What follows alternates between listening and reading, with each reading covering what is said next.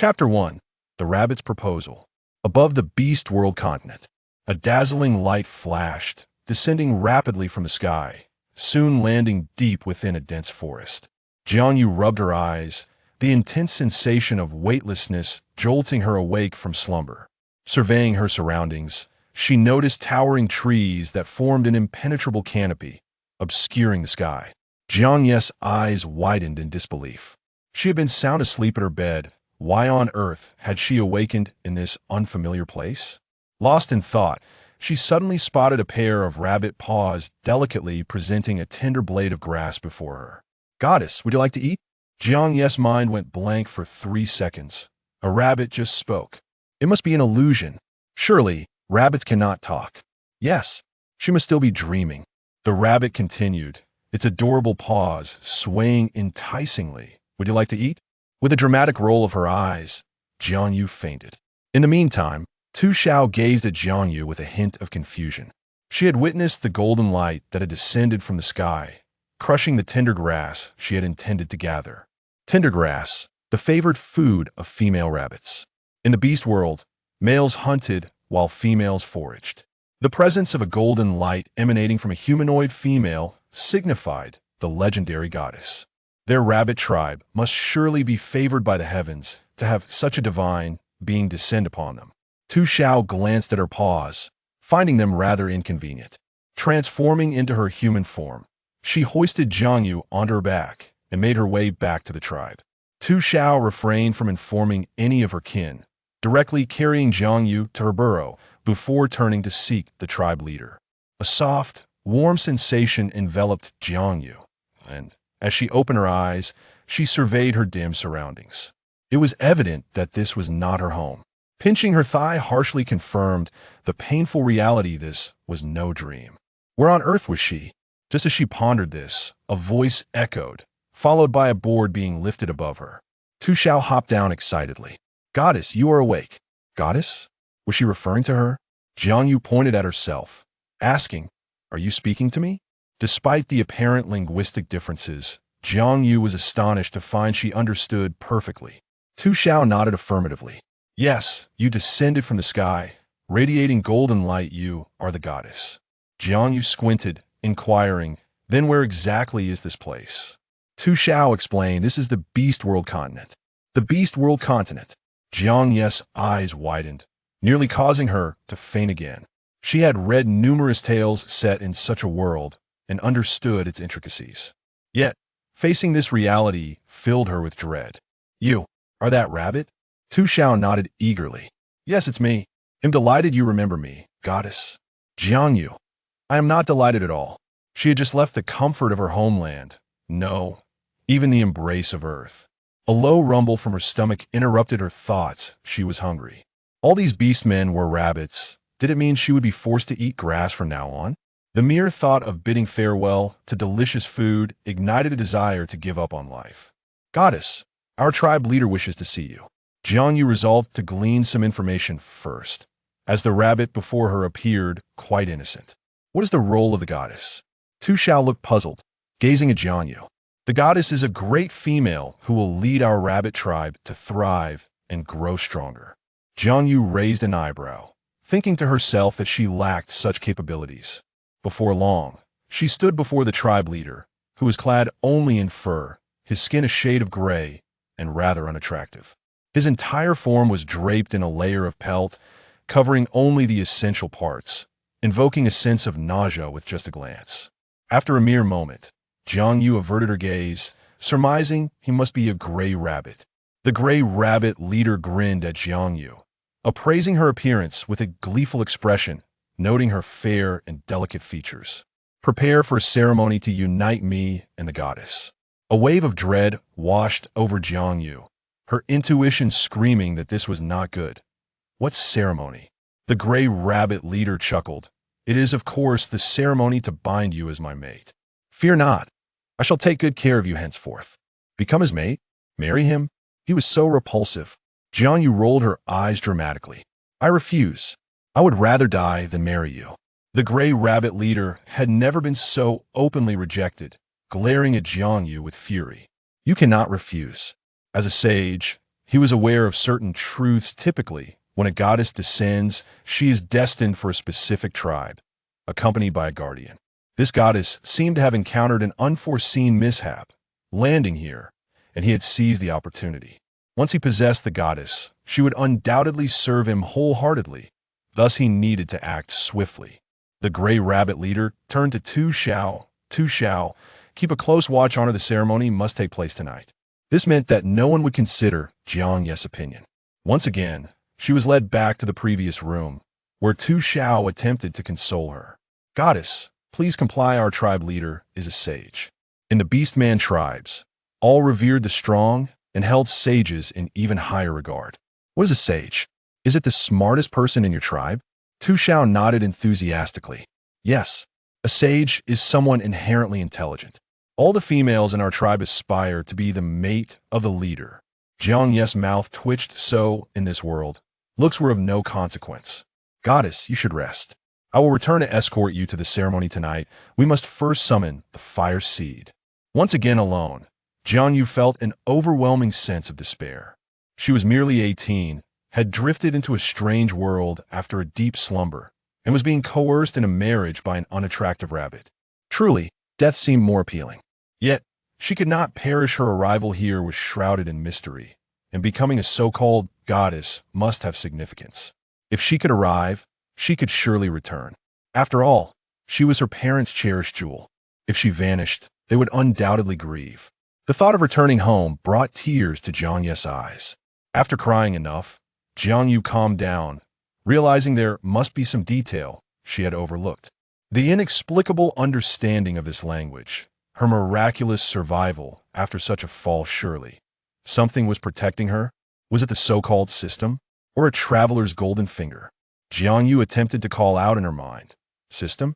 Golden finger? After several attempts, silence prevailed, leaving Jiang Yu to question if she had been mistaken. Or perhaps there was no golden finger at all. With her inherent abilities, it seemed impossible to survive in this beastman world, let alone return home. As her resolve began to crumble, Jiang Yu even contemplated death. Yet, just as the notion of dying surfaced, a voice finally echoed in her mind. Beep, your golden finger system is now online. Chapter 2, Burn Her Alive. Upon hearing the system's voice, Jiang Yu felt a tumult of emotions: excitement and anger. Excitement, for she truly had a system, and a glimmer of hope for returning home. Anger, for it was undoubtedly the system that had brought her here. Her emotions surged, rendering her speechless, much to the system's embarrassment as it repeated itself. Beep, your golden finger system is now online. By the time Jiang Yu heard a second time, she had regained her composure, the first thought that struck her being that this system seemed rather cunning. Now that I've heard you, do you have anything else to say? Her words carried a powerful air of authority, prompting the system to respond. Host, I'm sorry. I didn't mean to. I had no idea how I ended up bringing you to the rabbit tribe. Jiang Yu narrowed her eyes. Although she could not see the system, her gaze remained piercing. Send me home. The system replied again. I'm sorry, I cannot do that. But host, do not fret. I cannot do it, but you can. You simply need to master the skills provided by the system and pass them on. Once you accumulate a certain number of merit points, I will have enough power to send you home. In other words, with sufficient merit points, she could indeed return home. The mere thought of this calmed Jiang Yu, allowing her to contemplate her current situation. Furrowing her brows, she inquired, I came to this world with a mission, didn't I? The system's tone shifted to a more serious one. Yes, I am a construction system, here to assist you in building this world. I can explain everything to you slowly.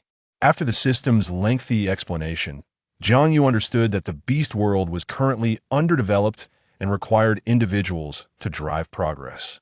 Thus, some humans were selected to become so-called divine envoys or goddesses to aid these tribes in advancing and adapting to this world. And she had been fortunate enough to be chosen as one of them. The system had divulged this information, albeit hesitantly, indicating that there were undoubtedly deeper secrets involved. Furthermore, her original landing point was not here. The system cheerfully chimed in, Host, do not worry, the landing point I found for you is sure to please you. There's a powerful and handsome beast king on his way to meet you. Jiang Yu suddenly recalled the ugly rabbit that was coercing her into marriage. Ah, her heart felt so weary. As the gentle figure of Tu Xiao re-entered, a radiant smile adorned her face as she gazed at Jiang Yu. Goddess, the fire seed has been prepared, and the ceremony is about to commence. Let us proceed. Who would willingly partake in such a farce? Yet, Tuxio's strength was formidable despite her struggles. Jiang Yu found herself unable to break free from her grasp. System, devise a solution swiftly. I do not wish to be dragged into a marriage. The system responded, somewhat sheepishly, Host, you have yet to activate the system, so I am unable to assist you. Jiang Yu nearly succumbed to exasperation. Unable to assist? Yet you transported me here. The system began to whimper. I am uncertain of what exactly went awry. With indignation, Jiang Yu was pulled to the side of a fire pit. Surely, the so-called fire seed could not merely be this pile of flames? It appeared not to be, for upon closer inspection, she noticed peculiar items beside the Farian unappetizing greenish concoction, seemingly boiled from grass. Just then, Tu Xiao approached, holding that very substance before Jiang Yu. Here, allow me to draw the totem for you. Once completed, we can commence the ceremony. Another totem? What on earth was that? Jiang Yu inquired cautiously. Must this be applied to my face? Tu Xiao nodded affirmatively. Indeed. Fear not. It will not hurt. It shall be done swiftly. No, Jiang Yu meant that perhaps she could take her time. At that moment, she hesitated and turned to the system with uncertainty. System, are you certain someone will come to rescue me? What if they arrive too late? I cannot shake the feeling that you are rather unreliable. The system lamented, Oh dear, how can the host doubt me? With a sigh, Jiang Yu resigned herself to the fact that relying on an untrustworthy system was tiresome. She pondered how to devise an escape. Yet, before her thoughts could fully crystallize, the totem was already drawn upon her face. Finished. By the way, what should I call you? After a brief silence, Jiang Yu replied, I am Jiang Yu. So far, in the rabbit tribe, she had only encountered Tu Xiao and had yet to meet anyone else. Jiang Yu, what a lovely name. Just wait a moment. Once I finish, I will inform the others to join us for tonight's ceremony. At this juncture, the elder of the gray rabbit tribe emerged slowly, approaching Jiang Yu with a nod of approval. Indeed, you are quite suitable for our rabbit tribe's totem. Tu Xiao brought forth a basin of water, allowing Jiang Yu to see her reflection clearly. As she stared into the water, horror gripped her at the sight of her own grotesque visage. How could these creatures possess such poor taste? The aesthetic sensibilities of rabbits and humans were truly worlds apart. Despairing, Jiang Yu felt she could no longer contain herself. She would feign illness instead. In a moment of inspiration, she collapsed to the ground, clutching her abdomen. Oh, my stomach aches terribly. Someone fetch a doctor, quickly. Both the elder and Tu Xiao were taken aback. Tu Xiao looked at the elder with concern. What should we do, elder? The elder frowned, scrutinizing Jiang Yu's demeanor, convinced it was an act. Do not fret, bear with it until the ceremony concludes, then we shall summon a shaman. She will not perish instantly. If she were to die, it would simply mean that the rabbit tribe was destined to be without a goddess. Jiang Yu realized that this elder of the gray rabbit tribe was utterly indifferent to her fate, while Tu Xiao remained her staunch supporter.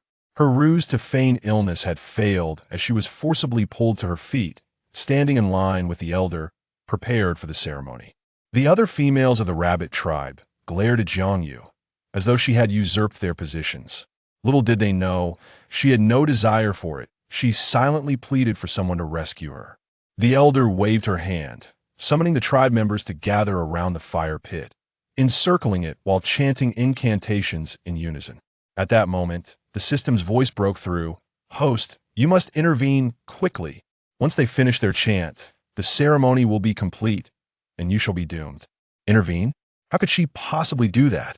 Jiang Yu's gaze fell upon the fire pit, and with a surge of determination, she spotted the basin of water.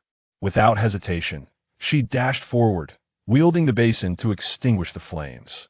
The members of the rabbit tribe erupted in chaos, the elder's face flushing with rage, before they all knelt in supplication. Divine being, spare us your wrath. Divine being, spare us your wrath. The tribe members cried out, burn her, sacrifice her to the divine being, so that the divine being may be appeased. It was merely a fire pit, yet it seemed she had stirred the wrath of the masses. Just then, a sharp voice pierced the air. Chirp! Chapter 3. The annihilation of the rabbit tribe. The sudden cry instantly captured the attention of the entire rabbit tribe, including Jiang Yu, who looked over. Under the moonlight, a tall fox approached, its 6 tails dancing elegantly in the air, accompanied by several other foxes, each exuding an air of haughtiness. The members of the rabbit tribe were left in shock. How could the fox tribe be here? Only the gray rabbit chieftain, with its eyes rolling ominously, clearly had malicious intentions in mind. Meanwhile, Jiang Yu was entranced. What was this? A fox, 6 tails, a 6-tailed fox. That gaze, that posture. How she longed to leap into its embrace and feel its soft fur. Jiang Yu, aside from her love for food, had a penchant for plush creatures, relishing animals adorned with fur. Had the gray rabbit chieftain appeared before her in beast form, she might not have felt such disdain. The 6-tailed fox approached the gray rabbit chieftain, squinting its eyes, and inquired, "Where is the goddess?" Upon hearing this, the gray rabbit chieftain understood immediately. The goddess was supposed to descend in the fox tribe's vicinity. Jiang Yu also snapped back to reality. Seeking the goddess meant they were here for her tea that moment. The system finally spoke up, smugly humming, "Host, do you like it? I knew you would. This is the Beast King I found for you, responsible for your protection." Jiang Yu couldn't help but roll her eyes. "That I'm truly grateful, really. If it weren't for you, I'd still be asleep in bed." The system fell silent, choosing to feign ignorance. Frustrated, Jiang Yu felt an overwhelming urge to drag the system out of her mind and give it a good thrashing. The gray rabbit chieftain laughed heartily. "Fox leader, what are you talking about? How could I possibly have a goddess here? Today is merely a ceremony between my partner and me." Jiang Yu felt it was time to speak up for her own rescue. But at that moment, Tu Xiao tightly covered her mouth, rendering her powerless and on the brink of exasperation. With a determined bite, she freed herself from Tu Xiao's grip. "I am," before she could utter the last 2 words. She noticed the gray rabbit chieftain brandishing its claws, those sharp talons poised to grasp Jiang Yu's neck. Simultaneously, the 6-tailed fox sprang into action, striking the gray rabbit chieftain and sending it flying, tearing away a significant patch of its fur in the process. The gray rabbit chieftain fell to the ground, visibly incapacitated. The 6-tailed fox finally turned its gaze toward Jiang Yu, its beautiful fox eyes flickering in disbelief. Clearly, it was perplexed. Is the goddess so ugly? Jiang Yu, who had just been frightened moments before, now felt a wave of indignation wash over her as she glared fiercely at the 6-tailed fox. The gray rabbit chieftain had indeed intended to kill her, hadn't it? As the gray rabbit chieftain lay on the ground, coughing up blood, the 6-tailed fox approached it and struck down with a paw. Truly a wise one, with ambitions to claim the goddess for itself, not even considering whether it possessed the strength to do so. If it could not possess, it would destroy. Unfortunately for you, in my presence, you cannot succeed. With that, it swiftly dispatched the gray rabbit chieftain, turning to the other foxes, commanding, "Annihilate the rabbit tribe." Jiang Yu watched in horror as the foxes surged into the rabbit tribe, wreaking havoc. The might of the rabbit tribe paled in comparison to the foxes. Meanwhile, those females who had previously glared at Jiang Yu, intent on burning her alive, now huddled together, trembling in fear, while the males transformed into mere rabbits. The system further explained, once these beastmen perish, they will revert to animal form, becoming sustenance for others. Jiang Yu witnessed the brutal reality of this world for the first time. What had once been a vibrant, jubilant tribe was now in ruins. It was no wonder that in this realm, power reigned supreme. Amidst the corpses and bloodshed, just as Jiang Yu felt the urge to vomit, she suddenly found herself airborne.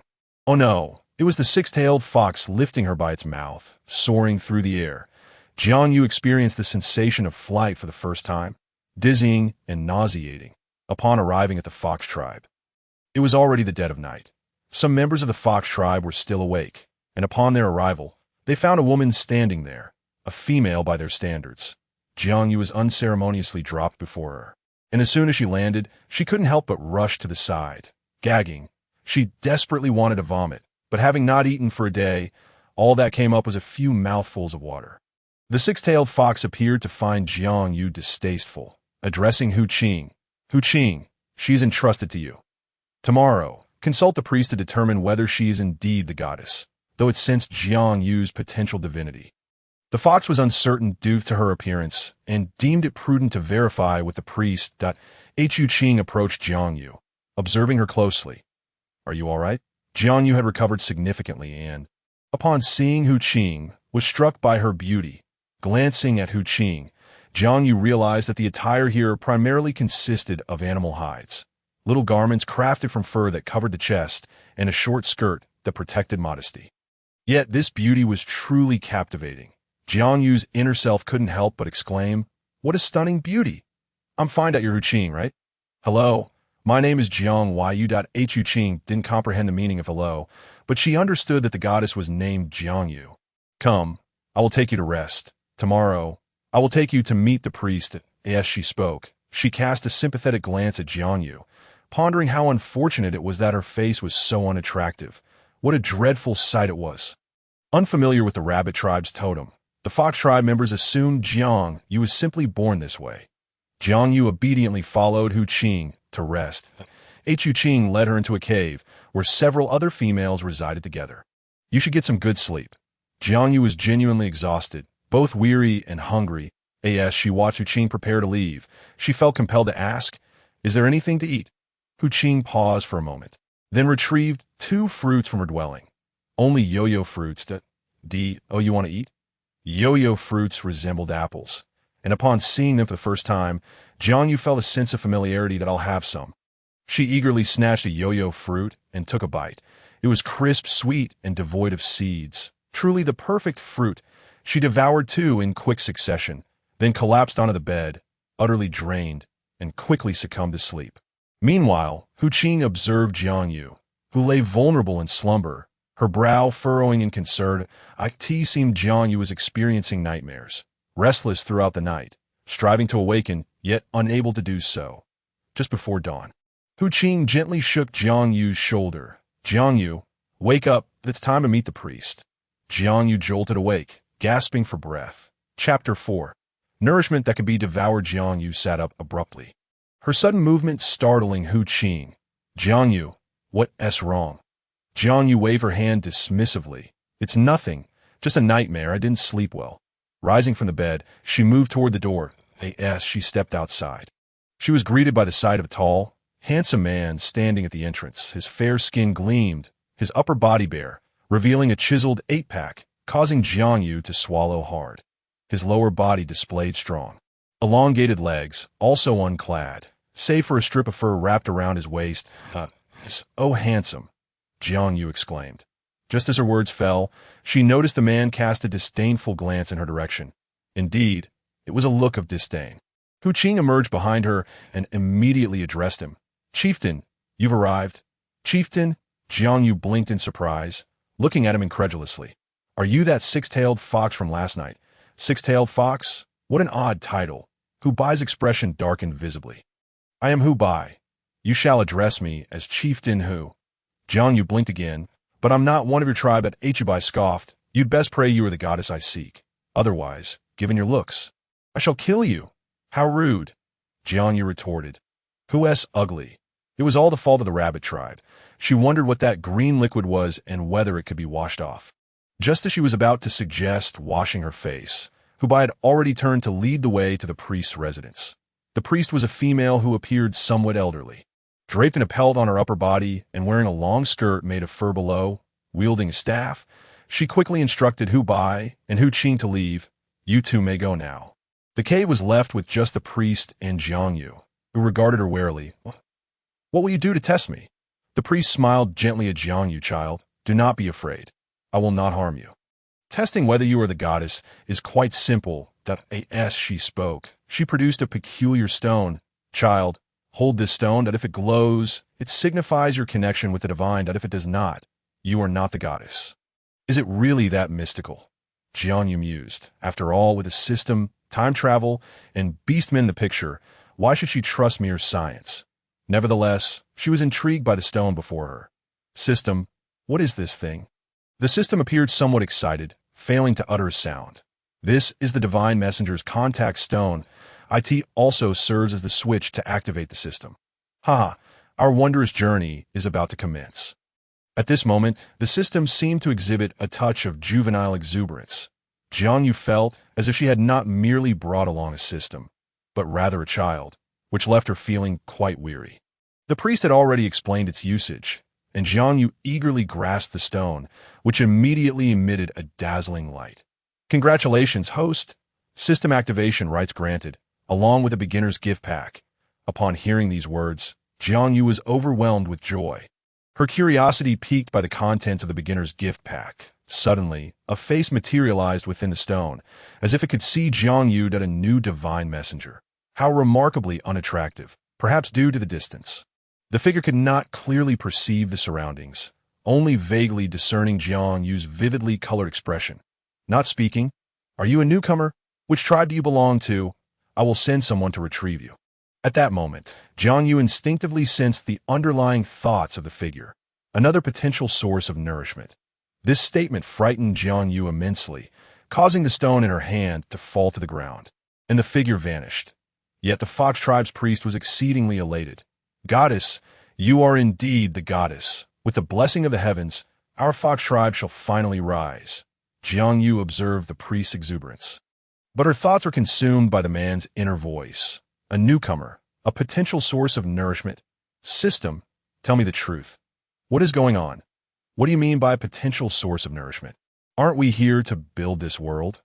Just as she was preparing to make a grand effort, learning that she was merely a source of nourishment was utterly disheartening. The system also fell into contemplation. Having witnessed the earlier thoughts, I do not know. The Divine Messenger's contact stone is meant for connecting with other Divine Messengers. Its original purpose is to allow messengers in distress to reach out for aid. Oh right, this stone is called the Divine Messenger's contact stone. This implied that there were many others like her in this world, certainly not just herself. Moreover, it was evident that she was the latest arrival. If the thoughts she perceived were genuine, those others must be watching her closely. Will this thing reveal my location? She yearned to return home, not wanting to perish here, and she could not afford to be discovered by those individuals. As a newcomer, she could only develop in secrecy until she accumulated sufficient strength to then consume other divine messengers. There must be some advantage to it, or else no one would be willing to partake. The system chuckled softly, addressing Jiang Yu. Why not take a look at your beginner's gift pack? Oh yes, I have yet to open my beginner's gift pack. Opening the beginner's gift pack. Congratulations, you have received a portable space, an introductory world background map, and a drop of clear water. Upon unveiling the contents of the beginner's gift pack, Jiang Yu was somewhat astonished, her gaze fixated on the portable space. A portable space? Now, that is quite a generous offering. The system beamed with pride. Not only that, the space can be upgraded as your merit points increase. Currently, the portable space can only contain inanimate objects. Upon reaching the next level, it will be able to hold living things, and, at the subsequent level, it will transform into a planting space. This was indeed good news, and Jiang Yu expressed her satisfaction. If I place this stone into the space, will they be unable to locate me? The system's voice responded. Indeed, if placed in the portable space, they'll be unable to contact you or find your location. This was precisely what she desperately needed. Jiang Yu picked up the stone from the ground, which felt warm to the touch, and she immediately used her will to store it in the portable space. Just as she was about to examine the background map, she heard the priest's voice. The goddess is truly remarkable. Is this ability granted to you by the heavens? Jiang Yu was taken aback. The priest could not hear the contents of the contact stone, leading to a misunderstanding. However, she had no intention of clarifying. She looked at the priest and said, "Priest, please have them come in. I have something to discuss." The priest quickly summoned Hu Bai and Hu Qing, his face still gleaming with excitement. Jiang Yu is the goddess. You must show her respect for now on. Hu Bai squinted, seemingly disappointed. So she's indeed the goddess? Jiang Yu could tell that they found her unattractive at this moment. The system interjected.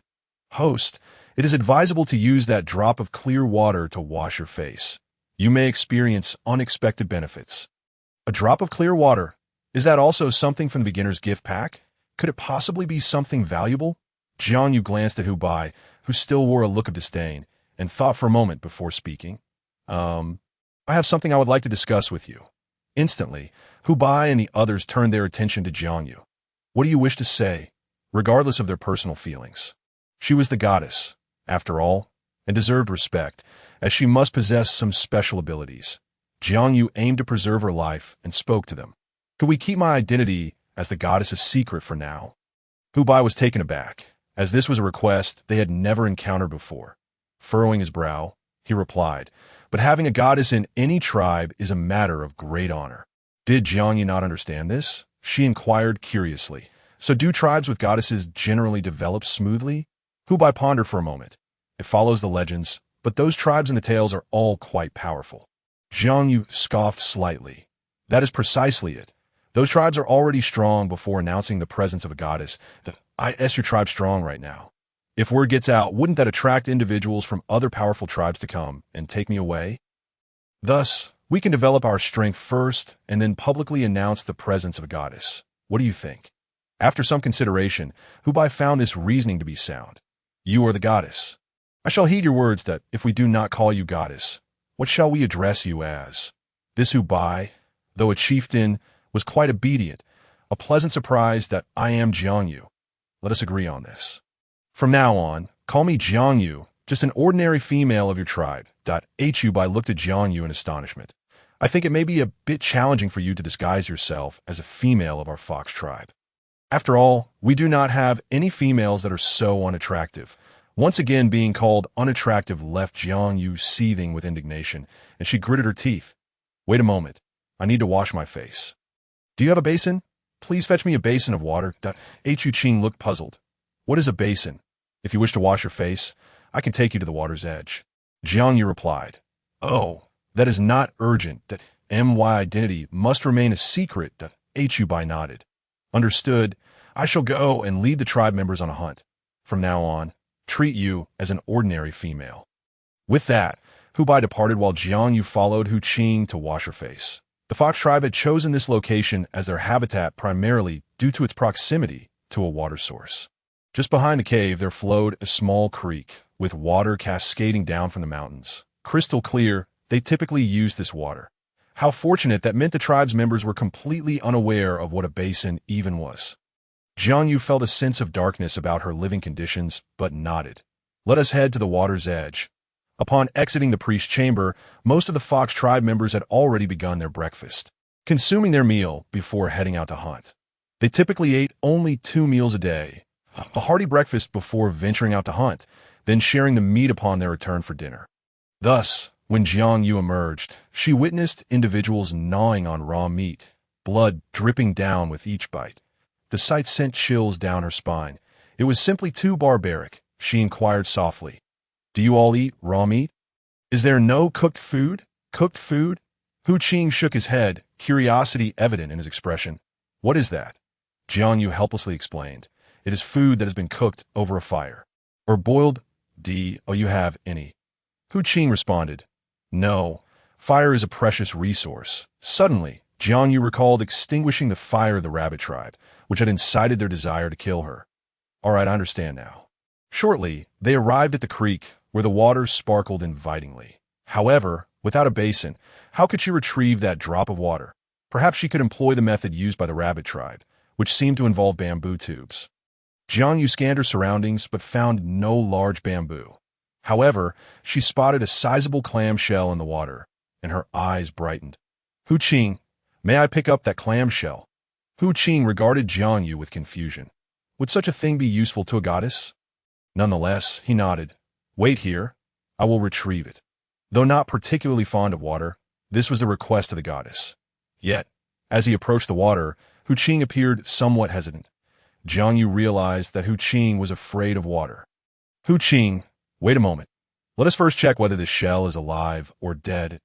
As Jiang Yu spoke, she swiftly retrieved a long wooden stick and tapped it against the shell lying in the water. With a gentle push, she confirmed it was an empty shell. In good spirits, Jiang Yu rolled up her pant legs and waded into the water, collecting the shell. It was quite sizable and perfectly suited for washing her face.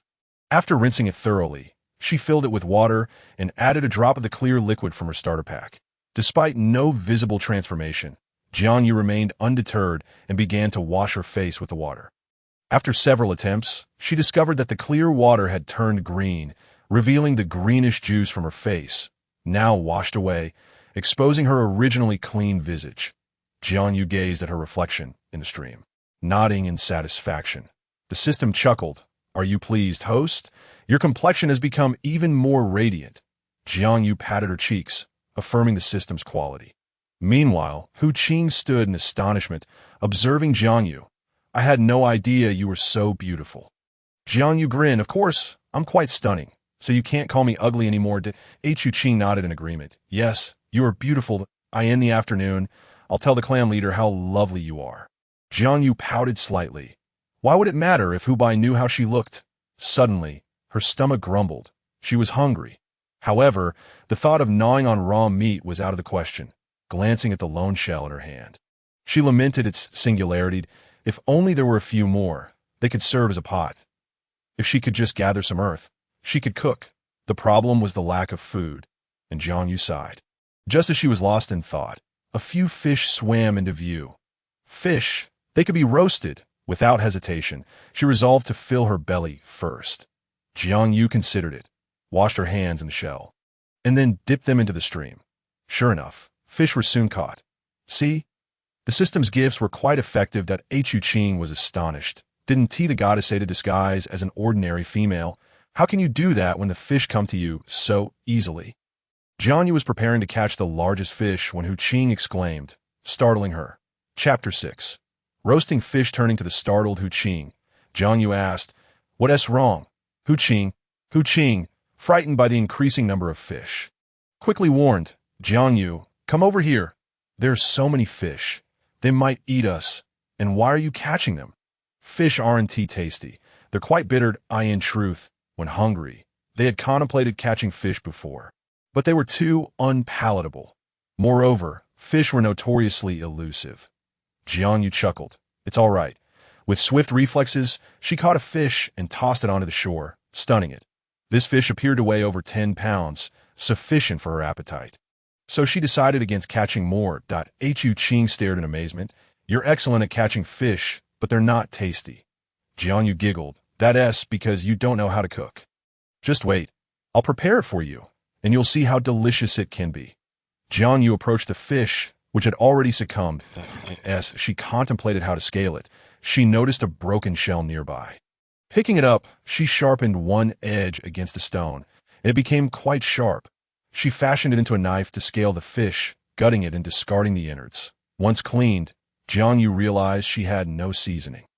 Oh well, a roasted fish would suffice for now. She had an entire day to ponder the food dilemma. Gathering another stick, she skewered the fish and collected some dry grass.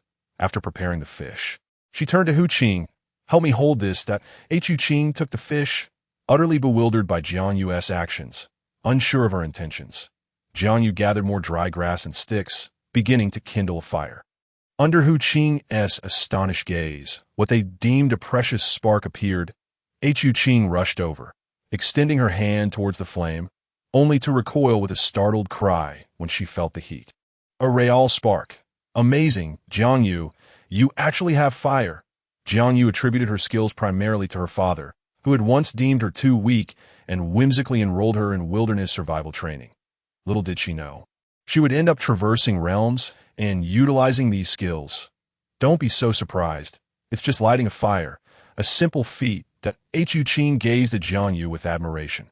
Jiang Yu retrieved her fish from Hu Qing, declaring, "I'm going to roast this.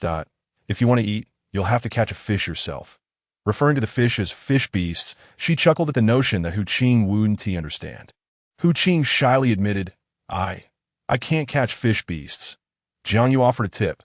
"Go wash your hands in that basin, and the fish beast will come to you." Hu Qing was clearly taken aback by this idea, but obediently complied. Sure enough, after washing her hands with Jiang Yu's face-washing water, the fish beast began to approach. Hu Qing swiftly transformed her hands into fox paws, catching one fish beast after another and tossing them ashore. After roasting one of her fish, Jiang Yu took a small bite. Despite the absence of seasoning, the fish's natural flavor was fresh and succulent. Starving, she devoured 3 pounds in quick succession, patting her belly in satisfaction. Turning to Hu Qing, She was taken aback by the sheer number of fish beasts she had caught, an entire small mountain. Jiang Yu couldn't help but twitch her mouth in disbelief. The face-washing water proved surprisingly effective. Could she store some in her personal space for future use? The system voiced its discontent. Host, are you referring to me as a whimpering creature? Jiang Yu chuckled. You do seem fond of whining, so from now on, you shall be called the whimpering creature. The system huffed. Whimper, I'm upset and will sever ties with the host for 3 minutes. Jiang Yu raised an eyebrow. 3 minutes was hardly a long time. Trying out, she indeed stored the water in her personal space. She then turned to Hu Qing. Enough? Why are you catching so many fish beasts? Then she offered. Would you like a taste? Handing over the remaining roasted fish, she encouraged Hu Qing to try it. Hu Qing, enticed by the aroma, asked, is it really for me? Jiang Yu nodded. Yes, it's truly for you. Eat it and see if it's better than raw meat. Hu Qing took a bite, her eyes narrowing in delight. It's delicious. Looking at the pile of fish beasts, Hu Qing beamed. Jiang Yu, can I roast all these fish beasts and take them back to share with my clan? Jiang Yu had initially intended to keep the food for herself, but was surprised by Hu Qing's concern for her clan. Of course, but you'll have to process them yourself. Let me show you how. Jiang Yu led Hu Qing to the stream, where they found plenty of broken shell fragments. They were fortunate enough to uncover several intact ones. Jiang Yu yearned for fish soup, so she collected a few shells and began gathering stones. Seeing this, Hu Qing stepped forward to assist. Jiang Yu, if you need anything, just call me. I'm strong, and the clan leader asked me to take care of you. Grateful for her enthusiasm, Jiang Yu replied, sure, help me find 2 stones of similar size. Those 2 will do. Directing Hu Qing, she constructed a rudimentary stove. Jiang Yu placed 1 whole shell atop it, filled it with water, and added 2 fish. Soon, a delightful aroma wafted through the air, enticing those in the village. Within the village, young females ventured to gather, while males hunted. The elders and children remained behind. The young children, catching the scent, congregated together. Do you smell that delicious aroma? The clan leader isn't here. Let us go check it out. The aroma was utterly tantalizing, drawing a group of children who ambled over in a jovial cluster. At that moment, Jiang Yu, fixated on the fish simmering in the pot, suddenly recalled a particular item from the novice gift pack that he had yet to examine. The 2 items he had already discovered were indeed remarkable, and he was certain that the final item would be extraordinary as well. He promptly set about inspecting it. Chapter 7. World Background Map. The last item in the novice gift pack turned out to be the World Background Map. The very name suggested something grand and illustrious. However, when Jiang Yu attempted to extract the map, he found himself unsuccessful. Suddenly, the system interjected with a reminder. This is a conceptual map that can be accessed within your mind. It cannot be physically retrieved. So that is how it is, Jiang Yu mused, feeling quite pleased. Thank you, you adorable creature. The system retorted, you dare call me adorable creature? We shall continue our estrangement. It was evidently still miffed. Jiang Yu, unfazed, opened the world background map in his mind, only to discover that it was predominantly black, marked with labels such as Level 1 Tribe, Level 2 Tribe, Level 3 Tribe, and so forth. After surveying the map, he was somewhat taken aback. It appeared to lack utility. However, upon further inspection, he noticed a glimmering tribe labeled as Level 1 Tribe. Curiosity piqued, Jiang Yu inquired, what tribe is that? System, do enlighten me. The system perked up, correct. Calling me system is far more pleasant than adorable creature.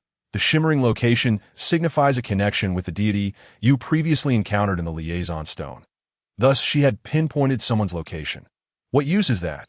Jiang Yu scoffed, shifting his gaze elsewhere, pondering the sheer size of the map. System, this world background map, is it a flat representation of the world I currently inhabit? The system chuckled softly. Indeed, host, you are quite astute. Now, why not ascertain your whereabouts? The illuminated area indicates your current location. Guided by the system, Jiang Yu quickly discerned that aside from the twinkling Level 1 tribe, another area illuminated the map's edge. As he focused his thoughts on this region, Jiang Yu was astounded. Is this truly where I am? Upon enlarging the area, he noticed it was marked as the vanquished rabbit tribe. Following that was the fox tribe, which was distinctly labeled, detailing several caverns and surrounding streams, as well as an extensive array of animal habitats and plant species. The descriptions of the plants were particularly thorough, outlining their appearances and benefits with remarkable clarity.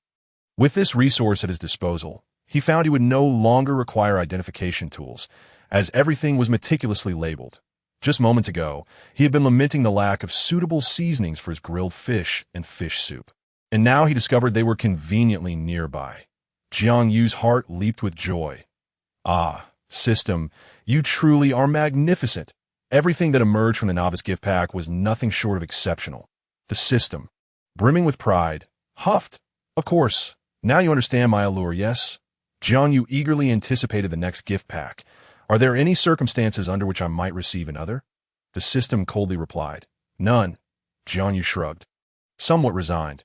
However, before long, he heard a different tone from the system, a mechanical notification. Merit 1. Thinking he had misheard, he asked system, was that you speaking? The system cleared its throat. No, that was the merit system. It's a mechanized notification. I suggest you disregard it. You see, you earn a merit point for teaching Hu Qing how to grill fish. Jiang Yu was taken aback. But why didn't I earn one for catching fish? The system replied with a smirk. She utilized a system-produced tool, not a skill, so it doesn't count.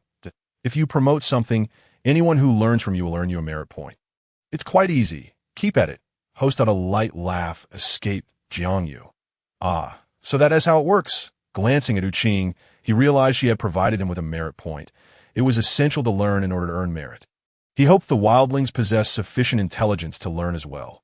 Rising to gather seasonings, he washed them thoroughly before tossing them into the pot, enhancing the aroma of the fish soup. That moment. A group of children arrived. Hu Qing, what are you making? It smells so good. Hu Qing turned to them.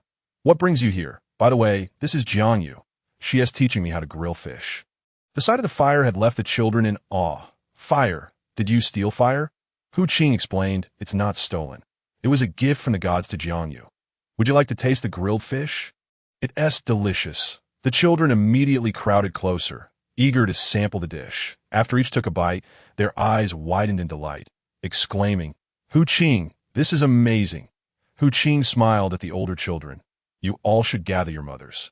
The children obediently scampered off, while Hu Qing assigned the remaining ones to fetch firewood to stoke the flames. Once the tasks were complete, Hu Qing turned to Jiang Yu. Jiang Yu, may I teach my kin how to prepare and grill fish? I want them to taste these caught fish. Jiang Yu had no objections, but first asked, System, if Hu Qing teaches others how to process and grill fish, will I earn merit points? The system promptly confirmed. As long as the knowledge originates from you, you will earn merit points. Reassured, Jiang Yu nodded. Of course, expanding everyone's culinary repertoire benefits us all. Hu Qing gazed at Jiang Yu with excitement. Thank you so much. With renewed vigor, Hu Qing set to work, while Jiang Yu continued to explore the background map for potential edibles. Though he was no longer hungry, the prospect of food was too tempting to ignore. Presently, it seemed there were no immediate dangers, leaving only the matter of sustenance. After gathering seasonings, he stumbled upon a remarkable item called ancient bamboo, which was impressively large, about the size of a person's embrace. This resource could be fashioned into numerous bowls and cups. He needed something for washing his face and bathing. These were essentials. Yet he pondered what tool to use for cutting it. While clamshells could handle fish scales, bamboo would likely require something sharper. Just as he contemplated this, he heard the sounds of several children summoning the female members of the fox tribe. As they arrived, the fragrant aroma of cooked fish wafted through the air. It smells divine. Hu Qing, what is this? Chapter 8. The exchange shop opens upon seeing her sisters. Hu Qing beamed with joy and approached them to introduce. This is the fish beast. I've caught many. And over here is grilled fish, while that pot contains fish soup. Please, have a taste. To teach others, one must first demonstrate its value. From a certain perspective, Hu Qing was quite astute that she offered them food. They gratefully accepted, believing she had concocted something new. After sharing bites of grilled fish, they exclaimed, This is delicious. Hu Qing, you're incredible. How did you manage to catch so many fish beasts and prepare such a delightful meal? Hu Qing, basking in the praise, replied with a smile. I can't take all the credit. Jiang Yu taught me everything. The revelation that Jiang Yu could create fire left everyone around her astonished. They looked at Jiang Yu in awe. She returned their smiles. Hello, everyone. You're amazing. How did you conjure fire? The art of fire making was bound to spread, and Jiang Yu was pleased to share. I'll teach you. Fire was equally vital for cooking. With it, they wouldn't have to fear freezing in winter. Although they could transform into beasts, doing so would exponentially increase their food requirements, risking starvation. Thus, unless absolutely necessary, they would refrain from shape-shifting. Jiang Yu led them in gathering dry leaves and twigs for the fire-starting process, and a flurry of eager females followed suit, diligently twirling the sticks in their hands until one shouted, "Fire! I made fire!" Meanwhile, Jiang Yu heard a system notification. Merit 1. Soon after, several female members successfully completed their tasks, and multiple bonfires sprang up by the creek. Jiang Yu received nearly 10 merit points. The system then spoke. 10 merit points? Would you like to activate the exchange shop, host? An exchange shop, indeed, must be opened. Yes, yes, yes. Open it immediately. Congratulations, host. The exchange shop has been activated. Jiang Yu began to browse through the items in the exchange shop with her thoughts. There was an abundance of goods encompassing everything imaginable. However, upon glancing at the prices, she felt a wave of despair. That moment. The system reminded her, you can search directly for what you desire, such as a bone knife. Indeed, the system could sense Jiang Yu's thoughts, and she truly wanted a bone knife, as she couldn't use a kitchen knife in this place. A bone knife was far more suitable. Soon, the bone knife appeared in the shop, priced at 10 merit points. Once these females learn to process the fish beasts and can grill fish independently, that should suffice. Thus, Jiang Yu became even more enthusiastic. To the Fox tribe females, she was a warm-hearted individual.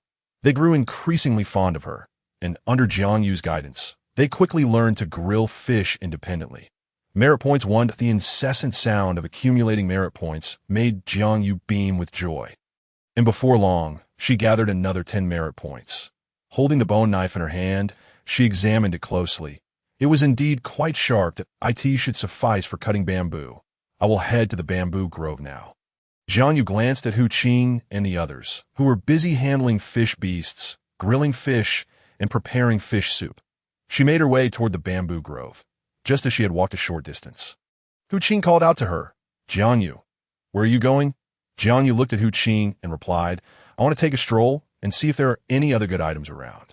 Considering Jiang Yu's uniqueness, Hu Qing thought that perhaps Jiang Yu could indeed discover something. So she put down her grilled fish that I will go with you, that if you need anything, just let me know. After pondering for a moment, Jiang Yu nodded. Indeed, only Hu Qing understood her special nature, and she didn't need to hide her abilities. All right, let's go together.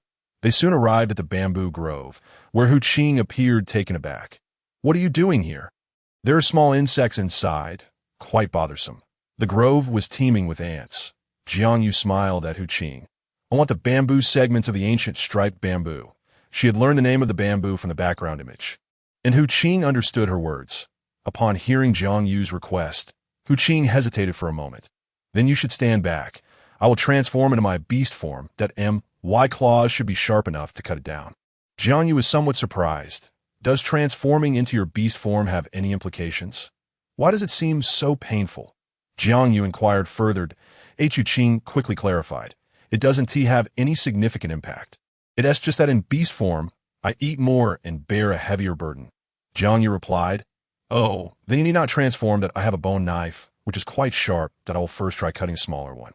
As she spoke, she spotted a bamboo that was neither too large nor too small, about 10 centimeters in width. Perfect for making a water cup. Jiang Yu took out her bone knife and swiftly cut down the ancient striped bamboo. Then, she fashioned a cup from one segment, which only required a wash before it could be used. After crafting about 5 or 6 cups, Jiang Yu selected a larger piece to make a bowl. As for the excess, she skillfully whittled it down to chopsticks. Come, let us go have some fish soup.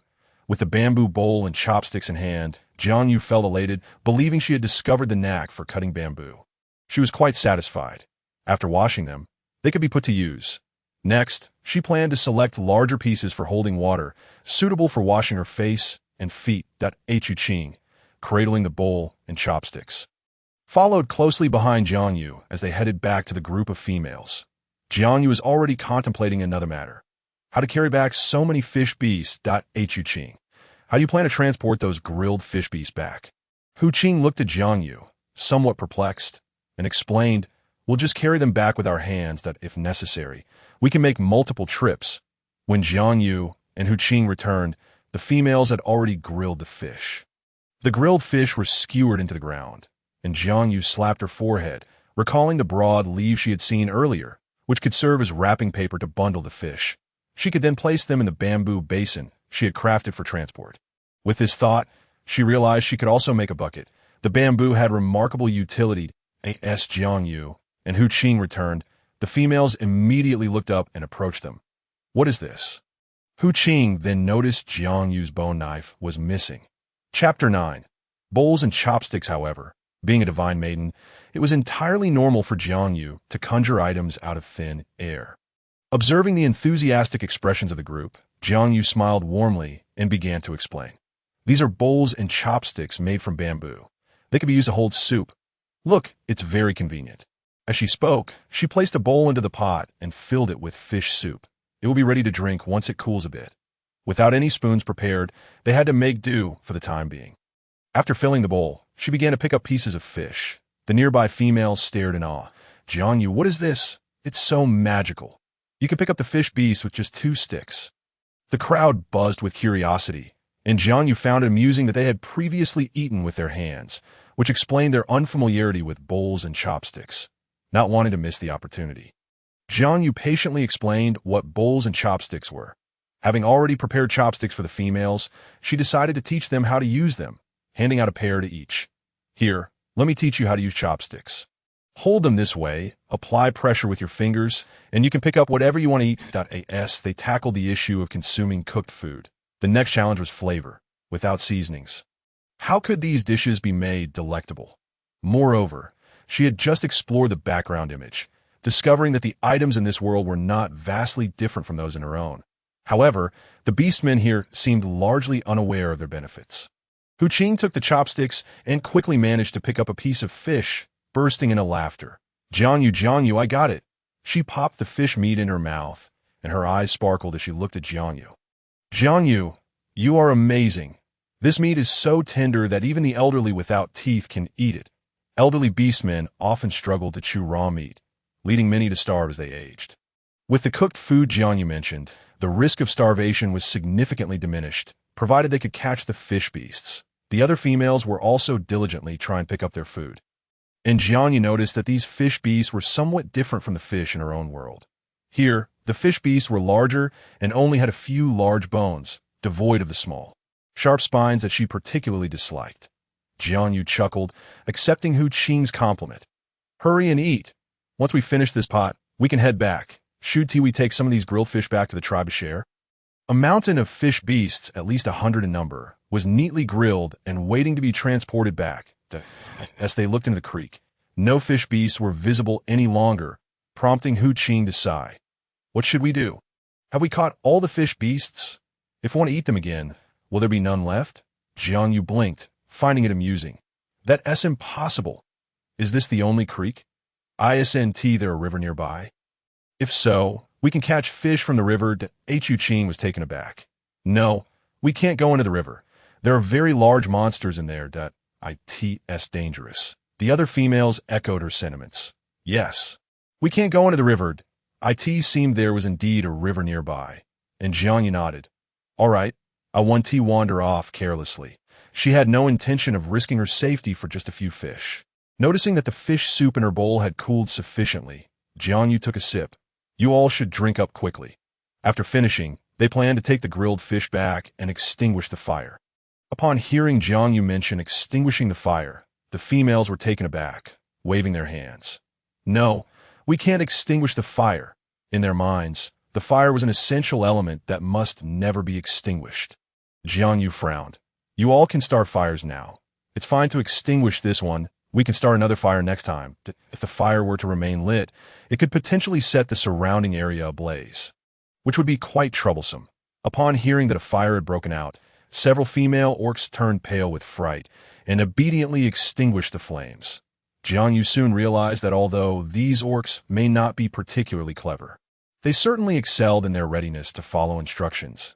After everything was tidied up, Jiang Yu discovered that the 5 bamboo baskets she had previously crafted had all been repurposed to hold freshly roasted fish. Naturally, these baskets, now infused with oil from the fish, could no longer be utilized for washing her face or feet, let alone bathing. Contemplating this, Jiang Yu called out to Hu Qing, "Hu Qing, I still need to gather more bamboo to make additional baskets." Unfortunately, the bamboo available was rather small that, if possible, she wished to construct a large wooden tub for bathing. Hu Qing glanced at Jiang Yu and understood her implication, that she was dissatisfied with the size of the current baskets. "You could ask the chief for assistance. The chief is strong enough to fell a large tree and carve out a big tub for you." Upon seeing the bamboo baskets, Hu Qing mused that the large tub Jiang Yu desired would likely resemble these. Jiang Yu's eyes sparkled with realization. Indeed, the orcs possessed great strength. How had she not thought of this sooner? She smiled brightly. "You're absolutely right. Let us return at once, if we have a wooden tub. I would gladly use it." Initially intending to carry a bamboo basket herself, she quickly discovered it was too heavy for her to manage. Unable to suppress a faint smile, Hu Qing promptly took charge of the bamboo basket, saying, "Allow me, Jiang Yu. Just follow me and don't wander off." The children were able to carry one basket each back to the tribe, while the other females looked on in mild confusion, pondering how Jiang Yu's strength seemed so lacking. However, recalling her sharp intellect, they speculated that she might be a sage, prompting one to inevitably ask, "Jiang Yu, are you a sage?" Hu Qing nodded vigorously from the side, affirming, "Yes, Jiang Yu is incredibly clever. She must be a sage. Compared to the few goddesses, sages were more common, found in nearly every tribe, and were often overlooked. This notion could elevate Jiang Yu's status within the tribe, while keeping her divine identity concealed." Jiang Yu gazed at Hu Qing in surprise, impressed by her quick wit. Sages were known for their innate wisdom, albeit often with frail constitutions, appearing weaker than ordinary females. Upon learning of Jiang Yu's sage status, the females instinctively formed a protective circle around her. Jiang Yu, appreciating their goodwill, accepted it without resistance, smiling as she followed them back.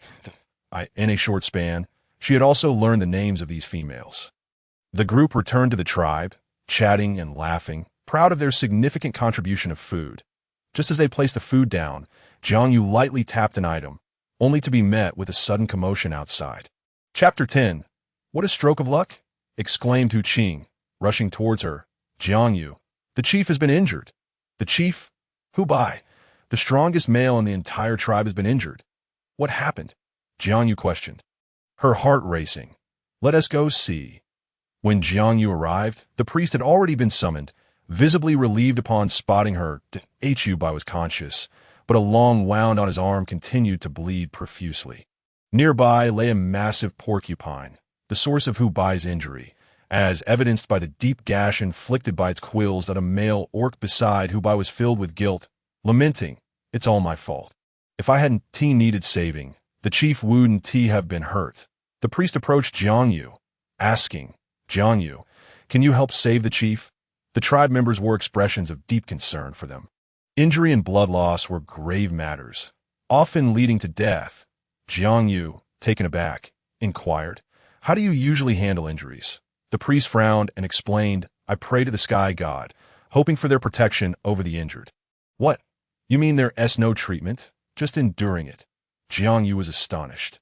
"Are there survivors?" The priest nodded. "Yes, those blessed by the sky god always survive." Jiang Yu's lips twitched. Was that truly divine blessing? It was merely a matter of luck. It seemed that only those with robust constitutions would pull through. I understand now. Please wait here. Hu Qing, come with me. Thankfully, while researching the world's background earlier, she had noted the existence of hemostatic herbs. She would apply them to staunch the bleeding. With that, Jiang Yu approached Hu Bai, gently guiding him to a nearby spot to sit, instructing him to remain still, promising to return swiftly. Just as she touched him, a voice from the system chimed in. "Congratulations, host. You have unlocked basic medical skills." Startled by the system's announcement, Jiang Yu marveled at its generosity, providing her with what she needed precisely when required. A flood of knowledge surged into her mind, leaving her momentarily dazed. After a pause of at least 5 minutes, Hu Bai looked at her with concern. "Are you all right?" His complexion had turned pale, indicating the severity of his condition. "I'm fine. Just a moment, she replied, dashing forward, with Hu Qing hot on her heels, swiftly reaching the area where the hemostatic herbs grew. With her bone knife, she skillfully harvested 4 plants before pausing. Hu Qing, wash these herbs thoroughly. I'll gather a few more. While collecting shells earlier, she had found a smaller one suitable for brewing medicine. Soon, she had also gathered some anti-inflammatory herbs, ready to prepare a concoction for Hubei. With her newly acquired medical skills, she felt prepared to address the bleeding, though she knew she would need to study the system's instructions more thoroughly. After collecting all the herbs, she arrived at the creek to wash them, then headed back to the tribe. Upon her return, Jiang Yu spent 10 merit points from the system shop to acquire a cutting board. She chopped the hemostatic herbs into small pieces with her bone knife and applied them to Hubei's wound. Next, she built a fire using the small shell to brew the medicine for him. Saving a life grants 100 merit points. The system notified her, and Jiang Yu felt a surge of joy. System, saving the Beast King earns a substantial amount of merit points. Doesn't it? The system chuckled lightly, replying, not exactly. Since Hubei is the Beast King, you earn a bit more. For ordinary orcs, it would only be 1 point. Thus, host, the fastest way to earn merit points is by imparting knowledge. Your medical skills and culinary expertise can be shared. Jiang Yu understood. Any skill that improved the lives of the orcs could be taught for merit points. It seemed earning these points was indeed feasible, bringing her one step closer to returning home. Her spirits lifted. She noted that the tribe members were increasingly elated as Hubei's condition improved. Their gazes towards Jiang Yu sparkled with admiration, causing her to take a step back that a female approached, grasping Jiang Yu's arm. Jiang Yu, you are a shaman. A shaman, the healer of the orc world, had been revealed. Just that afternoon, they had recognized Jiang Yu as a sage, only for her to unveil her medical skills by evening. Jiang Yu smiled. I suppose that's one way to put it. Hu Qing gazed at Jiang Yu with admiration, affirming, the goddess is indeed remarkable, possessing the skills of a shaman. With Hubei injured, the day's hunt had yet to be divided among the tribe. Everyone turned to Hu Qing, who looked back at Jiang Yu. Jiang Yu, the chief usually leads the distribution of food. With the chief injured, would you take charge? Being entrusted with the distribution of food in place of the chief was a tremendous honor. However, Jiang Yu had no interest in such a role. No, let us continue as you have always done. Hu Qing chuckled. The chief has never been injured before, so he has always handled it alone. Suddenly, Jiang Yu had an idea. This was the perfect opportunity to introduce cooked food.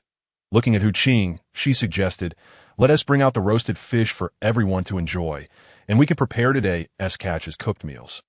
What do you think? Hu Qing's eyes lit up. Yes, roasted fish is delicious. Everyone will surely love it. Given that the chief is injured, we were already planning to return sooner, and the catch isn't as plentiful as usual. We were concerned about enough food to go around.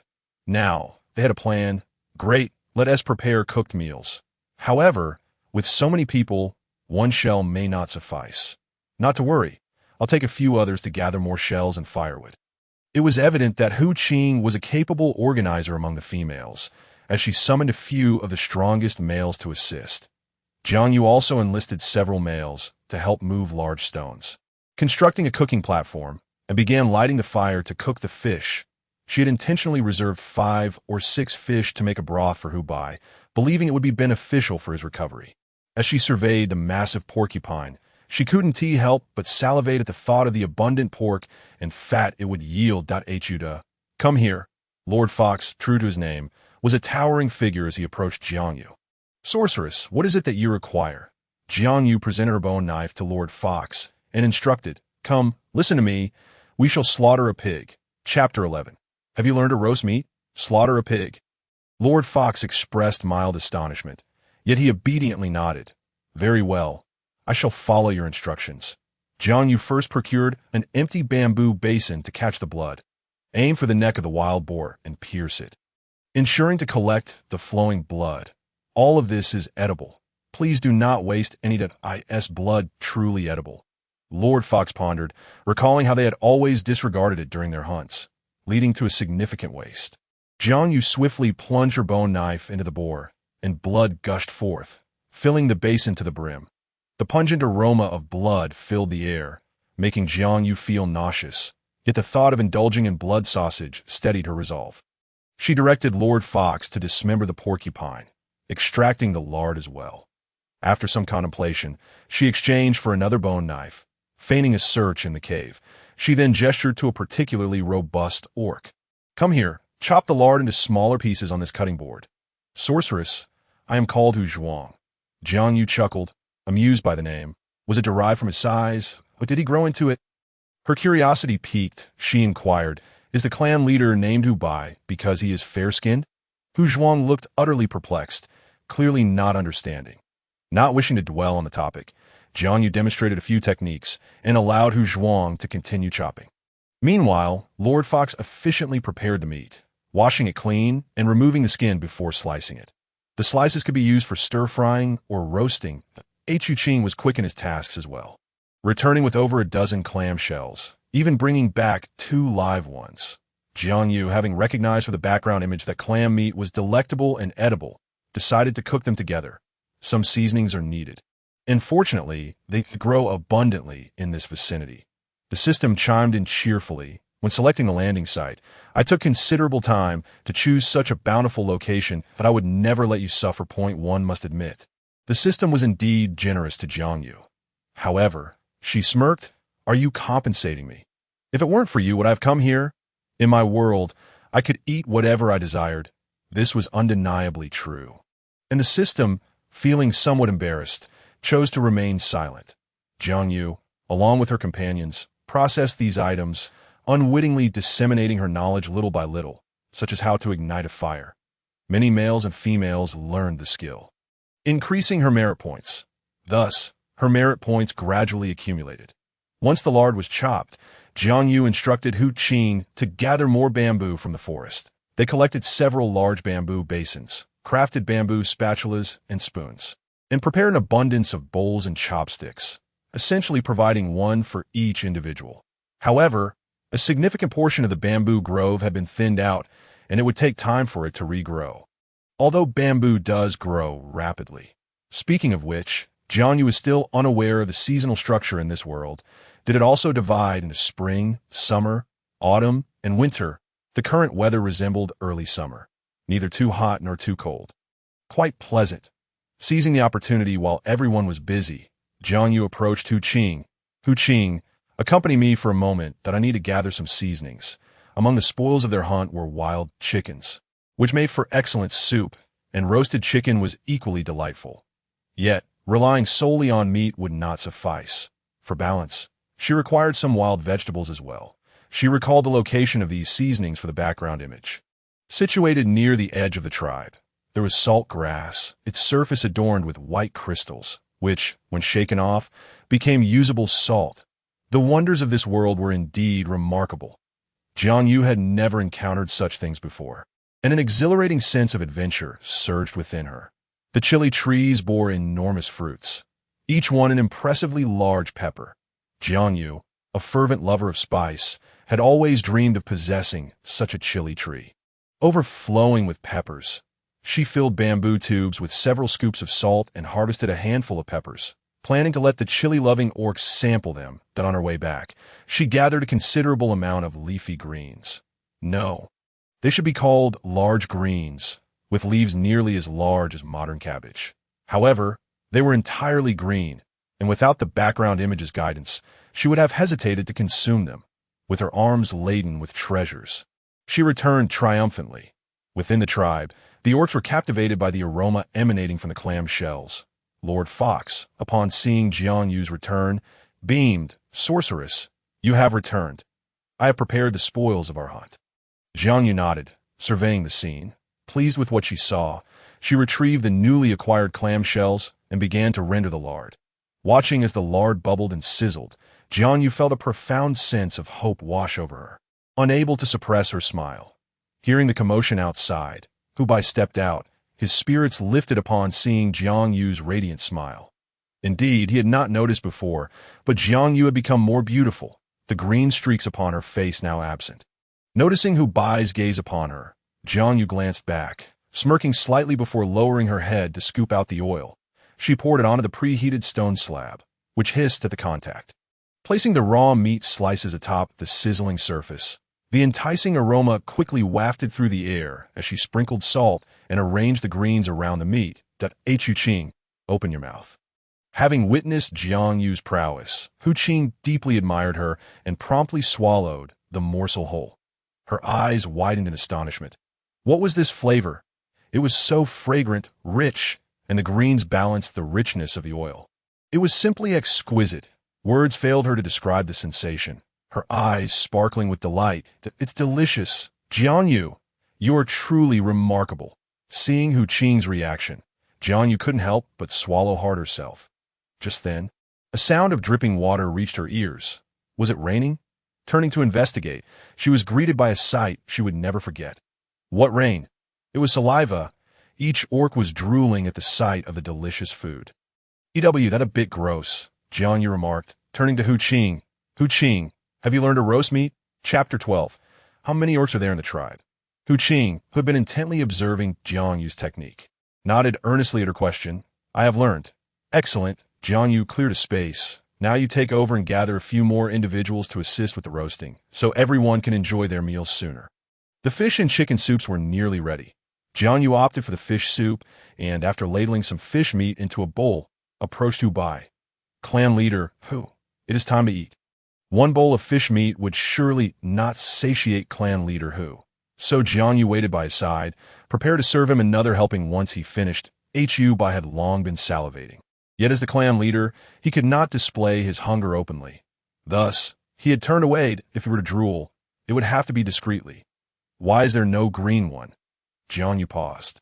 The green one referring to the roasted meat. She smiled at Hu Bai. You are injured. Eating roasted meat could cause you discomfort, so let it wait until you have healed, having unlocked the medical skill upon tending to him. Jiang Yu's attitude toward Hu Bai softened considerably. Hu Bai furrowed his brow, perplexed. What does causing discomfort mean? Jiang Yu found herself at a loss for words, but managed to explain. It simply means it is not good for your health. You cannot eat now. Wait until you recover. Do you foresee any issues with everyone eating cooked food in the future? After experiencing cooked food, the orcs found the taste of raw meat rather unpalatable. However, switching to cooked food inevitably increased their workload. Previously, they only needed to gather firewood during the cold season for warmth. Hu Bai fell silent, contemplating the impending cold season. Food was already scarce, but considering Jiang Yu was a goddess. He nodded. I will heed your advice. Jiang Yu reflected on how fortunate she was to hold the title of goddess. Otherwise, it might have been the orcs compelling her to consume raw meat. She felt a newfound appreciation for her divine status. Watching Hu Bai swiftly finish his fish meat and drink the soup, she offered, Shall I serve you another bowl? After the orc outside indulged in roasted meat, he requested another bowl of fish soup, his mouth glistening with grease and his belly round and full. He looked at Jiang Yu with a warm smile and exclaimed, It's truly delightful to have you here. Jiang Yu, I haven't felt so satiated in quite a while. Consuming raw meat can also lead to satisfaction, but one must consume a considerable amount. However, when it comes to cooked food, it feels as though one hasn't eaten much yet is already full. The female orc, despite having devoured several skewers, appeared quite exhausted. There remained many large bones, and Jiang Yu served another bowl of fish soup to Hu Bai, scooping out generous portions of fish flesh. Hu Bai managed to eat 5 large bowls before feeling satisfied. I didn't anticipate that fish bees could be so delectable. I'm injured, but if we go hunting tomorrow, I shall accompany Hu Da and the others. After finishing their meal, Hu Bai seemed to recall something. How did you manage to catch so many fish beasts? If it were easy to catch them, our food supply for tomorrow would be assured. Jiang Yu was somewhat taken aback and suddenly pondered a question. You don't consume the game you catch daily, do you? If that were the case, wouldn't you starve on days when you fail to hunt? Hu Bai contemplated before responding. Indeed, we eat whatever we catch each day. However, as the days progress, we will need to reduce our consumption. With 2 months remaining until the cold season arrives, we must store food. Otherwise, many will perish from hunger. Cold season? Is that winter?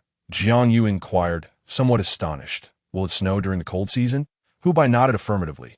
Yes, it will snow, and heavily at that. During that time, venturing outside will be nearly impossible. It was no wonder that they had to store food, with 2 months remaining, right? Hu Bai nodded again. appearing to recognize that Jiang Yu seemed unfamiliar with the seasonal changes of their world. Might it be that the divine beings reside in a different realm? Is there no seasonal variation in the place where you deities dwell? Jiang Yu contemplated before shaking her head. There is. We experience spring, summer, autumn, and winter. Spring is the season for sowing. But why am I even telling you this? Looking at Ubai, she continued, Chief Hu, could you possibly catch some small pigs or chickens next time? If you raise them, there would be food during the cold season, wouldn't tea there. Tomorrow, I'll lead Hu Qing and the others to forage for wild vegetables and prepare dry dishes, ensuring we have food for the cold season. So no one will starve. Hu Bai stared intently at Jiang Yu. Are you suggesting we preserve food for the cold season? Jiang Yu affirmed. Aren't you all planning to store food? Isn't this how one preserves it? In truth, during the cold season, they would still go hunting, though the game would be scarcer and the endeavor more arduous. Will you also raise these small animals? If it's feasible, we wouldn't lack food during the cold season. It would be wonderful indeed. Jiang Yu mused, recalling that apart from plants, the background illustrated the characteristics and diets of various animals. And if thoroughly researched, raising them shouldn't be too difficult. Let us give it a try. If successful, it would be a splendid achievement. Hu Bai was persuaded.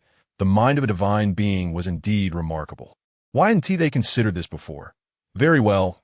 I shall continue hunting tomorrow. Jiang Yu paused. Actually, you could rest for 2 days. There's no rush. We have 2 months to prepare. Focus on healing your injuries. After conversing with Hu Bai, Jiang Yu began formulating a plan.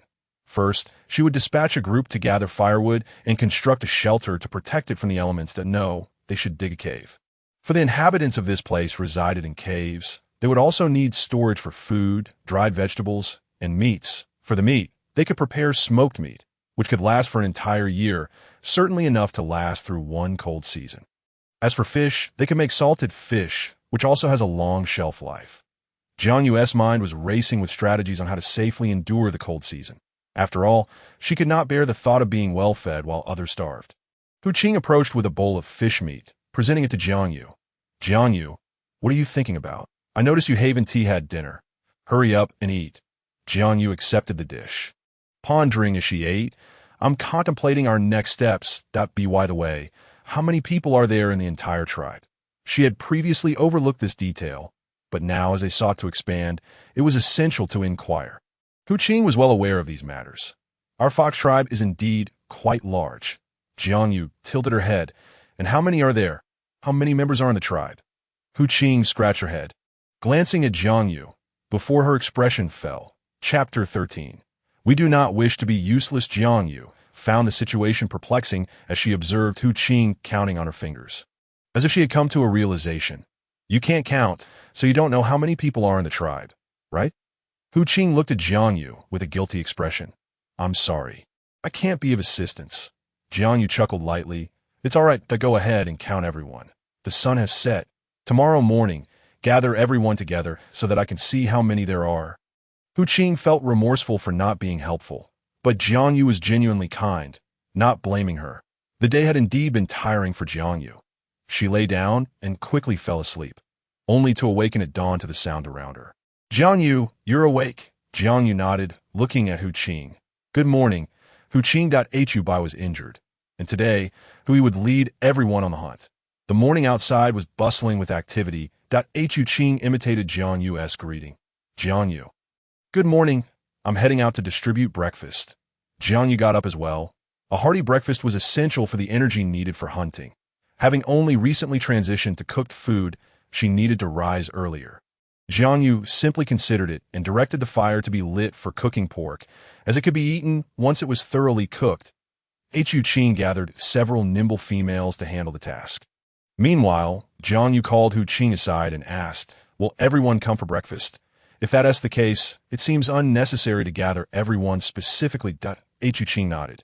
Yes, by the way, you wanted me to gather everyone, right? I'll go call them now.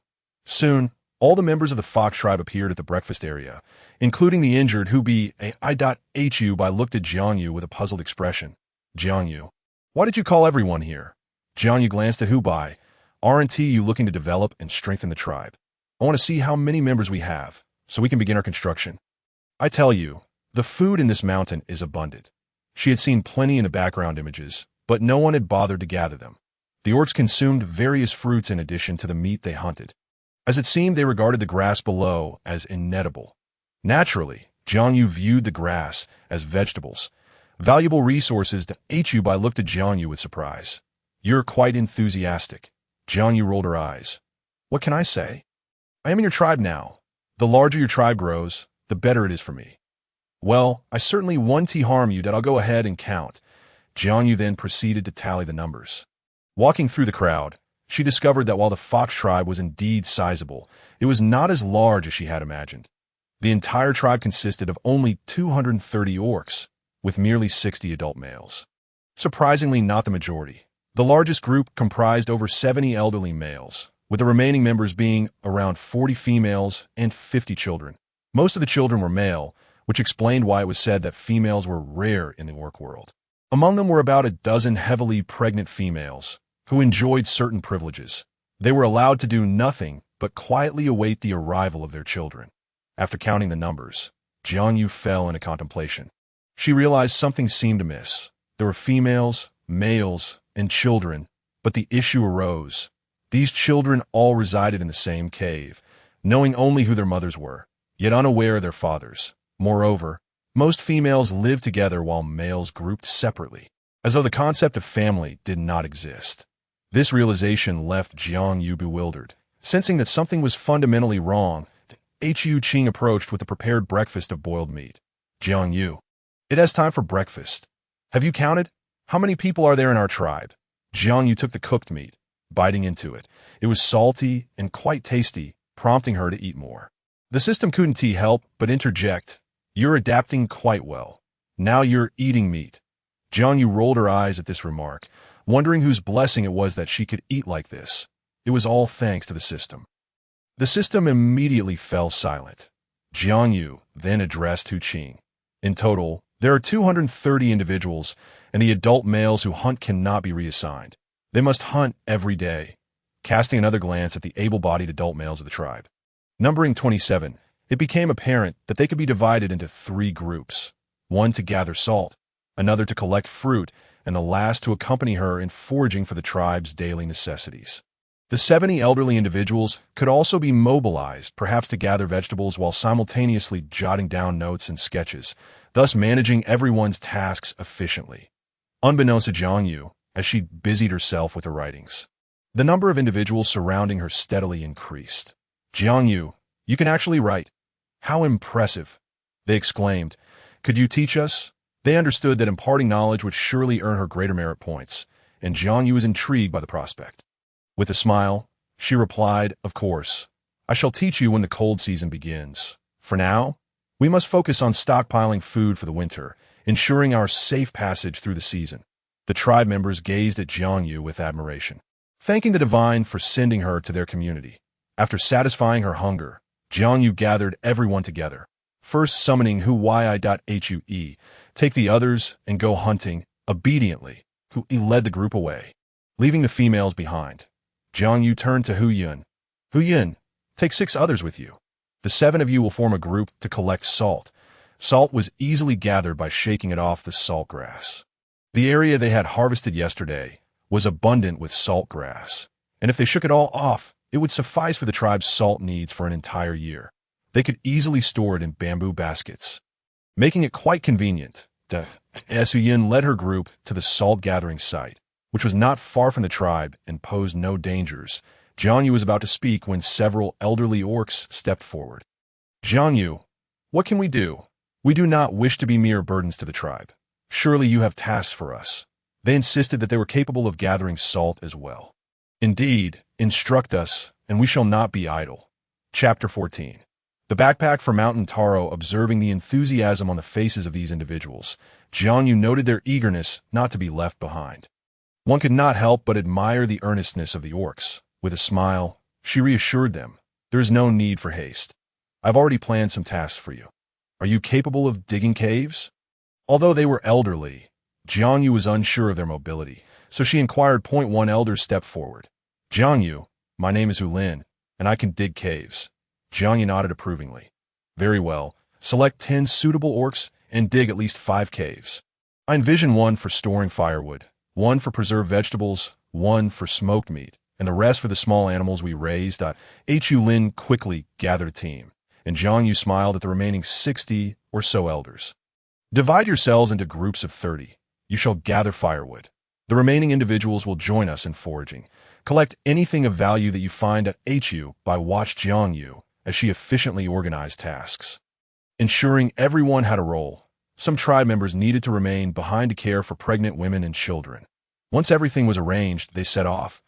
Jiang Yu had only explored this area once, but she had studied many resources, such as nearby fruits and grains, which were plentiful on the ground. Though lacking tools, she decided to prioritize food, as winter was only 2 months away, marking the season when these resources would be ripe for harvesting. Crouching down, Jiang Yu quickly unearthed a mountain taro and called for Hu Qing. Tonight, we shall feast on mountain taro. Please arrange for the others to dig up all the mountain taro in this area. The orcs' eyes lit up at the sight of the mountain taro Jiang Yu had unearthed. They had never realized there was food beneath the ground. This area was not just home to mountain taro, but also sweet potatoes and chestnuts, all of which could be stored for an extended period. These provisions would surely sustain them through the winter. Furthermore, Jiang Yu knew how to cultivate these plants, meaning that the wild specimens they found could be domesticated for next year's harvest. Hu Qing, still puzzled, asked, "What is this? Can we eat it?" With a smile, Jiang Yu replied, "This is delicious. It can be washed and eaten raw or made into noodles, which can be stored for a year." Upon hearing that it could be stored for a year, Hu Qing's face brightened with excitement. "Really? Is that truly possible?" Jiang Yu nodded affirmatively. "Of course, I have never spoken falsely. Now, hurry and dig. Collect as much as you can." Hu Qing went to organize the others for the task of harvesting mountain taro, piling their finds together to be transported back in bamboo baskets. Jiang Yu felt a pang of regret for using the bamboo baskets, but she soon identified a resilient vine perfect for weaving backpacks. Fortunately, she had learned how to weave backpacks without needing assistance from the system. Although bamboo could work, she preferred to use superior materials when available. While everyone was busy digging, Jiang Yu approached the vine and cut a length with her bone knife. In no time, she had harvested a considerable amount and began weaving a backpack. Before long, she had crafted a clever backpack, but upon measuring it against the size of the mountain taro, she realized it would not suffice. The mountain taro resembled sweet potatoes from her past life. Massive in size, with smaller ones weighing around 30 pounds and larger specimens nearing 100 pounds. Looking at the backpack, Jiang Yu felt a twinge of disappointment, as it could not hold even one large mountain taro. If she hadn't consulted the background image for guidance on preparation and consumption, she might have overlooked this entirely. The mountain taro would undoubtedly be perfect for making noodles, and, as the pile of harvested mountain taro grew, Hu Qing approached. "What is this?" Jiang Yu, feeling somewhat disheartened by her seemingly useless creation, replied, "This is a backpack. I intended to use it for the mountain taro, but it seems insufficient." Hu Qing marveled. Jiang Yu, "How impressive! Although it cannot hold the mountain taro, it can accommodate smaller items. You could always weave a larger one. Do not worry, we are quite strong. This backpack is for you. Please make me a larger one, if you would." Jiang Yu glanced at her hands, recognizing her own limitations and strength, and sighed.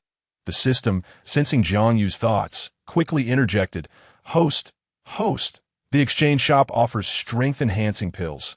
Consuming one would grant you remarkable strength, capable of carrying 300 to 500 pounds. The prospect of such a pill piqued Jiang Yu's interest, but upon examining the cost, she realized it would require over 100 merit points, an exorbitant price that would leave her nearly destitute. "No, why would I need such strength? It is unnecessary, entirely unnecessary. Besides, I can delegate tasks to others." With a smile, she beckoned Hu Qing, "Come here, and I shall teach you how to make a backpack. First, gather more vines." Hu Qing's eyes sparkled with excitement, disbelief evident on her face. "Are you truly going to teach me? Is it possible?" Jiang Yu replied cheerfully, "Of course. Now let us gather vines." The system's bone knife proved to be of excellent quality, easily slicing through the vines. After collecting nearly 100 vines, Jiang Yu paused and said to Hu Qing, "Now, follow my lead." Hu Qing was earnest in her studies, and under Jiang Yu's detailed instruction, they worked diligently. Before long, they had completed 2 sizable backpacks, which Qing tested by shaking them, confirming their excellent quality. Jiang Yu, let me try filling it with mountain taro to see how many it can hold, she exclaimed, rushing to the pile and placing mountain taro into her backpack. The other females, intrigued by the backpacks, gathered around them. Jiang Yu intended to join them, but paused as she heard an uncertain sound. Straining to listen but finding nothing. Jiang Yu, what are you listening for? Chapter 15. May I touch it? Qing pushed the others aside and approached Jiang Yu with curiosity. Jiang Yu squinted, listening intently. Did you hear a sound? Qing imitated Jiang Yu's manner. Listening intently, an orc with heightened auditory senses, she discerned no sound and shook her head. I haven't heard anything at all. By the way. Jiang Yu, everyone seems to adore this backpack. I came to ask you if you could make a few more for them. It turned out she had approached to inquire about crafting backpacks. Jiang Yu smiled warmly and nodded. Of course, I can do that. Tools are meant to assist us. You can teach them to weave their own, or I can weave them for you. I'll give you this large one as well. With a backpack, gathering mountain vegetables will be much more convenient. Excited, Qing took Jiang Yu's bone knife and began to cut vines to weave the backpacks. Meanwhile, Jiang Yu heard a notification from the system. Weaving a backpack. Merit 100 points. Weaving a backpack. Merit 1. Indeed. Only the first backpack she crafted brought her 100 merit points. The rest yielded just 1 point each. Nevertheless, her merit points were steadily increasing. She could now afford 3 strength-enhancing pills. Yet she had no intention of purchasing them, as she found little use for such immense strength. Everyone had grown accustomed to Jiang Yu being somewhat fragile and actively took measures to protect her. At that moment, Jiang Yu heard some soft grunting sounds and was certain this time she wasn't mistaken. Could it be that this sound was only audible to her? Driven by curiosity, she thought, System, can I go take a look? Is there any danger? The system, somewhat exasperated, yet supportive of her instinct for self-preservation, replied, Go ahead and see. Following the sound, Jiang Yu arrived at a patch of grass, parting it to take a glance, and was instantly enchanted. Before her was an utterly adorable sight. A tiny tiger, no larger than a small dog, appeared to be injured, making soft, whimpering noises. Although Jiang Yu found it irresistibly cute, she remained rational. After all, it was still a tiger. System, is this a beast man or an animal? If it's an animal, can I take it home and raise it? Caring for a tiger is something I never dared to dream of in my past life. Yet it might now become a reality, she thought, brimming with excitement. The system, with a hint of temptation in its tone, suggested, I'm not sure, but you could just gently touch it to find out. After all this time, she had to rely on herself. Jiang Yu scoffed at the system. You're such an unhelpful system. The system retorted, You still need me, and yet you treat me like this. Boo-hoo. Ignoring the system's whining, Jiang Yu refocused on the little tiger, her expression softening. Little tiger, don't be afraid that I'm not a bad person. Can I touch you? The little creature emitted a low sound. Seeming to warn her, and shifted slightly to that moment, Jiang Yu caught a whiff of blood. This little one is injured, she thought with concern. Little tiger, don't be scared, I truly mean you no harm. Please, let me help you heal. Perhaps it was the gentleness in her voice, or perhaps the little tiger was gravely injured. It succumbed to a deep sleep and became still. Jiang Yu's lips twitched as she realized. This little one must have fainted. She reached out to touch it and was overwhelmed with joy. I can feel it. I can finally touch a tiger. Oh, this soft texture. I could die. The system interjected. If you keep getting lost in your delight, the little tiger might die. That single statement jolted Jiang Yu back to reality. Right, the little creature was severely wounded. Seizing the moment, the system offered its wares, healing elixirs. 10 merit points each, highly effective, swift results, and reasonably priced. Don't miss out. With over 300 merit points, she realized she could afford them. All right, I'll buy 1 to save the little tiger. After administering the healing elixir to the little tiger, Jiang Yu felt satisfied as she bandaged its injured paw. Having consumed the elixir, it should be fine now, and she was elated. How long had it been since she arrived here? She could now care for a tiger, something unimaginable in her previous life. Filled with happiness, she planted a gentle kiss on the little tiger's head. After consuming the elixir, the little tiger awoke, and upon receiving a kiss, its body turned a rosy hue. Jiang Yu exclaimed in wonder. System, how magical! The little tiger actually changed color. The system, bemused, responded, allow me to remind you, the little tiger in your arms is a beast king. Congratulations on encountering a second beast king in such a short time. However, this beast king is seriously injured and cannot unleash its powers at the moment. Despite the inability to unlock its skills, Jiang Yu is determined to save the little creature, captivated by its adorable demeanor. No worries, I'll just take care of it. After making that promise, the system chimed in again. Healing the beast king, merit 100. Jiang Yu blinked in surprise, realizing this was quite a lucrative transaction. Spending 10 merit points to save a life, only to gain 100 merit points in return, she had profited by 90 points. I wouldn't mind having more opportunities like this. Where did you find this little tiger? Hu Qing inquired, having just finished weaving several backpacks, ensuring that each female received one. The elderly males would have to seek help from the females if they desired one. Jiang Yu responded cheerfully. I send it adorable. I want to take it home and raise it to is that all right? I found it injured over there. Upon hearing that Jiang Yu wanted to take it home, Hu Qing's expression turned cautious. Was this little tiger an animal or a beast man? As an orc, she should be able to sense if it were another beast man. However, after sensing it, she found that she could not discern anything, leading her to suspect that the little tiger must be hiding something. Was it aware of Jiang Yu's divine nature and attempting to gather information? After Jiang Yu's statement, noticing Hu Qing's silence, she asked him, I'm not allowed to take it home? Then she realized, it is a tiger, and you are foxes. Would it not be harmonious? I may have thought this through poorly, but if I leave the little tiger outside alone, it might perish. A dilemma enveloped her as she hesitated, knowing she couldn't abandon the creature she had saved with 10 merit points. Hu Qing quickly reassured her. It's fine. You can raise it. Regardless of whether it's an outsider or not, once we bring it back, it won't be allowed to roam free, and we can keep it for the goddess's amusement. Jiang Yu sighed in relief. That is good. By the way, what did you want to discuss with me? Hu Qing then remembered, the mountain vegetables in that area have all been harvested. Should we not transport them back? Jiang Yu paused, exclaiming, wow, I must say, the labor force of these orcs is truly remarkable. Observing the pile of harvested mountain vegetables, she estimated there were at least 20,000 pounds, all gathered in just half a day by fewer than 100 people. Impressive indeed, she mused before suggesting, let us take advantage of the remaining time and wash them by the river. The water in the stream is for drinking. Washing such a large quantity of mountain vegetables would muddy the entire stream. Hu Qing nodded in agreement. All right, I'll get to it. She organized the group, dividing them into 2 teams, one to carry the mountain vegetables and the other to wash them. Once cleaned, they would transport them back to the tribe. However, not long after they began washing, Hu Qing returned to Jiang Yu. Jiang Yu, we don't have enough time to wash them all. What should we do? These mountain vegetables could not be left in the wild. They had to be moved. Realizing this, Jiang Yu replied, we can cook the washed ones tonight, and for those that aren't clean yet, let us take them back and store them. If merely stored as is, it will not last for an extended period. Jiang Yu pondered whether to process the river fish into vermicelli for preservation or to store them whole. Both options were feasible. However, transforming them into vermicelli would require a considerable amount of labor. And with insufficient manpower, it would be prudent to store them whole. Instead, Hu Qing then instructed everyone to carry the thoroughly cleaned mountain yam back, while a portion of the group was tasked with bringing back the unwashed ones.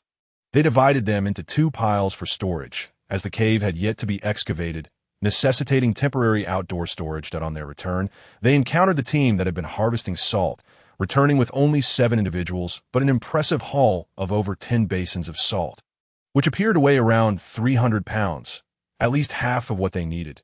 Taking advantage of the sun's warmth, they planned to dry it out for prolonged preservation. Jiang Yu realized that storing it in bamboo baskets might not suffice. Ideally, they should fire some pottery, such as large water jars, for containment. It seemed another team would need to be dispatched the following day. The crux of the matter was the lack of sufficient hands. Otherwise, with a mere wave of the hand, they could transport an entire mountain. In just 1 day's time, they had excavated a cave, though it would require ventilation for several days before it could be utilized.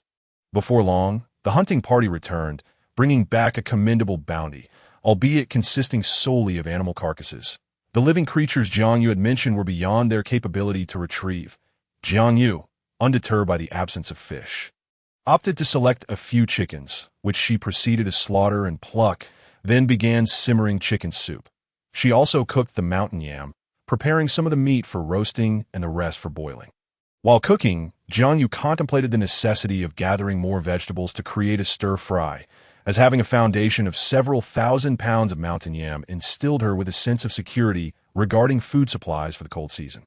Upon returning after a day's excursion, Hu Bai was astounded to learn that Jiang Yu had procured over 20,000 pounds of food.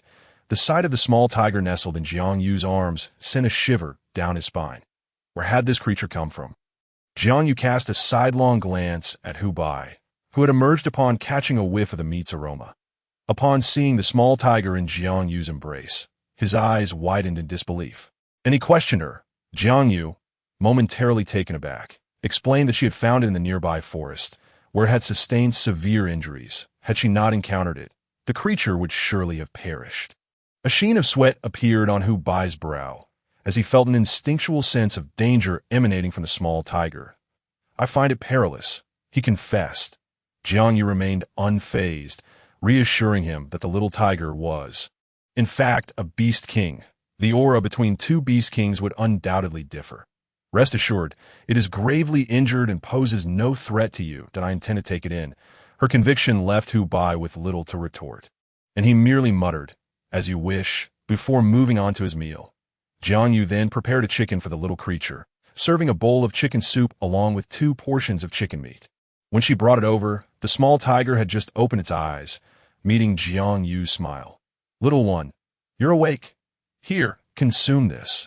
It will hasten your recovery." The little tiger seemed to have accepted Jiang Yu, allowing her to feed it whatever she offered. After finishing the chicken, it even extended its tongue to lick the soup from the bamboo bowl. Indeed, once fed, the little tiger felt a warmth enveloping its entire body. This was splendid nourishment, and it was generous enough to share. The tiger's amber eyes radiated a gentle gaze as it focused on Jiang Yu. She set the bamboo bowl aside and gently rubbed the tiger's head. "So adorable. Tonight, you shall sleep beside me." After dinner, Hu Qing organized the cleaning of the dishes and approached Jiang Yu, observing her still cradling the little tiger with a hint of curiosity. "Jiang Yu, do you intend to rest with it tonight?" she inquired. "That tiger is clearly male. Should it not be resting with the other males?"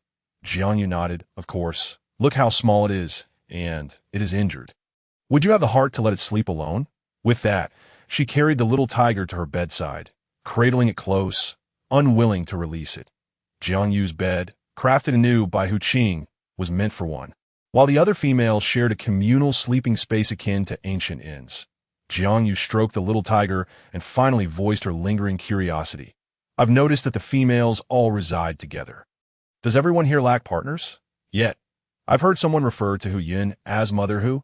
Hu Qing chuckled at this, explaining, "The one calling Hu Yun Mother Hu is her child. Hu Yun does have a partner." Chapter 17. Soaring into the skies. Jiang Yu found herself increasingly perplexed. If Hu Yun had a partner, why did she not reside with him? Why live among everyone else? Don't tell me that everyone here is partners. She exclaimed. "Oh, you have a partner too." Regarding partnerships, Hu Qing was candid, responding with a smile. "As for me, I do not. All adult females in the tribe had partners, often more than one. Hu Yun, for instance, had 2 partners." Jiang Yu's eyes widened in astonishment. "2 partners? This implied a polyandrous arrangement." She wanted to shout in excitement, but quickly pondered. If they had partners, why not reside together? She observed that the females and males lived separately, with pregnant females housed in another cave. Hu Qing contemplated and asked, "Why should they live together?" Jiang Yu hesitated before asking, "If partners do not reside together, how do they have children?" Hu Qing burst into laughter. "Are you inquiring about mating? It's quite simple. We hold special gatherings where mating can occur on the side." Jiang Yu blinked, unsure if she had misunderstood. Was this a communal affair? Goodness, how audacious! The straightforwardness of it all caused her cheeks to flush with excitement. Hu Qing continued to explain, almost wistfully, "Regrettably, I have yet to find a suitable male. During such nights, several pregnant females partake, ensuring the birth of new life for our tribe." Jiang Yu pondered further, inquiring, since you all belong to the same tribe. Do the offspring of foxes and foxes remain healthy? Hu Qing responded, increasingly bewildered. Of course, they're healthy. However, our tribe comprises more than just foxes. We also have rabbits. Aside from the divine beings, their tribe included secondary females of various species, such as rabbits and cats. Jiang Yu had assumed all the humanoid figures she encountered were foxes, only to discover the existence of other races. Truly, this was a world of beastmen, a marvel indeed. However, she still failed to comprehend why, despite being partners, they did not live as one family. Never mind, she thought, the concept of home could be gradually explained to these beastmen, setting the little tiger aside. She whispered, "Sleep now, little one." Jiang Yu was thrilled, embracing the furry creature as she drifted into slumber. The sensation of cuddling with a tiger was something she had never dared to dream of in her past life. The little tiger, after a brief struggle, settled in her arms, closing its eyes in peaceful repose. The comfort of sleeping with the soft creature was exquisite, and Jiang Yu enjoyed a splendid night's rest. Upon awakening the next day, she took a moment to survey the entirety of the fox tribe, which seemed somewhat small.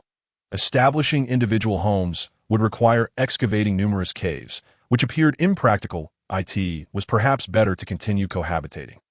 Jiang Yu chose not to dwell on this matter. In any case, she could keep her distance during gatherings. Gently stroking the little tiger's ears, she cheerfully announced, "Little one, I must attend to my duties now. Be a good patient and rest well." After preparing a bowl of boiled chicken soup for the little tiger, Jiang Yu departed with Hu Qing and the others. He led the group on a hunting expedition, while Hu Bai continued to recuperate. Today, they aimed to gather wild vegetables, and the team responsible for harvesting salt continued their collection. The remaining members followed Jiang Yu to forage for wild greens, which they would later dry for sustenance during the cold season. The wild vegetables were abundant at this time of year, with numerous mature options available. They also sought fruits to dry for preservation. Indeed, there was an abundance of food. After the tribe had dined on mountain yam the previous day, it had quickly become their new favorite, and they had prepared a significant amount for breakfast as well.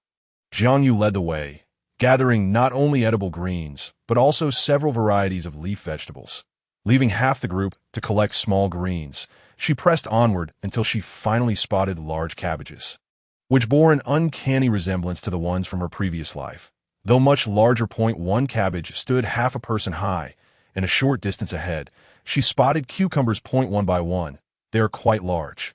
This thing is akin to the winter melon of a past life, and is also one of the favorite foods of the river fish. Hu Qing, arrange for someone to bring these cabbages back. I will go and take a look over there. Hu Qing acknowledged with an O, then turned to instruct the subordinates to come over, uproot the cabbages, and pack them into the baskets for transport. Just as the arrangements were made, Hu Yun's voice echoed. "Hu Qing, the river fish has ventured into the territories of other tribes. You must hurry and call the others back." Startled, Hu Qing dashed towards the river fish, careful not to shout loudly for fear of alarming the neighboring tribe. She hurriedly caught up and grasped the river fish's ear. As the river fish turned, she heard other voices approaching, and, just as she was about to speak, Hu Qing swiftly covered her mouth. Sensing no malice from Hu Qing, the river fish calmed down, especially upon hearing the voices of others nearby. Masculine voices. "Why do I smell a female presence here?" Another male chimed in. "Where? Are you going mad with desire?" "I don't smell anything. Let's go check somewhere else." That moment, the river fish and Hu Qing were concealed behind a large tree. If the two males turned around, they would surely discover them. Once the sounds faded into the distance, the river fish finally sighed in relief, but suddenly, a figure leaped in front of her. Ha! "Found you!" The river fish was startled by the sudden appearance and let out a scream, instinctively pushing the figure away and pulling Hu Qing to run towards the fox tribe. Hu Qing, being pulled along, ran swiftly, but the two males behind them were much faster. As they ran, they howled like wolves, summoning nearby companions. It's wolves. Though also furry creatures, the river fish was terrified of wolves. The male behind called out, "Stop right there. If you keep running, I will attack." Hu Qing, fully aware of the river fish's identity, knew they could not let her be captured by the wolf tribe. Just as one male was about to sprint towards them, Hu Qing charged forward. "River fish, run back to the place we were earlier. That's our tribe's territory." The river fish turned to see Qing pinned down by a wolf, her eyes widening in fear as she contemplated fleeing, but suddenly found herself airborne.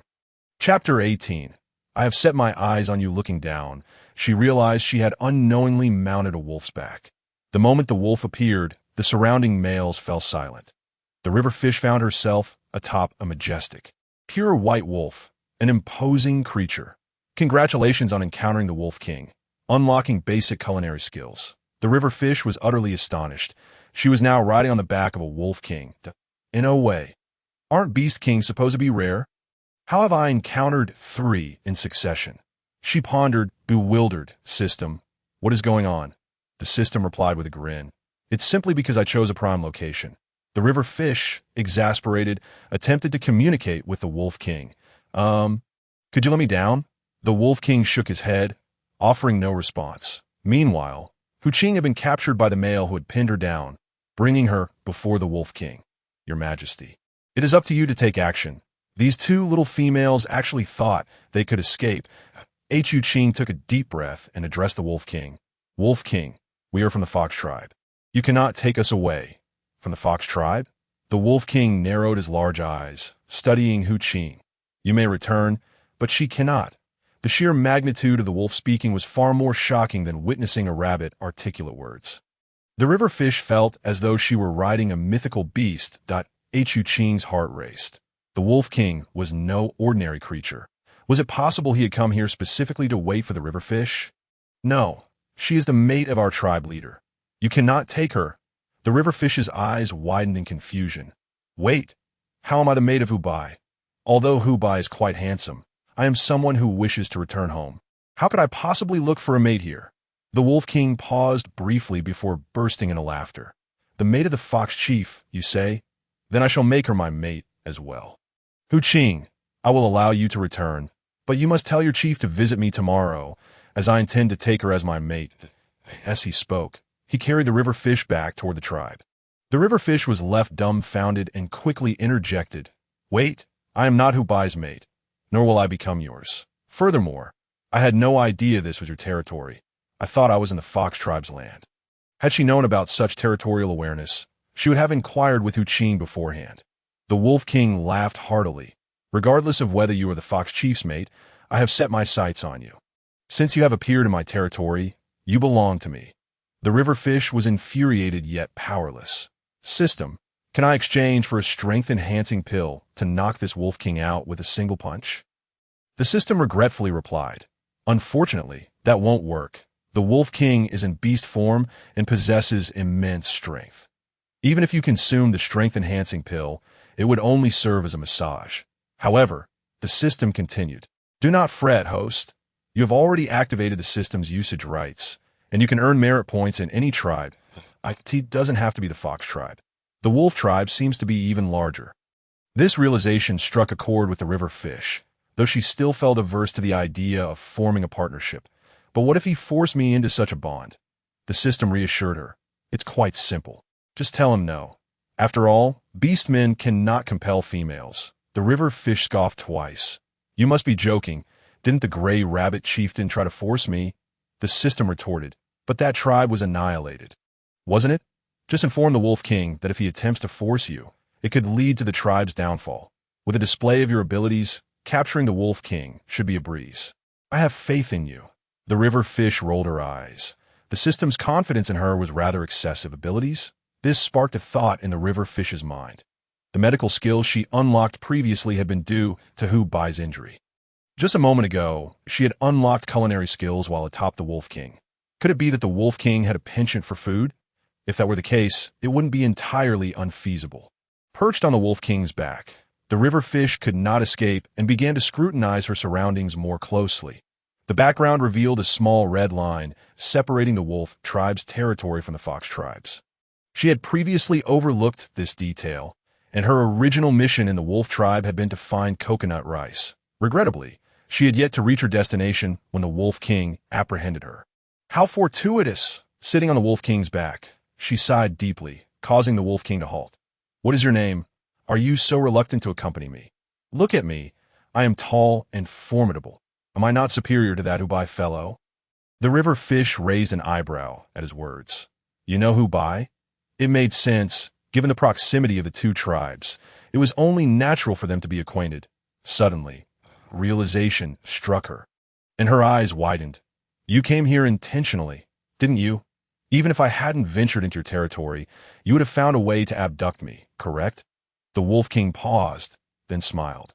You are the most astute female I have ever encountered.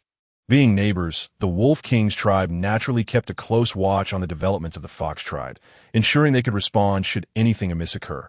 Ironically, it was the river fish's own fault. As a newcomer, she had inadvertently revealed her talents, eager to earn merit points.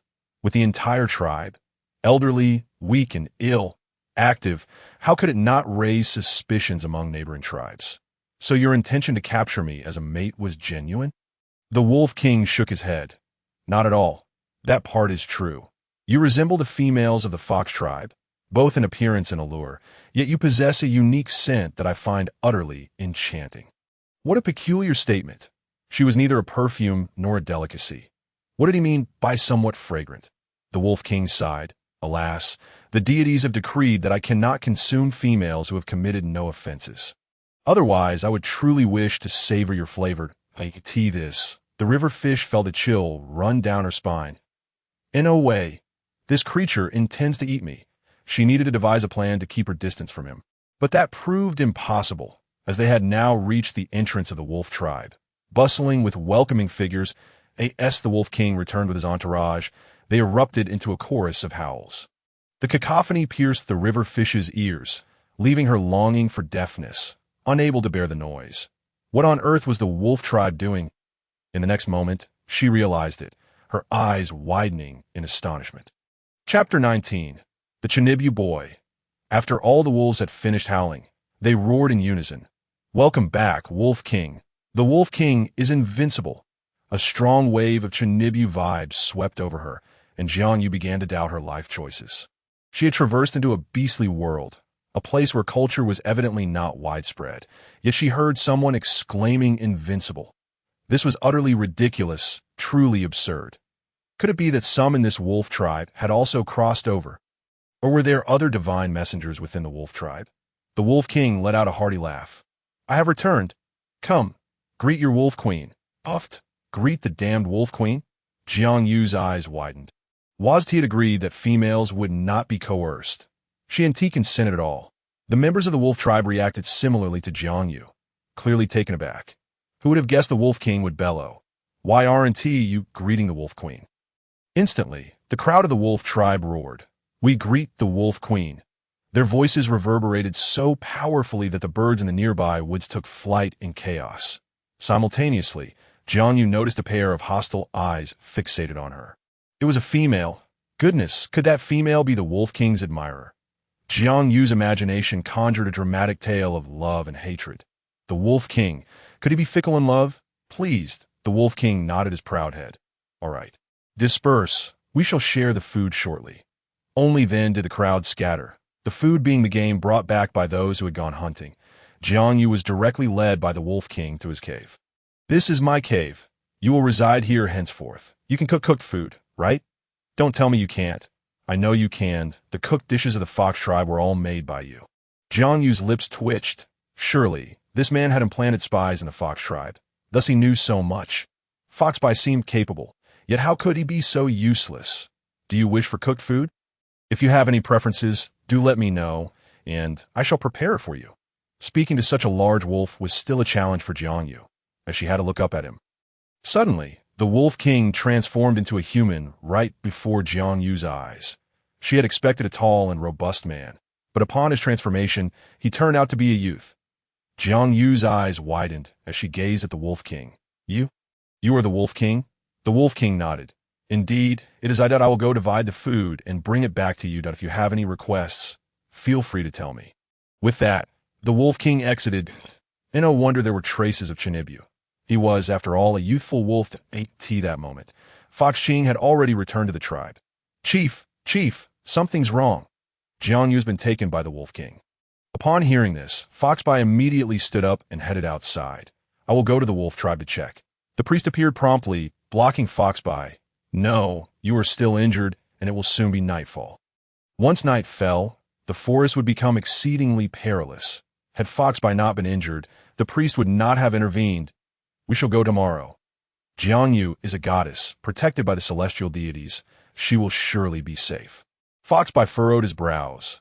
What is she doing on the territory of the wolf tribe? Fox Qing, pale-faced, spoke.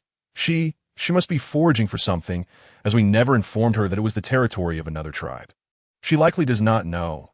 Indeed, it was evident that the goddess hailed from the realm of the celestial beings, where there were no territorial divisions. Thus, it was entirely normal for her to be unaware. Fox Qing grew increasingly self-reproachful. It's all my fault for not noticing the goddess. What should we do now? The items Jiang Yu had arranged for collection had been gathered, yet without her presence. They were at a loss regarding how to handle them. They needed to devise a plan to rescue Jiang Yu. Foxby contemplated. I will make a trip to the wolf tribe tomorrow. It was said that the relationship between the wolf tribe and the fox tribe was rather amicable. Moreover, Wolf Lin and Foxby grown up together. Many females from the fox tribe had married into the wolf tribe. Having decided to visit the next day, Foxby felt somewhat relieved and reassured Fox Qing. It's all right. The wolf leader, though a bit foolish, would not harm the goddess without cause that moment. The somewhat foolish wolf leader was approaching Jiang Yu, holding 2 large pieces of meat. Here, let us prepare some cooked food. With the 2 substantial pieces of meat in hand, Jiang Yu felt her temper rising. Do you have any suggestions? For instance, would you prefer stir-fried meat, roasted meat, or braised meat? She intended to probe whether this wolf king was indeed a time traveler or perhaps a divine messenger. If he were a traveler, he would surely recognize these various methods of preparing meat. However, the Chinibi youth before her had his eyes gleaming with excitement. There are so many ways to eat meat. I love them all. Hurry and make it. Jiang Yu couldn't help but wonder if this fellow's tail was swaying behind him. Wasn't he reminiscent of a silly dog? System, have you made a mistake? Is this truly the Wolf King? Why does he resemble a silly dog so much? A somewhat Chinibu silly dog at that. Can move on. Why are you still standing there?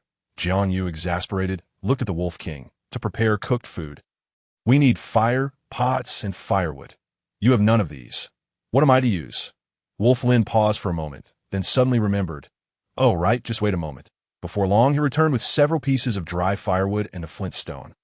Igniting a fire pit. Jiang Yu's eyes sparkled as she beheld the flint stone. Wait, the neighboring tribe has flint stones, yet the fox tribe cannot even create fire by drilling. The disparity is staggering. The wolf tribe was undoubtedly suspicious. Is this really flint? Wolf Lin nodded. Indeed, it is flint, left behind by our previous divine messenger. Upon hearing the mention of a divine messenger, Jiang Yu stiffened. Does your tribe still have a divine messenger? Wolf Lin nodded, then shook his head, urging Jiang Yu. Why are you asking so many questions? Hurry and roast the meat. It has been ages since I've had delicious cooked food. The fact that he hadn't tasted good food in a long time implied he had savored it before. Indeed, there was something amiss with the wolf tribe. This realization led Jiang Yu to decide to remain for the time being and observe the situation. All right, but without salt, it won't taste good. In truth, she had all these ingredients in her spatial storage, but retrieving them now seemed risky. Wolf Lin fell silent for a moment before speaking. Just wait a moment. He dashed into the cave and quickly emerged with a stone wrapped in animal skin. This is salt stone. When applied to the meat, it will enhance the flavor. Salt stone? Jiang Yu's eyes widened. Such a thing existed? Chapter 20. I'll bring people to steal it. She and T found such an item in the background map. It made sense, though. Areas not reached were depicted in gray, and items recorded there were absent. Now that she was in the wolf tribe, the background map would surely refresh. Where did you get this salt stone? Was it left behind by the previous divine messenger? Why is that divine messenger no longer here? Wolf Lin cast a glance at Jiang Yu. Jiang Yu, you seem particularly interested in divine messengers. Jiang Yu blinked. Of course, they are divine messengers. I've only heard of them before. I've never seen one to having acknowledged this so directly. The Chinibi youth, the Wolf King, ceased to comment further. However, let us not discuss the divine messenger. Otherwise, I might get angry and eat you. Jiang Yu smirked slightly. Even after such a short interaction, perhaps due to this fellow's Chinibi demeanor, she felt he posed no threat. Yes, she began to roast the meat and apply the salt. Wolf Lin sat nearby, saliva dripping eagerly. This commotion reminded Jiang Yu of the people from the Fox tribe. They must be worrying about her right now. When do you plan on letting me return to the Fox tribe? Wolf Lin stared blankly at Jiang Yu as if he did not comprehend. Why return? The Fox tribe is so weak. How could it compare to our wolf tribe? We are powerful. Quickly roast it. Is it ready yet? On eat. Jiang Yu felt somewhat disheartened. This person incessantly spoke of his strength and his cravings, failing to inquire about anything else. She placed the roasted meat on his hands. Eat. But I must tell you, if you add some greens and wrap them together, it will taste even better. Upon hearing about something delicious, Wolf Lin became excited. What are greens? Where can I find them? Is it possible the Fox tribe ate as Jiang Yu rose to leave? Lang Lin felt a pang of helplessness and yanked her back, exclaiming, Come back. Are you trying to court death by venturing out at such a late hour? Fine, you can stay in the cave while I remain outside. Damn it, how pretentious! Lang Lin cursed as he walked towards the entrance, having even relinquished his bed for Jiang Yu. Suddenly, Jiang Yu found herself appreciating Lang Lin's kindness. After a night passed, early the next morning, a female appeared at the cave's entrance. The Wolf Queen had already set out to hunt. Allow me to take care of you, she said. Jiang Yu furrowed her brow, staring intently at her. What is your name? And please, do not call me the Wolf Queen. I'm not your queen. Lang Yu was taken aback, his gaze revealing confusion. But the Wolf King said you are our queen and that we should heed your words. Are you hungry? I prepared some food for you. It was then that Jiang Yu realized something and curiously scrutinized Lang. Why your tribe members cook in their own caves? Don't you eat together? Lang Yu, aware that Jiang Yu hailed from the Fox tribe, chuckled knowingly. You see, the Wolf Queen may not be aware, but in our tribe, each family has its own cave. The game hunted each day is consumed according to who hunted the most. Oh, is that so? Jiang Yu mused, sampling the fruits before her, though she had not paid attention to their names. They were simply edible. After finishing her meal, she looked at Lang Yu. May I venture outside for a stroll? If permitted, she wished to return to the Fox tribe, as she felt far less free here. Lang Yu nodded. Of course. You may. Before leaving, the Wolf King instructed me to take you wherever you wish to go. Jiang Yu felt a sense of satisfaction. Indeed, this individual had redeeming qualities. As she followed Lang Yu outside, Jiang Yu noticed that many remained in the tribe. However, they appeared quite gaunt, clearly indicative of a struggling existence. Lang Yu explained, they are the elder beastmen, with larger families. The younger ones do not bring back much game, resulting in their scarcity of food. See, when families are the unit, wealth disparities become evident. Unlike the Fox tribe, which fosters a sense of community, it is not a sustainable solution, for some may grow lazy and indulge in abundance without effort. Over time, this will lead to a lack of motivation. Thus, the two tribes exemplified entirely different lifestyles. In one tribe, some were emaciated, while others had ample supplies of dried meat in their caves. It was evident that the Wolf King remained steadfast in his pursuit of a dream of invincibility. Curiosity piqued, Jiang Yu inquired, Lang Yu, why does your Wolf King aspire to be invincible? What does that even mean? She merely sought to gauge Lang Yu's knowledge, who hesitated, seemingly aware. Actually, our chieftain was quite good-natured and never sought invincibility. Rather, he took care of us. The change began when we received the divine envoy, who taught us to consume cooked food and to live as families. However, he left us soon after, as he found our tribe too weak. He departed with another larger tribe. Another tribe came to take him away. Jiang Yu squinted. Did you maintain contact with him after he left? Lang Yu shook his head. No, but being a divine envoy, he must be living well. Initially, he was very close to our chieftain, always speaking of making him the invincible king. However, he eventually deemed our king insufficiently strong and departed. Jiang Yu pondered over the notion of the Wolf King wanting to grow stronger. As she lost herself in thought, she bumped into someone and was startled by a pair of hateful eyes. It was the female who had harbored animosity towards her from the beginning. Jiang Yu frowned. Are you blind?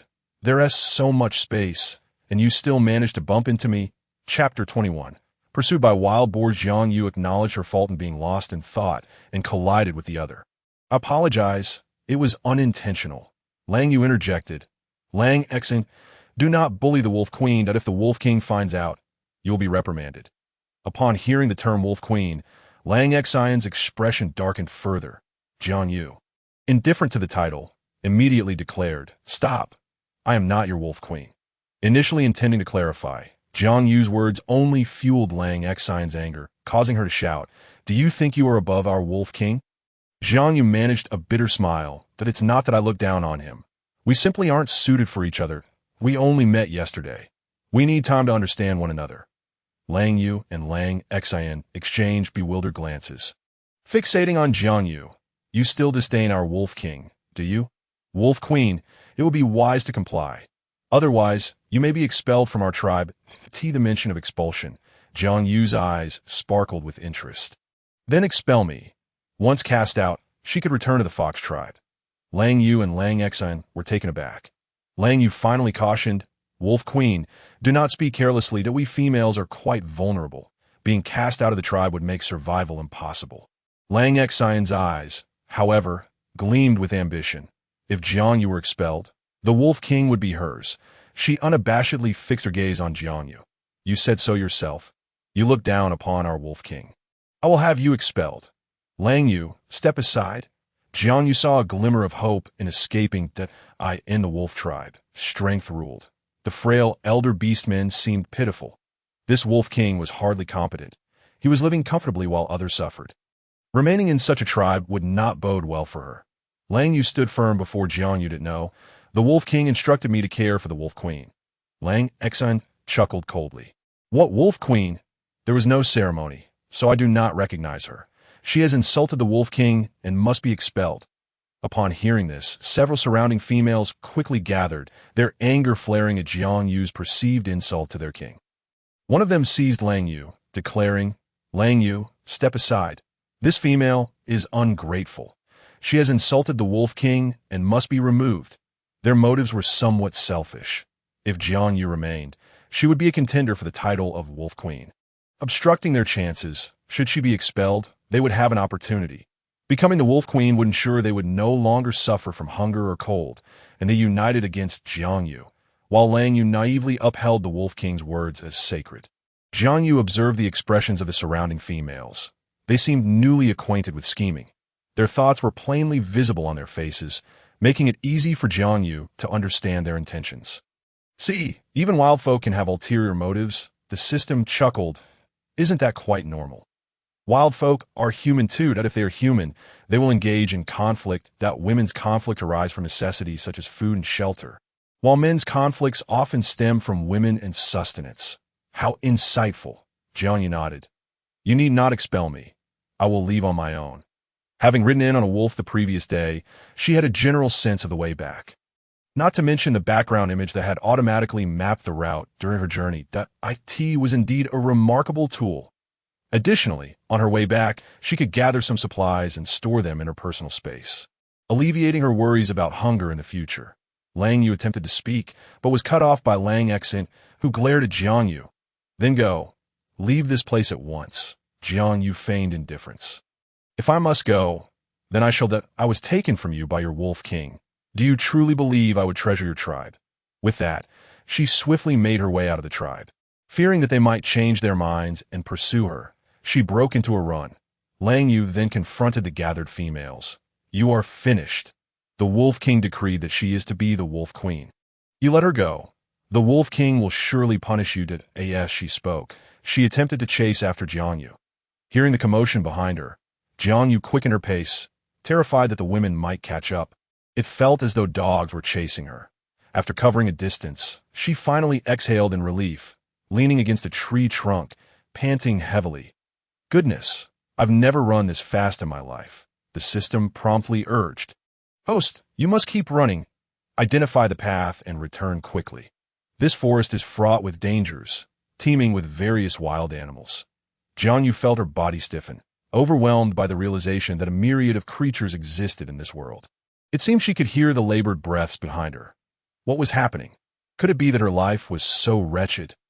Upon glancing back, she was confronted by a wild boar standing not far away. Huffing and puffing, in the next moment, it charged toward her. Jiang Yu was consumed by a mix of anger and fear, disregarding her route as she sprinted ahead with all her might. "System, help! I can't possibly die here today, she wailed. For the sake of returning to the fox tribe, she was being chased by a wild boar, and she was determined to fight back. As the boar drew nearer, Jiang Yu scanned her surroundings for a tall tree to climb for refuge. Just then, the system spoke. Host, roll to the right. Trusting the system, Jiang Yu obediently rolled to the side and tumbled a few times, finally resting against a tree trunk. Fortunately, the dense forest floor, layered with years of fallen leaves, cushioned her fall, sparing her from injury. However, the pain lingered. Jiang Yu muttered under her breath, still keeping an eye on the boar. It turned out that in front of her was a large tree. The boar, in its fervor to reach Jiang Yu, exposed its tusks and charged at the trunk. The sheer force of the impact caused the boar to get its teeth lodged in the tree. Thrashing desperately, Jiang Yu's heart raced. Will it break free? Should I run? Her eyes widened in panic. As she spoke, she noticed that the two holes created by the boar's struggle were leaking a white substance. Jiang Yu had ventured into the territory of the wolf tribe for this very thing. According to the information she had gleaned, it was called coconut rice, possessing the same nourishing properties as rice from her previous life, filling the stomach and offering immense nutritional value. Gritting her teeth, Jiang Yu thought, fortune favors the bold. In the next moment, she seized a bone knife from her inventory, which she had been carrying all along. With a swift motion, she plunged the knife into the boar's neck, eliciting a pained cry from the creature. Jiang Yu yanked the knife free and struck several more times until the boar lay motionless, its neck perforated, lifeless on the ground. Blood splattered across Jiang Yu, and she was suddenly overwhelmed by the metallic scent. She rushed to the side and retched, lamenting the state of her nightgown.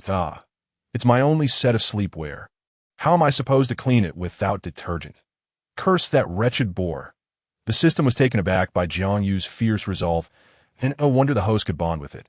She possessed a certain tenacity. With such determination, she could thrive in any world. Once she regained her composure, Jiang Yu exclaimed, I'm amazing. I just killed a wild boar. But she quickly reminded herself, no time to waste. I must gather the bounty and focus on the task at hand.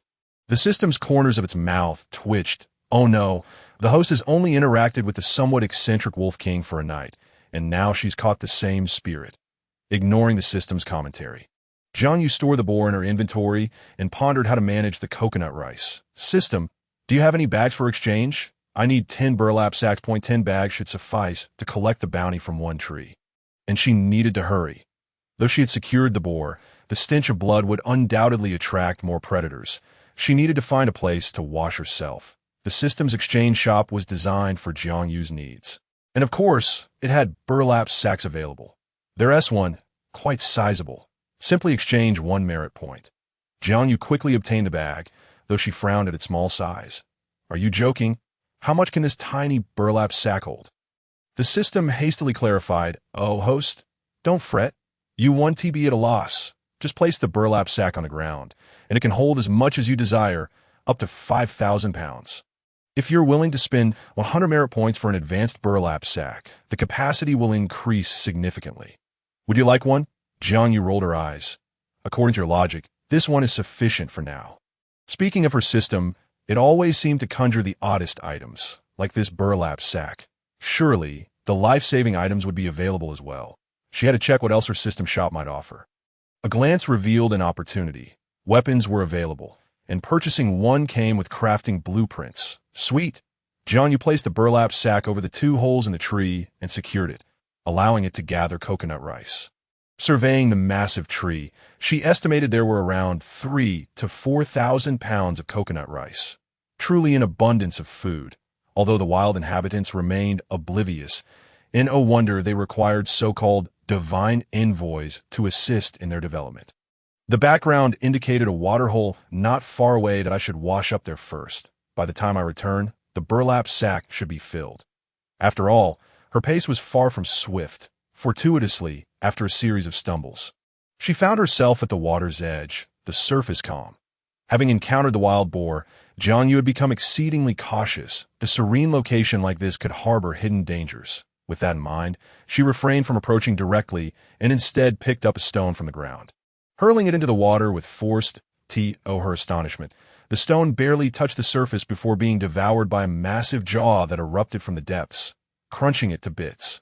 Jiang Yu stood frozen, as if she could hear the sound of the stone shattering. What a catastrophe! That must be a crocodile, a colossal one. What kind of perilous world is this? In the next instant, the crocodile lunged at Jiang Yu with a frenzied roar, prompting her to turn and flee to hell with the smell of blood. Survival is paramount. The crocodile was fast, but so was Jiang Yu. She thought to herself, surely, it can't climb trees, spotting a suitably sized trunk ahead. Jiang Yu began to ascend, but she quickly felt something was amiss. The texture of the branches felt strangely soft. Good heavens! As she looked up, she was met with the sight of a gigantic python, its tongue flicking as it gazed at her like a tea that moment. Jiang Yu truly understood what it meant to be terrified beyond measure. One of her hands rested on the python's back, and a wave of sorrow washed over her as tears streamed down her face. Dear mother, I am about to embark on a perilous journey. No, she was already on that journey, struggling to return home. Jiang Yu silently prayed, please don't eat me. I'm not substantial enough for you. The snake seemed to heed her plea, slowly turning its gaze toward the crocodile thrashing against the tree. Jiang Yu released her grip, silently clinging to the trunk. You can't see me. You can't see me. Oh my. If I had known it would be this dangerous, I would have chosen to escape with bloodstains rather than attempt to cleanse them. Now she understood why hunting required so many people. System, do you have any pills that could instantly enhance my strength? Something that would allow me to defeat creatures like this python or crocodile with ease. The system cleared its throat. Host, I don't have such a thing. But you can exchange for strength-enhancing pills daily. After consuming a sufficient quantity, your strength will increase, and eventually, you'll be able to overpower such pythons with your bare hands. Jiang Yu chuckled wryly. If we don't address the immediate situation, do you think I'll live to see that day? That was a challenging question. The system fell silent for a moment before speaking again. I do have a rapid movement pill. Once consumed, your speed will increase tenfold. Ideal for escaping. Jiang Yu's eyes lit up. Such a wondrous item. Why didn't you mention it sooner? I'll exchange for it. After trading 10 merit points for a rapid movement pill, Jiang Yu prepared to flee when the massive snake launched its attack. With its enormous jaw agape, it lunged toward the crocodile, and Jiang Yu found herself captivated. Watching the two creatures entwined in a fierce battle, this moment. Wasn't it time for her to make her escape? A serpentine tail suddenly crashed into the tree where Jiang Yu was perched, causing it to tumble down with a resounding thud. Jiang Yu fell alongside it, landing motionless on the ground. She recalled hearing that snakes typically do not initiate attacks on humans. They tend to strike only at moving creatures, be they animals or humans. It was no wonder that the python first engaged in a fierce struggle with the crocodile, seizing the moment while the two beasts were locked in combat. Jiang Yu rolled away slightly and then sprang to her feet, fleeing in a frenzy. However, she was unaware that a branch had scraped her arm as the tree fell, leaving a few drops of blood at the site of her fall. The scent of her blood tantalized the python, which swiftly constricted the crocodile to death. After devouring the crocodile's carcass, the python slithered toward the spot where Jiang Yu's blood lay, lowering its head to consume the bloodied leaves along with the blood itself, and then began to leisurely pursue her. The aroma of blood emanating from Jiang Yu allowed the python to track her effortlessly. Unbeknownst to her, after consuming a speed-enhancing elixir, she was sprinting at an astonishing pace. Even so, by the time she returned to the location of the burlap sack, dusk was creeping as the sky darkened. Jiang Yu thought to herself that this was not a good omen. If the jungle was perilous during the day, how much more dangerous would it be at night? She had encountered wild boars, crocodiles, and pythons throughout the day. Who could say what threats the night might bring? Now, the system informed her that in this world, the existence of dragons was no longer a surprise to her. Sensing her thoughts, the system spoke up. Dragons have always existed in the beast realm, but they belong to a first-tier tribe. You have arrived too late. They have already been chosen by someone else. Jiang Yu couldn't help but mutter to herself, having grown up hearing that she was a descendant of dragons. If it were up to her, she would have sought out the dragon tribe without hesitation. Unfortunately, someone had beaten her to it. Sighing, she consoled herself that the fox tribe was not so bad either. At least they were friendly. After her exhausting journey, Jiang Yu was now weary, hungry, and thirsty, and most importantly, it seemed she had lost her way. This was a dire situation. The system reminded her, "Host, the coconut rice has been harvested. Would you like to collect another tree? I believe it would be prudent to gather more in preparation for the future, as it will certainly come in handy." Upon hearing this, Jiang Yu felt as though the system was concealing something from her. "Are you hiding something from me? You brought me here with ulterior motives, didn't you?" The system fell silent for a moment before replying, "Oh dear, you've caught me. Yes, I do have other intentions. There is a massive volcano nearby that will erupt in 2 to 3 months. If you can spread this news, you will save more beastmen, and your merits will be substantial." Jiang Yu was left dumbfounded. "Wait, I merely asked, and you truly have something to hide. This is life-threatening. Besides, even if I spoke out, no one would believe me. What the hell?" Fuming with frustration, Jiang Yu realized that the system had been tempting her to stockpile supplies for a reason. The background imagery was meant to guide her to sources of food, and the spatial storage was prepared solely for the purpose of storing provisions. She had naively thought the novice gift pack was merely considerate. Little did she know it was leading her into a significant trap. This meant she could not return to the Fox tribe and had to gather all edible resources in the vicinity. However, doing so alone would be an insurmountable task. She needed a strategy. Yet, the coconut rice was crucial for her survival, as it determined whether she could eat rice daily. She resolved to collect it herself. Without further ado, Jiang Yu counted the coconut trees visible around her in exchange for as many burlap sacks as she could. With 1 merit point, she was unbothered, ultimately exchanging for 20 sacks, and began to dig. The bone knife provided by the system was truly a masterpiece. It could not only slay wild boars but also pierce coconut trees, allowing her to effortlessly create openings in the trunks. After filling the burlap sacks, she realized something was amiss. Despite being covered in blood and having stayed in this location for so long, she had not encountered any wild beasts. This was inexplicable. Could there be an even greater danger lurking nearby? Scanning her surroundings without finding any signs of life, she noticed that night had completely fallen. The nighttime jungle was exponentially more perilous than during the day. Jiang Yu squeezed herself into a coconut tree, covering herself with a piece of bark, leaving only a small opening for air. "System, you don't think these beasts are clever enough to bump into trees, do you?" The interior of the coconut tree was relatively spacious, accommodating 3 or 4 people, allowing Jiang Yu to sit comfortably. She took out some chicken soup and roasted meat from her spatial storage and began to eat. After the immense fright she had experienced, she soon leaned against the tree and fell into a deep slumber.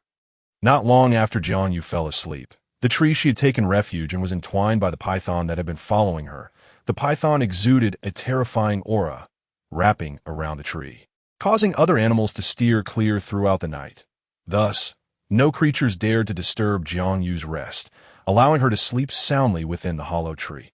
Meanwhile, those searching for her were in a frenzy. At dawn, Hubai could no longer contain himself and led the tribe toward the wolf tribe's hunting grounds, knowing that the Wolf King would likely be hunting at that hour. Upon spotting Hubai, the Wolf King rolled his eyes. "Hubai, who permitted you to trespass in my territory?" Hubai wasted no time on pleasantries. "Tell me where Jiang Yu is. Return her to me." The Wolf King raised an eyebrow in surprise. "Oh, so you're angry over a mere Jiang Yu? I'm not returning her. In fact, I've taken a liking to her. I intend for her to be my mate.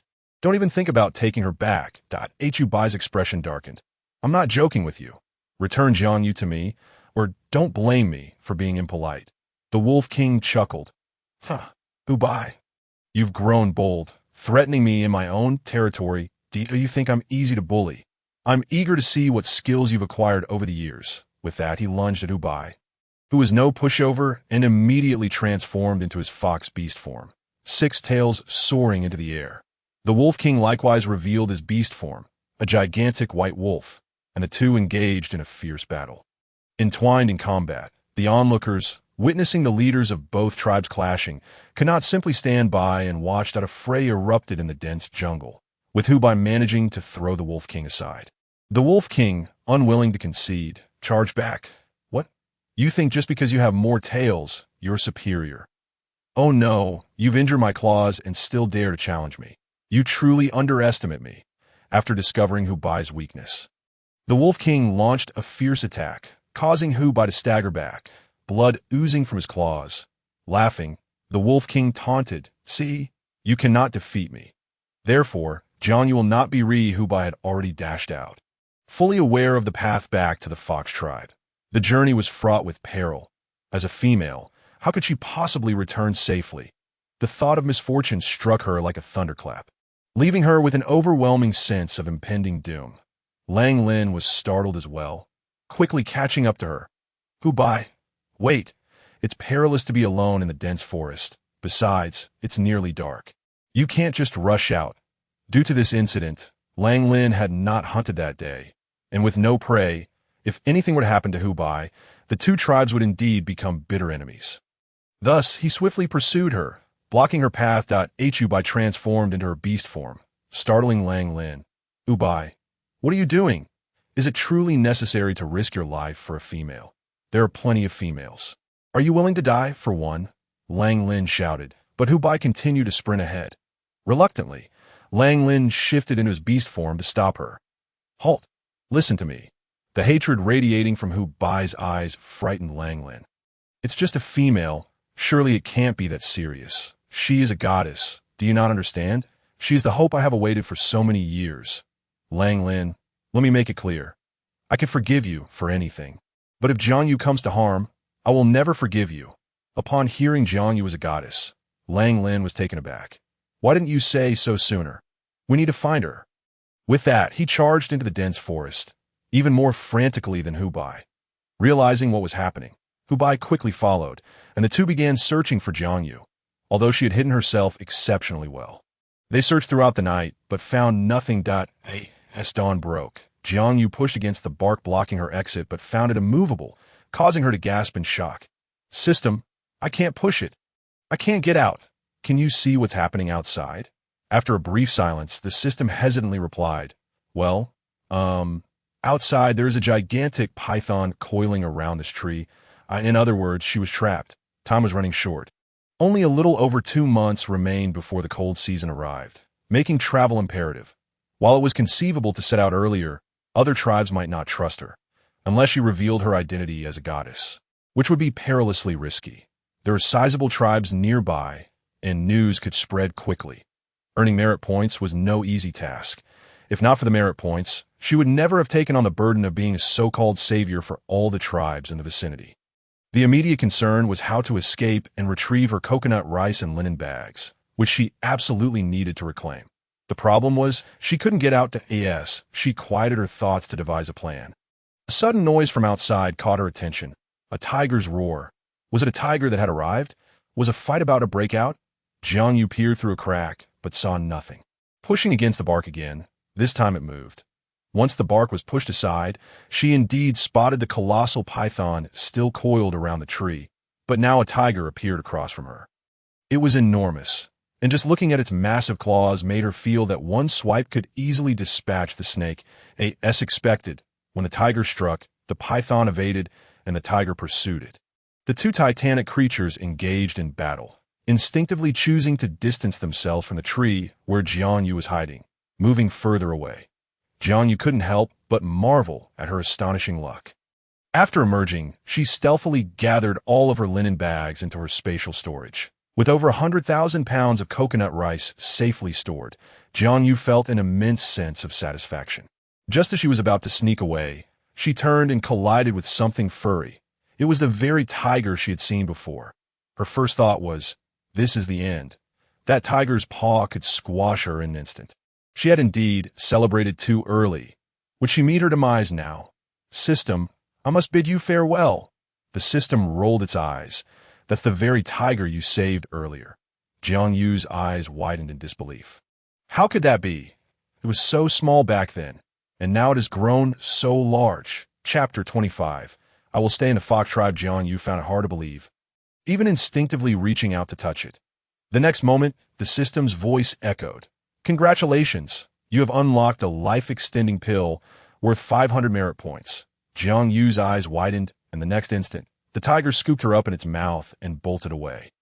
This was not the first time she had been carried off like this. She found herself somewhat accustomed to that moment. The system chimed in. Quickly, host. Exchange the life-extending pill, or else this tiger will lose its life. Jiang Yu was taken aback. Lose its life? Why? It seems fine. The system explained with a hint of exasperation. It was already gravely injured.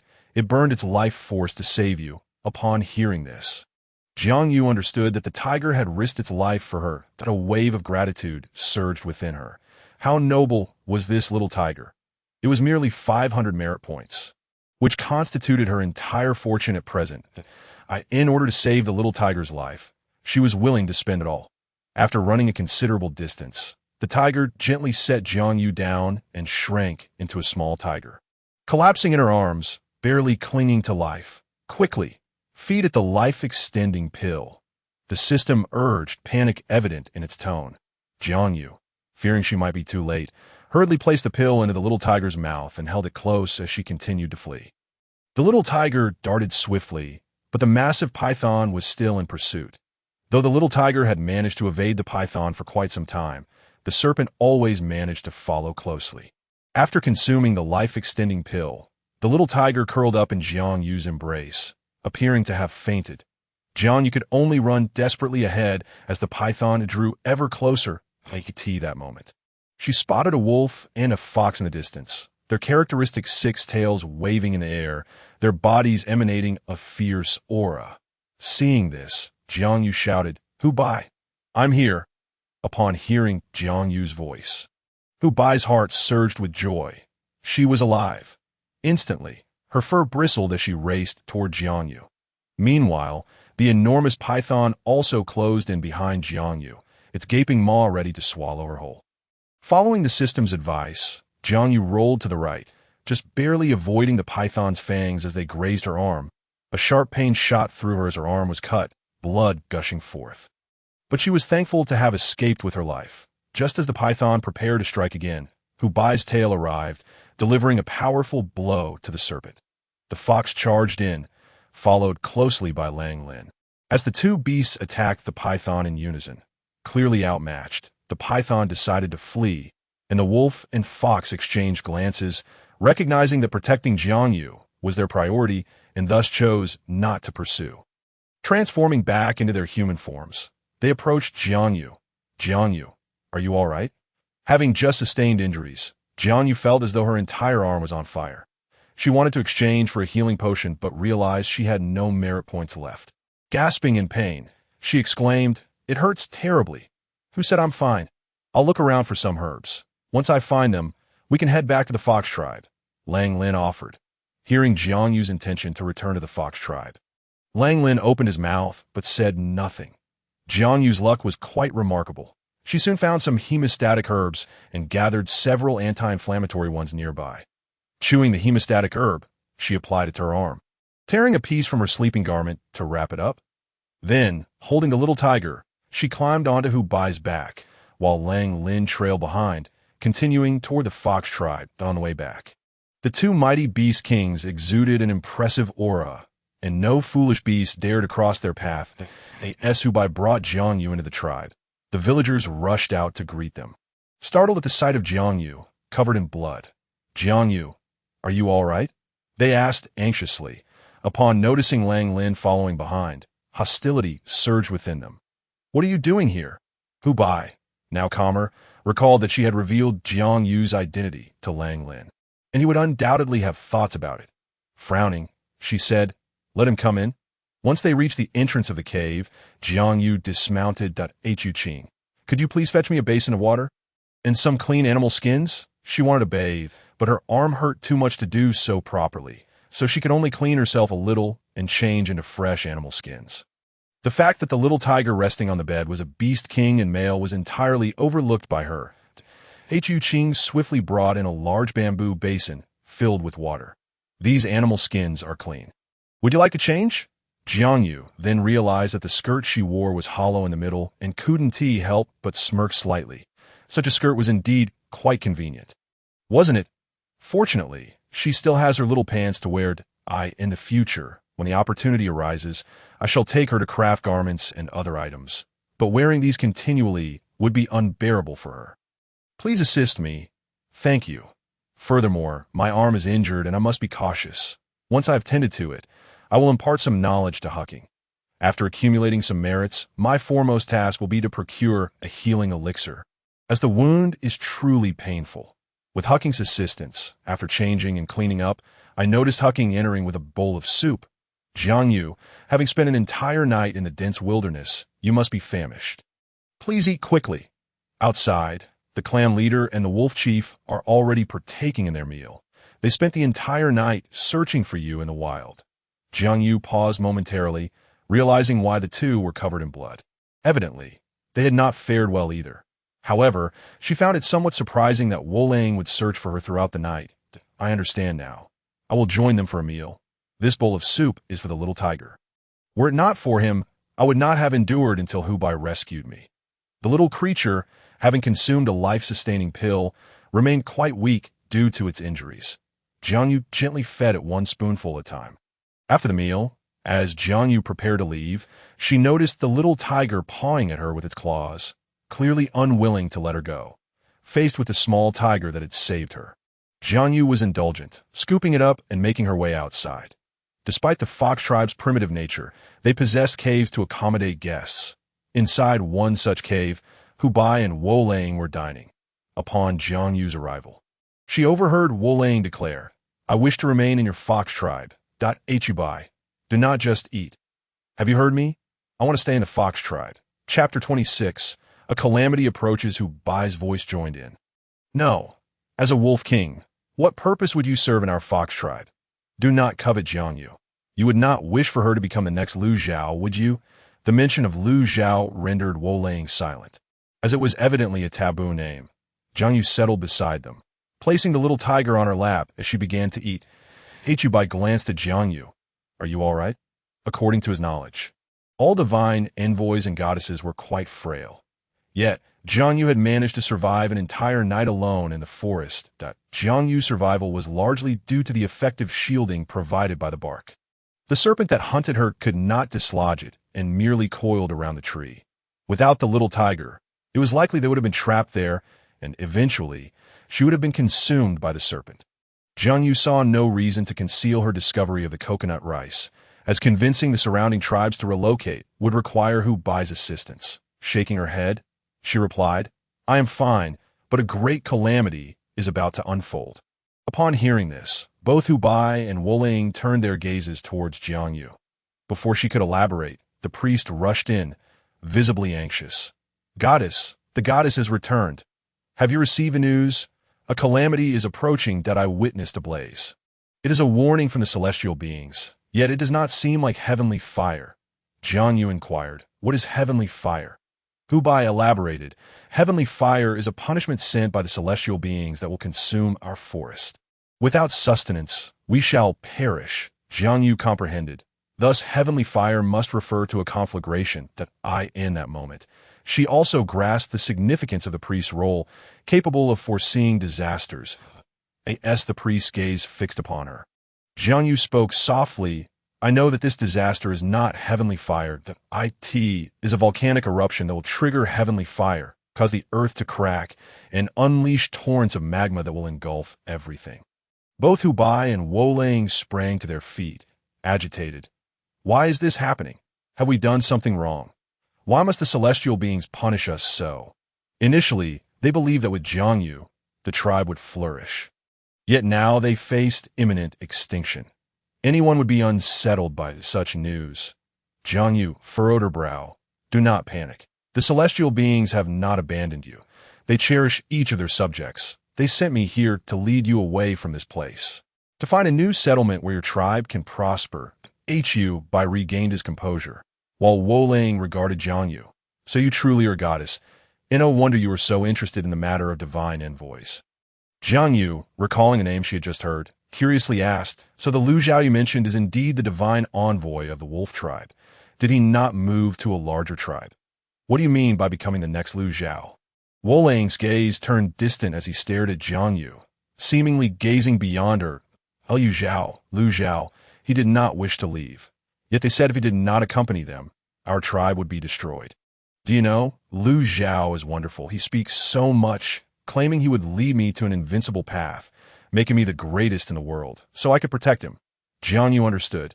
Lu Zhao must be an overly ambitious youth, who had imparted his fervor to Wo-Lang before departing. You were not abandoned by Lu Zhao. Rather, he was taken from you, right? They were far too strong that Wo-Lang's eyes widened. Who was abandoned? It was Lu Zhao who was seized. Even the slightest display of their power was overwhelming that I wonder how Lu Zhao is faring now. Jiang Yu, intrigued, asked after Lu Zhao was taken, "Will your tribe receive another divine envoy?" Wo-Lang shook his head. No, a tribe will only have one opportunity for a divine envoy. Moreover, only those tribes possessing the divine envoy's communication stone are eligible to Achubai. I'm not jesting. Regardless, we must relocate. Let our two tribes merge. Jiang Yu, can you make me stronger? I wish to grow powerful. I can endure any hardship for the sake of strength. I simply want to reclaim Lu Zhao.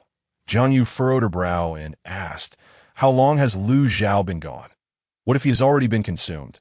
After all, becoming sustenance seems to be the fate of the newly arrived divine envoy and goddess. Wo-Lang's countenance fell. It has been 2 years. 2 years. That is highly likely to be a lost cause. Jiang Yu felt sympathy, but could offer no assistance. She refrained from responding, yet the three understood the gravity of the situation. Wo-Lang, unable to hold back, turned to Hubei. What I mentioned earlier about merging the tribes, is it feasible? Taking a deep breath, Jiang Yu looked at both of them. Let's set that matter aside for now. With such a significant calamity approaching, if the priest can sense it, will the priests from other tribes also become aware?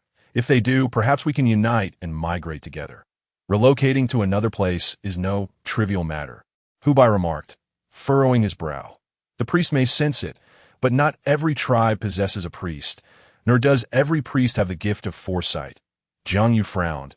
If I reveal my identity as a goddess, will it attract these tribes to join the fox tribe? They may choose to migrate alongside us. The goddess must have a mission here. However, I did not anticipate it to be so arduous, leading all the tribes to migrate. The impending volcanic eruption would be considerable. At least a journey of 400 to 500 miles would be required. This meant that all nearby tribes would need to relocate, which is no small feat. Hundreds of tribes exist, with the smaller ones housing merely a dozen or so beastmen, while the larger ones may contain 500 to 600. Accommodating these tribes would prove challenging. Before Hubei could respond, Wo-Lang interjected, we cannot disclose this information. The intentions of those tribes are uncertain. If you share your news with a larger tribe, you might end up in the same fate as Lu Zhao.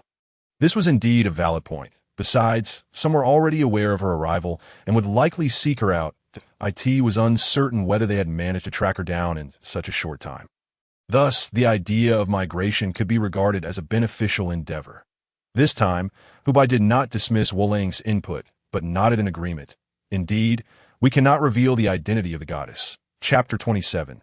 The wooden hut. The identity of the goddess is exceedingly alluring, capable of attracting numerous individuals. However, it remains uncertain what their true intentions may be. Lost in thought, the three of them fell silent, unable to devise a suitable plan. After a moment of contemplation, Wo-Lang suggested, what if we create a false goddess? This way, Jiang Yu would be safe. Jiang Yu rolled her eyes. Safe? That merely shifts the danger to someone else. That I fear death, but I refuse to harm others. Wo-Lang frowned. I believe this idea is feasible.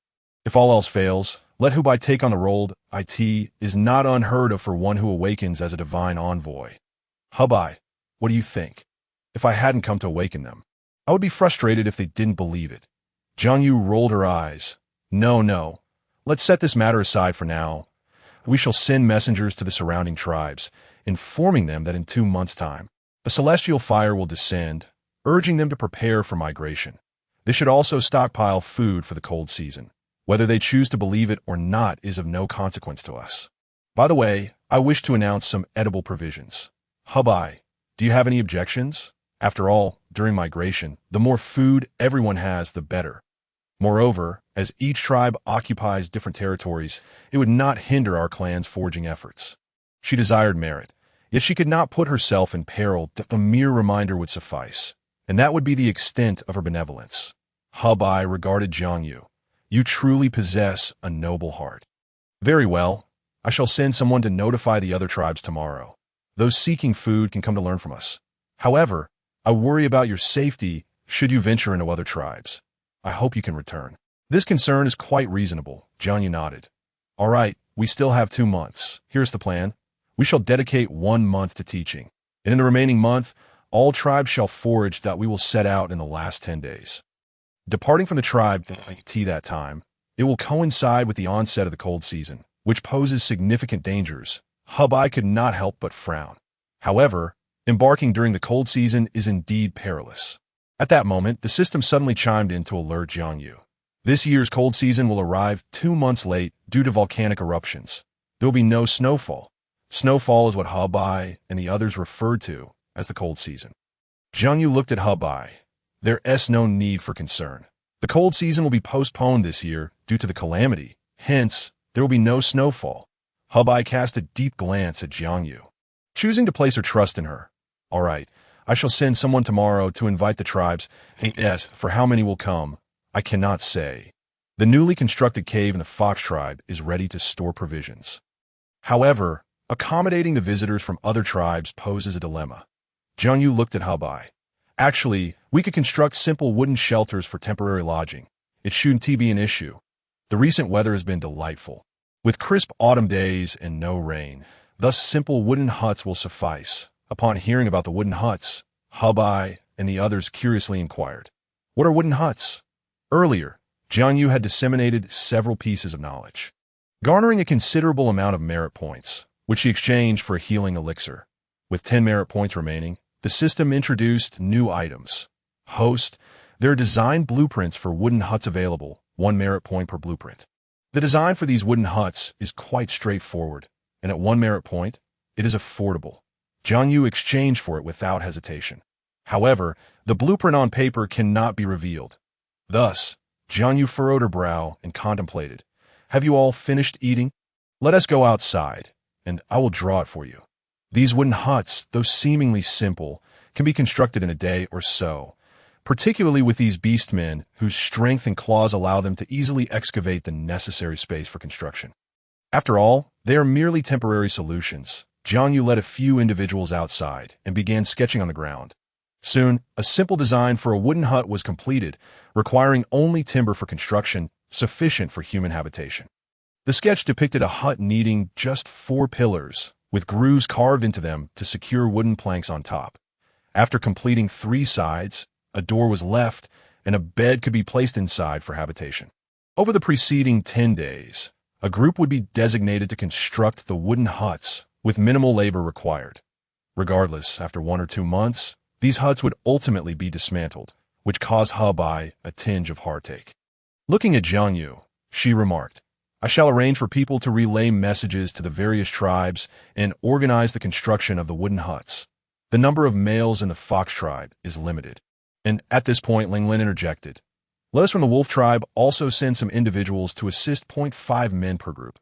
You 5, us 5, 10 individuals in total, ensuring safety while traveling. Hubai shot a glance at Lang Lin. If you do not return soon, you may lose your position. However, our Fox tribe indeed lacks manpower. Since you are willing, you may return and gather individuals. Lang Lin glanced at Jiang Yu, feeling reassured under the protection of the Divine Maiden. Just wait. I will return with people immediately. Jiang Yu watched Long Lin's departing figure and smiled. Let us await her return with the individuals. I believe her suggestion holds merit. Having more people certainly enhances safety, especially since we're not merely venturing to a small tribe. There are about 10 nearby tribes, but they are all small, with at most 100 individuals. The Wolf tribe is one of the larger tribes in the vicinity, boasting over 500 members. Upon returning to the Wolf tribe, the members sighed in relief. Wolf King, you have finally returned. How did you fare after spending a night in the dense forest? Lang Lin glanced at the speaker, Wolf Fong, smirking slightly at the crowd. Go, fetch me 100 males. Asking for 100 is a third of the tribe's strength, startling those around him, observing their expressions. Lang Lin smiled and clarified, I have learned significant news that pertains to our survival. Just as Lang Lin was about to elaborate, the tribe shaman approached. Chief, you have returned. I have crucial matters to discuss with you. A great calamity is approaching. Before the shaman could finish, Lang Lin interjected. I'm already aware of this matter. I have been preparing for it. Summon the people. We shall prepare to merge with the fox tribe. The shaman was taken aback. Merge with the fox tribe? Even if we were to merge, it should be the fox tribe migrating over, not us. Lang Lin looked at the shaman. Neither a great calamity is imminent, and we must all migrate away from our homeland. As soon as he spoke, the shaman's expression shifted. Chapter 28. The cartel migrate entirely signifies that the disaster must be considerable, causing the shaman to begin to worry. Speaking of which, she and the shaman of the fox tribe are quite similar. Both have only witnessed a glimpse of heavenly fire. Just as she was about to inquire further, the members of the wolf tribe had gathered. Chief. All are present. Lang Lin nodded. Excellent. Follow me. If the shaman wishes to know the specifics, she may accompany us. The shaman was eager to see, and immediately agreed. Lang Lin led such a multitude into the territory of the fox tribe. The members were taken aback, fearing the wolf tribe had come to seize their people. Hubai had already gathered individuals and awaited their arrival. Their tribe's males were few, and this time they had dispatched nearly all. Lang Lin patted Hubai's shoulder. The people are here.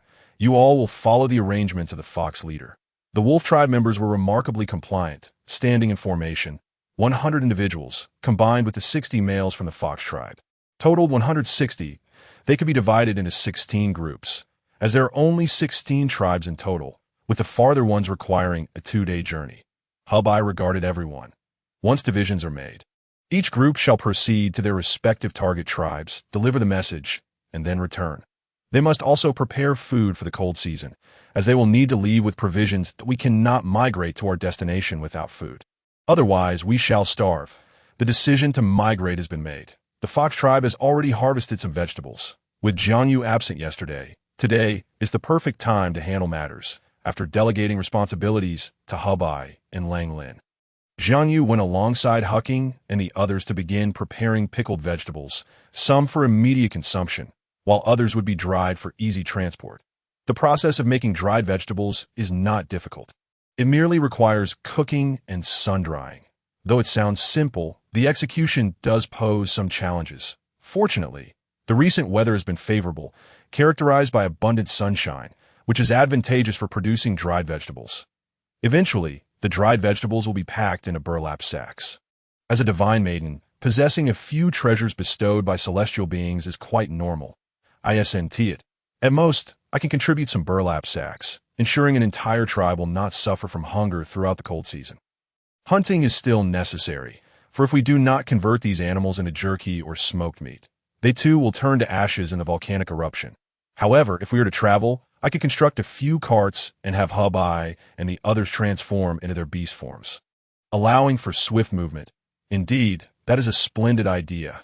Jiang Yu immediately exchanged for a blueprint of a 2-wheeled cart and sought out Hubai. Hubai, I need to discuss something with you. Lang Lin suddenly popped up from the side. Jiang Yu, if you have something to say, feel free to assign me a task as well. It is not necessary to seek Hubai exclusively. Hubai emerged from the cave, casting a glare at Lang Lin, who seemed intent on usurping his position. Have you thought of something that needs doing again? Jiang Yu nodded and said, find a few clever individuals to accompany me in learning how to construct a cart. With a cart, our journey during migration will be significantly more convenient. We can place our belongings atop the cart, making it easier to depart when the time comes up. In truth, when the orcs are on the move, they can transform into their beastly forms and run incredibly fast, but the females cannot do so. More importantly, there are over a dozen pregnant women within the tribe, some of whom are nearing their time, while others are heavily pregnant. When the time comes to travel, they will have to be placed on the cart for us to leave together. Thus, the cart is indeed essential. Upon hearing that Jiang Yu had devised something new, Hubai remarked that they would need to assess which individuals from the various tribes might come to assist with the wooden house. However, they had already begun construction. The wooden houses would be larger, allowing multiple individuals to reside within a single house, thereby reducing the total number needed. When the time came to dismantle the wooden houses, they would serve as firewood for the cold season, ensuring nothing went to waste. The construction of the wooden houses was undertaken by the elder orcs of the fox tribe, as they had limited manpower yet an abundance of tasks, necessitating the involvement of everyone. The elder orcs could no longer hunt, as they were no match for wild beasts, but but their claws remained sharp for tree felling. Lang Lin looked at Hu Bai and said, "Hu Bai, you oversee the construction of the wooden houses. I shall take charge of the cart." Hu Bai frowned. "No need. I will manage it adequately." Lang Lin, somewhat displeased, huffed, "I understand Jiang Yu is your partner, but you need not be so wary of me. We genuinely wish to assist Jiang Yu, so why can't we help with the tasks?" Lang Lin's words left Hu Bai momentarily speechless as she turned to Jiang Yu. Hu smirked slightly. "I am not his partner. It is Hu Qing who is worried about me and deceived you. Indeed, if the wolf tribe had a significant number of individuals willing to work, they could certainly be brought along. I require only the clever ones, regardless of gender. The wolf tribe is large, and with such consumption daily, it is essential to have hunters at Hu Bai fixed her gaze on Lang Lin. "Lang Lin, do you truly intend to merge the wolf tribe with ours? Our ways of life are different. Here, nothing is private. All possessions must be surrendered for unified distribution. This is the custom among the nearby tribes. While only the wolf tribe has advanced a little, that if we must return now, it could lead to complications." Lang Lin frowned, gritting his teeth. "Rest assured, I will clarify matters with them. I shall return immediately to gather assistance."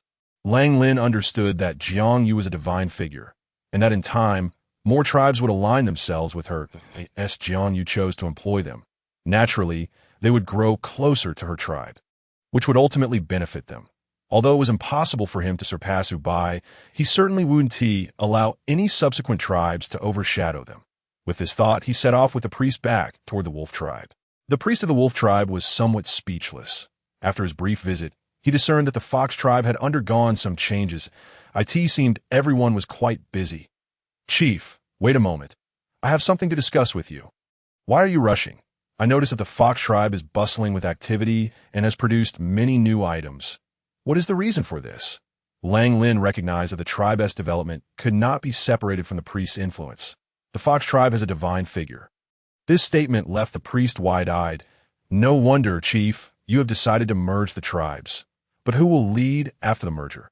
Such matters must be clarified in advance." Lang Lin sighed. "It has not yet been finalized. This was a spur-of-the-moment decision this morning. Priest, you will support me. 1 TU." The priest felt somewhat helpless. Their chief was competent in many aspects, yet he was always impulsive. "If I do not support you, who else would I support?" "Fine. Now that we have returned, let us gather the clan members while they are present. Call everyone over and clarify the situation. We will need to assist the fox tribe for a while, and the elder orcs can simply accompany us." Lang Lin naturally understood this. "Understood. I shall summon the people now." The wolf tribe's population was more than double that of the fox tribe, comprising over 500 individuals, including around 200 young males, with the remainder being females, elders, and children. The elder orcs appeared quite frail, but they could still manage some agricultural work. Soon, the entirety of the wolf tribe was gathered. The tribe's people felt a sense of unease. The last time everyone had been summoned was during the presence of a divine messenger. Seeing the priest standing beside the chief, it was clear that something significant was afoot. Each one craned their necks, peering at Lang Lin, eager for answers. Once everyone was assembled, Lang Lin slowly began to speak, addressing all the tribespeople. "Fellow tribespeople, the priest has foreseen a great calamity that will obliterate our homeland. Therefore, we must unite with other tribes and migrate to survive anew." Upon hearing this, many elder orcs turned pale, for when calamity struck, they often became the first to be abandoned. Anxiety coursed through them. Despite their age, they did not wish to perish. Lang Lin observed their worried expressions and reassured them. "But do not fear, as the chief of the wolf tribe, I shall not abandon any one of you. If you obey, I will ensure our safe migration. Before the migration, I will take a portion of our people to the fox tribe to learn new skills and gather provisions for our journey. Rest assured, the fox tribe will manage your sustenance." This decision was viewed favorably by the elder orcs, for in the fox tribe, they would be able to eat alongside the others without concern for hunger. The young male stepped forward. "You should hunt as usual, and any game brought back must be surrendered to the tribe." They were asked to endure for a while longer, until they reached their new location, at which point a new distribution method would be established. The males exchanged glances and nodded in agreement. After all, Wolf Lin, despite his somewhat juvenile demeanor, was the undisputed authority within the wolf tribe. Once the directives were given, those who needed to hunt set off, while others followed Lang Lin and the priest toward the Fox tribe. The pressing matters for the Fox tribe were twofold: constructing wooden houses and creating carts. Despite all being orcs, many possessed nimble hands, and Jiang Yu quickly identified those who were adept at learning. Her merit points surged upon mastering the construction of simple wooden houses and successfully completing the first one. Jiang Yu accumulated 100 merit points. Upon the creation of the first cart, she earned another 100 merit points. Word spread throughout the tribe about these two innovations. Her merit points continued to grow. Jiang Yu oversaw the gathering of trees, the crafting of small wooden houses, and the construction of carts. With the increasing number of small wooden houses, a smile finally graced Jiang Yu's face. However, the arrival of the wolf tribe made the village feel even more vibrant. And with the influx of people, her merit points multiplied. Lang Lin approached Jiang Yu with a broad smile. "Jiang Yu, I have brought the people. Just direct them to the tasks suited for their skills." The 200 orcs brought along included both males and females.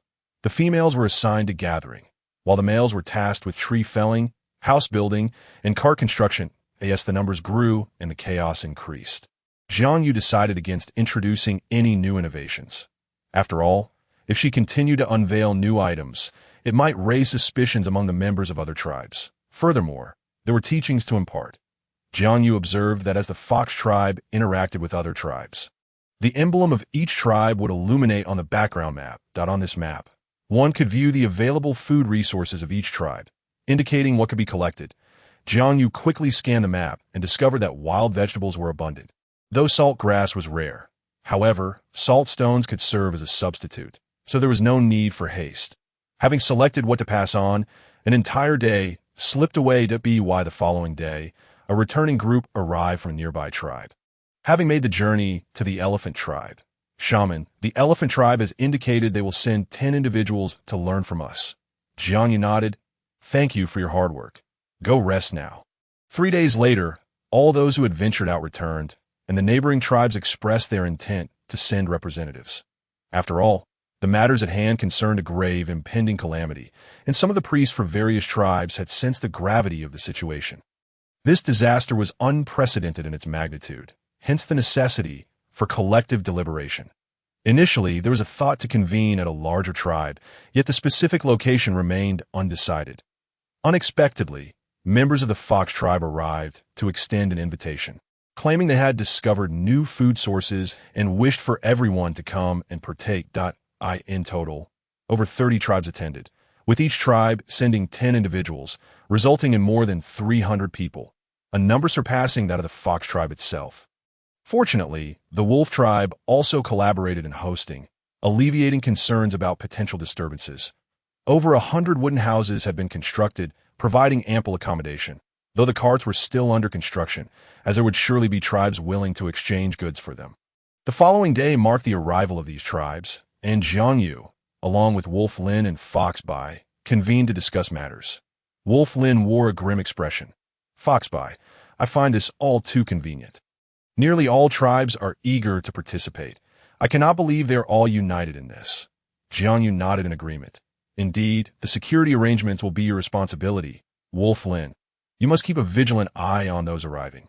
Allow only those genuinely seeking knowledge to remain, and dismiss those with ill intentions. This learning session is only set for 20 days. There should be no issues, I hope." Despite her thoughts, uncertainty lingered within her. Chapter 30. The tribes gather. The first tribe to arrive was the Sheep tribe, the closest to the Fox tribe, comprising 10 individuals. The leader, named Yang Mian, appeared gentle and greeted Fox Bai with a smile. "Greetings. Fox leader, we apologize for the intrusion. Among the 10, there were 5 males and 5 females. They had made it clear that they were here to learn about the new food sources. The females, possessing greater knowledge about foraging, naturally accompanied the group. The visitors also brought their own provisions and belongings, revealing their amiable nature, as each individual wore a cheerful expression. Fox Bai nodded to the group. "Please, allow me to guide you to your accommodations. Let us settle in first. Once everyone has arrived, we shall commence our learning. Some tribes, being further away, would require 3 days to reach, just as the Sheep tribe settled in. Members from a squirrel tribe arrived, followed by others, including the mouse tribe and the leopard tribe, each with a similar composition of 10 individuals. 5 males and 5 females. 3 days later, all tribes were present, large and small, gathered in one place. During this time, the early arrivals had been discreetly gathering information about the fox tribe. However, the fox tribe members remained occupied with their own tasks, readily accepting assistance from others, thereby disseminating much information. Jiang Yu was the greatest beneficiary, her merit points soaring to over 500, allowing her to redeem a healing elixir, which significantly improved her injuries. A hint of regret lingered as the system lamented. Why are the beast kings of these tribes not present? If they were here, I could acquire so many more skills. What an absurd notion, the system retorted coldly. Host, you are mistaken. Beast kings are rare. Do you honestly believe each tribe has one? Jiang Yu had indeed thought so, and upon hearing the system's words, she was taken aback. Is it not so? The system chuckled softly. Not at all. In this entire region, there are only 2 beast kings. All right, no need to elaborate.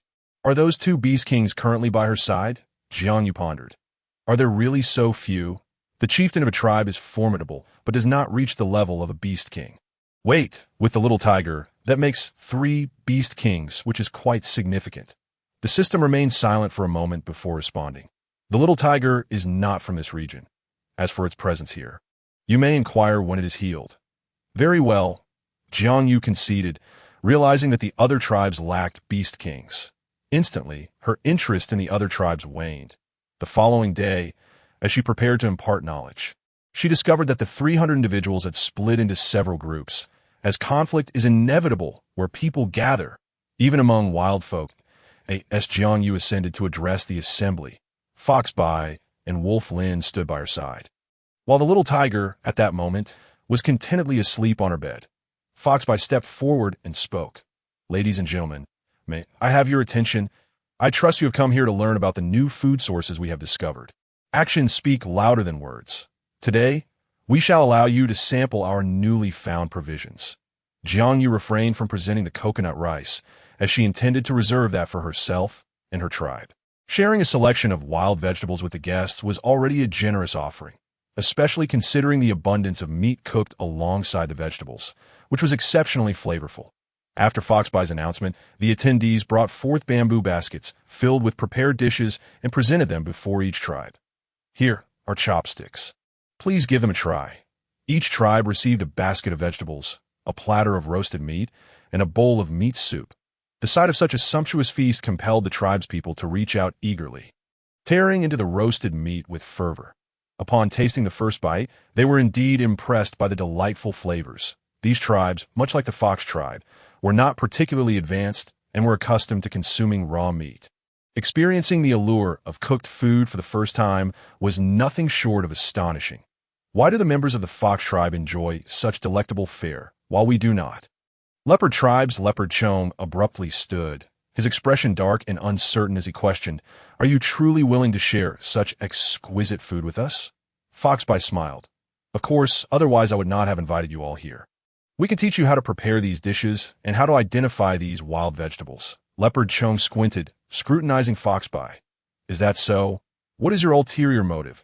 You cannot simply give this to us without reason. This individual seemed rather suspicious, Jiang Yu noted, glancing at Fox Bai, who then spoke earnestly. Your tribes are substantial, and among you, there are priests, correct? Have the priests not conveyed the recent news to you? Some smaller tribes, lacking priests, perked up at this revelation, sensing significant events were afoot. Leopard Chong, who was in a position of authority within his tribe, had been able to lead his group here due to his esteemed status. Upon hearing Fox Bai's words, a heavy silence fell upon the gathering. Indeed, they were aware of the situation. Nyo Man, unable to contain his agitation, had recently been troubled by the priest's ominous predictions of this dreadful disaster. Now, witnessing the display of supposed wisdom, he scoffed. What? Has the Fox tribe already devised a solution? Fox Bai nodded. There is no solution. With the impending fire disaster, even burying ourselves underground will not suffice. The only option is migration. The mention of migration, a profound silence enveloped the assembly. How could they abandon the land where their ancestors had lived for generations? Man scoffed derisively. Migration? How simplistic. The cold season is upon us in 2 months. Are you suggesting we perish on the road? Leopard Chong concurred. Exactly. What sort of plan is this? You might as well call for our demise. Indeed, if there are no viable alternatives, what nonsense is this? Chapter 31. A clever strategy Fox by regarded the 2 men, sensing their growing frustration. Gentlemen, I merely proposed a method. I do not insist upon it. If you are unwilling to migrate, then so be it. Our intention in discovering new food sources is primarily to allow you to learn before the calamity strikes. There is still time for you to gather provisions and then depart from this place. At this, a member of the squirrel tribe could no longer restrain himself. Fox leader, may I inquire if this so-called disaster refers to the fire? Fox cast a glance at the members of the squirrel tribe. A modest community of merely over 50 individuals. Lacking a priest, they remained blissfully unaware of the impending calamity, a realization that filled him with profound dismay. Fox nodded. It is not only the celestial fire that threatens. The earth shall quake as well, heralding an unprecedented catastrophe that will render this land unrecognizable. Man, somewhat taken aback, inquired, is your Fox tribe's priest truly so formidable? Why is it that our own priest only foresees the heavenly fire, but not the earth's fissures? Surely you do not intend to deceive us into migrating? Fox chuckled lightly. Deceiving you into migration serves no advantage for our tribe. Our intentions are rooted in goodwill, as we consider ourselves neighbors. And thus we wish to share our newfound knowledge with you. Whether you choose to believe it or not, I have conveyed what needed to be said, that if you wish to discern what vegetables we consumed earlier, you may accompany our shaman to observe the gathering process. Time is of the essence. The squirrel tribe exchanged glances with the neighboring mouse tribe that in such dire circumstances, the survival of their small community hinged upon seeking refuge within a larger tribe. Fox leader, one of them ventured, may we accompany you during your migration? Fox pondered for a moment before announcing, I shall disclose this information that in 50 days' time, we plan to set forth, journeying eastward until we discover a suitable location to settle. Upon hearing this, the members of the small tribes were quick to approach, eager to forge connections and join the exodus. Can we accompany you? Rest assured, we will bring our own provisions. Fox contemplated the notion, recognizing that greater numbers would ensure a safer journey. Certainly, as long as we all remain alive, cohabiting as neighbors is indeed a positive outcome. By the way, our tribe has merged with the wolf tribe. So please be diligent in your studies. We cannot afford any disruptions. He directed his gaze towards Bao Chong and Yo Man, 2 individuals who appeared far from reasonable. Jiang Yu, unfazed by the unfolding situation, focused solely on her responsibilities, unconcerned with the lives of others. This is called Shao Qing Kai, typically flourishing in sunlit fields, growing in abundance. The soup you had earlier contained this vegetable. It can also be stir-fried to perfection. Do you know how to start a fire? She inquired, noting that most large tribes possessed fire-making tools. Yo Man frowned. Are you implying that these foods require fire? Such precious resources cannot be squandered. Jiang Yu blinked in surprise, realizing that the knowledge of fire-making was not widespread. Fox Qing, please prepare to demonstrate fire-making for them, as Jiang Yu addressed the crowd. She declared, I can teach you how to create fire at any moment. So you need not worry about lacking the means to cook your food out, of course. If they chose to consume raw meat, it was of no concern to her. Her goal was merely to impart knowledge and earn merit points. Once the individuals grasped the techniques, she anticipated a significant increase in her merit points, which would be invaluable during their migration. After discussing the gathering of herbs, she also needed to procure medicinal materials. Fox Qing returned with the necessary items, and Jiang Yu instructed the 300 individuals, please pay close attention. Being able to start a fire outdoors greatly enhances your chances of survival. The crowd responded with enthusiasm, intently watching Jiang Yu as she elaborated. Concerned about their comprehension, she detailed the process with exceptional care. Look for dry twigs and dead leaves, as they ignite easily. Apply force. Demonstrating the technique, Jiang Yu successfully ignited a flame, eliciting wide-eyed astonishment from the onlookers that it worked. It really ignited. How impressive. May we attempt it ourselves? The beastmen, filled with excitement, showed little interest in the vegetables but recognized the significance of the ability to create fire. Without waiting for Jiang Yu's response, they eagerly began to practice. Merit points accumulated rapidly. 1, as more individuals grasped the fire-making technique, resulting in over 100 flames being kindled. Among the 300, only half mastered the skill, while those who struggled quickly turned to their more successful peers for guidance. After a day of fervent practice, the excitement eventually waned, and Jiang Yu found herself somewhat astonished at the day's outcome. Yet, she remained optimistic for the following day. That evening, the meal provided by the Fox tribe consisted of cooked dishes that were deliciously seasoned with salt and spices, enough to satisfy even those who had only consumed raw meat before. The next day, the beastmen exhibited a newfound enthusiasm for foraging wild vegetables. Jiang Yu patiently introduced each type of vegetable to them. However, not everyone received her instruction. Individuals like Nyo Man actively sought her out. "What is your name? I've noticed you've been working hard to teach us these past few days," he inquired. Jiang Yu, taken aback, responded, "I am Jiang Yu. Did I remember you? Your name is Nyo Man, correct?" Nyo Man nodded, his expression one of admiration as he gazed at her.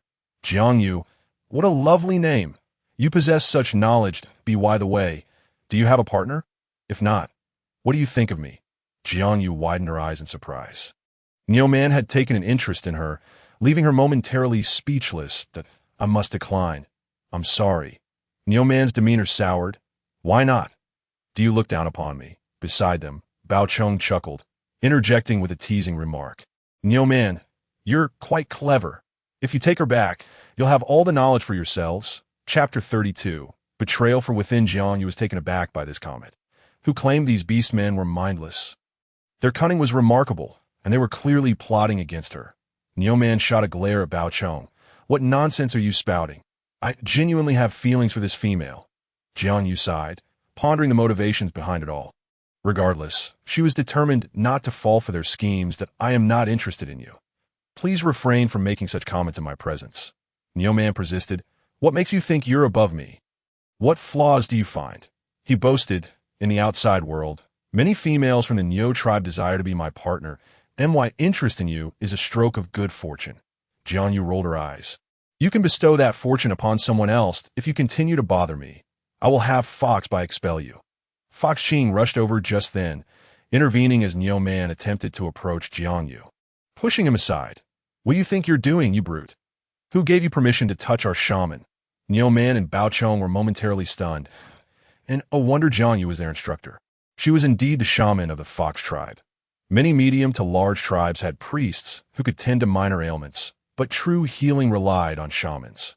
Once awakened, a shaman could provide medical care, ensuring longevity for their people. The issue was that while priests were numerous, shamans were rare in this region. Despite the plethora of tribes, none had awakened a shaman. Perhaps all the marvels stemmed from her presence. Bao Chung narrowed his eyes, clearly scheming, as the wolf leader approached. Foxby had been preoccupied with stockpiling provisions, which were stored in burlap sacks provided by Jiang Yu.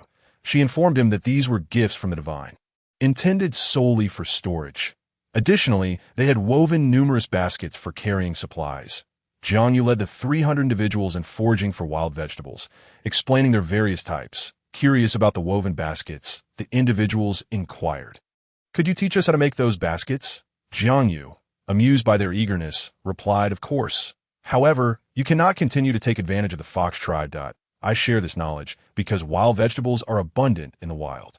Upon returning to your tribe, you may gather them, but if you wish to learn the basket weaving technique, you must offer something in exchange." Having shared all the known vegetable varieties, it was now time for them to provide something in return. The crowd looked at Jiang Yu, puzzled. "What do you desire?" they asked eagerly. "All ears." Jiang Yu chuckled softly. "What do I want? I assure you, I'm not here to make it difficult for you. I find myself unable to visit your vicinity for a leisurely stroll. Might you send some of your customary provisions my way?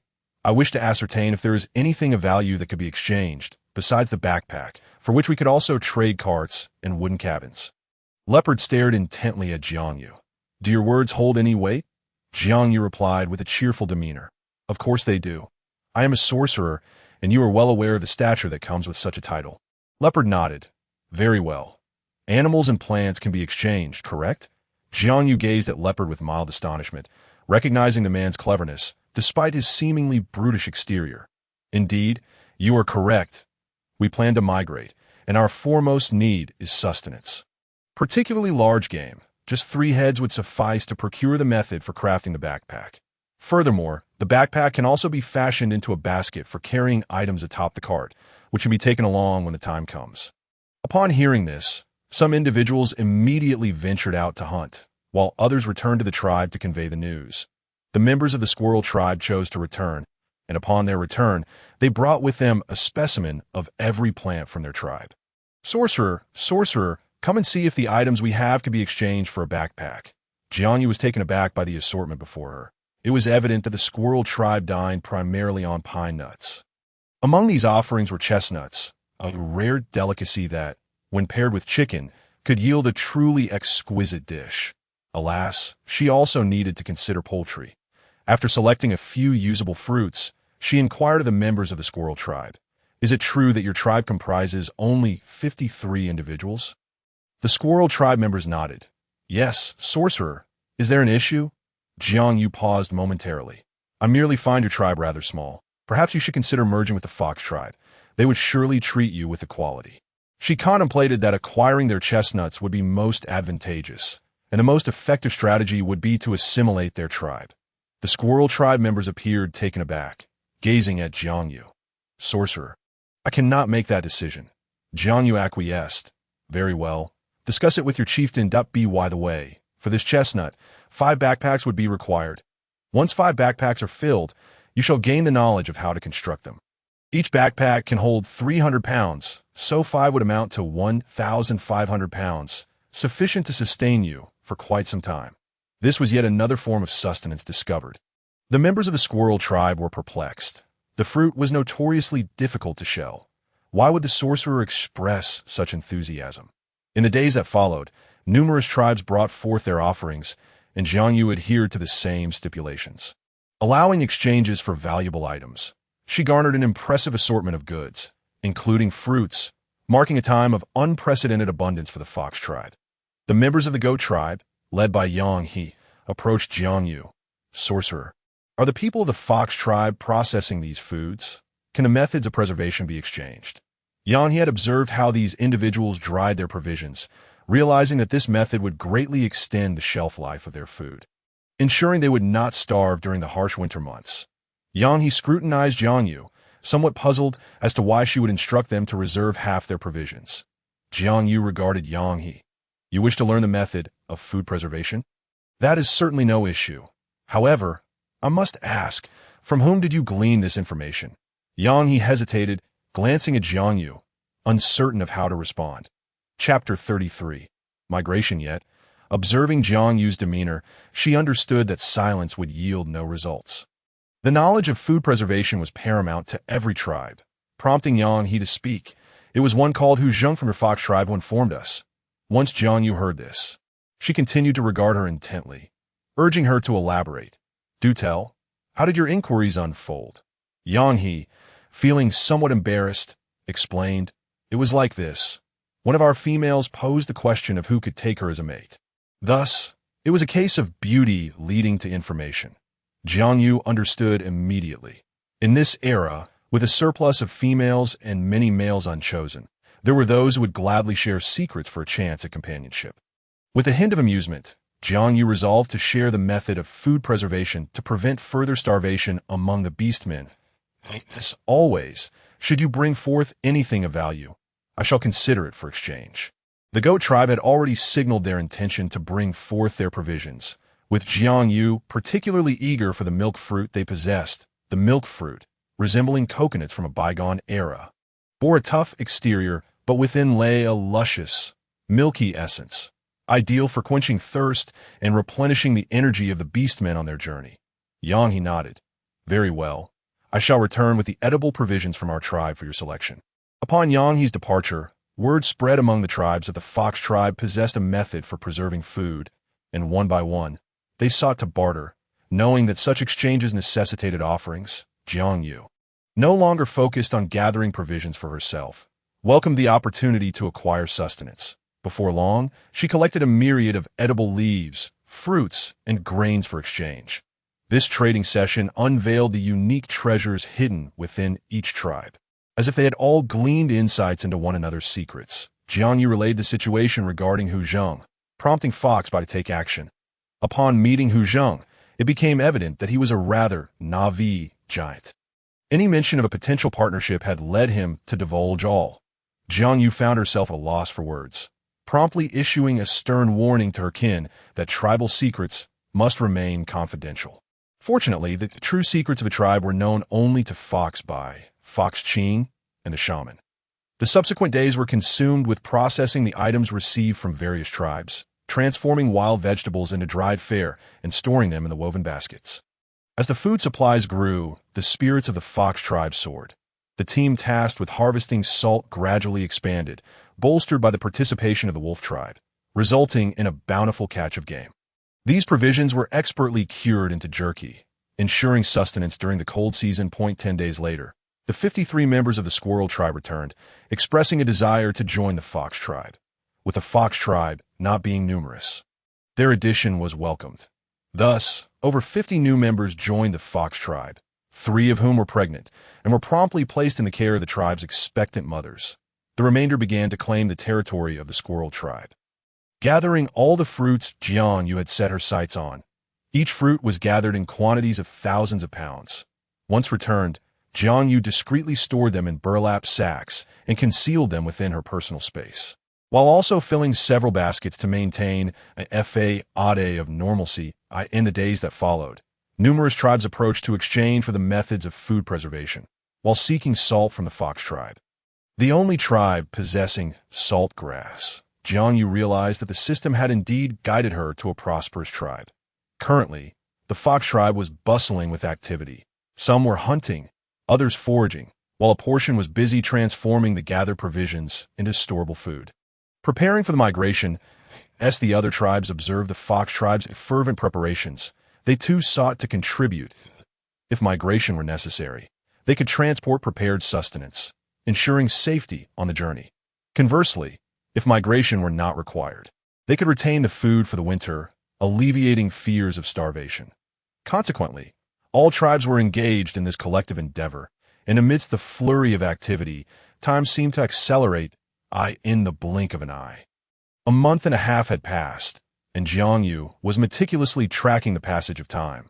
With the volcanic eruption looming just 10 days away, it was imperative to commence their journey.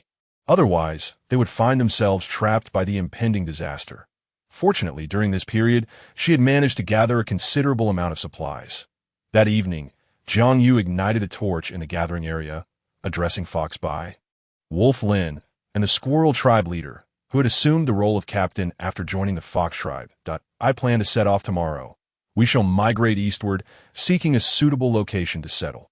What are your thoughts? Foxby naturally acquiesced to Jiang Yu's decision. I shall follow your lead. If you believe migration is necessary, then let us proceed.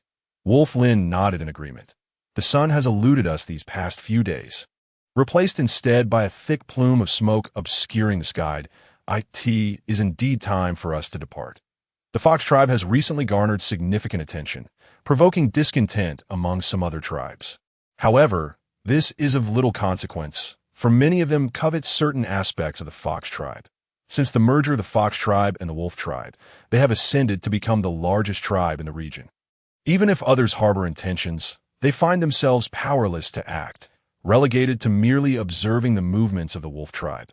Consequently, the following day, upon the departure of the Fox tribe, a ripple of news spread among the various tribes. Chieftain, let us also depart. The Fox tribe has migrated.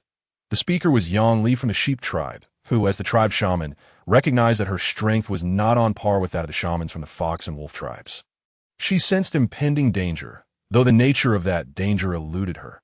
The skies had been shrouded for the past few days, a phenomenon they had never encountered before, with one tribe taking the lead. Others instinctively felt compelled to follow. After Yang Li's suggestion, the chieftain of the Sheep tribe resolved, "Very well, we shall migrate alongside them." They had learned to construct carts, and with a firm decision made, they set off. After the Sheep tribe, Several other tribes joined the procession, including the leopard tribe and the ox tribe, while some chose to remain on the sidelines, particularly the pangolin tribe, which had no desire to leave. In previous years when wildfires raged, they had always sheltered deep within the mountains, as the flames could not penetrate that far. Once the fire subsided, they would emerge. Migration was not as simple as it seemed. For the eastern path was a dense forest devoid of any roads. If Jiang Yu and her companions were to migrate in that direction, it would necessitate clearing a path. Jiang Yu surveyed the thick woods before her, pausing occasionally to observe the changes in the scenery.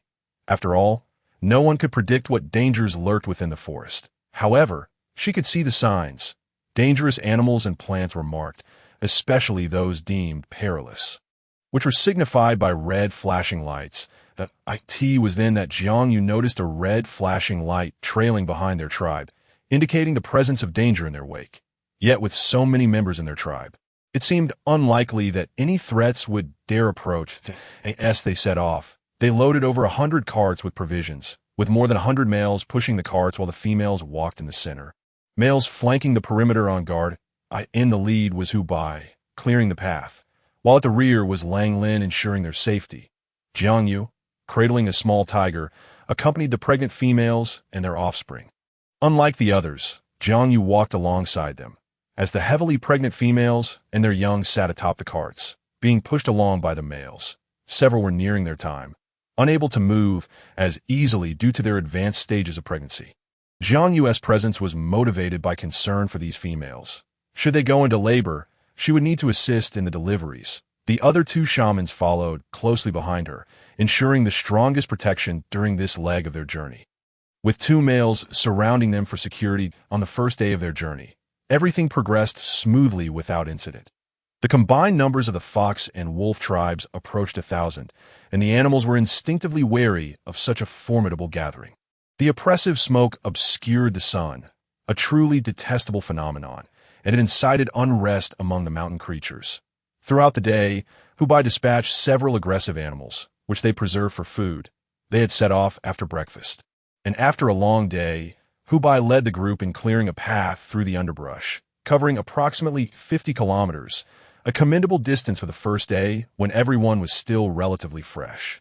As night fell, the group settled temporarily at the foot of a mountain. Jiang Yu accompanied Hu Bai to organize the females in preparing a meal. Utilizing firestones, they ignited a fire and began cooking. Hu Qing, wide-eyed with curiosity, exclaimed, "Is this a new method of starting a fire? It's unlike the traditional method of friction." Amused by Hu Qing's astonishment, Jiang Yu explained with a smile, "These are firestones. By striking them together, one can create fire. Though they are scarce, I'll provide you with some when I have more, or I can craft you a fire starter once we find suitable materials." Just as she was about to decide on the evening's menu, a female cried out, "Shaman! Shaman! She's about to give birth!" Upon hearing of the imminent delivery, Jiang Yu swiftly rushed over to the laboring female, who was lying on a cart, having been resting there throughout the night. Jiang Yu instructed someone to shield the area from the wind with animal hides, as it was best for the birthing female to avoid drafts.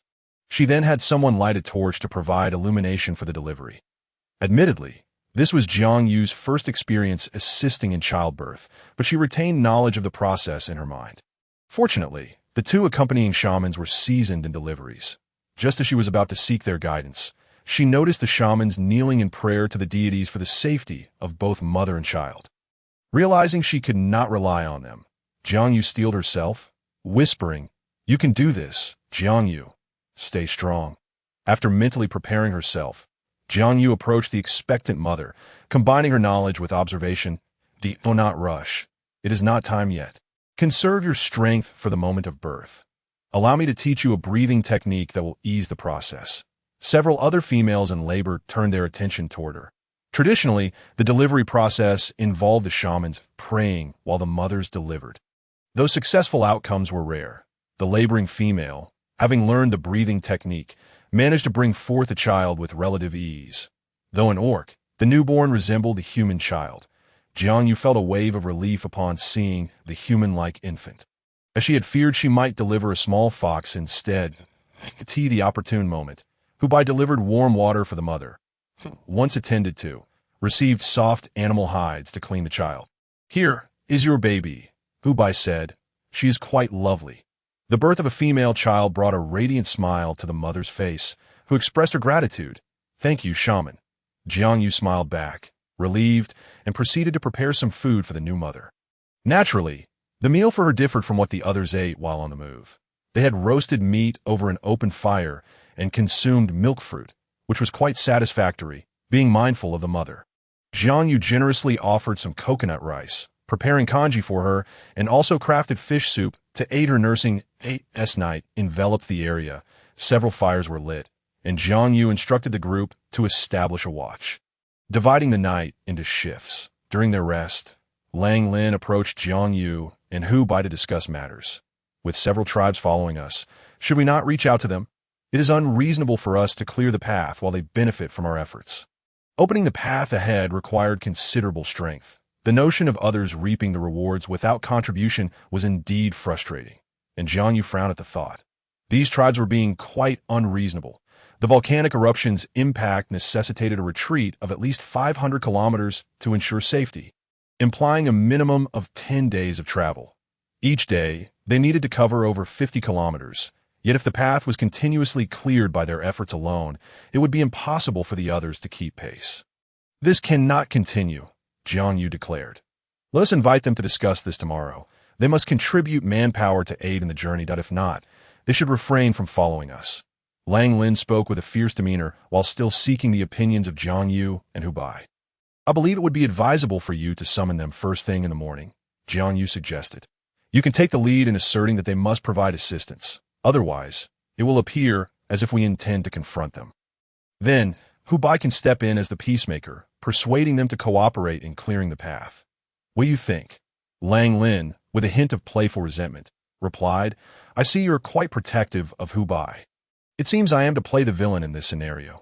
Jiang Yu slightly parted her lips, as if to offer an explanation, only to catch sight of Hubei smirking, a hint of a smile gracing his features. "I think the idea is absolutely brilliant. Since we have a plan, Jiang Yu, you should retire for the night." Jiang Yu nodded in agreement. "All right, I will take my leave. Good night." Indeed, keeping watch is a duty for the males. She, being merely a little female, should obediently succumb to slumber. Once Jiang Yu departed, Wolf Lin, observing Hubei's triumphant demeanor, could not help but comment, "Do you really believe yourself to be the victor?" "Fool! While my status may not rival yours, yours pales in comparison to that little tiger. What is the situation with that little tiger?" The two had yet to discern it after so many days, yet they still felt a peculiar connection. The little tiger is a beast man, not merely an animal. Being a beast man suggests a significant possibility of vying for affection, especially since Jiang Yu is but one. It seems that indeed this is the case. For Hubei's pride was suddenly deflated. What if, once Jiang Yu falls asleep, we fetch that little tiger and give it a good thrashing? Ever since its arrival, it has clung to Jiang Yu. Even now, sleeping with its head nestled in her embrace, the little tiger, sensing something, could not resist glancing up at Hubei, and Wolf Hubei, attuned to the gaze, turned to see, in the darkness by the fire. The little tiger's lips curled in a manner most reminiscent of mockery.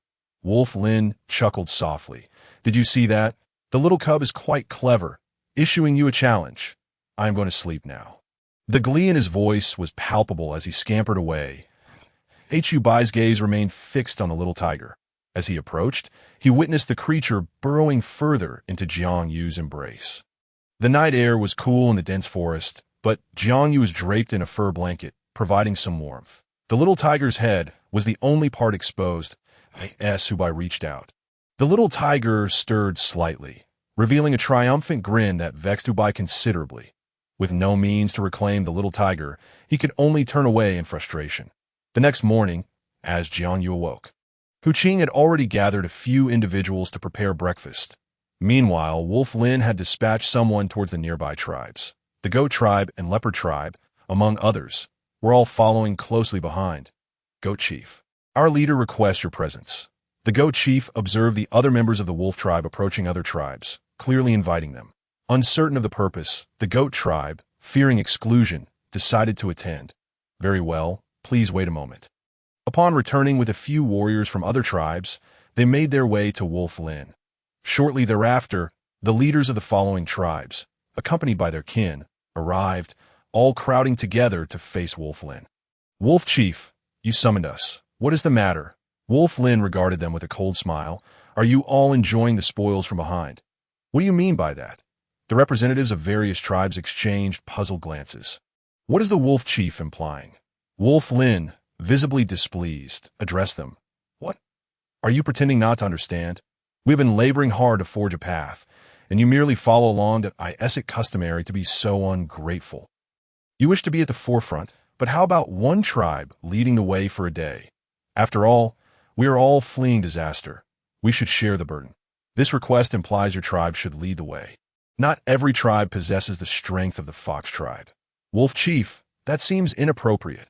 Our tribe is small, and leading the way could result in losses." Upon hearing this, Wolf Lin chuckled. "What? Are your tribe's members human? While ours are not. Do you fear sacrifice, yet believe our tribe's members are unafraid? If you refuse my proposal, then you cannot follow behind us, as this path was forged by our efforts that it belongs to our tribe. And you are not permitted to traverse do not think you can simply reap the benefits without consequence." The other tribes were taken aback. Such audacity was unprecedented. "Wolf Chief, this is overly domineering. If you do not allow us to pass, where are we to go?" Wolf Lin scoffed. "Where you go is of no concern to us. You can walk beside us, but you cannot tread on the path we have cleared. Do not assume our tribe's generosity is so easily exploited that if you do not acquiesce, I will set traps along the way when I bring up the rear. Let us see if you dare to follow." His words were laced with venom. "Wolf Chief, that is excessive. We are all merely escaping calamity. Shouldn't we support one another instead of engaging in such actions?" Wolf Lin sneered. "You claim to advocate for mutual assistance. Yet you seek to benefit at our expense." The leaders of the various tribes were dumbfounded. They had initially intended to ride the coattails of the Fox tribe's path for safety, unaware that Wolf Lin was not one to be trifled with. As tensions escalated, Hubai was finally summoned over. "What is the commotion early in the morning? Are you all here to stir trouble with my Fox tribe?" The Goat tribe's leader spoke first. "Fox Chief, we are not seeking trouble. It is Wolf Chief who has overstepped. The path has been cleared. Why not let us pass?" Hubai was taken aback. The Goat Chief seemed like a benign figure. Yet such audacity was shocking. "The path has been forged by us, and how we manage it is our prerogative. That their problem with that." The Goat Chief, caught off guard by this retort, felt a pang of discomfort but realized the logic held merit. It is indeed challenging for our tribe to forge a path, though we do not have as many members as the Fox tribe, and we struggle to find our way. Hubai raised an eyebrow. "That is simple enough. Your tribe can send some individuals to assist in clearing the path. If you cannot forge the path, then send help. Surely you must contribute something, mustn't you? Otherwise, what right have you to follow our Fox tribe's route?" This argument was indeed sound, and Wolf Lin interjected. "Only you would be so kind-hearted, sending help to clear the path. If they were sly and deceitful, they would only hinder our progress. We are fleeing disaster and must traverse 50 miles a day." Upon hearing this, the Leopard tribe members nodded in agreement. "I believe Fox Chief's reasoning is sound. We cannot simply linger behind and exploit the situation. How about this? We, the Leopard tribe, will send 30 males to lead the way." With the Leopard tribe's commitment, the other tribes quickly concurred, larger tribes offering 30 individuals while smaller tribes contributed 10. In total, over 200 individuals formed a team dedicated to clearing the path to as per the established norms. They merely needed to clear away some underbrush to create a passable route for their carts. Each tribe possessed carts, and thus there were no objections. The following day, Hubai led the group, covering 50 miles before nightfall.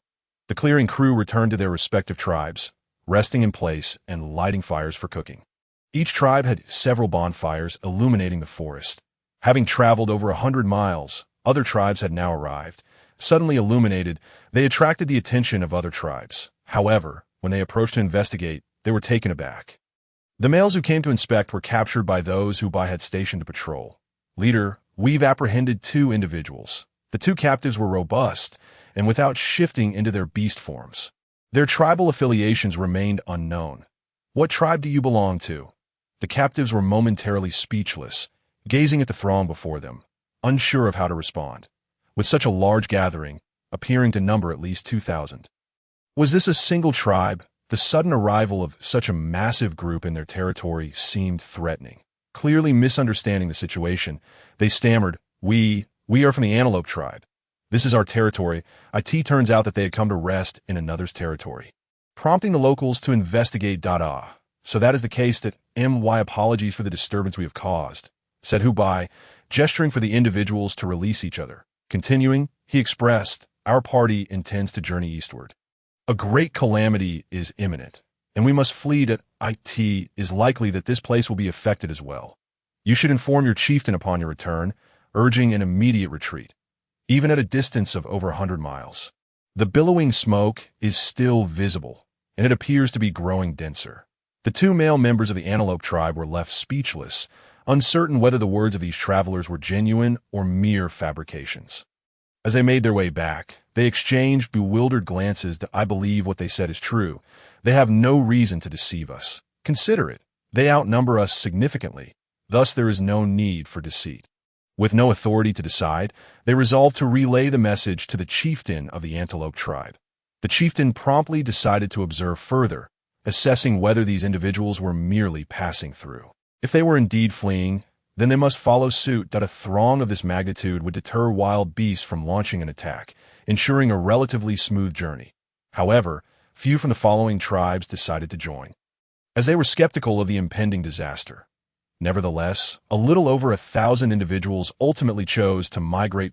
10 days swiftly elapsed, and those days were fraught with hardship. Fortunately, Jiang Yu had prepared adequately, ensuring that food and furs were plentiful, preventing hunger and cold.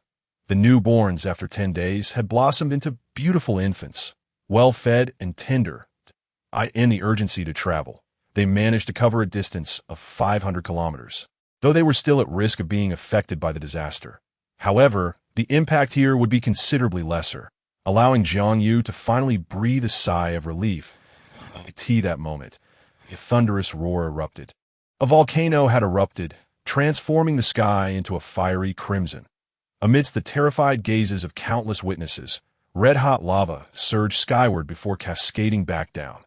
This spectacle left Hubai and the others in stunned silence as thick smoke billowed forth, spreading in all directions. Even at a distance of 500 kilometers, they were enveloped by the smoke, obscuring the daylight. Hubai and the others stared in dread at that distant realm. Is there still a land there? Uncertain whom they were questioning, a heavy silence fell upon them. That was their home, and it seemed to have vanished. Hearing Hubai's murmurs, Jiang Yu responded softly. It still exists, but it has become volcanic ash. Hubai, puzzled, inquired. What is volcanic ash? When a volcano erupts and lava flows forth, that land transforms into a searing inferno, rendering all life extinct. Jiang Yu sighed. It is a desolate expanse of gray stone, incapable of supporting any growth, and it is likely to remain so for decades to come. It is a pity. Chapter 37. The gathering of leaders. Jiang Yu lamented for those who had not joined in the migration. Under the glow of the inferno, their chances of escape were non-existent. Meanwhile, the Pangolin tribe, nestled deep within the mountains, found themselves surrounded by extreme heat. Chieftain, what is happening? The chieftain of the Pangolin tribe was engulfed in regret. I do not know. No sooner had he spoken than the entire mountain began to tremble, the volcanic eruption triggering an earthquake that caused the mountain to collapse. The torrent of red-hot lava cascaded down, consuming the Pangolin tribe, who had only time to utter a cry before being reduced to ashes. Not a single soul from the tribe survived.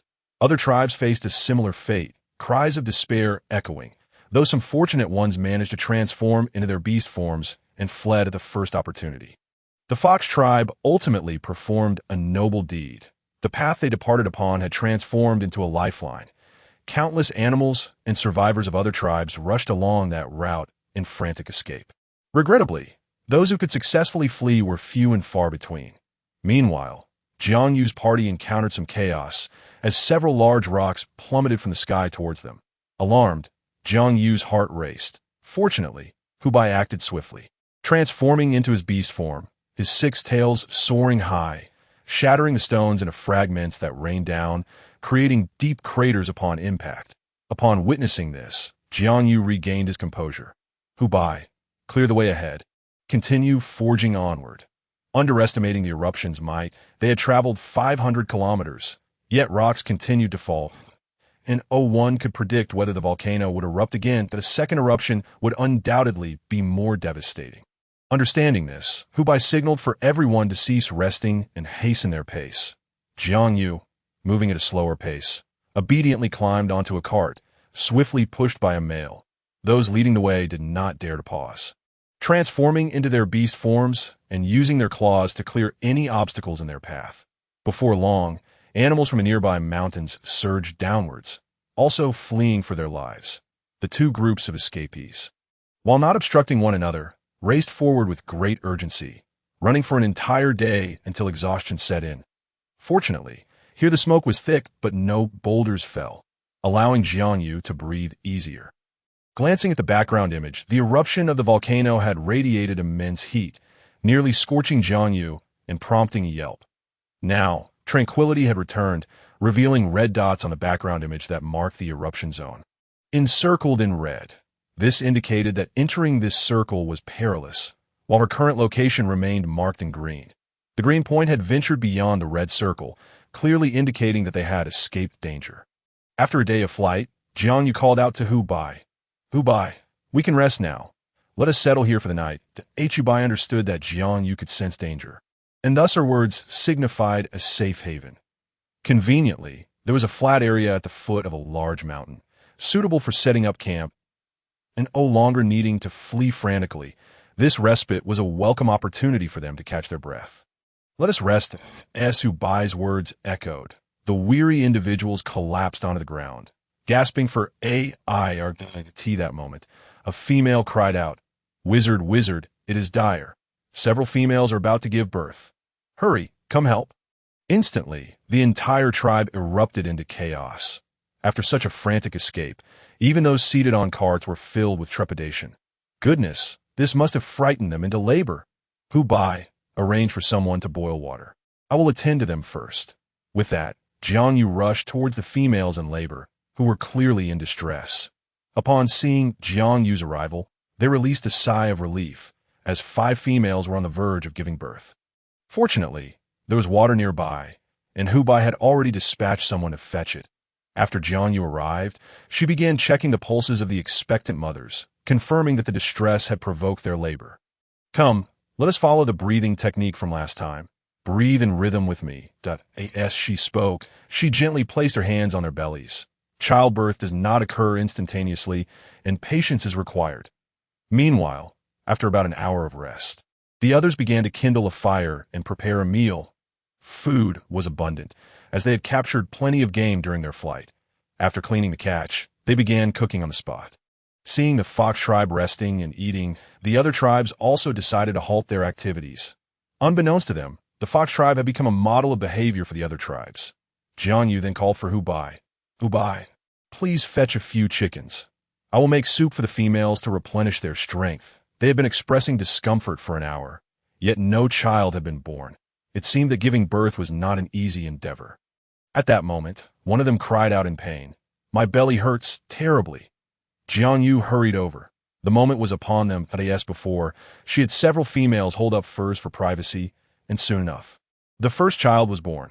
After cleaning and wrapping the newborn, she ensured the mothers had ample warm furs. Assisting 5 women in childbirth left Jiang Yu utterly exhausted. Yet her spirits soared as the tribe welcomed 6 new lives, 3 females and 3 males.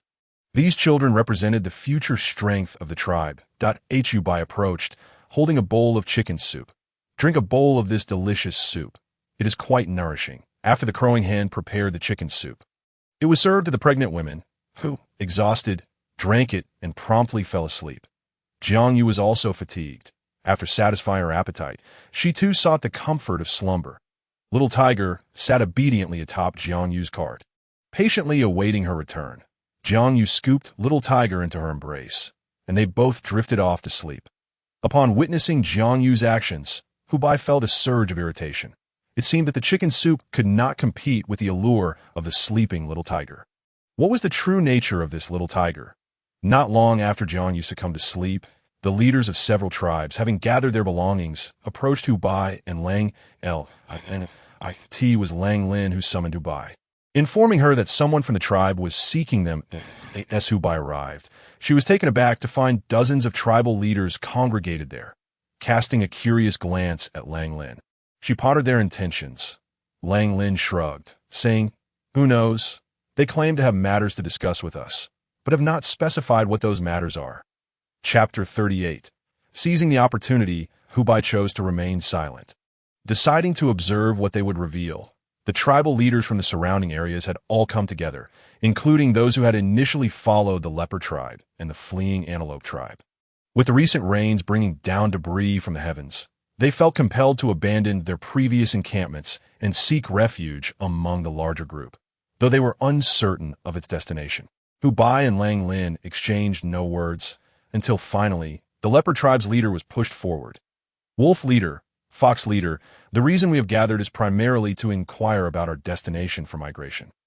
Lang Lin regarded the leopard leader with a hint of skepticism. "What does our destination have to do with you? Are you planning to follow us and compete for our resources once you learn our plans?" They belonged to different tribes, each with their own ulterior motives. That much was clear. The leopard leader chuckled awkwardly. "Wolf leader, what are you saying? We have all fled together, sharing a bond of trust.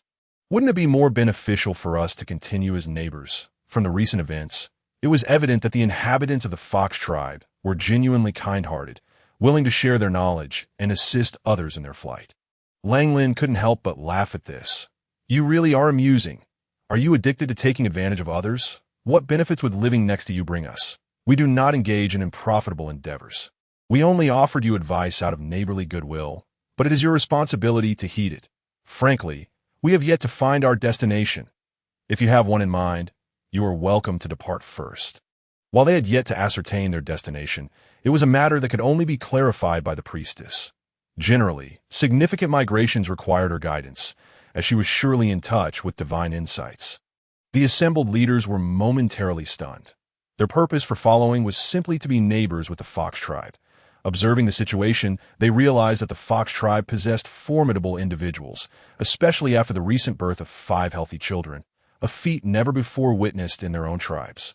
The birthing of young was a perilous endeavor, and this alone fueled their desire to forge a favorable relationship with the fox tribe, ensuring the safety of future births. Thus, most leaders were primarily drawn to Jiang Yu, although they remained oblivious to this fact. Meanwhile, Jiang Yu, cradling little tiger, was enjoying a sweet slumber. The leaders, undeterred, pressed on. "Wolf leader, is it truly impossible for us to remain neighbors?" Lang Lin glanced at the speaker. Leopard shone and smirked. "What need have we for mere neighbors? Would it not be better to unite as one tribe? Our tribe may not be vast, but as you can see, we are rapidly growing. We welcome you to join us." The leaders were astonished at Lang Lin's open invitation to integrate them into their tribe. Put it bluntly, it seemed he was intent on absorbing their tribes. Most of these tribal members belonged to the same race and preferred not to mingle with others. Their customs varied significantly, and to suggest that foxes and wolves could coexist harmoniously was rather far-fetched. Nonetheless, some of the smaller tribes felt a twinge of temptation. Although they had prepared provisions prior to their flight, due to the fox tribe's warning, they had nearly exhausted their supplies during their escape. The prospect of joining the fox tribe began to appeal to them. Among the most intrigued was the leader of the sheep tribe, who looked at Lang Lin with a smile. "Wolf leader, may I ask what the conditions are for joining your tribe? What would our status be once we integrate?" The surrounding leaders were shocked. The sheep tribe truly had no fear to join the wolf tribe would be akin to lambs walking into the jaws of a tiger.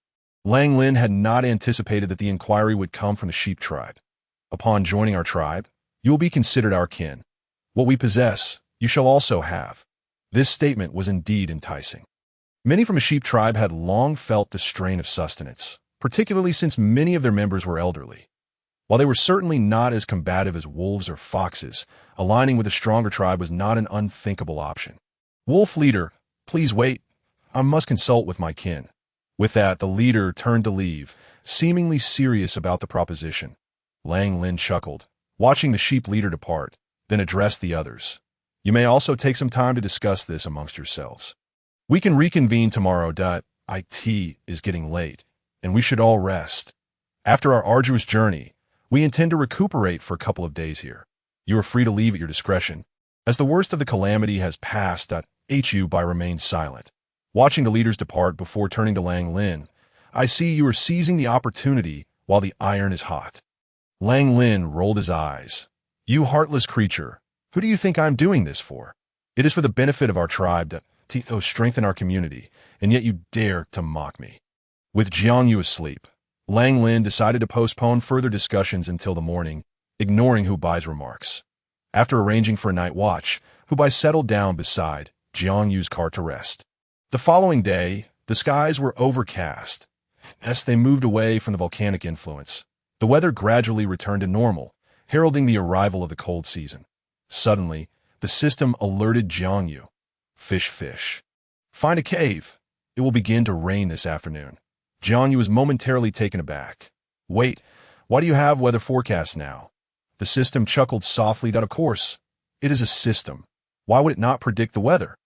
In about half a month, it will start snowing. Hurry along to the new tribal territory. Why was it so insistent? Jiang Yu had no idea where the new tribe was located if it rained. How would over 2,000 people find a cave large enough to accommodate them? The system laughed again. Why concern yourself with so many? Just focus on a fox tribe's people. By the way. Have you noticed your harvest? You might be in for a surprise. Chapter 39. Harsh conditions, a surprise. What kind of surprise could it be? Jiang Yu had previously found the system's notifications about her merit points too noisy, so she had silenced that feature. During their days of flight, she had not checked her points, but now, prompted by the system, she immediately did so. To her astonishment, her merit points had surpassed 1,000.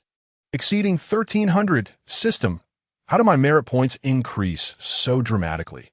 The system giggled in response. Fish, it's from the merit points earned from assisting with childbirth. Each child brings 100 merit points.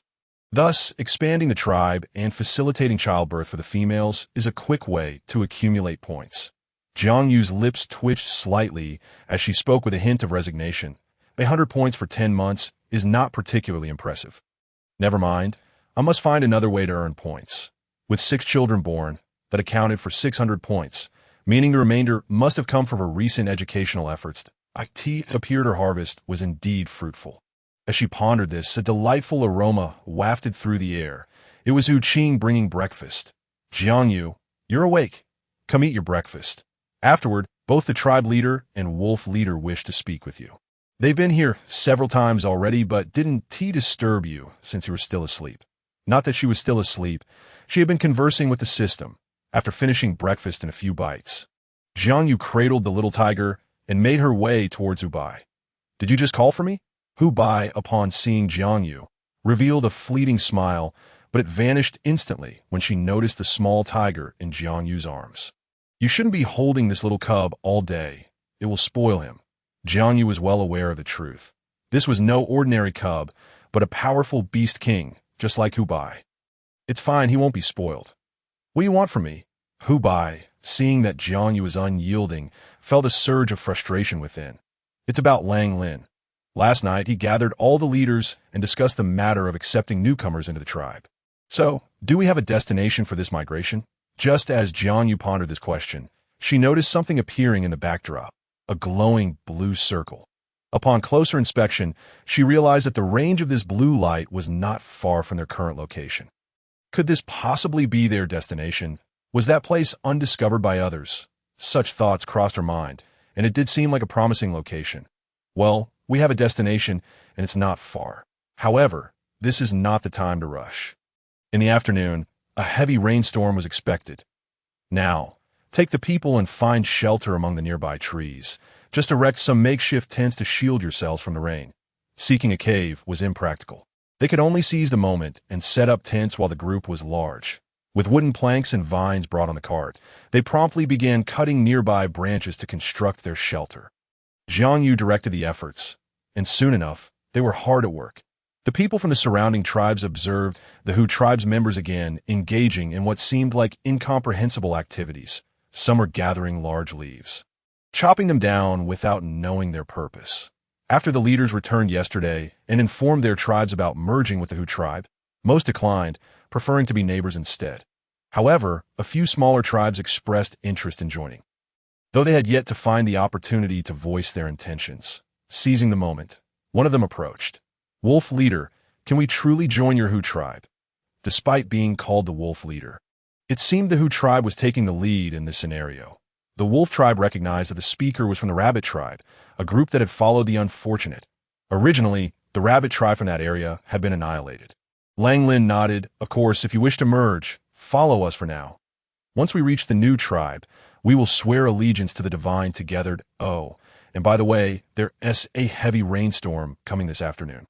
So those who wish to avoid getting wet should find a way quickly. That it was evident that the Hu tribe had some extraordinary individuals, as they were aware of the impending rain. Those wishing to join the tribe began mimicking the Hu tribe's actions, gathering large leaves and seeking places to erect shelters against the rain. The leopard leader observed this scene, instinctively feeling that these people had lost their minds. They were genuinely planning to rest here. What should we do? Should we rest here or continue on our journey? Returning was out of the question. The fiery lava and falling rocks were vivid memories. They understood that their homeland was undoubtedly lost. Even now, as they paused, they could still occasionally glimpse animals fleeing or charred remnants of creatures. With over 1,000 people working together, their capabilities were formidable, and Jiang Yu quickly erected a massive shelter. The structure was interconnected, surrounded by towering trees, which were lush enough to prevent many branches from falling. Just as noon approached, a fierce wind began to blow. A chill swept over Jiang Yu, prompting her to walk over to a few expectant mothers. Are you cold? Make sure to wrap yourselves up. We don't want anyone catching a chill. Such strong winds could indeed lead to illness, so she needed to gather some herbs for soup. The ground had been cleared, and a cooking area was prepared for dinner. Although it was a rudimentary shelter, it was adequately shielded from the wind and rain. Soon, all members of the tribe congregated inside, and before long, the rain began to pour down in heavy sheets. Jiang Yu sat on the cart, watching the torrential downpour outside, unable to suppress a smirk. Goodness, is this rain trying to drown us? No wonder they say this world has a harsh environment. It truly is severe. I've never seen such a downpour in my life. Hu Qing, observing Jiang Yu lost in thought while gazing at the rain, felt a twinge of curiosity. Jiang Yu, what are you thinking about? Jiang Yu watched as some figures outside, drenched by the rain, continued to flounder about. She shook her head, realizing that their tents were insufficient to shelter everyone, rendering her helpless. If she had joined in their efforts earlier, perhaps their situation wouldn't be so dire now. As she lamented, someone approached the edge of the large shelter. Fox Leader, are you there? Chapter 40. A New Territory. Ubai, hearing the voice, walked over to see who it was. It was none other than the leader of the Sparrow tribe. What brings you here? Jiang Yu was secretly observing, wondering about the Sparrow tribe. Upon hearing this, Hu Qing chimed in. The Sparrow tribe is a flying tribe. Their members can all fly. Jiang Yu immediately understood. They were birds, and indeed, birds could be quite beautiful. In her own world, she had raised several stunning phoenix parrots. She wondered if the Sparrow tribe had parrots as well. Hu Qing, noticing Jiang Yu's curiosity, chuckled lightly and explained, moreover, the males of the Sparrow tribe are particularly handsome. Unlike us, where both males and females look alike. The leader of the Sparrow tribe felt a bit embarrassed, but his kin could no longer endure.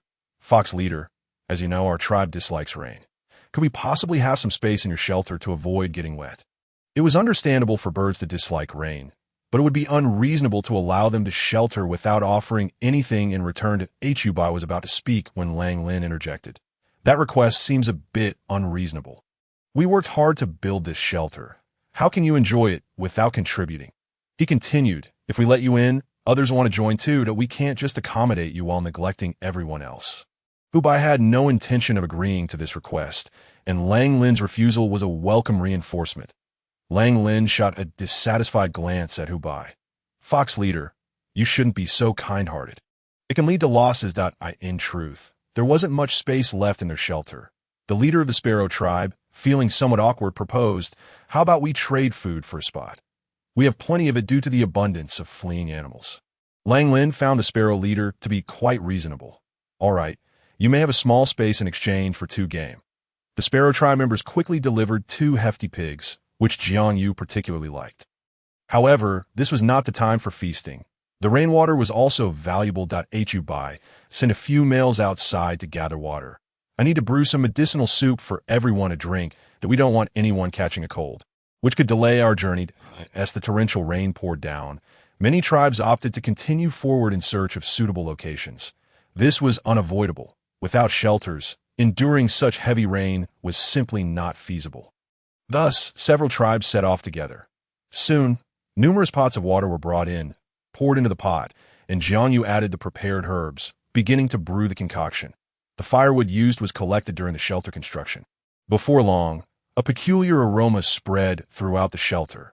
Once the herbal mixture was ready, she first served it to a few expectant mothers. Then, Jiang Yu called for Lang Lin.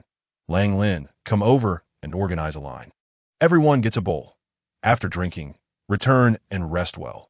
Wolf Lin is far more formidable than Fox Bai. However, he no longer exhibits the demeanor of a typical teenage boy. It seems that since their escape, he has transformed into a dependable figure. Upon hearing Jiang Yu's words, the tribespeople swiftly began to form a line to receive their share of medicinal juice. After consuming the potion, those in need of rest retired, while others began to prepare meals. The presence of the fire pit drew everyone together, huddled closely, providing warmth amidst the relentless downpour that persisted until midnight. As the rain ceased, Jiang Yu let out a sigh of relief. Yet, despite the calm, she found herself unable to sleep while cradling the little tiger, who was also awake, gazing up at her with round, anxious eyes. Jiang Yu gently stroked the little tiger's head, reassuring, "It's all right. It's just the rain that's too heavy, making it hard to rest." That moment, Wolf Lin approached, inquiring, "Aren't you asleep yet?" Fox Bai leaned in as well. Both were ever vigilant, ready to protect Jiang Yu. Jiang Yu cleared her throat and remarked, "Neither of you has gone to bed yet?" Nearby, a fire crackled, and Fox Ching, observing the trio gathered, chose not to intrude, with a hint of concern in his eyes. Fox Ching asked Jiang Yu, "Are you afraid?" Jiang Yu shook her head. "Not at all. I'm just a bit surprised. Since you both are here, I thought I might draw something for you." She plucked a large leaf from nearby to shield against the wind and, using a burnt twig, began to sketch upon it. "This is the new territory guided by the divine. It serves as a map. What lies within the blue circle will only be revealed upon arrival. However, the journey ahead appears fraught with challenges. Moreover, Jiang Yu had discerned a troubling detail. The red that had been trailing them remained persistent. What could it be? Jiang Yu was unsure, and the path ahead required traversing 2 significant mountains. She pondered whether any tribes resided atop them, or what other uncertainties awaited. The territory indicated by the divine was undoubtedly worth pursuing. Examining her map, she resolved, "We shall be well prepared." Wolf Lin and Fox Bai exchanged glances, their expressions brightening, feeling favored by the divine. Jiang Yu, unaware of their excitement, handed the map to Fox Bai and decided it was time for rest, recognizing that the mountains ahead appeared daunting and that conserving her strength was paramount. The following day, with the dawn's light, Fox Bai dispatched several individuals to scout the route. After breakfast, they prepared to embark towards their new territory. With a clear destination in sight, the smiles on everyone's faces seemed transformed. The group advanced swiftly, surmounting a mountain within a day, only to find it devoid of any tribes. They encountered the previous leopard tribe, whose leader stood before them, declaring, "Fox leader, this is our claimed territory. In such matters, territory belongs to the one who first occupies it." Jiang Yu and her companions dismissed this land, with Fox Bai responding with a smirk, "We merely pass through. We have no intention of claiming your territory." Soon, they crossed another mountain, and ahead lay what should be their territory. However, Jiang Yu's heart sank upon witnessing the formidable mountain before them. The map indicated it was right here, yet it seemed to signify the new territory. Fox Bai surveyed the imposing mountain with satisfaction, asking Jiang Yu, "Have we arrived?" Jiang Yu could only nod with trepidation, reasoning that amidst such a vast mountain, there had to be a suitable place for their territory. Upon realizing they had reached a new domain, the beastmen erupted in cheers. Some, eager to reach the territory, began to clear the grass in front of them, only to uncover sharp thorns encircling massive vines that tightly embraced the mountain. Everyone was momentarily stunned, but Jiang Yu chuckled upon the realization.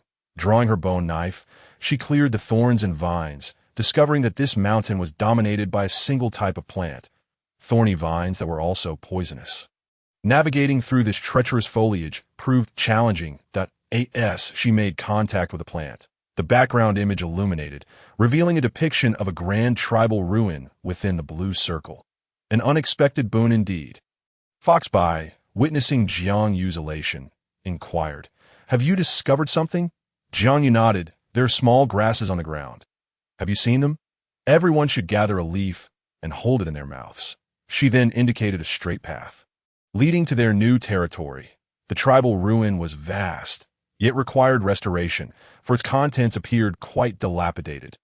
Foxby heeded Jiang Yu's instructions, swiftly organizing the others to clear the thorny vines and create a passage. Following Jiang Yu's guidance, they beheld two towering mountains, their surfaces slick with moss, impeding ascent. Between the mountains lay a narrow, 2-meter-wide path that appeared somewhat foreboding. The beastmen had never encountered such a scene. While only Jiang Yu could visualize it on the map, beyond this narrow valley lay the grand ruins, which would serve as their new tribe. "Let us proceed, and remember to hold the grass leaves," she instructed.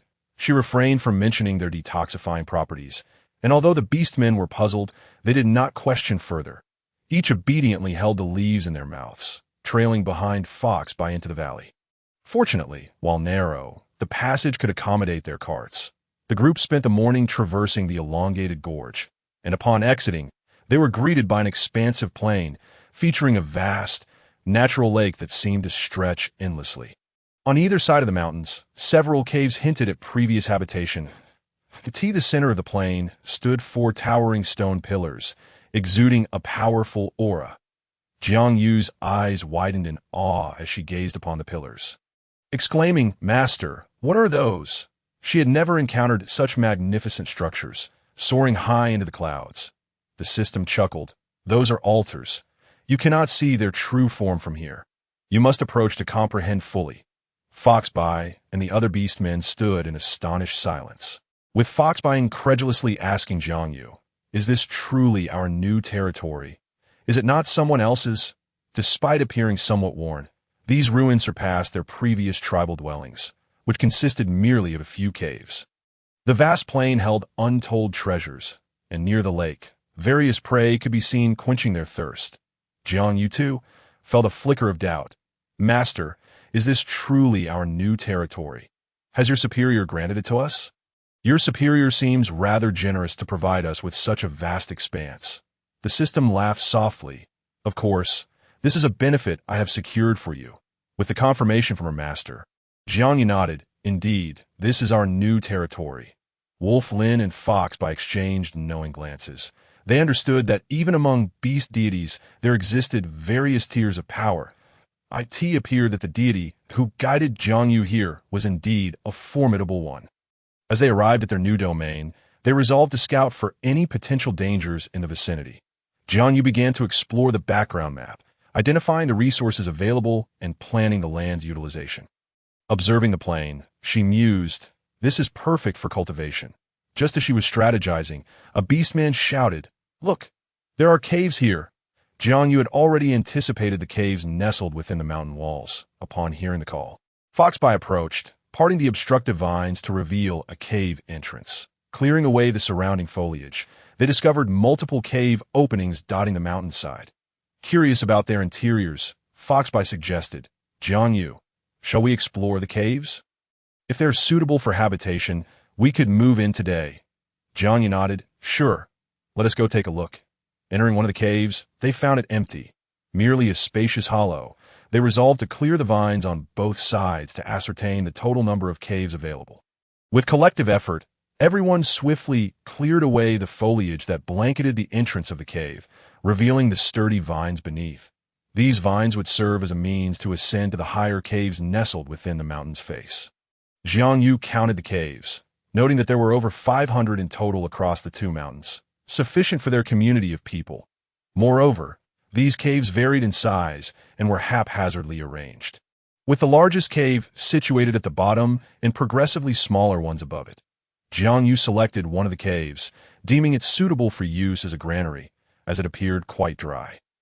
By the way, summon the leaders of each group. We need to hold a meeting. Let the orcs take charge of clearing the remaining caves, Hubai promptly commanded. The orcs, divided into two groups, one to guard their belongings and the other to continue the cave clearing, set to work. The leaders of the tribes intending to merge were all invited.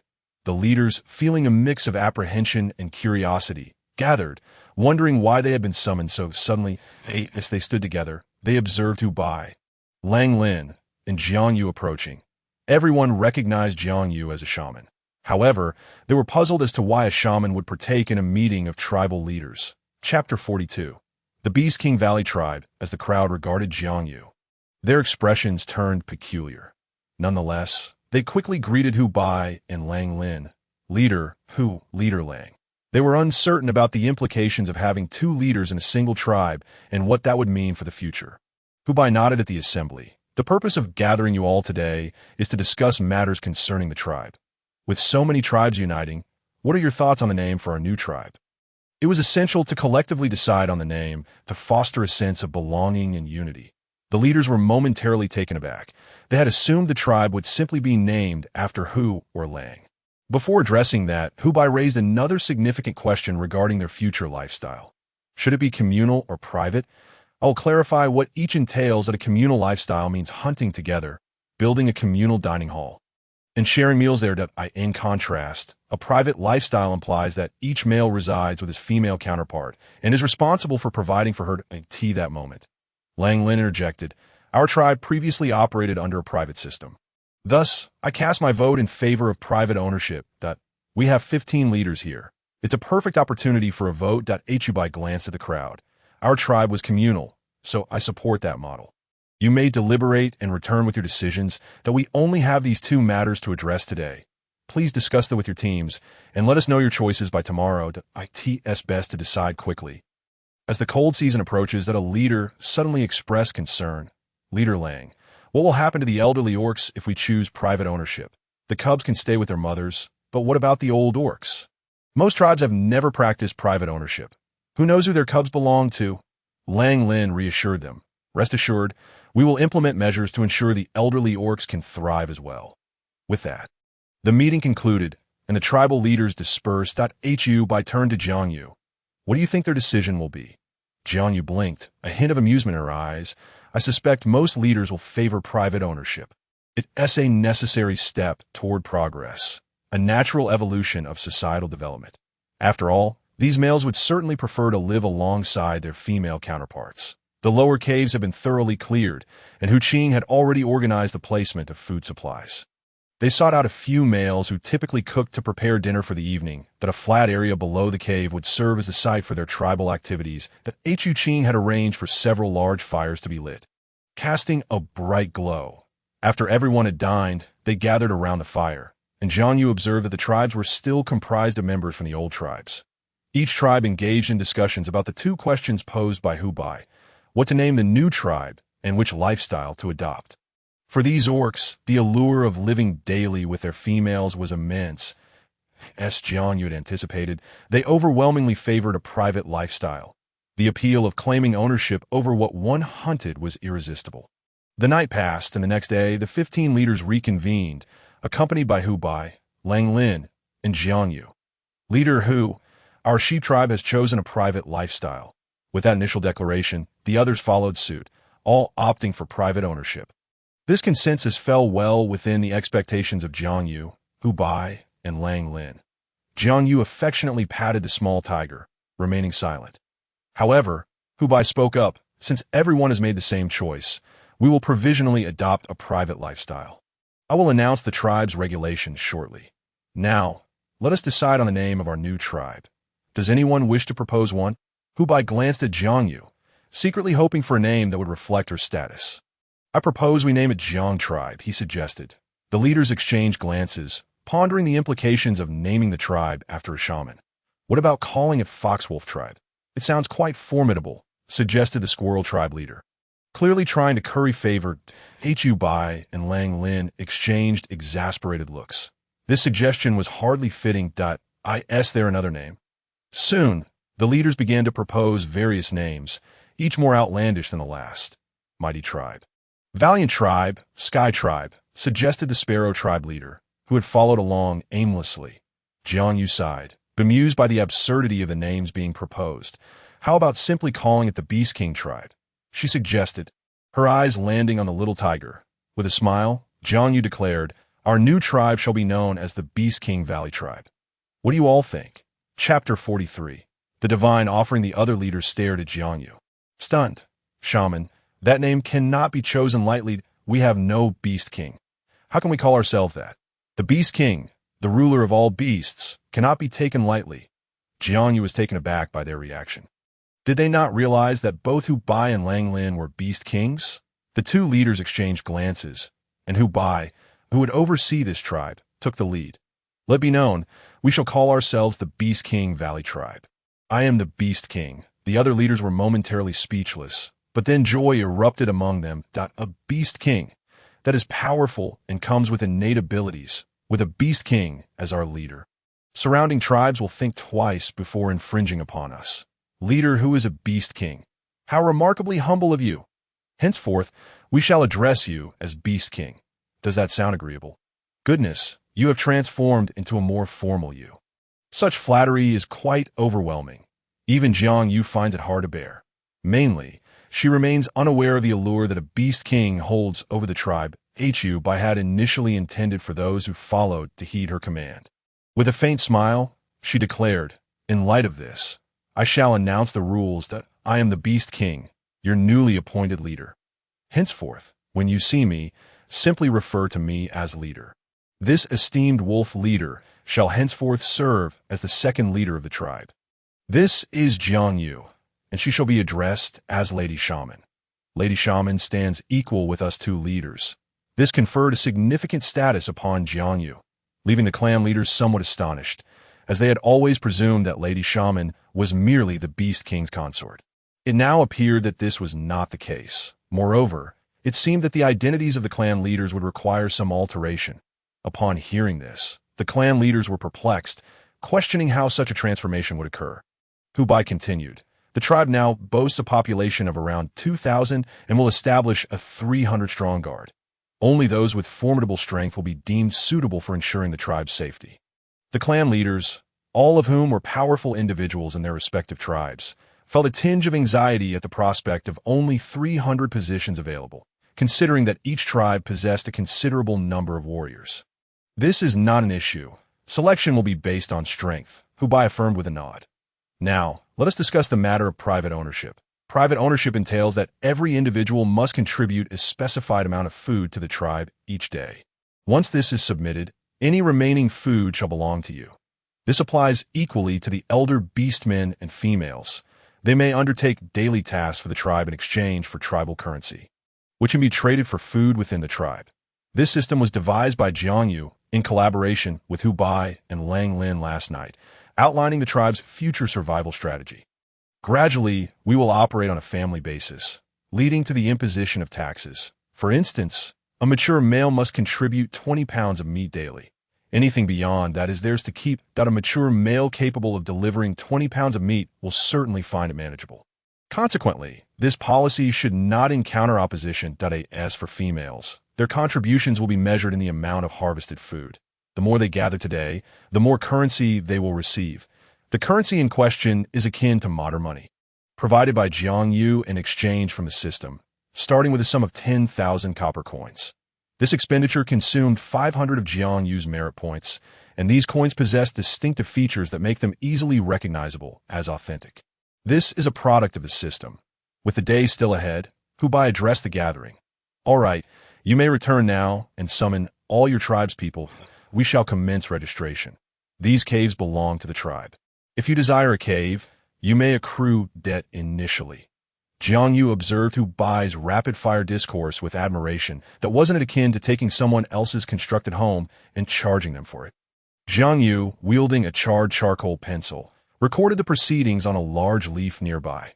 Writing on such leaves proved remarkably convenient. Once plucked, these leaves remained unchanged for many days, serving as natural paper. the clan leaders, somewhat dazed, returned to gather their tribespeople, who congregated in the open space below. Hu Bai stood on a platform in a cave on the second level, gazing down at the throng of people below.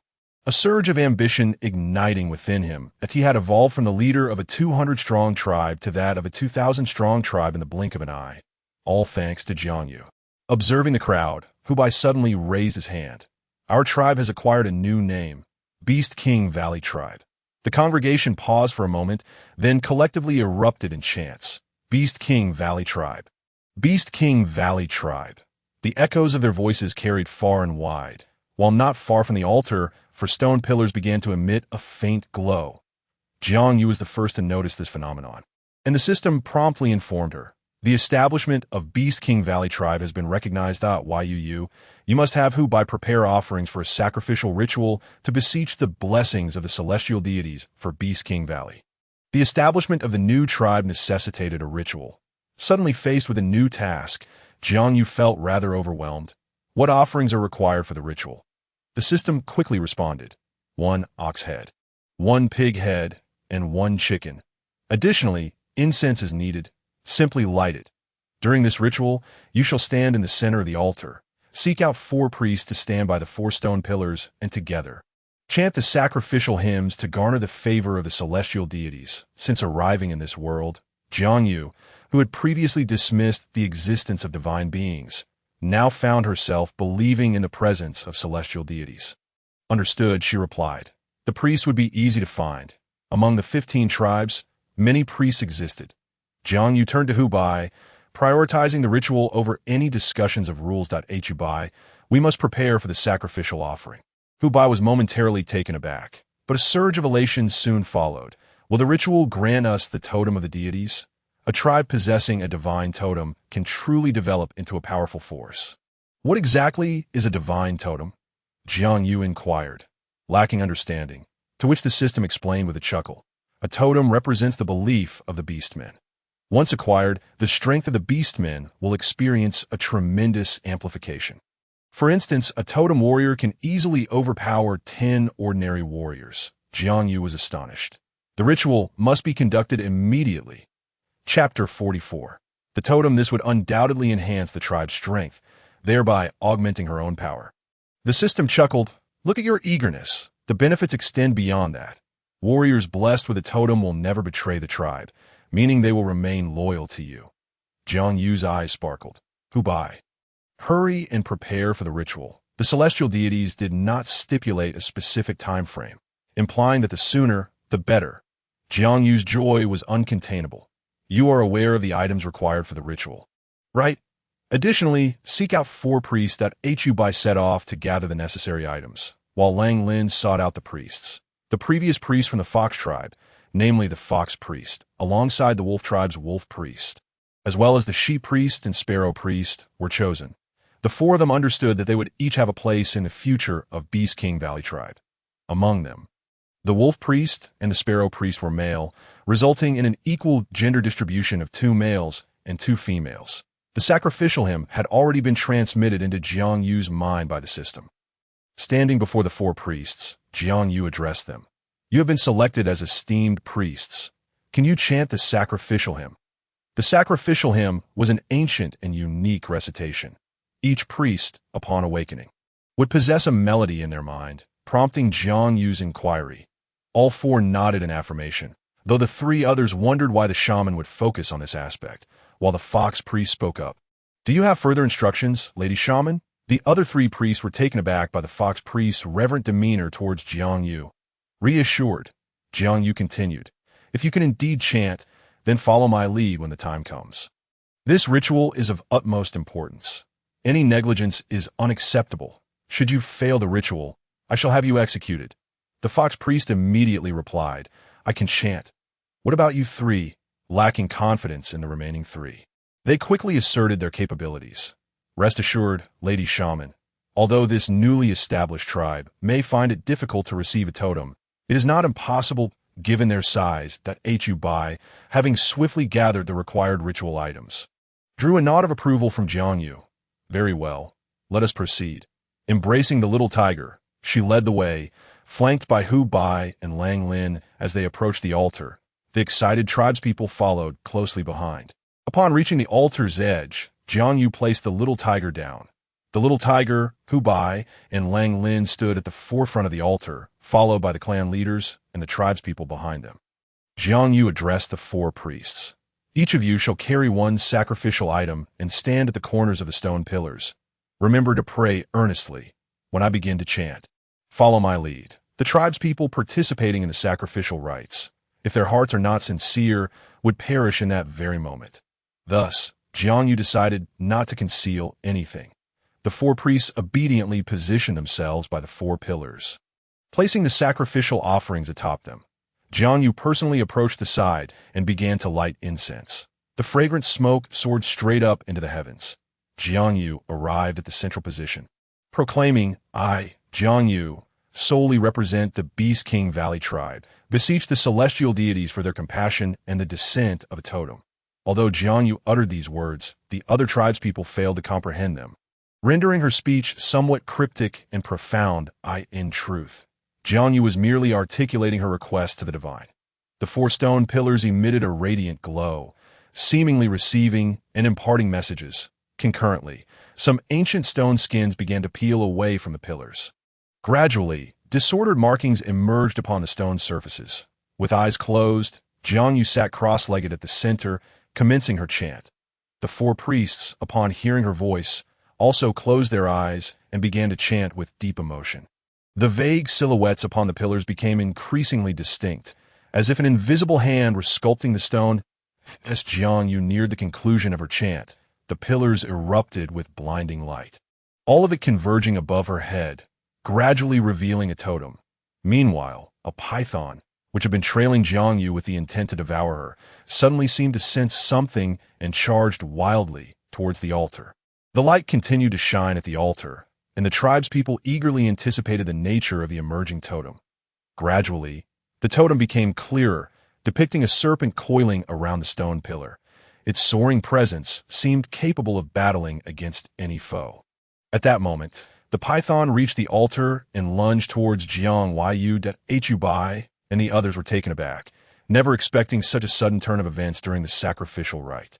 As the python approached Jiang Yu, it could draw no nearer. Instead, the totem grew ever brighter.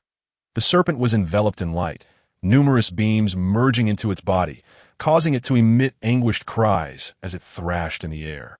The tribespeople, anxious that the sacrificial event might go awry, fixated their gaze upwards, even as the brilliance stung their eyes, refusing to blink.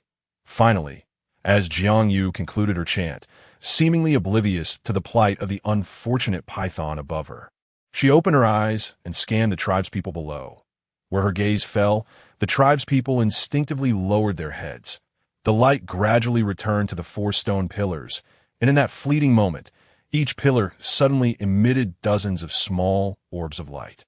These orbs flew directly into the bodies of several tribespeople below. The three largest orbs, of course, soared towards Hu Bai, Lang Lin, and Xiao Lao Hu, who stood at the forefront. A radiant glow erupted from the three of them, a formidable power surging within. They immediately sat cross-legged, their minds suddenly filled with a newfound cultivation method.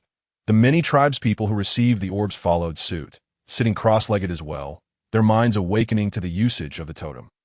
This sacrificial rite not only granted the Beast King Valley tribe a totem, but also unlocked 300 totem warriors. Indeed, the four stone pillars had directly produced 300 orbs of light. The system gleefully remarked, "Haha, you are truly remarkable. This is unprecedented." Chapter 45. The serpent offspring Jiang Yu was somewhat perplexed. What do you mean? The system chuckled as it explained, while others typically unlocked 10 totem warriors during a single sacrificial rite. You, on the other hand, have summoned 300 in one go, and even a female. How impressive! Females have never been unlocked as totem warriors before. Jiang Yu frowned. Is this a good or bad thing? The system chuckled. Of course it's good. Rest assured, these country bumpkins will remain oblivious. All the tribespeople now bore the serpent totem, but only 200 had awakened as totem warriors with the completion of the sacrificial rites. The offerings vanished. Jiang Yu gazed at the four pillars, unable to suppress her thoughts. Is the divine truly so benevolent? A mere pig's head, an ox's head, and a chicken could exchange for such immense power? The system, sensing Jiang Yu's musings, chuckled softly. What are you thinking? Now, you must go prevent those who wish to create a commotion. The longer the totem warriors remain immersed in this state, the more beneficial it will be for them. Jiang Yu observed the 4 priests, who were also looking at her. Their 8 eyes filled with admiration as they regarded her, as if she were a celestial deity, exuding an aura of great authority. Embarrassed by their gaze, Jiang Yu urged, "Please arrange for those who have not awakened as totem warriors to quietly depart. They do not disturb the totem warriors." The priests, fully aware of the significance of the totem warriors for the tribe's prosperity, promptly dispersed the crowd.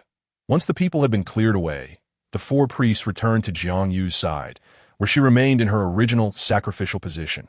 After their return, Jiang Yu sat cross-legged on the ground and addressed the priests. "You may leave. Just have someone guard this spot. I will wait for them to awaken before departing." Jiang Yu was not reluctant to leave. Rather, she was aware that the python above her was still absorbing the orbs of light. The priests looked up with concern. "What is that?" Jiang Yu smiled. "Just go back." Since Jiang Yu refused to elaborate, they could only turn and depart. In truth, Jiang Yu was not reticent. She simply did not fully grasp the current situation. "System, what is going on with the python above my head?" The system pondered for a moment before responding. "It is rather fortunate. Having bitten you, it now finds itself at your sacrificial rite. This creature is likely on the verge of awakening its intelligence. The primary difference between animals and beastmen is that beastmen possess wisdom, while animals do not. Thus, this python has turned misfortune into fortune. You should also be cautious of the medical sage. It is awakening its intelligence due to your blood and the sacrificial rites. It may well regard you as its mother." Jiang Yu nearly choked on her own breath. "What nonsense is this? It regards me as a mother. I'm just a young woman with no romantic experiences. And now you're telling me I have a child?" The system seemed displeased. "Host, those words are not mine. You brought this upon yourself that, of course, if you choose to deny it, you could always kill it. However, if you do that, the tribe's totem might remain dark for a while. Its arrival, in essence, signifies the awakening of your tribe's totem spirit. It could also be considered a part of your tribe's totem.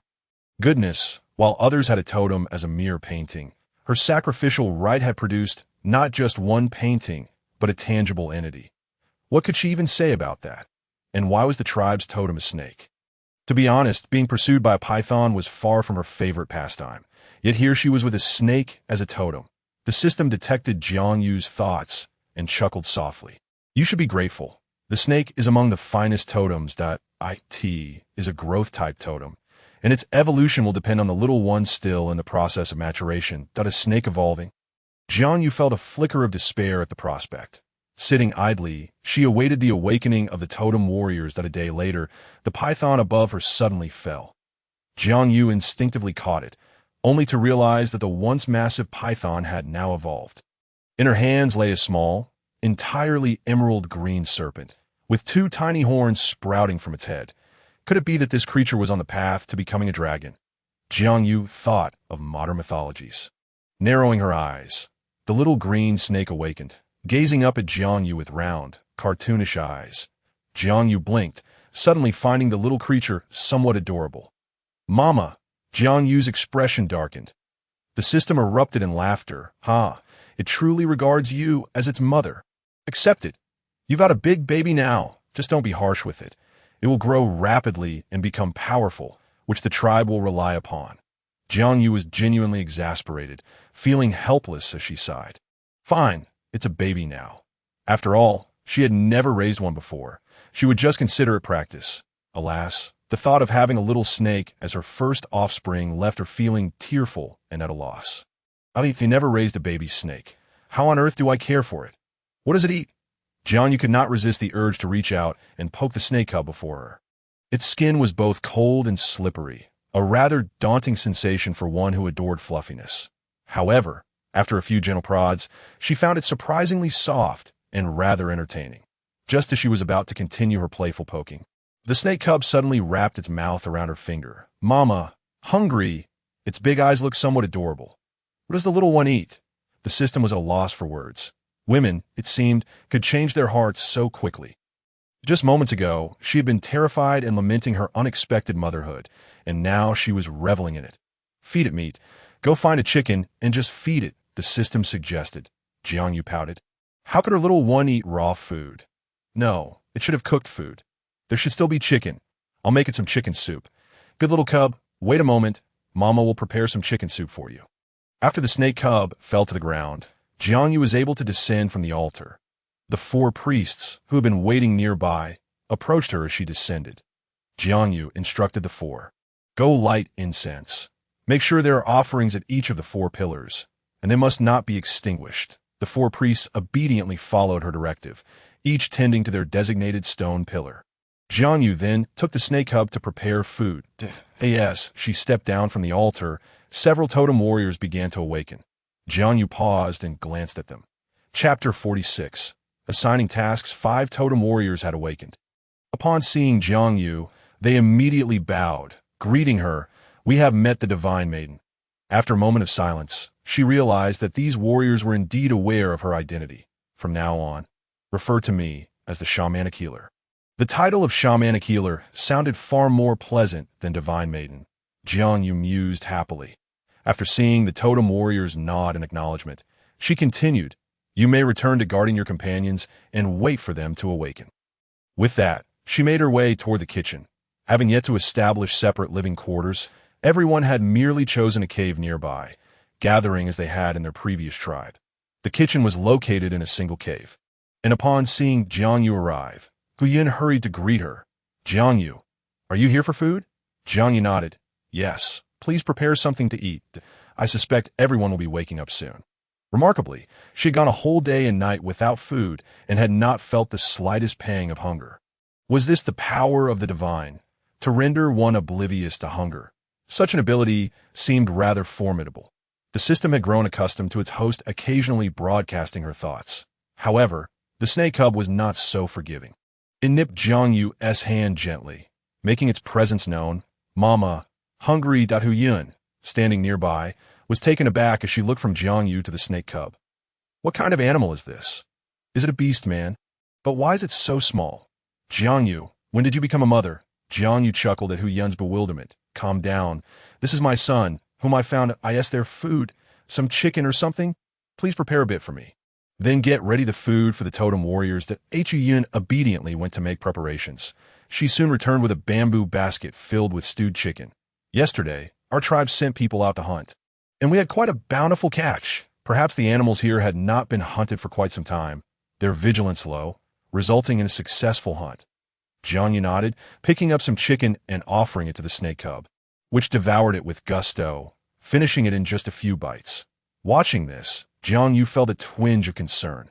This little creature has such a small belly, but eats so much. Can I truly afford to raise it? The system remained silent, somewhat exasperated by Jiang Yu's thoughts. After a moment of contemplation, she suddenly felt that private ownership might not be the best path forward. Perhaps it was wiser to take things one step at a time, focusing on surviving through the cold season first. Once satiated, Jiang Yu tucked the snake cub in her pocket and made her way back to the altar. As she expected, the totem warriors were steadily waking up. Hu Yun has prepared meals over there. Please go and eat, she softly informed them. Although the totem warriors were now awake, Hu Bai and 2 others were still unconscious. Jiang Yu furrowed her brow. They could not wait indefinitely. Time was of the essence, especially with snow threatening to arrive soon. She turned to leave, instructing 2 tribe members to continue guarding Hu Bai and the others. Among the 300 totem warriors, there was one female, Hu Qing. After finishing her meal, Hu Qing excitedly approached Jiang Yu. Jiang Yu, Jiang Yu, this time, the divine has assigned me a special position. I will be by your side, closely protecting you and serving as your servant. Hearing Hu Qing's enthusiastic declaration, Jiang Yu initially thought it was a prestigious role, only to find out that she was to be a servant. Oh, is that so? The divine truly favors you. Jiang Yu felt a blush creeping on her cheeks, almost suspecting that the divine might be her father. The system scoffed at this notion. You truly believe that? Jiang Yu coughed, feeling slightly embarrassed, Please don't invade my thoughts so frequently that it is quite embarrassing when I'm lost in my imagination. The system chuckled. That's not possible. If you accumulate enough merit points, you could exchange them to have me block your thoughts. Pa, that suggestion seems quite costly to my merit points should be reserved for more important uses, she retorted. Once the Totem warriors had finished their meals, Jiang Yu squinted her eyes. I have a task for you. 200 of you will step forward and go hunting, bringing back as many game as possible to prepare for the cold season. The remaining ones, 10 of you, will ride on the backs of the males and push carts to transport saltstones back. She knew where the saltstone mountain was located, and once the cold season arrived, they could freeze the meat by simply tossing it into the snow. You 10 will take 100 males to gather wood. The rest of you, 10 of you, will accompany 200 females to forage while ensuring their safety. After all, they had just moved to this area, and some locations remained unscouted.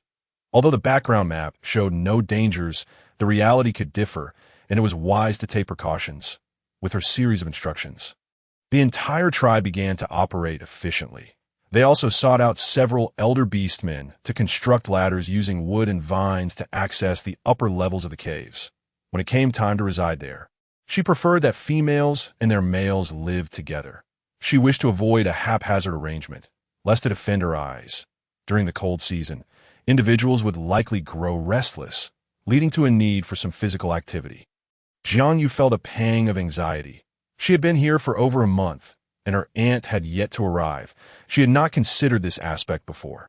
System, you have sanitary napkins, right? After a moment of silence, the system replied, yes, indeed. You can rest assured. I will strive to meet your living standards. With this reassurance, Jiang Yu felt at ease. Everyone busied themselves, and Jiang Yu decided to take a group to collect saltstones. Naturally, Hu Qing insisted on accompanying them. While it was still snow-free, they had to make the most of the time. The Saltstone Mountain lay across the plain, a day's journey away. Meanwhile, the females foraged for wild vegetables on the plain. As winter approached, the snow would blanket the land, likely burying the wild vegetables beneath its weight. The chill began to set in, and the winds picked up. Fortunately, Jiang Yu was bundled in thick furs made from the pelts of her previous hunts. That evening, they spent the night outdoors, propping up a flat surface to create a makeshift windbreak. Leaning against Hu Qing, Jiang Yu gazed up at the stars, admiring the beauty of the night sky. Just as Hu Qing was about to respond, a sharp sound pierced the air. Chapter 47. Who ate the chicken? Startled, Jiang Yu tightened her grip on Hu Qing's hand. What was that sound? A totem warrior had gone to investigate and quickly returned with a wild chicken. Shaman Healer. It's a wild chicken. Jiang Yu's eyes lit up. They had successfully captured a live chicken. She had always wanted to raise small animals, but had never managed to catch one alive. Let's keep it. We should recruit more people to catch a few more later. We could raise them and enjoy endless chicken and eggs. The idea of transforming a wild chicken into a domestic one filled Jiang Yu with delight as she leaned against Hu Qing. Hu Qing, we need to set off early tomorrow, so let us get some rest. Hu Qing agreed, allowing Jiang Yu to nestle against her for the night.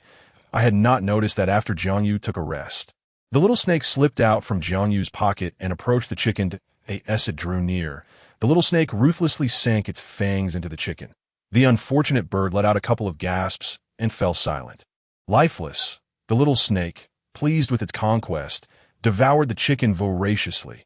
Subsequently, it wiped its mouth clean on Hu Qing's fur coat before burrowing back into the pocket Jiang Yu had prepared for it, falling into a deep slumber. The following morning, Hu Qing awoke first and gasped softly. Who ate the chicken? This was the very chicken Jiang Yu had said to keep for sustenance. Its demise left her fuming. Jiang Yu, awakened by Hu Qing's outburst, opened her eyes and inquired. Hu Qing, what is it? Hu Qing, indignant, retorted, Jiang Yu, look, the chicken you wanted to keep has been devoured. What happened? Did anyone see anything? There were guards on watch last night, yet no sound were heard. Quickly, the night watchmen were summoned. Humung, Huya, it was you two who kept watch last night. Did you hear anything unusual? Both men shook their heads. Bewildered, we heard nothing at all. Why do you ask? Hu Qing glared at the pair. Look, the chicken has been stolen, yet you heard nothing. Jiang Yu observed the remnants of the chicken in silence until Huya spoke up. Hu Qing, could it be that you were the thief? Look, there are bloodstains on your clothes. Upon hearing this, Huxing glanced down at the stains, her expression turning to one of shock. No, I didn't do it. If she were guilty, why would she be so brazenly searching for the culprit? Meanwhile, Jiang Yu scrutinized the leftover bones and noticed bite marks, feeling somewhat exasperated. Enough of this. I know who the culprit is. Who could it be? They inquired. Of course. It is her beloved little snake. Jiang Yu exclaimed as she pulled the little snake from her pocket, fixing her gaze upon it. Little one, did you eat the chicken? The little snake blinked its large, innocent eyes and obediently nodded. Mama, I did. The chicken was delicious. I want more. Even licked its tongue, savoring the memory of the meal. Huxing, unaware of the little snake's existence, was taken aback. You call Jiang Yu Mama? This is your offspring? When did this happen? How did someone manage to have offspring before our clan leader? What are you saying? Jiang Yu rolled her eyes. I have no illicit dealings with your beast king. Hubba, do not speak nonsense. Moreover, this is not my offspring. It is the python that charged into the ritual that day. Now our tribe's totem. So, Jiang Yu is raising the tribe's totem as her own child? Impressive. Huxing suddenly remembered something, and her eyes widened. Our tribe's totem is alive. Jiang Yu replied, Indeed, you just realized that? No time for chatter. We must hurry. Keep this matter confidential. We will declare as my offspring to the outside world. Had it not been for the little one stealing the chicken, she would have kept this secret. However, Huxing was one of their own, so there was no need for concern. After breakfast, the group continued on their journey, and by noon, they arrived at the Saltstone Mountain. It was a large mountain, entirely covered with saltstones, ready to be collected and transported back home. I shan't return next time. You can come on your own. After a few trips, we should have enough saltstone to last our tribe for a year. The expanse of this ancient tribal site was indeed vast, and it appeared there were no other tribes nearby. Jiang Yu had reviewed the background images and saw that the entire site was surrounded by thorny vines. It seemed nearly impossible to enter through those. The old site was already ample for the tribe's development. As for agriculture, there was no rush. They could clear the plains next year. Hunting could also be managed by raising domestic animals. The primary focus was to strengthen their power. In the presence of these totem warriors, she felt like a mere fledgling. The more she thought about it, the more disheartened she became. By the way, over a month has passed. Perhaps I can unlock skills from the Beast King now. The system responded affirmatively. Yes, however, I advise you to save the unlocking opportunities for when you truly need them, as you only have 12 chances in a year with a Beast King. Jiang Yu agreed. You're right. I shall save them for now. The totem warriors worked swiftly, filling the cart within a single afternoon. As night fell, the group lit torches and made their way back to the tribe. The entire round trip took exactly 3 days. Upon returning, Jiang Yu immediately went to check on the 3 Beast Kings, only to find them still sitting there, showing no signs of waking. All right, let us continue. The saltstone is brought back. We shall prepare to make smoked meat. We have also received some less than ideal food during these 3 days. Jiang Yu was eager for fish and decided to go fishing the following day. Hubba, arrange for a few agile females tomorrow to assist in weaving fishing nets. I intend to catch fish. The basin of water she used to wash her face was still available. We can sprinkle some of the water to attract the fish beasts, then scoop them up with the net. We should catch plenty. After all, the fish beasts in this lake had never been fished before. While Jiang Yu was preoccupied with the tribe's development, far from the old tribal site, in a large city, a light suddenly illuminated. Elder, the light is on. The light at the old site has lit up. Simultaneously, the altar area also glowed once more. Chapter 48. From now on, I will follow you. Jiang Yu immediately sensed something was amiss and headed toward the altar. However, by the time she arrived, the light had already extinguished. System, did something occur at the altar just now? I'm not entirely sure. The system remained silent for a moment before responding. I do not know. Perhaps they are awakening, including the trip to transport the saltstone. 3 days had passed, and it was time for the 3 to awaken. Standing still, Jiang Yu soon witnessed Hubba and the others opening their eyes. The first thing Hubba saw was Jiang Yu standing there, and he instantly broke into a smile. Jiang Yu, I'm awake. The little tiger also awoke, and, with a leap, pounced into Jiang Yu's embrace. Its big eyes glanced at Hubba before proudly nestling against Jiang Yu, calling out, Fishy! Jiang Yu was momentarily taken aback, almost mistaking the voice for the system's. The system had a habit of changing how it addressed her. This moment, the system chimed in, so, do you have a preference for what you want me to call you? Host, Master, Fishy, Jiang. Jiang Yu rolled her eyes, internally grumbling. Shut up. However, was this little tiger really recovered? How could it speak without having grown? Ignoring hubba, she focused on the little tiger. What is your name? Why haven't you grown? Have you fully recovered? The little tiger appeared somewhat stunned. Fishy, aren't you surprised that I can talk? Jiang Yu chuckled, scratching the little tiger's ear. Why would I be surprised? I knew it when I found you like Hubba and Wang Lin are a beast king. With just the four of them present, there was no worry of being overheard by others. The little tiger was astonished. You knew? Jiang Yu nodded. Of course, so. Are you all better now? Will you stay by my side from now on? Jiang Yu could not bear the thought of losing the little tiger she had saved. The little tiger rubbed its head against Jiang Yu's cheek. Fishy, you saved my life. I will follow you from now on. As it spoke, a fierce glint flickered in its eyes, remembering how the tribe's people nearly caused its demise. Yet, that was the tribe where it was born. For now, it would let it go, as a gesture of gratitude for raising it. Jiang Yu felt elated by the little tiger's words. All right, by the way, you must be hungry after 3 days without food. Let us go eat first. You two should hurry and eat as well. After that, I have something to discuss with you. Only then did she realize her own hunger, and fortunately, there was a small pot of warm food waiting in the cafeteria. Jiang Yu carried the little tiger toward the cafeteria, with Hubba and Wang Lin following closely behind. Wang Lin chuckled. It seems your status is indeed lower than that of the little tiger. Hu Bai cast a glance at Lang Lin, pondering what could possibly be so amusing about this situation. After the meal, Jiang Yu cradled the little tiger, while the serpent cub seemed to sense a challenge to its status and crawled out of Jiang Yu's pocket, immediately sinking its teeth into the little tiger's paw. The little tiger felt utterly secure in Jiang Yu's embrace, but was caught off guard by the sudden bite, letting out a painful yelp. Only then did Jiang Yu lower her gaze, unable to suppress a glare at the serpent cub. What are you doing? Since the serpent cub had gained sentience, Jiang Yu had always treated it with tenderness, so this sudden harshness startled it. Tears streamed down from its big, expressive eyes as it plaintively replied, Mama is scary. Hu Bai and Lang Lin were utterly taken aback. They had only absorbed power for 3 days, so why was there suddenly another child for Jiang Yu? The little tiger was also bewildered. Jiang Yu's son was a snake? All three of them, 6 eyes fixed on the serpent cub, watched as it sobbed pitifully, a sight that tugged at their hearts. Jiang Yu sighed in exasperation. It's not that Mama is being fierce with you. It's wrong to bite for no reason. Apologize to the little tiger.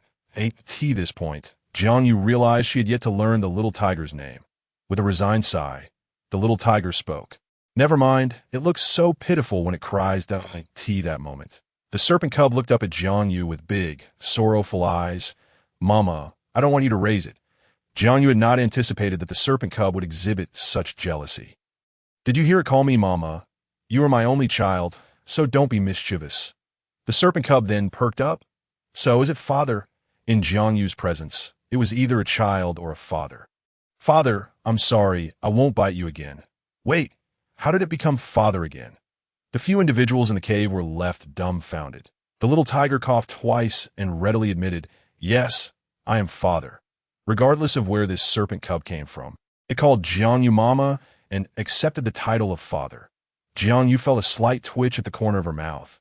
This was going to be problematic. Just as she opened her mouth to explain, Hu Bai interjected with a hint of resentment. I didn't know you had a child so soon. Who is this serpent cub's father? Bring him to meet us. Jiang Yu shot him a glare. Don't add to the chaos. The jealousy brewing within Hu Bai intensified. How could the little tiger claim to be the serpent cub's father? Just asking a question was considered stirring trouble, which nearly infuriated Hu Bai, causing the fur on his head to stand on end, leaving Jiang Yu both amused and concerned. Lang Lin, on the other hand, struggled to suppress a chuckle, his expression a mix of mirth and restraint.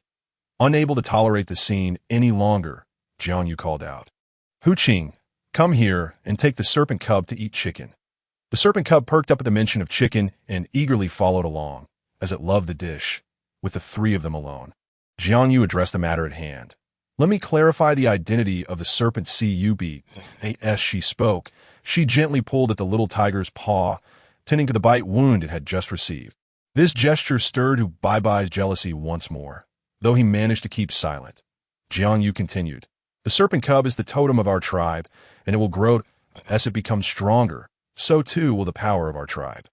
A tangible totem granted by the divine that can grow. How highly regarded it must be by the gods." Though Hu Bai felt joy, he couldn't help but comment, "But you can't let it call this tiger father." The little tiger retorted, "If it's not calling me, then who is it calling? I am Jiang Yu's partner. You are not." Chapter 49. Two more husbands. Hu Bai scoffed. "What nonsense are you thinking? Knowing Jiang Yu's identity, you should also understand mine.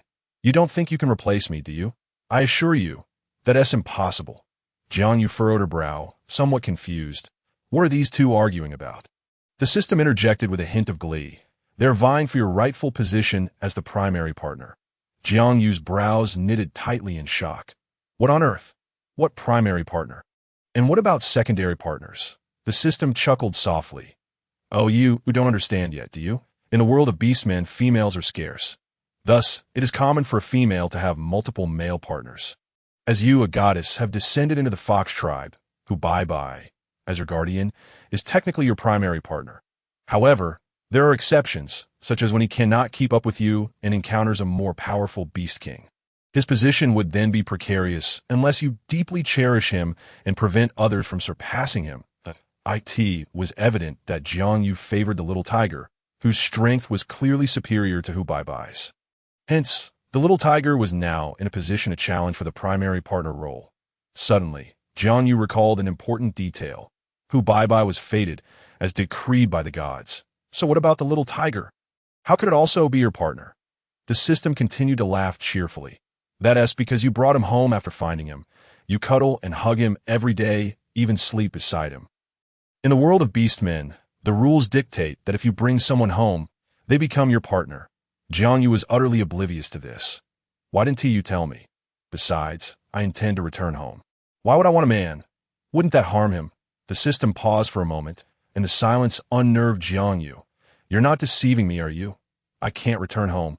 The system quickly reassured her. "No, I would never deceive you. You can go home. Worst case, you can pretend to be dead to return. I just worry you might not want to leave them." Jiang Yu asserted confidently, "I would never forsake my parents for a man." You overthinking it. After a lengthy conversation with the system, Jiang Yu finally grasped the situation. She had unknowingly stumbled into a cultural quagmire, suddenly finding herself with two partners. This was quite the predicament.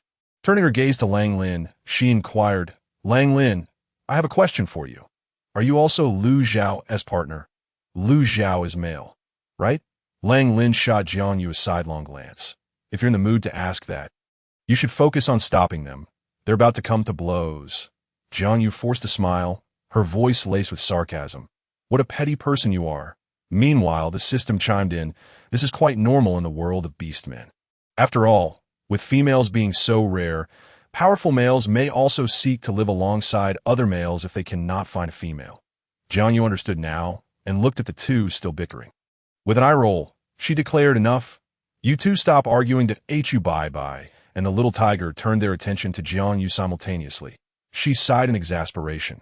She wasn't a sea queen, so how was she to manage this? In modern times, she had never even been in a relationship, and now she found herself with two husbands. What was she to do? Though Jiang Yu maintained a calm exterior, internally she was shouting in frustration. The system, eager for entertainment, refrained from intervening, believing Jiang Yu needed to figure things out for herself. Fortunately, in this world, females held significant authority. With a single shout, she silenced both men. Satisfied, Jiang Yu continued, "Let us discuss tribal matters. Over the past few days, I've had the tribe gather a substantial amount of salt and stones. We've also begun to store a considerable quantity of meat." She then suggested, "As for tribal affairs, let Hu Bai manage those." Hu Bai immediately puffed out his chest, casting a smug glance at the little tiger. "See? Jiang Yu is just keeping you as a pet. The leader's position is still mine." The little tiger, feeling dejected, had thought Jiang Yu favored it. Jiang Yu chose to ignore their silent rivalry and focused on Lang Lin. Lang Lin, you're in charge of the tribe's security.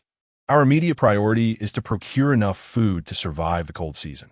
After all, they had initially prepared food for 1,000 people, and now, with an unexpected 1,000 more, their supplies were insufficient. They needed to busy themselves with hunting. Jiang Yu entrusted Hu Bai with the hunting tasks, as he was still recognized as the visible king of the Beast King Valley. Lang Lin would handle security, while the little tiger, who had yet to showcase its strength, would take on the role of a third leader for now. As for Hu Qing, she would manage internal affairs and oversee the females, selecting capable individuals to assist in management. After finalizing these arrangements with the trio, Hu Qing returned with the serpent cub. Time had flown by, and instinctively, Jiang Yu gathered the little tiger in her arms as she made her way back to her cave. Lang Lin turned to Hu Bai, patting his shoulder. Do you think Jiang Yu likes you or the little tiger more? Why does she keep bringing it to rest with her? Hu Bai had no idea and rolled his eyes.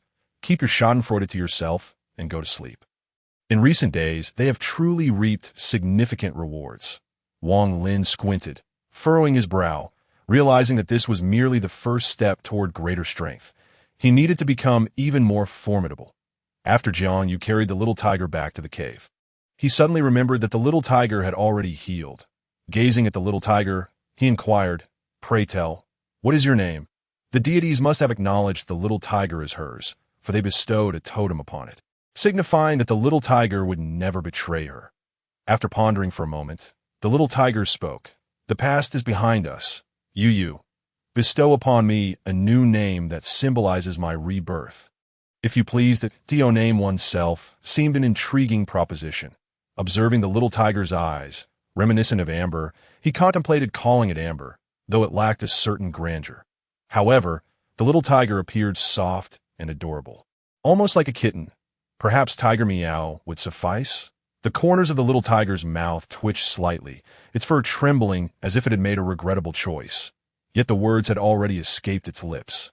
Despite the name feeling somewhat incongruous, it was willing to endure it for Yu's sake. That I shall heed your wishes that you wish to see my transformation into a beast man. It hoped that Jiang Yu would witness its metamorphosis and perhaps suggest a new name, prompting it to ask. Chapter 50. Fishing. Jiang Yu was equally curious. Very well. Envisioning the transformation, the little tiger assumed its human form, only to hear the system erupting in laughter. Host, he truly loves you to endure such a name. Jiang Yu gritted her teeth, wishing to silence the system. You should count yourself fortunate that you lack a physical form. The system continued to chuckle, leaving Jiang Yu dumbfounded as the little tiger transformed before her eyes. Executing a magnificent metamorphosis, he donned no clothing. The man who emerged was entirely unclothed, boasting a sculpted physique and striking features, particularly his amber eyes, which seemed capable of ensnaring one's very soul. Jiang Yu was rendered speechless, momentarily forgetting to react. The system, however, smirked disdainfully. Jiang Yu, you're drooling. Look at this. Women are eternally hypocritical. Just moments ago, you claimed to desire no man, yet upon beholding his form, you appear ready to devour him. How utterly embarrassing. Instinctively, Jiang Yu wiped her mouth. Oh, you deceitful system. How dare you trick me? Nevertheless, the little tiger's exquisite beauty indeed rendered the name Tiger Meow rather unsuitable. The system quickly interjected. Wherein lies the unsuitability? It's quite endearing. You could call him Meow Meow. Is it truly endearing? Jiang Yu expressed her skepticism. As she casually retrieved a pelt from the bed to wrap around the little tiger's waist. She proposed, how about Amber? Your eyes resemble amber, and they're truly beautiful. Don't you think? Amber exhaled in relief, grateful not to be called Meow Meow, which sounded distinctly pet-like. Very well, I shall heed your wishes. Henceforth, I shall be known as Amber. Now, we ought to rest. Jiang Yu felt a tinge of awkwardness. Truth be told, she still preferred the fluffy little tiger. Perhaps you should revert to being a little tiger. It is much warmer to hold. While human form was undoubtedly warmer, Jiang Yu was not accustomed to it, finding solace in cradling the little tiger instead. With a smile, Amber transformed back into the little tiger, nestling in Jiang Yu's embrace for slumber. Meanwhile, the The snake cub, having feasted and drunk its fill, had burrowed into Jiang Yu's pocket, blissfully asleep. Jiang Yu carefully removed the snake cub and placed it beside her pillow. The pocket, made of fur, was already quite warm. She pondered whether the snake cub would hibernate during the cold season. Having planned to fish the following day, she noted that Hu Qing had already arranged for someone to prepare the nets. Upon returning to the tribe, Hu Bai found that everything operated even more smoothly. The hunting teams, foraging parties, and those transporting goods worked in perfect harmony. That Hu Qing approached Jiang Yu. Jiang Yu, the fishing nets are ready. We can commence fishing. Capturing other animals would likely take longer than fishing. Jiang Yu nodded. All right, let us proceed. I shall first inspect the nets. After checking the nets, the group arrived at the lakeside. The water lay tranquil, disturbed only by the gentle breeze that stirred ripples across its surface, creating a breathtaking sight. Regrettably, such beauty would soon be shattered. Jiang Yu produced some food, leaves, a few of which bore traces of the facial cleansing water she had used previously.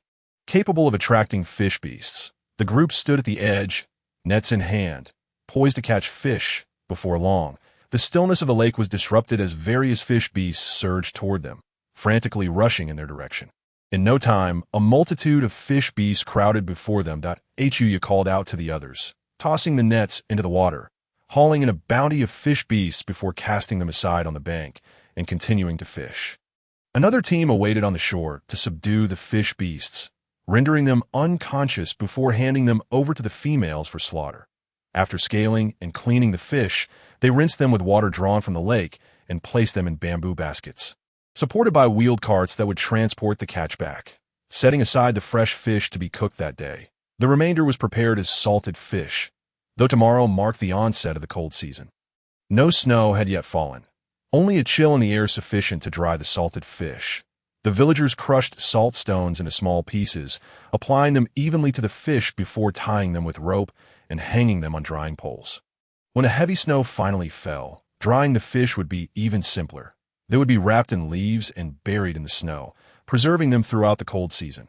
Moreover, Jiang Yu's burlap sack contained over 100,000 pounds of coconut rice and an abundance of grains. Should the need arise, she could even exchange for supplies from the system, provided she was willing to spend her merit points.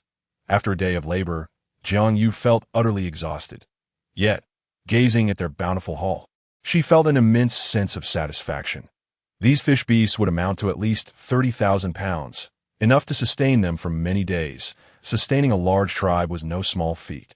Jiang Yu felt utterly fatigued, suddenly aware of her physical weakness. She contemplated how to avoid sleeping beside the little tiger that night. Yet, what excuse could she devise to send him away?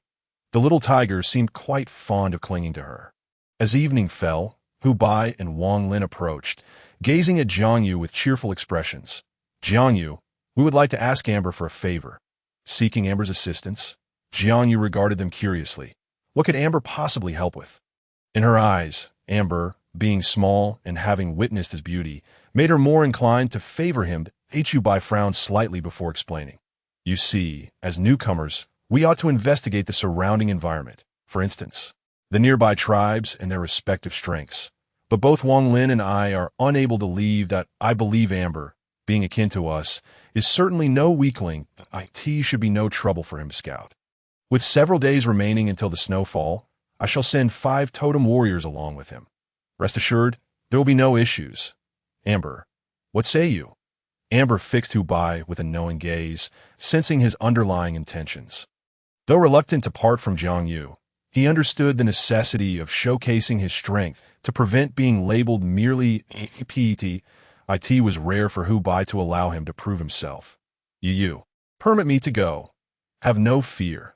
I am indeed powerful. My strength has been fully restored. Though Jiang Yu felt a pang of reluctance, the thought of his capabilities prompted her to nod in agreement. Very well. You may go to be cautious on your journey. Return within 10 days, regardless of whether you gather any information. Chapter 51. Assigning caves. Having found the little tiger, Jiang Yu had never been apart from him. Suddenly facing separation, she felt a twinge of sorrow.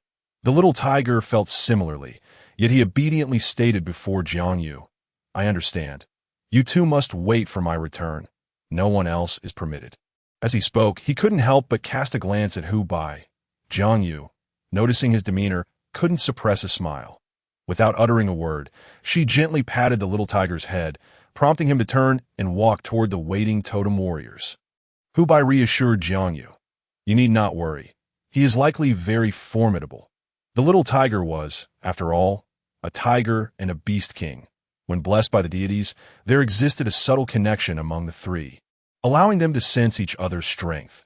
Jiang Yu flashed a smile at Hu Bai. I am aware. I have witnessed his prowess with mine own eyes. Thus far, the most unforgettable experience for Jiang Yu has been witnessing the transformation of the little tiger into its beastly form. At this moment, Lang Lin has turned his attention away from Hu Wai and instead has opted to attend to his own matters. Hu Wai and Jiang Yu stroll together. Hucking approaches to discuss pressing matters. Jiang Yu.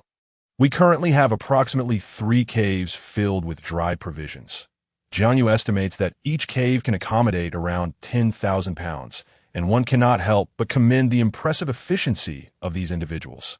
Within just a few days of arriving here, they have managed to amass 30,000 pounds of dried goods. Given that these provisions are dried, they occupy a considerable amount of space, with 30,000 pounds of dried goods. If each person consumes 1 pound per day, 2,000 individuals would only have enough for 15 days. However, considering the likelihood of snow lasting for approximately 90 days, this supply is woefully inadequate.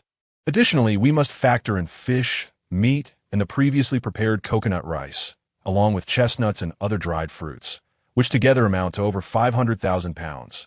When calculated, it appears that we can indeed meet the needs of this harsh winter.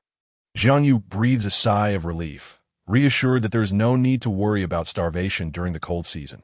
Furthermore, there is the matter of firewood. They can utilize wood to produce charcoal, ensuring that winter won't be excessively harsh. As Jiang Yu contemplates this, she suddenly recalls that the arrangements for their living quarters have yet to be finalized. Everyone has settled haphazardly while searching for food. Turning to Hu Wai, she suggests, Hu Wai, let us take some time today to organize the caves for everyone. These caves vary in size, with the largest road designated primarily as storage facilities, filled to the brim with provisions and other necessities. Even operating as a communal kitchen, they plan to separate their living arrangements for the time being, with the intention of coordinating mealtimes once the winter settles in, progressing step by step. Hu Wai nods in agreement.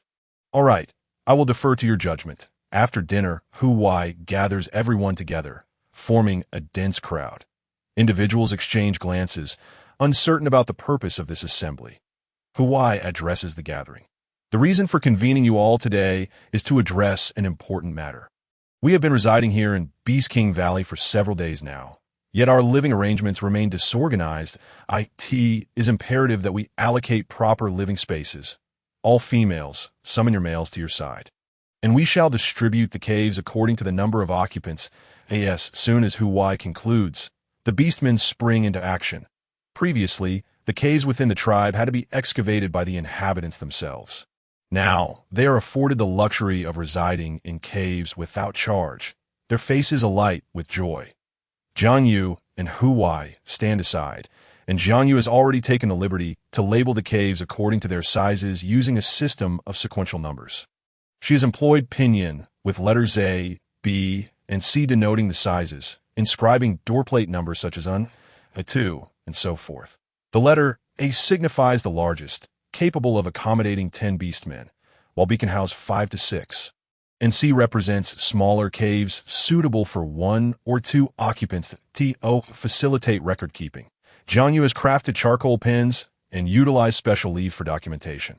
Lacking paper, she resorts to leave for the time being, as this is merely a preliminary allocation of cave assignments.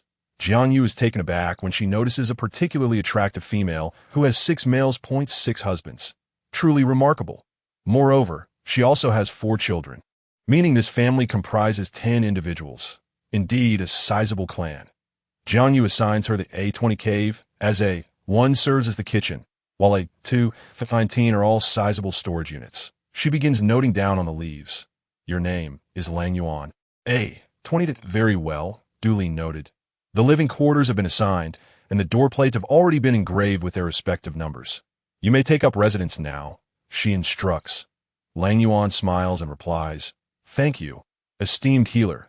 It is truly impressive that you possess the ability to write." Jiang Yu beams and responds, "In our leisure during the cold season, I can teach everyone that in tribes lacking formal hierarchies, literacy and totems are typically absent. However, their migration has propelled the former Fox tribe into an elevated status as the Beast King Valley tribe. With the advent of totems and totem warriors, they are on the brink of acquiring literacy, igniting excitement among the beastmen in their minds. The prosperity of the tribe equates to their own well-being." The registration continues, as another female from the Fox tribe, boasting 5 males and 5 children, demonstrates remarkable fecundity. As Jiang Yu records this, she reflects on the ongoing distribution, even lighting a fire to continue the process. Eventually, all couples have been allocated their caves, leaving over 300 single males and a little over 100 single females unpaired. The children have been taken back by their own families, while the elderly who still have living children have also been relocated to reside together. However, there remains a considerable number of elderly beastmen, around 200, along with over 100 children. Huai gazes at Jiang Yu. "How do you plan to allocate these individuals?" Jiang Yu contemplates for a moment. "The elderly beastmen will be grouped in sets of 6, sharing a cave. The same applies to the children. 6 children will occupy 1 cave, as they will all dine together and will not go hungry. Single males and females should seek their respective partners and come to me for registration. Once all individuals have completed their registrations." Hucking turns to Jiang Yu. "Jiang Yu, may I reside with you?" Jiang Yu is momentarily taken aback and has yet to respond when Huai interjects, "No, you must find someone else to live with." Chapter 52. "Do you not like me?" The forcefulness of Huai's voice startles Hucking. "Chief, what are you doing? Why such a loud outburst? I wish to reside with Jiang Yu, not with you." Huai pauses before responding, "I will be residing with Jiang Yu." Hucking gasps, glancing between Jiang Yu and Huai, seemingly unable to process the situation, and asks, "Why?"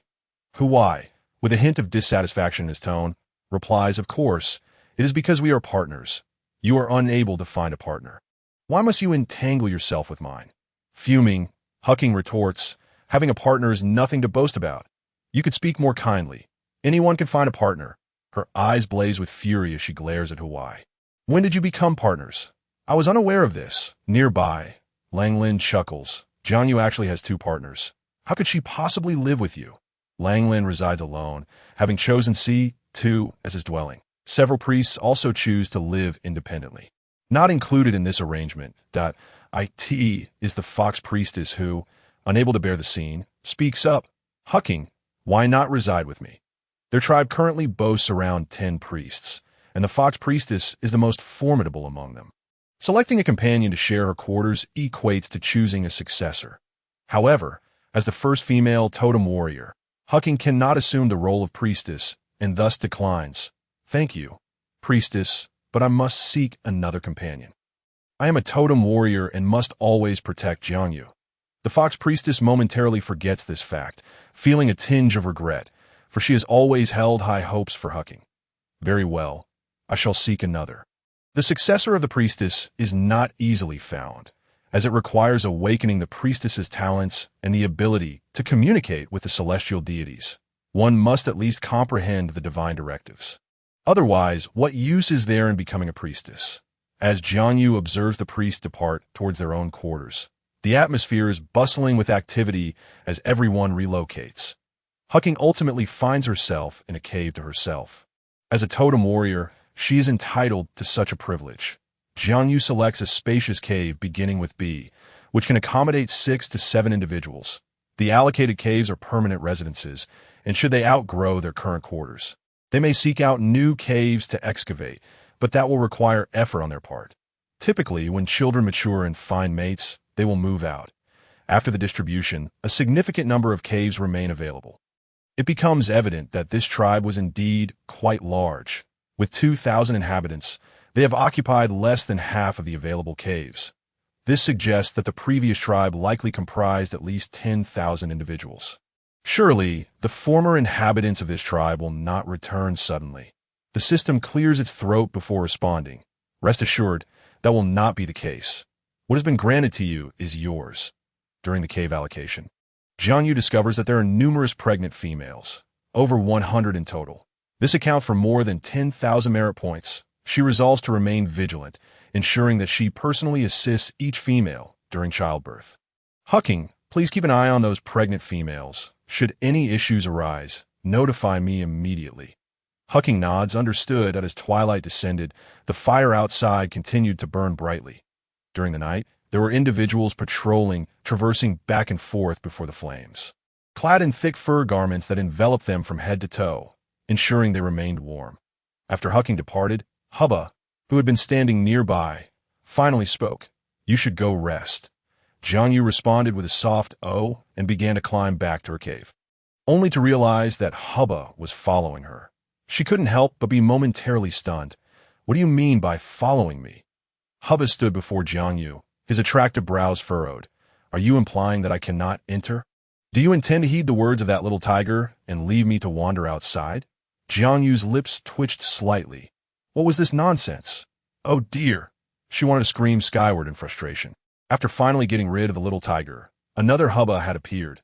How could she possibly train now? Well, if you wish to follow, then so be it. However, I am not quite prepared to share a bed with you. Hubba frowned. He had no particular desire to cohabitate, as males and females typically did not reside together. However, he recognized that if they lived in proximity, sharing a bed was inevitable. Yet Jiang Yu appeared displeased, her expression tinged with grievance. Do you not like me? He distinctly recalled the first time Jiang Yu laid eyes upon him in his human form. Her gaze had seemed almost adhesive. How could he not notice? Just as Jiang Yu was about to articulate her thoughts, the system interjected. Yu, here, females hold a high status. If you tell him you do not like him, he may lose confidence and fall into despair. Jiang Yu was taken aback. Is it really that serious? The system affirmed with certainty. Indeed, a male who cannot gain the affection of the female he desires may even be ostracized by other males. Ah, it certainly sounded grave. Hubba, however, did not harbor genuine affection for her. He was merely following the divine arrangement. Jiang Yu sighed. It's not that I dislike you, that I simply prefer to sleep alone. I can't have you shifting into beast form while I'm trying to rest. She recalled how exhausting it was to maintain a beast form. Just as Jiang Yu was about to say more, she noticed Hubba had transformed into a fox, gazing at her with pleading eyes. Goodness, those glistening, moist eyes were utterly irresistible. Not to mention the soft fluffiness. It seemed every hair on his body was dancing in the night air. Unable to resist, Jiang Yu stepped forward and reached out to stroke Hubba's fur, exclaiming, "Oh, how delightful! Does this not discomfort you?" Hubba shook his fluffy head. Not at all. As long as I'm not in battle form, I can shift freely. Moreover, maintaining this form consumes even less energy than my human form. I just have yet to master it fully. He was not like the little tiger, and he had never considered sustaining his beast form at such a diminutive size. Previously, it served little purpose. But things were different now that I in this form. It seemed he could please his female companion. System, he isn't deceiving me, is he? The system replied affirmatively. He is not deceiving you. It is indeed as such. With this reassurance, Jiang Yu felt unrestrained and scooped up Hubba, smiling brightly as she nestled into her bedding. Her blanket was also a large fur, well-prepared and incredibly soft. Rubbing Hubba's head, Jiang Yu remarked, "Your belly fur is so soft." Just as she was about to continue, Hubba, why is it that even a bamboo bowl shatters in my hands? The system sighed helplessly, saying, I meant that you cannot bear 300 pounds. After all, how light is a bamboo bowl? This is unbelievable. Jiang Yu turned and descended the stairs to search for stones. Fortunately, this place is not lacking in stones, at the foot of the mountain. A considerable distance from the tribe, various stones ranging from small to colossal are abundant. Jiang Yu picked up a small stone and crushed it effortlessly, then switched to a larger one throughout the morning. Jiang Yu shattered numerous stones, and soon, Wolf Lin approached her. Master Shaman, have these stones offended you? He inquired, still somewhat uncertain after observing for a while. Jiang Yu smirked. No, I'm simply bored with so many matters within the tribe. How could one possibly be bored? Jiang Yu huffed, ignoring Wolf Lin as she continued to move stones. Wishing to demonstrate her utter lack of amusement, she cleared away a pile of stones obstructing her path, only to discover that the soil beneath had changed color. Jiang Yu's eyes widened in astonishment. Was this an unexpected treasure? Chapter 54. Why are you hitting me? Jiang Yu was almost in disbelief as she gazed at the newfound discovery, reaching down to grasp a handful. Clay indeed. Oh heavens, what extraordinary luck is this? I merely crushed a bamboo bowl, and the gods have gifted me a mountain of clay. What splendid porcelain could I not create? Her excitement grew, causing Wolf Lin to take several steps back in alarm. Jiang Yu, what are you doing? Casting a glance at Wolf Lin, Jiang Yu beckoned him closer. Hesitant yet compelled, he approached, while Jiang Yu was busy with the stones. Fox Ching had noticed but refrained from interrupting. Once Fox Bai finished tidying the cave, she joined Fox Ching, watching as Wolf Lin drew nearer. Fox Ching, what are you spying on?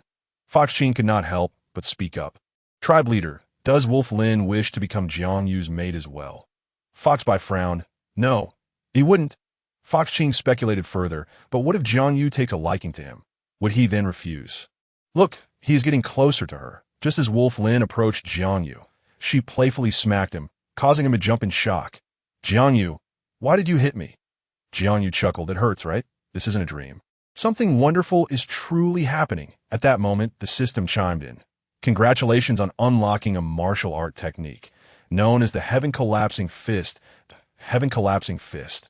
The system's voice momentarily stunned Jiang Yu. That, if perfected, could I truly collapse the heavens with a single punch? As this thought flickered in her mind, faint flashes of lightning and thunder rumbled in the sky. Jiang Yu quickly interjected, just kidding, just kidding. Don't take it seriously. The system retorted, good heavens, your audacious thoughts frighten me into silence. Please refrain from such musings and console Wolf Lin. He seems quite ready to retaliate against you. Indeed, Jiang Yu turned to see Wolf Lin still fuming, offering an awkward smile. She merely sought an opportunity to connect with him. Well, they say one does not feel pain while dreaming. I just wanted to check if I was dreaming. Wolf Lin, unfamiliar with the concept of dreams, instinctively countered, then why not hit yourself? With a defiant expression, Jiang Yu replied, hitting myself would hurt far more. Besides, you, a male, should be able to withstand a little pain. The system snickered. Oh, Jiang Yu, it seems you've consumed a strength elixir. Suddenly feeling embarrassed, Jiang Yu realized she had forgotten. Wouldn't that punch cause internal injury? I'm sorry, I didn't mean to. Truly at a loss for words, Jiang Yu felt like crying. Thankfully, at this moment, Fox Bai and Fox Ching approached. Fox Ching pulled Jiang Yu aside. Jiang Yu, please refrain from hitting Wolf Lin. He is rather pitiful. His mate has been taken away, and he cannot retrieve her. This subtly informed Jiang Yu that Wolf Lin already had a mate. Females could have multiple partners, while males could only seek another if their mate had abandoned them, and they had no offspring. Jiang Yu replied with a hint of embarrassment, I didn't mean it to be by the way. Fox Ching, look what I've found. This clay. With this we can create numerous pottery items, pots, bowls, and large water jars. Fox Ching, already knowledgeable, looked at Jiang Yu. Is this meant to replace the bamboo bowls? Many have already shattered, and, as of now, we have yet to discover any bamboo nearby. We've only just arrived and have been foraging for food. After all, the mountains surrounding the lake have yet to be explored. Indeed, this discovery is remarkable. Jiang Yu is truly impressive for finding clay. Can we use it now? Now. It seems we cannot just yet. We need to construct a clay kiln first. Also, we need to start charcoal production. We have nearly gathered enough food, so we must begin making charcoal to avoid freezing during winter. That would be unfortunate. With thoughts of excitement over the clay fading, Jiang Yu looked at Fox Ching. I just remembered. We need to find a suitable spot to dig the clay kiln and start making charcoal.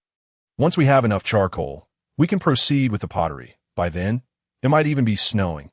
But that is all right. Initially, the snowfall shouldn't be too heavy. Uncertain whether the cold season here resembled winter in her previous world, she reassured herself that they would see when the time came.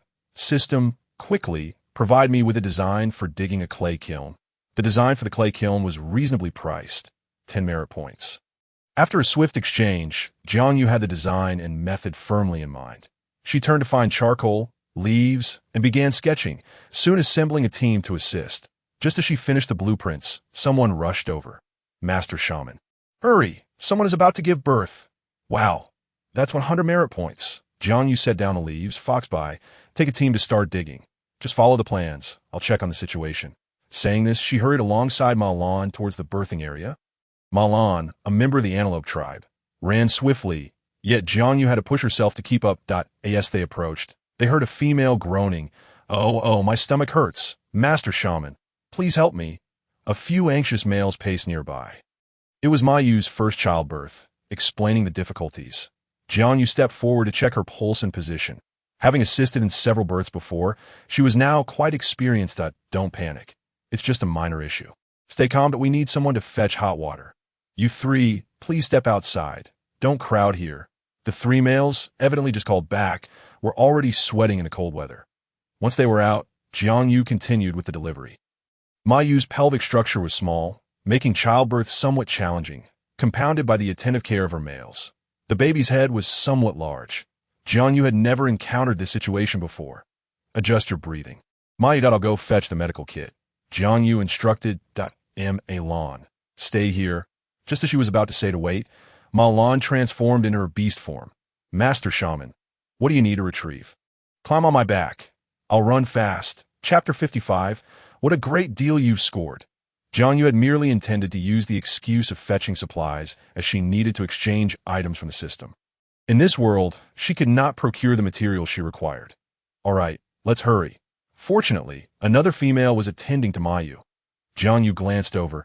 She appeared to be a priestess from the antelope tribe. Ma Lan ran with great speed, causing Jiang Yu's hair to fly behind her. Soon, they returned to her dwelling. Jiang Yu immediately called out, exchanged for a medical emergency kit. System, be quick about it. The system complied. 100 merit points. Exchange successful. Before Jiang Yu stood a medical emergency kit specifically for childbirth, remarkably considerate. Upon opening it, she found anti-inflammatory medications, scissors, silver needles, and suturing threads, among other items. Grabbing the kit, Jiang Yu climbed onto Ma Lan's back. Let's go. On the way back, Jiang Yu couldn't help but sigh. She had yet to earn those 100 merit points, but had already spent them. The system scoffed. Look at you being so stingy. Is it really necessary? Once you exchange for this item, I will replenish it for you after use. You paid 100 merit points. You've truly struck a bargain. Upon hearing these words, Jiang Yu's eyes sparkled with excitement. Ah, Tongzi, you truly are the finest in the world. I adore you. The system, unimpressed, retorted with great disdain. Cease your flattery and hurry to save the person. That moment, Malin had already arrived at the entrance of Ma Yu's cave. Jiang Yu promptly dismounted and dashed into the cave, exclaiming, I'm here. Is the hot water ready? While asking, she retrieved a kerosene lamp from within and ignited it with a lighter. The sudden flame startled the priestess, who then beheld Jiang Yu brandishing an unfamiliar object, a pair of scissors, roasting it over the fire. Ma Yu, witnessing this scene, was rendered speechless. Great shaman, what are you doing? Her voice trembled with a hint of tears, sobbing pitifully. Jiang Yu sighed. I must save you. I do not wish for this either. Please bear with me. It will be over soon. With that, she administered a local anesthetic and, upon making the incision, the child was born without complication. After dealing with the placenta, Jiang Yu sighed once more. Reflecting on the universal suffering of women in childbirth across all worlds, she handed the newborn to Malin, who was waiting nearby, and began to stitch up Ma Yu's wounds. Following this, she prepared some medicine and called Malin over, instructing her on what to say and emphasizing that for at least 2 months, she should refrain from mating. After issuing these instructions, Jiang Yu gathered her belongings and turned to leave. Congratulations to the host for successfully delivering new life, earning 200 merit points. Jiang Yu was somewhat astonished. Why are there 200 points this time? The system chuckled, because this was different. You perform a minor surgery, hence the extra 100 points. Jiang Yu narrowed her eyes. These merit points are a reward from you. Then, why not grant me 1 billion at once, so I can return home? The system burst into laughter. What a foolish dream. Those merit points are not my gift. Do not entertain such thoughts. They are bestowed by the celestial beings. 100 points for the child and 100 for the mother, as they were originally meant to be 2 lives lost. Realizing this, Jiang Yu chuckled softly. All right then, I believe you. Today, I saved 2 lives, In high spirits, Jiang Yu sought a secluded spot to store her medicine chest in her personal space, which also contained several burlap sacks filled with coconut rice. Feeling cheerful, she decided to treat everyone to a meal of coconut rice. With this thought, she made her way toward the kitchen, following her previous reconnaissance of the mountain caves. Jiang Yu was familiar with all the females in the tribe, thanks to her excellent memory. Having encountered them once, she remembered them all. Hu Qing was responsible for numerous tasks, overseeing all the females. Thus the kitchen was well managed. The head of the kitchen, Hu Min, was a talented female with exceptional culinary skills. Hu Min was planning the evening meals for the tribe, which comprised over 2,000 people. She had to compute the quantities carefully, ensuring that they did not overcook, as these provisions needed to last through the entire cold season. Upon seeing Jiang Yu enter, Hu Min was somewhat surprised and stood to greet her. "Great shaman, what brings you here?" Jiang Yu smiled brightly and replied, "I came to tell you that we will have rice for dinner. Find a spot, and I will bring you the ingredients." Hu Min managed the kitchen. She was considered one of the upper echelons of the tribe and was somewhat familiar with the peculiar items Jiang Yu often possessed. Soon, they selected a cave, and Hu Min gestured, "You can place it here." Jiang Yu quickly produced a burlap sack and poured out the contents, revealing large grains of white rice that emitted a delightful aroma. "This is coconut rice. I'll give you a sack now. And there are still 3,000 pounds left for next time. Let me teach you how to cook it." With that, Jiang Yu filled 2 bowls with coconut rice, placed them in a pot. And once it began to bubble, she started steaming the rice. Preparing meals for 2,000 people kept the kitchen staff busy from dawn till dusk. Breakfast was typically served around 9 in the morning, requiring the kitchen staff to start cooking before dawn. After lunch, they would soon begin preparations for dinner, which was served around 5 in the afternoon. After dinner, as night fell, everyone would return to rest. And this cycle continued year after year. Before long, the coconut rice was ready, and Jiang Yu inhaled the enticing aroma. It had been over a month since she had last tasted rice, and she longed for it. Hu Min, noticing her eagerness, swallowed hard. "Great shaman, is this a new food? Can we taste it?" There wasn't much left, but surely a taste wouldn't hurt. Both women grabbed bamboo bowls, and upon taking their first bites, the rich coconut flavor enveloped their senses. This is even tastier than modern rice." Jiang Yu, unable to resist, devoured an entire bowl in a few swift bites, feeling a bit embarrassed afterward. Hu Min, having finished her bowl, fixed her gaze on Jiang Yu. "Great shaman, I have a suggestion. Would you care to hear it? I believe this food is too precious to be cooked alone. We could." Chapter 56. The First Hunt. Jiang Yu tilted her head, considering Hu Min's suggestion to cook it alongside mountain yam. That would be akin to modern sweet potato rice. Why not? Glancing at Hu Min, who seemed a bit shy, Jiang Yu affirmed, "Of course, this way we can enjoy more meals together. With 1,000 pounds of rice and 1,000 pounds of mountain yam, we could prepare a hearty meal. We also have rice soup without needing to make additional vegetable soup. It is simply splendid." Entrusting the kitchen to Hu Min was truly reassuring. Jiang Yu declared, "You manage it well. I will seek out the tribe leader." With that, she departed from the kitchen, feeling a craving for meat. In her background image, Jiang Yu spotted a wild boar den, housing 5 large wild boars, each weighing about 500 pounds, a sufficient feast for the tribe. Meanwhile, Hu Bai was leading a group to excavate earth for a kiln. Lacking shovels made the task cumbersome, and she had initially considered transforming into her beast form to assist, but then noticed 2 pangolin tribesmen passing by. Hu Bai immediately called out, "Are you from the pangolin squad?" Following the merger of the tribes into Beast King Valley, the former tribes had been reformed into squads. The Fox tribe, being small in number, consisted mainly of totem warriors, known as the Elite Guard, while the Wolf tribe was referred to as the Defense Squad. Other tribes were similarly designated, such as the Antelope tribe becoming the Antelope Squad and the Pangolin tribe the Pangolin Squad. The 2 males, upon realizing it was the Beast King, quickly nodded in submission. "Greetings, Beast King." Hu Bai acknowledged them with a grunt. "Gather a few capable workers from your squad." The Pangolin squad was ideally suited for digging the kiln. Soon, the Pangolin warriors arrived, and following the blueprints, they began to work. True to their reputation, they worked swiftly, and before long, 3 kiln caves were excavated. When Jiang Yu arrived, her face lit up upon seeing the 3 spacious caves. Marveling at the remarkable capabilities of the orcs, With a smile, she approached Hu Bai. Hu Bai, take me hunting. I want to catch wild boars for roasted meat tonight, all right? Although Hu Bai was uncertain about roasting meat, he instinctively refused. No, hunting is too dangerous. Jiang Yu pouted. I'm quite strong. If there is danger, I'll run away and I can survive a night alone in the dense forest. Just let me go. Besides, with you and Lang Lin around, I'll surely be protected. Hu Qing, feeling overlooked, quickly stepped forward. I'll go too. I can protect Jiang Yu. Indeed, Hu Qing was also a totem warrior and should have the chance to prove herself. Let us go. Let us set off. Hu Yu, you stay here and oversee the digging. Aim for 10 kills, and we'll discuss it further upon our return. The male totem warriors had some understanding of their combat capabilities, but they were less familiar with the females. As Jiang Yu wanted to hunt, she brought Hu Qing along, feeling confident with both Hu Bai and Lang Lin at her side. Moreover, there were no large animals in the vicinity, as they had thoroughly scouted the area during their previous hunts. Unbeknownst to Hu Bai, Jiang Yu had a background image that indicated where wild boars could be found. The four of them made their way toward the nearby hillside. Thanks to the strength-enhancing pills, Jiang Yu felt invigorated, striding with confidence, which caught the others' attention. Hu Qing approached Jiang Yu. Jiang Yu, is there a special occasion today? You seem particularly joyful. Jiang Yu beamed. Today, Ma Yu gave birth to a little female. I am so happy.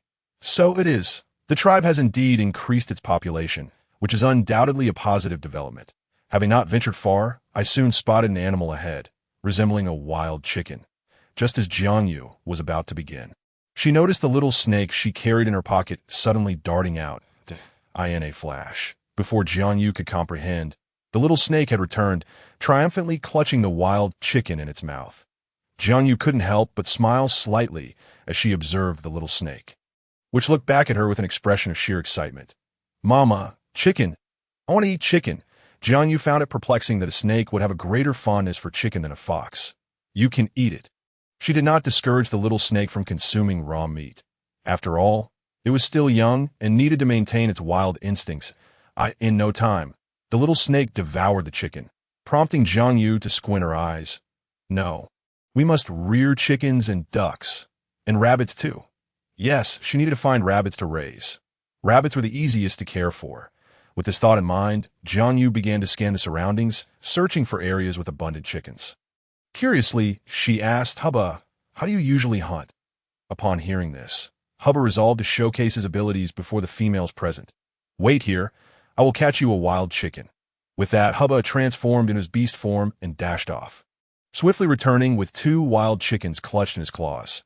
Jiang Yu looked at Hubba in astonishment. Do you all hunt by transforming into beast forms and directly capturing prey? Goodness, was it not akin to an animal kingdom when that group went hunting? Her mind began to conjure images of a pack of foxes chasing small creatures, such as rabbits, through the mountains or fields. Jiang Yu indulged in her imagination.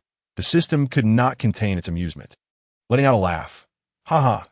What a remarkable animal kingdom. Jiang Yu, your imagination is rather extravagant at times. Suppressing a smile, Jiang Yu decided to focus on hunting wild boars instead. Hubba, anticipating Jiang Yu's praise, noticed her peculiar expression. Is something wrong? Jiang Yu quickly shook her head. No, nothing at all. That moment, Hua Qing, filled with excitement, exclaimed, It's my turn now.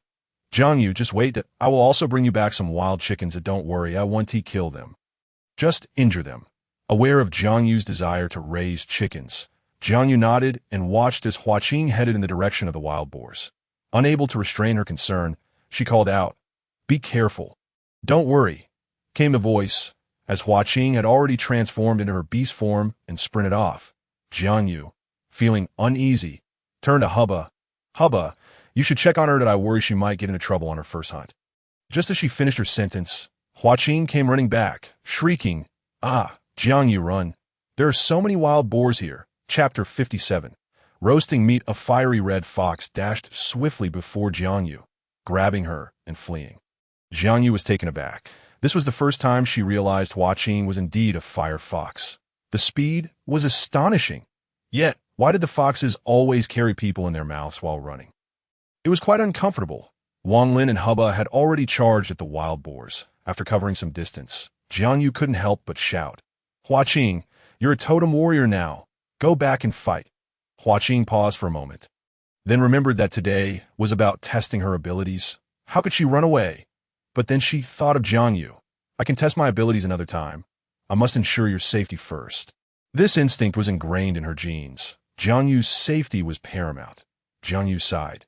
Don't worry, I can climb trees. Besides, I have a little snake with me. Don't concern yourself with me.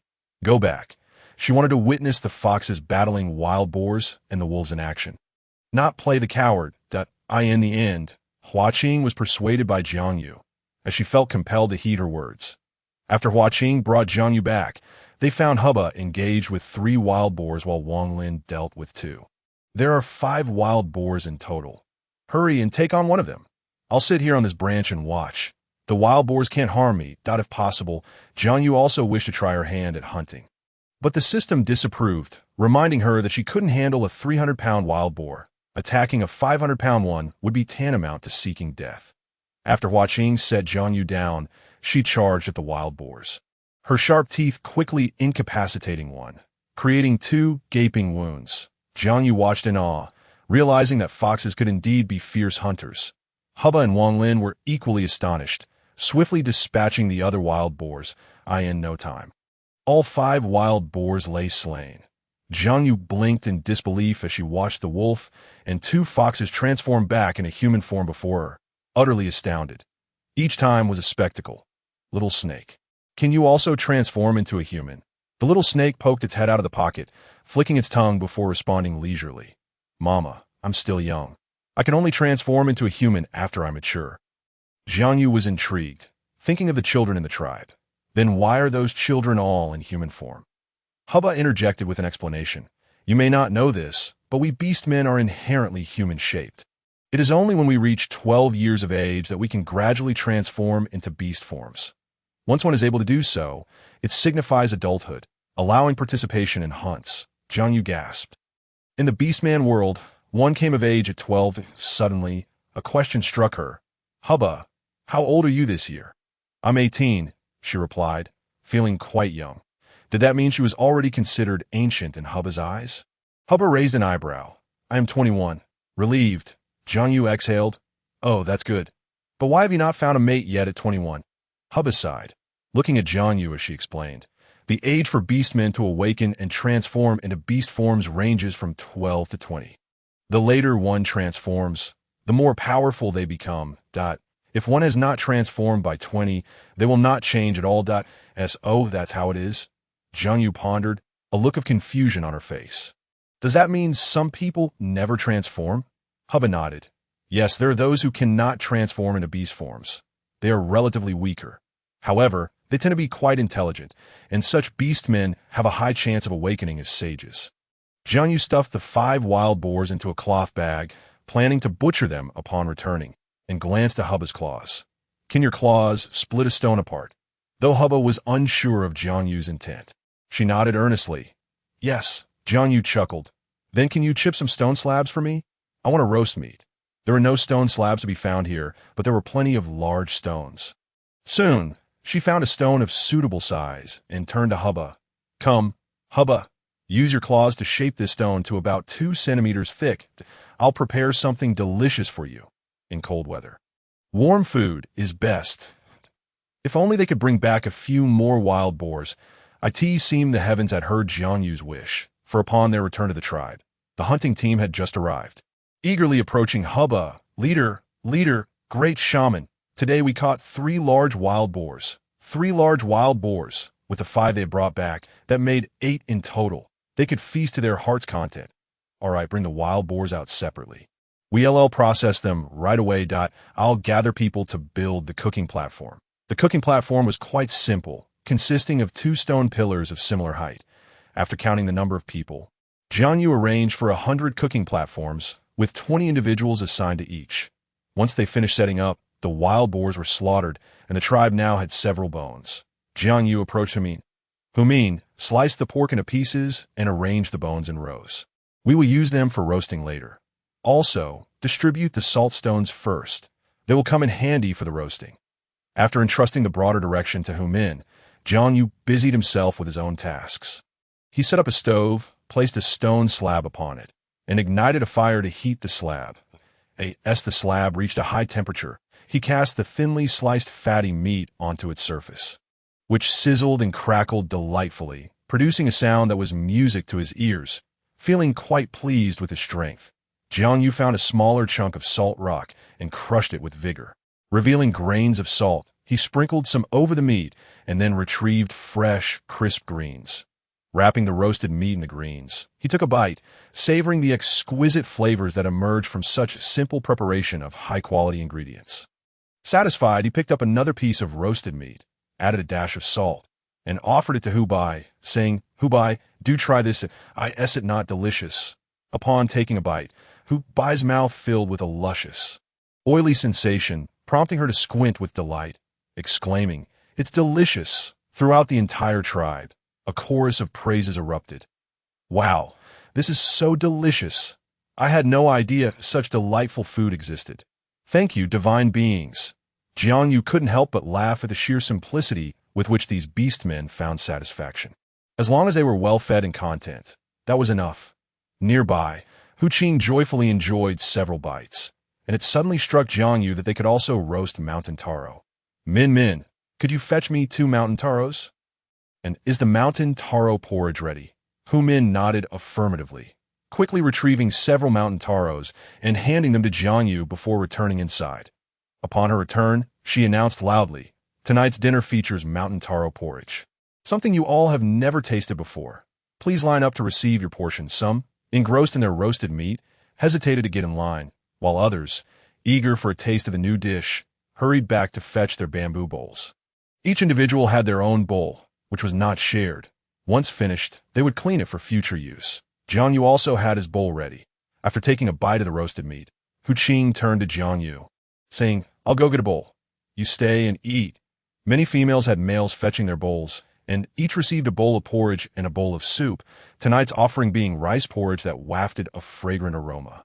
After finishing, they could refill if there was any left. It could be said that the tribe had never been so lively since its inception. Everyone gathered, chatting amiably while enjoying the fresh food. Even with a chilly breeze blowing, they felt no discomfort. Hu Bai observed the scene with amusement, glancing at Jiang Yu.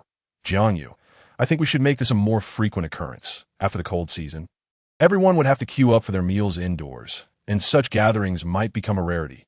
Jiang Yu pondered for a moment and nodded in agreement. "You're right. Let us have a meal like this before the cold season starts, and another just before the rainy season. What do you think?" The rainy season was the planting season, which would also require a ritual offering to pray for favorable weather throughout the year. After all, the beginning of next year's rainy season coincided with the planting season, marking their tribe's official transition into an agricultural community. Hu Bai considered this and nodded. Jiang Yu sighed. "I still believe we should raise pigs. Only then can we enjoy roasted meat whenever we desire." He continued, "By the way, beef is also delicious, as is mutton." Sigh. "I long for an abundance of meat." Hu Bai's expression turned contemplative before he spoke. "I believe we will have that in the future." Hearing this, Jiang Yu tilted her head, glancing at Hu Bai, unable to suppress her astonishment. "So men have been dreaming of such things since the days of being mere savages," she mused, patting Hu Bai's shoulder with a serious expression. She affirmed, "I believe in you." That moment, Hu Qing approached, carrying her bamboo bowl. "Jiang Yu, here's your mountain taro porridge. It looks delicious. Hurry and eat." Jiang Yu, who hadn't tasted sweet potato porridge in ages, couldn't resist and took several mouthfuls. "Ah, if only time permitted, I would certainly fetch some chili peppers. I miss them dearly." The wild rice porridge served over the past few nights had captured the hearts of all the beastmen. One by one, they approached Hu Min, asking, "Hu Min, what is this delectable dish? Can we have it every day?" Many expressed that it was quite filling. They speculated that it was coconut rice, which indeed had a more satisfying quality compared to other vegetables. However, coconut trees were notoriously difficult to mature, and in this era, there was no rice. The coconut trees had perished in the eruption of the fire god, but if they wished to indulge in such dishes later, it would be a challenging endeavor. Jiang Yu felt a pang of sympathy as she recalled the coconut rice. Just then, the background image illuminated, capturing Jiang Yu's attention and making her eyes sparkle with excitement. It turned out there were coconut trees here, with 2 hills full of them. Ha! After the coconut trees have been harvested, they can regenerate within a year. Oh heavens, how could such a treasure exist? It is truly a boon for the beastmen. As inquiries about the coconut rice surged, Humin sighed. What we eat is not for me to decide. Besides, how can we have good food every day? There must be a balance, after all. Jiang Yu counted the trees in the background image, revealing over 500 coconut trees, each capable of yielding 5,000 pounds of grain that we could eat from this every day. Jiang Yu exclaimed, overjoyed and unperturbed, waving her hand grandly. Let us eat. We'll feast on this daily. Humin was momentarily taken aback by Jiang Yu's enthusiasm, but soon shared the news with the tribe. This is called coconut rice, and it will henceforth serve as our tribe's staple food. In her storage, she had over 100,000 pounds of coconut rice, and once depleted, they could simply retrieve more from the hills. Upon hearing this announcement, the beastmen erupted in joyous howls, a cacophony of wolves howling and horses neighing. Jiang Yu covered her ears, waiting for the revelry to subside. Some of the jubilant females began dancing around the fire. But as the dance progressed, things began to take an unexpected turn. Jiang Yu caught sight of a male and female rolling together, and she couldn't help but feel a mix of shock and embarrassment. Really? They all live together, yet they still choose to engage in such antics in public? How scandalous! Feeling a sense of injury to her sensibilities, Jiang Yu stood up, determined to protect her innocent eyes. However, upon looking up, she found Hu by staring intently at her, causing a moment of tension. What are you staring at me for? Hu Bai coughed awkwardly. I was just wondering, would you like to join the dance? Jiang Yu immediately shook her head, replying, no, I'm going back to rest. You all carry on. With that, she turned and made her way back to her cave. Hu Qing followed closely behind, bubbling with excitement. Jiang Yu, are you going back to rest? I'll go with you. Jiang Yu looked at Hu Qing with surprise. Aren't you going to choose a male? All the males are out today. Hu Qing fixed her gaze on Jiang Yu and replied after a pause. No, I want to stay by your side. I can't let you be alone, da-da. So she intended to be her personal bodyguard. The system interjected. She has been marked as a totem warrior because of you. If I were you, I would take this opportunity to practice diligently. Hu Qing can be trusted. You should teach her your sky-breaking fist. Oh yes, Hu Qing had yet to practice the sky-breaking fist.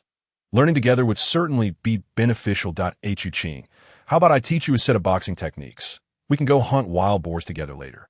The system rolled its eyes at Jiang Yu's persistent thoughts of hunting wild boars. As for Hu Qing, she was momentarily taken aback before her face lit up with joy. Really? I can learn too? Wasn't this a reward bestowed upon Jiang Yu by the divine? Jiang Yu smiled brightly and nodded. Of course you can learn. Once you master it, you'll be able to protect me even better. Just watch me perform it once, and then follow along as I demonstrate.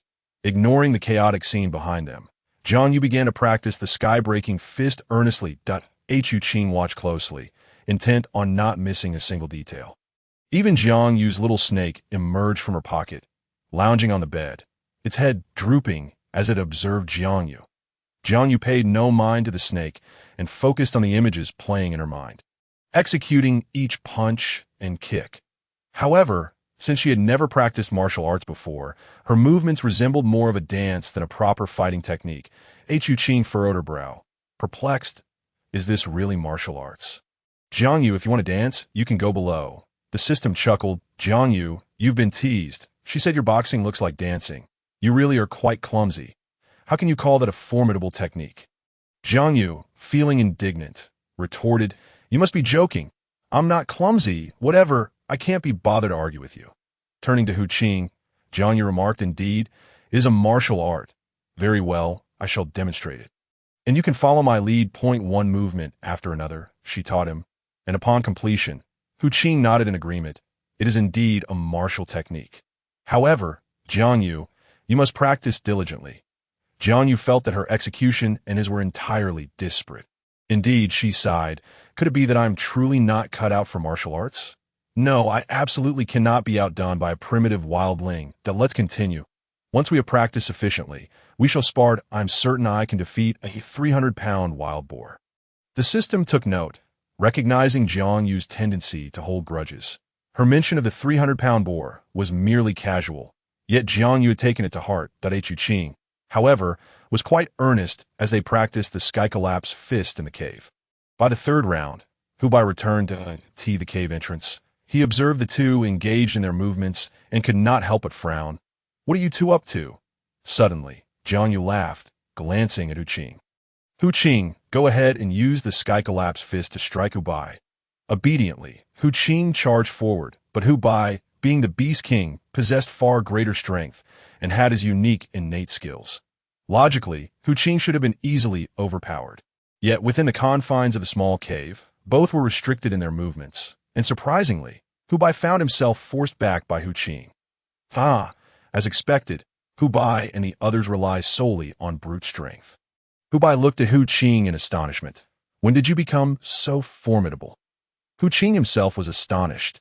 "Am I truly able to hold my own against the clan leader?" Hubei scoffed. "You must be joking. This space is limited. I am merely letting you have your moment. In beast form, I could incapacitate you with a single strike." Hu Qing chuckled, then turned to Jiang Yu. "Jiang Yu, this martial art is incredible."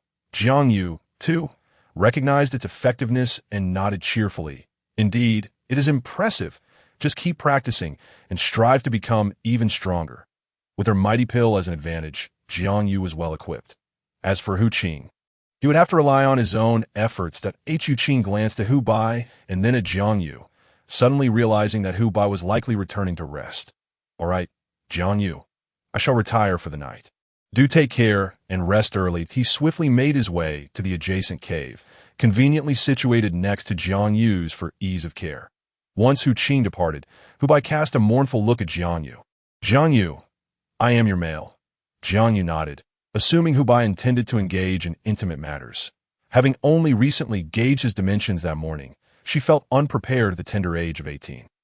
Clearing her throat, she replied, "No, I understand you are my male, but as a divine maiden, my circumstances are somewhat unique.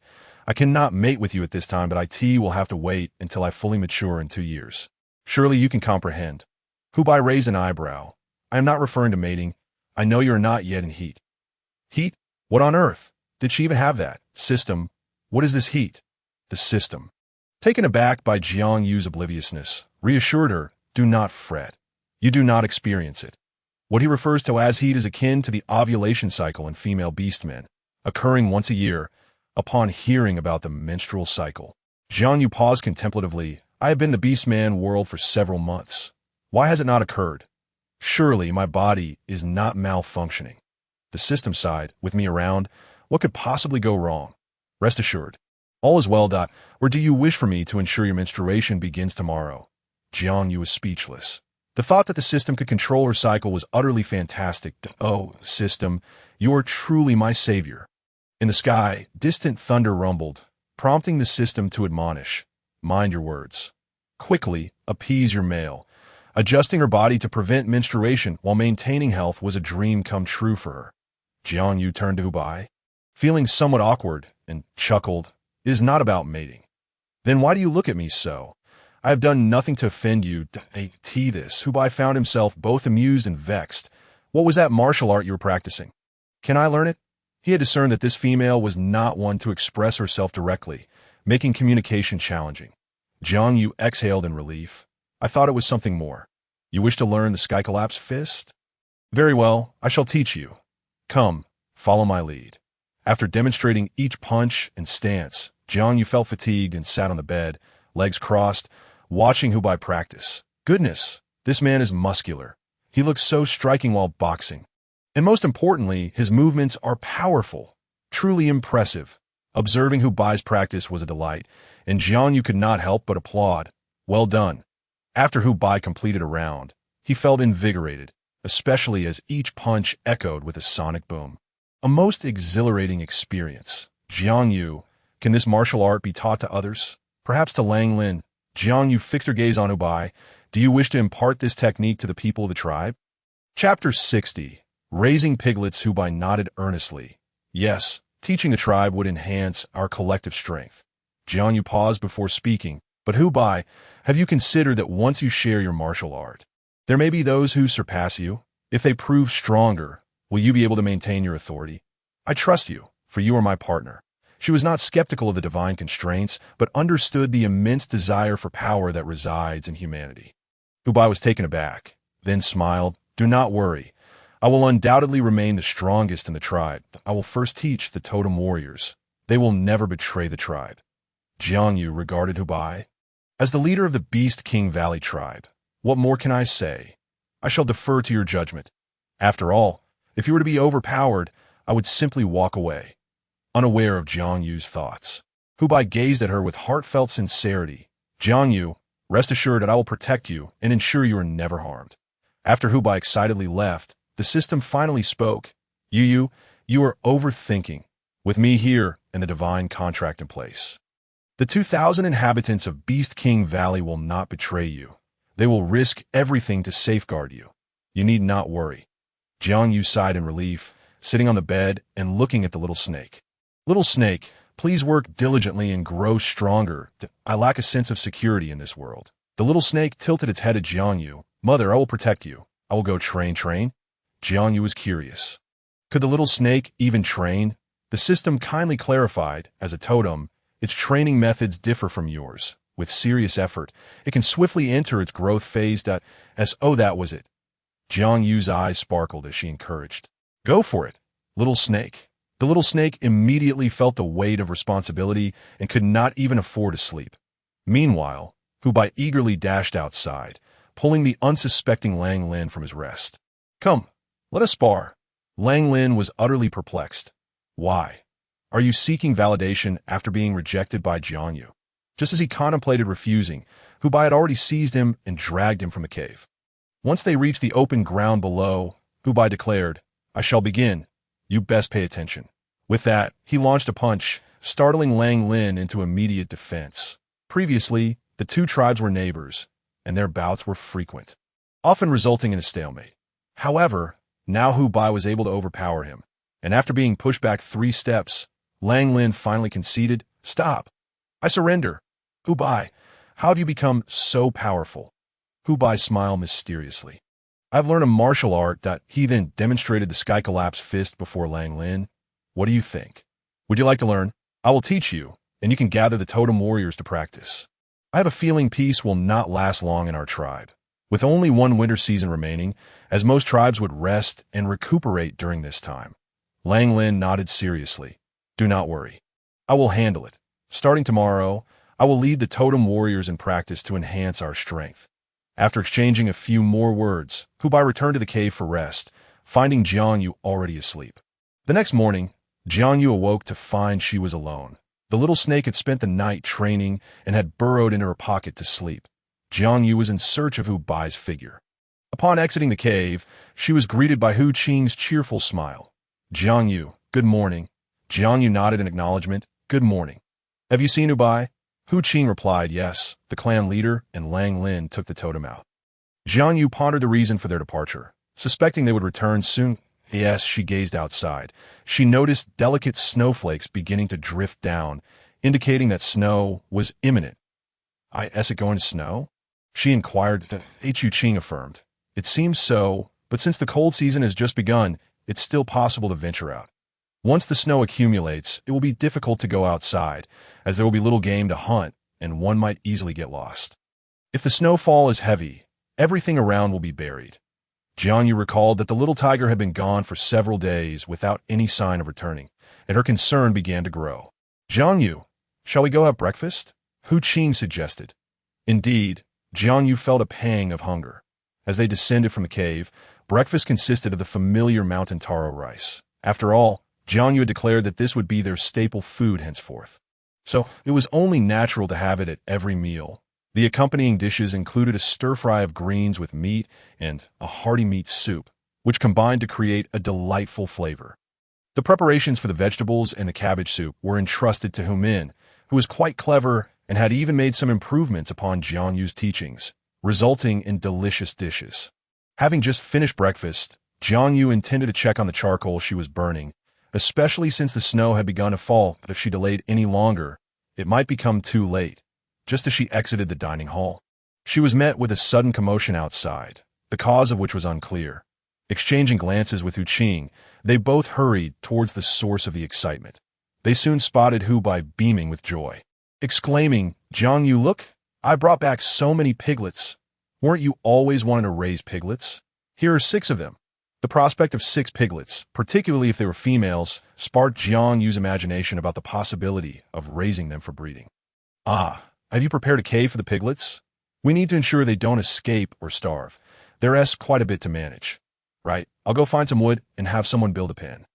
It must be sturdy, but fortunately we have rope to bind it and can insert the wood into the cave," Jiang Yu instructed, delegating the task to others. The remaining members of the tribe who had not ventured out gathered around, all reminiscing about the delightful taste of roasted meat, their eyes fixated on the piglets. Under Jiang Yu's guidance, a simple pig pen was quickly constructed. "Hu Bai, come and place the piglets inside, and then find some hay to make them a cozy nest.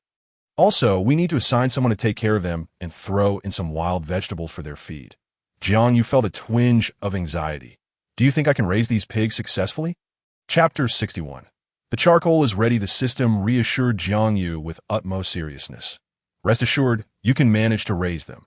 After all, domestic pigs were originally domesticated from wild boars. There's no need to rush.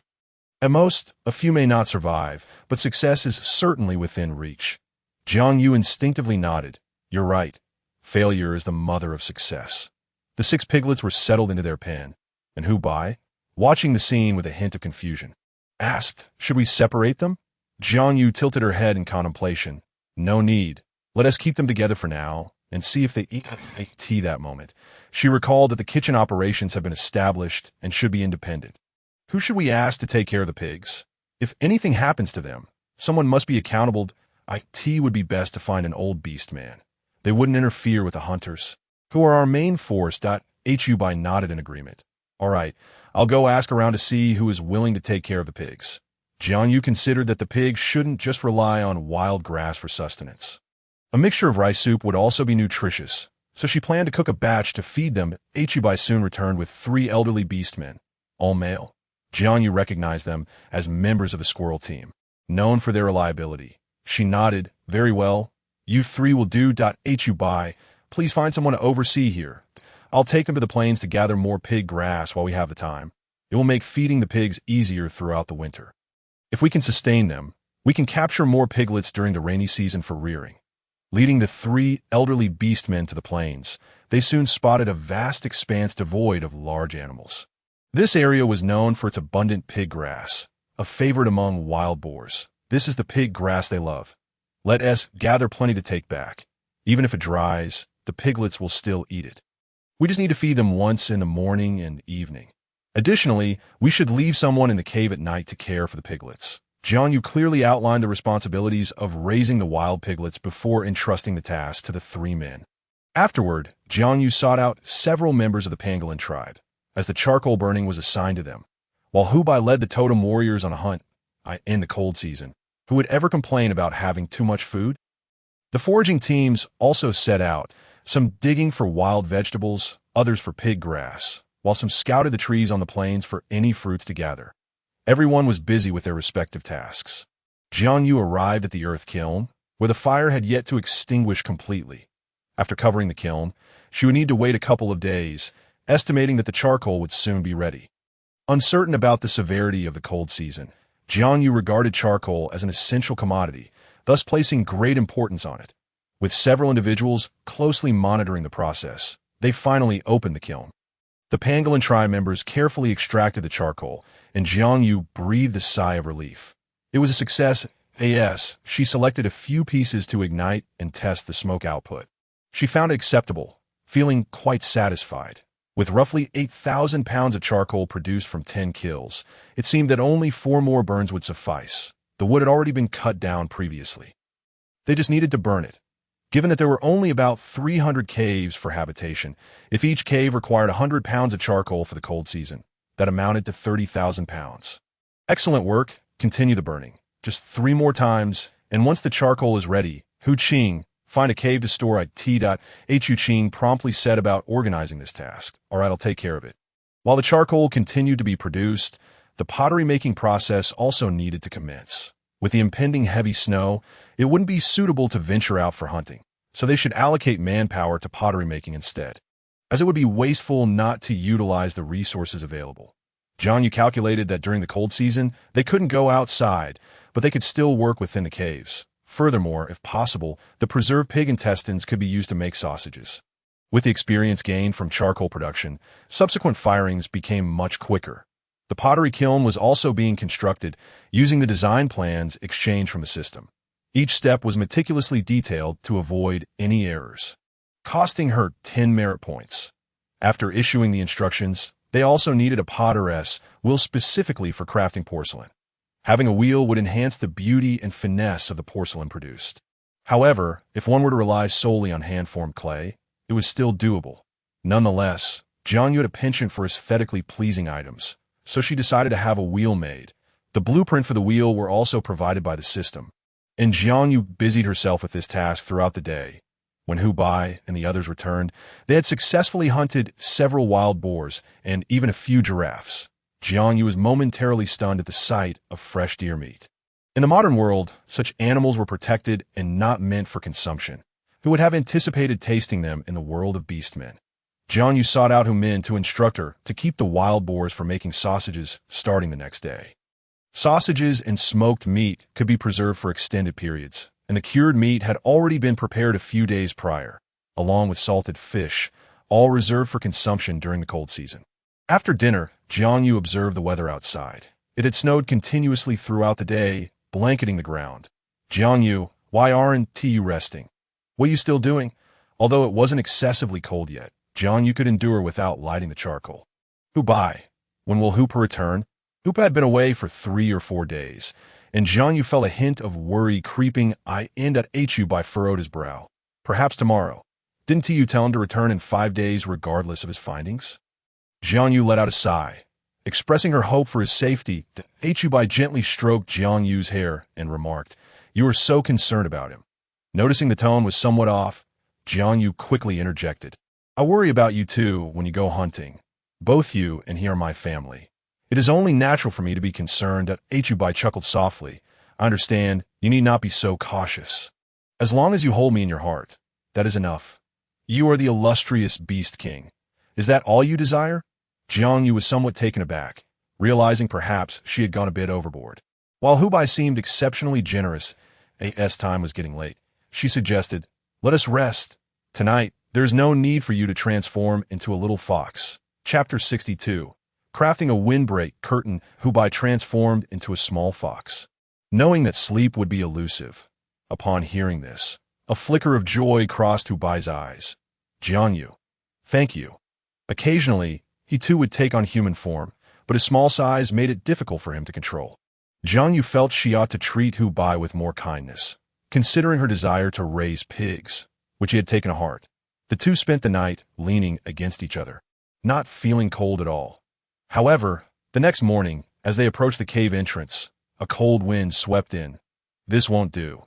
I need to find something to block the cave entrance.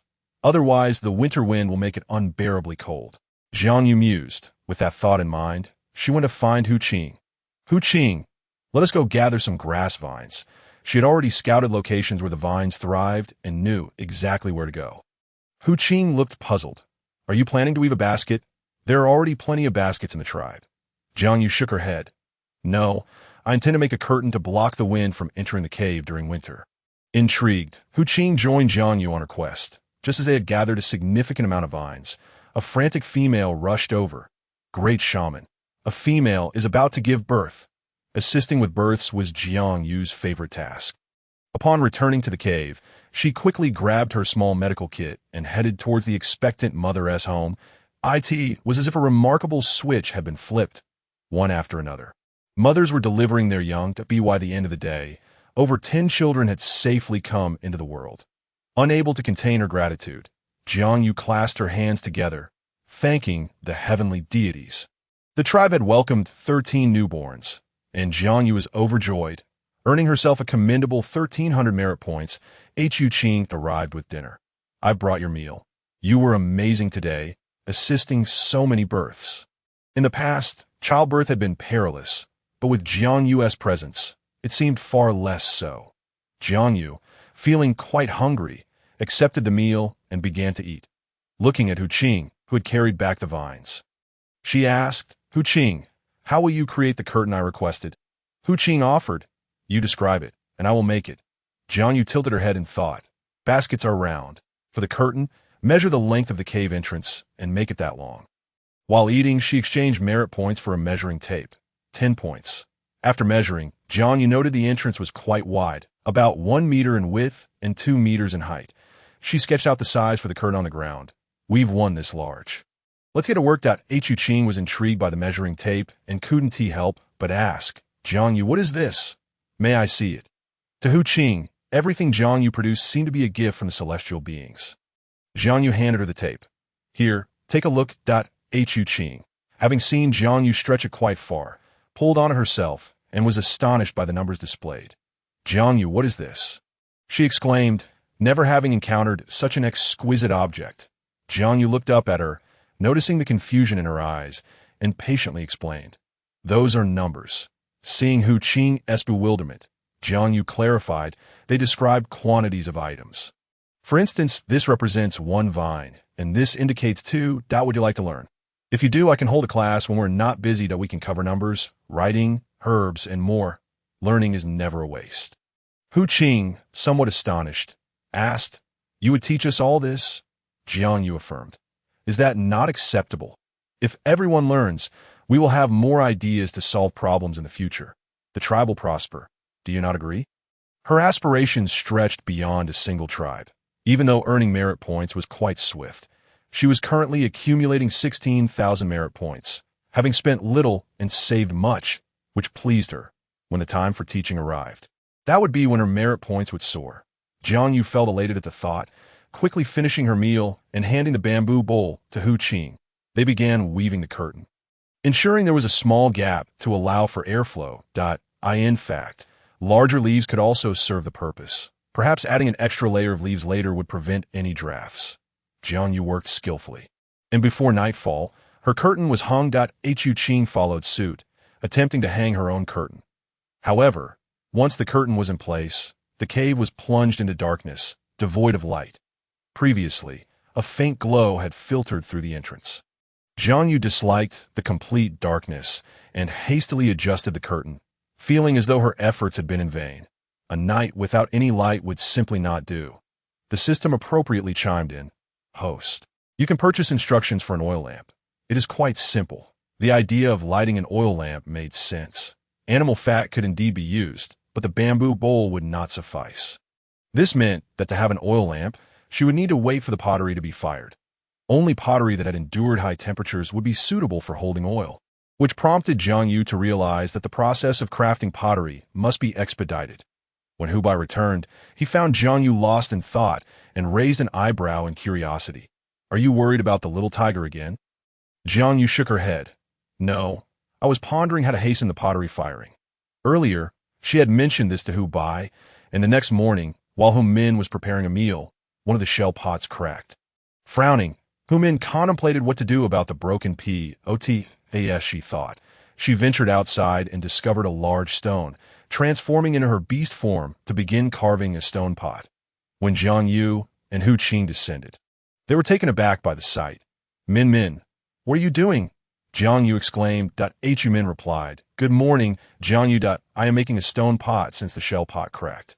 Jiang Yu pointed out, "See, that thing won't hold up for long. We really must focus on pottery. This is too arduous for you. Just hold on a bit longer, and in a few days, we can fire larger pottery." Just as they were speaking, someone rushed over. "Chief, the third leader has returned." The third leader referred to the little tiger, and Jiang Yu felt a wave of excitement. She promptly turned and headed towards the entrance of the tribe. Chapter 63. Be My Mate. Upon reaching the entrance, she spotted a handsome figure, his face alight with joy as he rushed towards her. Jiang Yu momentarily froze before being enveloped in his embrace. "Yu, I'm back. Did you miss me?" He spun around in delight, his bright eyes fixed on Jiang Yu, rendering her heart soft. Unable to resist, she reached out to pat the top of his head. "Yes. I missed you, and I'm just glad you returned safely." Hubai chuckled. "Not only have I returned safely, but I also brought friends." With that, he released Jiang Yu, but held her hand tightly as they approached the guests. "This is Shi Chang from the neighboring tribe. Their tribe is quite large. Shurchong? Jiang Yu pondered the surname, wondering if these individuals were, in fact, lion shapeshifters. At that moment, the system interjected. They are lion beastmen. But this one is not particularly strong. Not particularly strong meant he was not a beast king. Thus Jiang Yu's interest waned. Tilting her head, she inquired, Hubai, did they bring you back? Hubai nodded. They're guests I invited, wishing to stay in our tribe for a few days. Jiang Yu was surprised. How could Hubai invite outsiders to stay? Just then, Hubai approached, and Jiang Yu seized the opportunity to pass the situation on to him. Hubai, you're here. This is a guest invited by Hubai, who wishes to stay with us for a few days. Please take care of them. I'll take Hubai back first. Having been away for a few days, Jiang Yu was eager to check on Hubai for any injuries. Hubai appeared momentarily taken aback before responding. Hold on. Let me settle them first. Then I'll return to don't worry. I'm perfectly fine, Yu. While for the outsiders, whether it be for charcoal burning or pottery firing, they will have to wait a moment. Jiang Yu remains perplexed as to how Hupa managed to bring someone back. Upon seeing Jiang Yu, Shurchong was momentarily taken aback, only regaining his composure when Hubba called out to him. Before Shurchong could finish his words, he rushed to stand before Jiang Yu, exclaiming, Female, you are stunning. You shall be my mate. Jiang Yu's eyes widened in disbelief. Was this person confessing to her? Unable to suppress a twitch at the corner of her mouth, she had yet to refuse when she noticed Hupa's anger. Shurchong, I considered you a friend. You dare attempt to steal my mate? I can no longer be your friend. Leave, and leave now. Shurchong was taken aback. Did you not want us to be good brothers? If I am with your mate, we would truly be brothers. Hupa's eyes reddened with fury. No. Yu is mine. You must leave immediately. Hubba, frowning, interjected, You must be Shurchong, correct? You are a guest here. You cannot disturb our shamans. Please leave. Shurchong had just reached the doorway, having not even been ushered inside or gathered any information, when he declared, You call her Yu, right? I will not give up. After the cold season, I shall come to propose. With that, he swiftly departed with his kin, leaving Hupa and Hubba seething. Jiang Yu found herself at a loss for words. This person spoke boldly, yet fled faster than anyone. She turned to Hupa. Hupa, where did you meet this guy? I thought I asked you to check if there were other tribes nearby. Hupa smirked. I did investigate. After leaving the valley, I encountered the tribes that had been fleeing. Yu, those tribes are not faring well. Upon exiting the narrow passageway, they found the dwelling places of those tribes on the 2 mountains nearby. Hupa, showing little interest, wandered a bit further and stumbled upon Shurchong's tribe. From Shurchong, she learned that there were 5 major tribes in the vicinity, one of which was the lion tribe. The other 4 were the eagle tribe, hyena tribe, bear tribe, and bison tribe, each boasting populations ranging from 2 to 3,000. Comparable to that of Beast King Valley. Once Hupa finished speaking, Hubba exchanged a glance with Lang Lin, sensing that his intuition had not led him astray. Hubba sighed. During the cold season, everyone typically refrains from action. By the time the rainy season arrives, it may not be peaceful. Jiang Yu looked at Hubba in confusion. What do you mean by that? Could these people have any designs on our tribe? Hubba glanced at Jiang Yu and then at Hupa. Hupa, during the next sacrificial ceremony, our tribe could ascend to become a star tribe. Jiang Yu was unaware of this and curiously inquired of the system. What is a star tribe?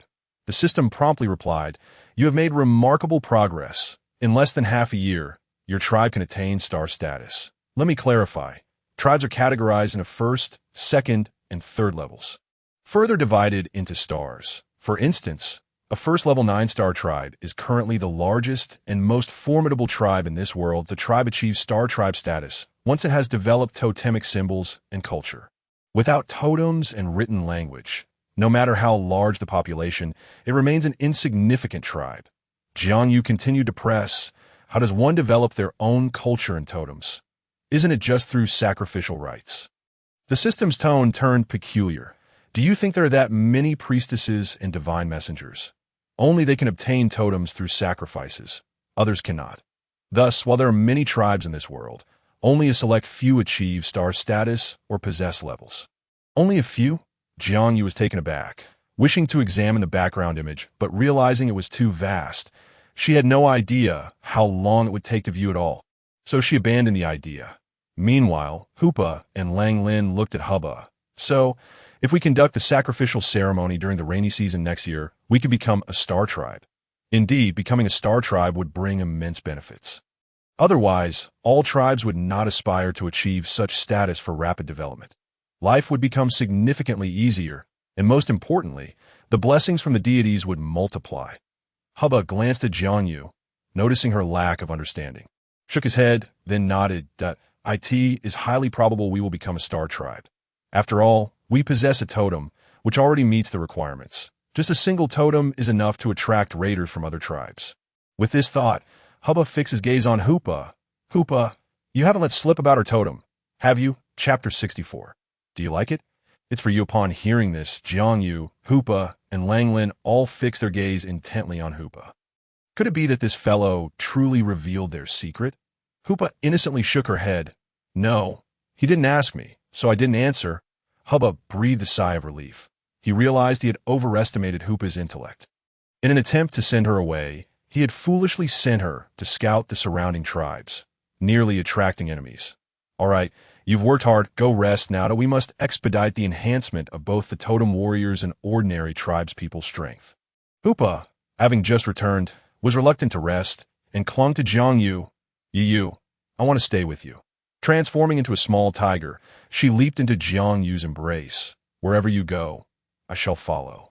Jiang Yu had initially intended to check if the pottery kiln could be open today. Fine, let us go. I actually have some tasks to attend to.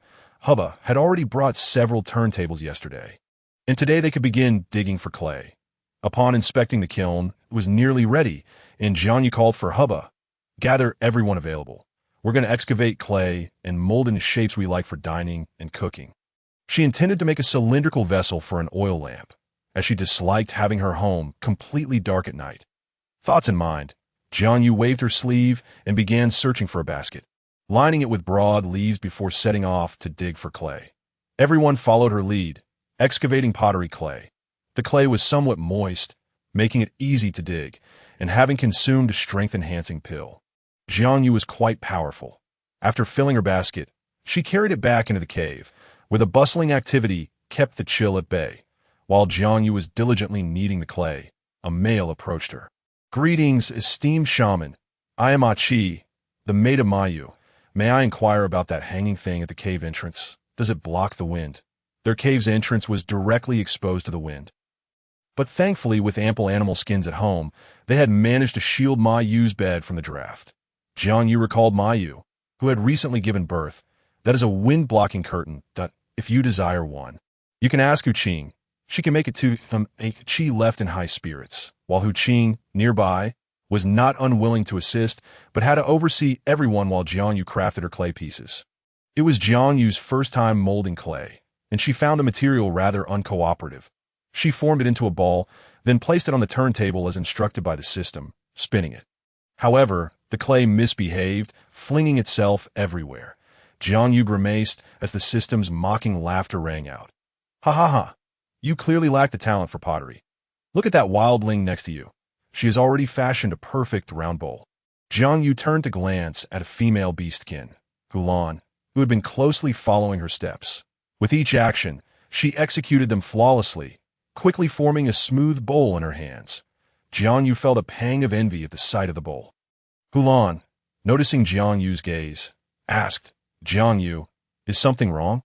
Initially, the Hu tribe members addressed her simply as Jiang Yu, while only those from the Wolf tribe and others referred to her as esteemed shaman.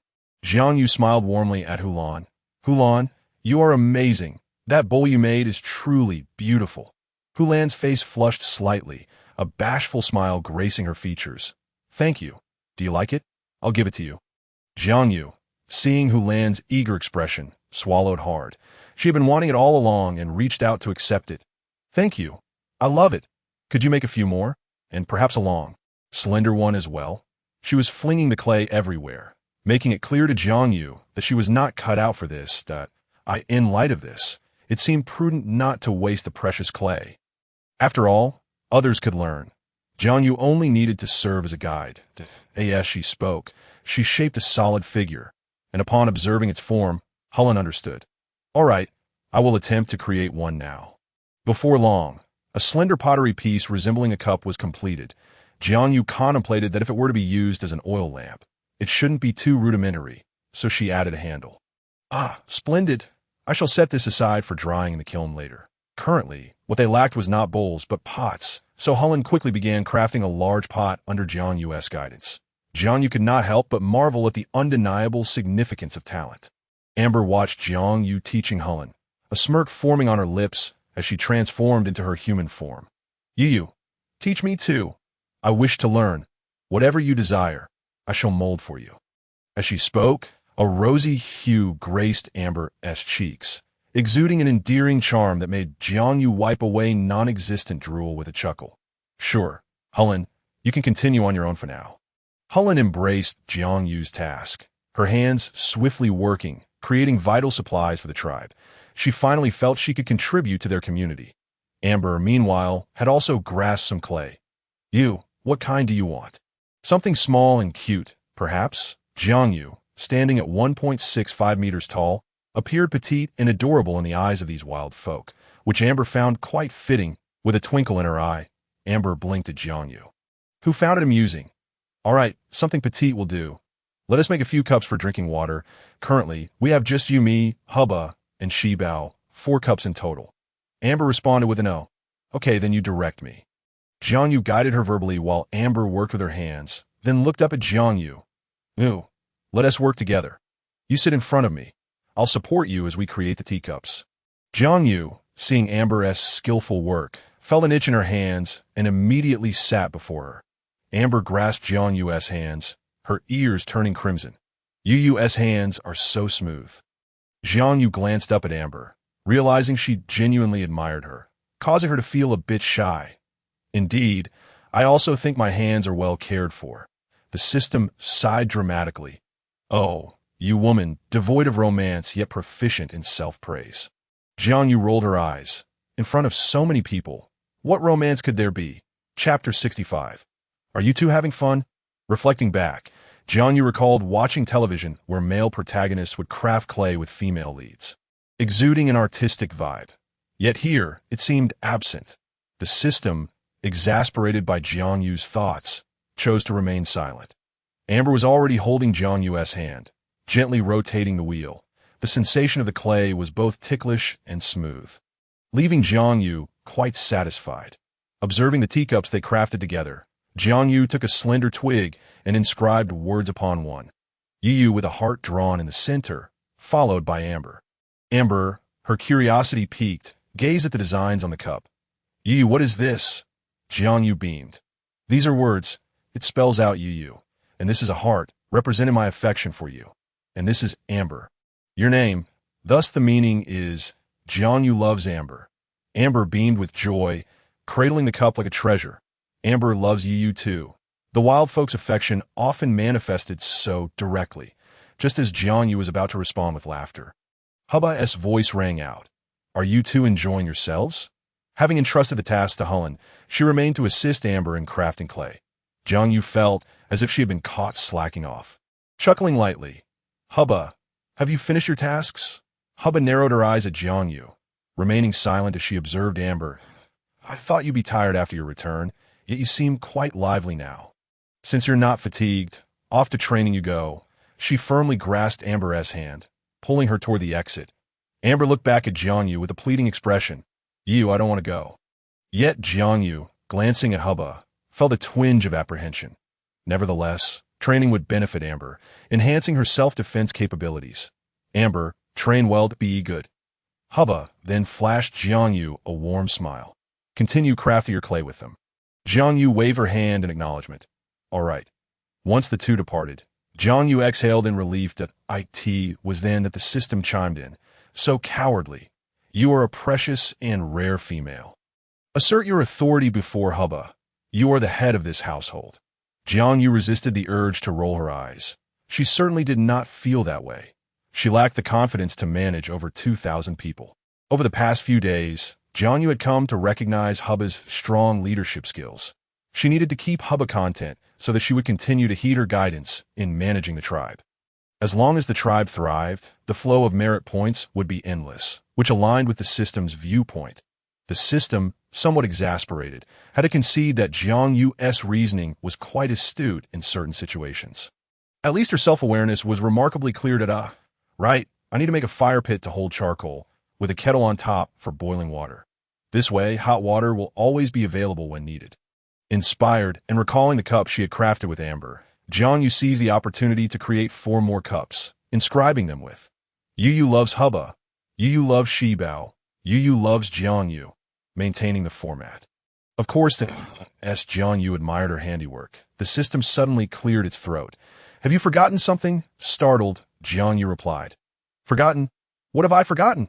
The system's voice was tinged with displeasure. You, woman, have no heart. You've forgotten about me, your constant companion. You make cups, yet you neglect to craft one for me. Realizing her oversight, Jiang Yu responded somewhat belatedly. Oh, system, you actually have feelings? You can get jealous? The system nearly exploded. Every time I converse with you, I imbue it with tone. You think I lack emotions? I am a living system. You fool. Will you make one or not? Jiang Yu pouted, but you can't use it anyway.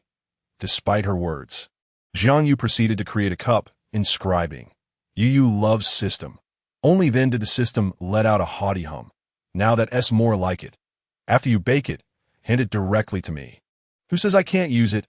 Jiang Yu was astonished. As a system, you can drink water? The system gruffly responded, mind your own business. Jiang Yu chuckled lightly, brushing it off, and began crafting a larger basin and a kettle for boiling water. Meanwhile, Hubba had learned of Amber's escapades after venturing out for news and was left at a loss for words. After departing, Amber had taken several totem warriors to the first tribe they encountered, which happened to be the unwillingly joined Nyo tribe. The Nyo tribe was in dire straits, with a dwindling population, hiding within caves and reluctant to emerge. Amber merely glanced at their situation before intending to leave, only to be stopped by members of the Nyo tribe. You are from the Fox tribe, aren't you? You cannot enter this area. It belongs to the Hyena tribe. Life was quite stifling for the Nyo tribe, as their territory bordered that of the Hyena tribe, who had already slain several of their members. The Hyena tribe? Amber inquired with curiosity. Do you have conflict with them? I sent the Nyo tribe quite formidable. Continue fight back. What kind of question is that? If we could win, would we be in this predicament? The Hyena tribe has 2,000 to 3,000 members. How could we possibly contend with them? I'm just kindly advising you. Heed it or not. 2,000 to 3,000. That sounded like more than their tribe had. After a moment of contemplation, Amber resolved to venture into the territory and see if it would be possible to visit the Hyena tribe. Upon entering the Hyena tribe's domain, the inhabitants quickly took notice, and soon a group of about 10 surrounded them. Who are you? Why have you trespassed into our territory? Amber tilted her head, contemplating before responding. I come with a question. You are the Hyena tribe, correct? What other tribes are nearby? Speak, and if you deceive me, beware of your lives. The 5 totem warriors following Amber stood in shock, taken aback by her audacity. Wait, is Amber really this bold? What is she doing? Approaching directly to inquire, would they respond? As expected, they did not, and the Hyena tribe was thoroughly incensed. You are truly overstepping your bounds, entering our territory and threatening us. Meet your demise. With that, a dozen members of the Hyena tribe charged forward. Chapter 66. Are you truly prepared to fight me? Just as the 5 totem warriors were about to intervene, they witnessed Amber stepping forward in a mere exchange. The Hyena tribesmen found themselves sent sprawling to the ground, howling in pain from a single kick delivered by Amber. Amber shook her hand dismissively. With such incompetence, it is no wonder you are easily bullied. The 5 totem warriors exchanged incredulous glances, as though they had encountered a ghost. Was this truly Amber? The same one who only enjoyed lingering around Jiang Yu. Whimpering, by heavens, she was striking with such decisiveness. Amber now stood before one of the Hyena tribesmen, seizing him with a firm grip. Now, shall we converse? Inform me of the number of tribes nearby and the circumstances of your own tribe. I harbor no ill intent. I merely wish to learn about the tribes that reside in our vicinity. Remarkably, after nearly beating him to a pulp, she claimed to have no malicious intent. Was this truly the act of a human? Seeing her silence, Amber frowned. I do not wish to be away from my mate for too long, so you had best speak swiftly if you push me to my limits. I assure you, your life will be forfeit. This statement succeeded in instilling fear in him. Indeed, this individual was nothing short of a demon. He promptly divulged information about 5 surrounding tribes, as well as some smaller ones nearby. Once he finished, Amber released him. Excellent. I hope you have not deceived me, that I shall visit these 5 tribes. With that, she led the 5 warriors away. The warriors looked at Amber. Amber, do you truly intend to visit all 5 tribes? That would surely take over 10 days. Amber pondered briefly. You make a valid point. Let us instead visit the nearest tribe that if their accounts align, then we shall have no further concerns. The tribe closest to both was the Lion tribe. Amber and her companions did not encroach upon the Lion tribe's territory directly. Instead, they encountered the Lion tribe's members engaged in a hunt. After witnessing their prey escape, Hupai managed to capture it. He then encountered the imposing Lion Chong. Brother, I have brought your quarry back to you. Lion Chong, a somewhat simple-minded individual, looked at Amber and inquired, Who are you? What business do you have near our Lion tribe's territory? Amber responded with a cheerful grin. You see, we are a newly relocated tribe seeking to befriend our neighbors. However, we did not wish to intrude, so we ventured out in hopes of a fortunate encounter. And here we are. My good sir, could you share with me what large tribes reside in our vicinity? Ones we must avoid offending, as we are but a small tribe striving to survive. The 5 warriors were left in utter disbelief. This person not only possessed combat prowess, but also excelled in diplomacy. They watched in astonishment as Amber effortlessly extracted information from Lion Chong, who eagerly extended an invitation for him to visit their tribe. The events that unfolded at the tribe's entrance were soon conveyed to Hubai, who realized the remarkable talent Amber possessed. Thus, when he arrived to confront her, he found Amber and Jiang Yu engaged in the delicate art of crafting clay cups. This sight was intolerable, prompting him to drag Amber away. After being pulled aside by Hubai, Amber expressed her displeasure. What is your intention? Let me remind you, Hubai, do not presume that your position as leader intimidates me, that I refrain from striking you solely for Jiang Yu's sake. Hubai, eager to test this individual's true strength, retorted, Strike me.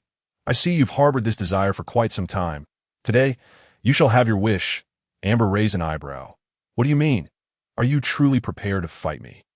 Before she could finish her sentence, Hubai's fist was already upon her, but she deftly evaded it with ease. Wolf Lin, observing from the side, was astounded. This young lion's origins were shrouded in mystery. Hubai's combat skills were impressive, skills he himself was studying. Yet this individual seemed entirely different.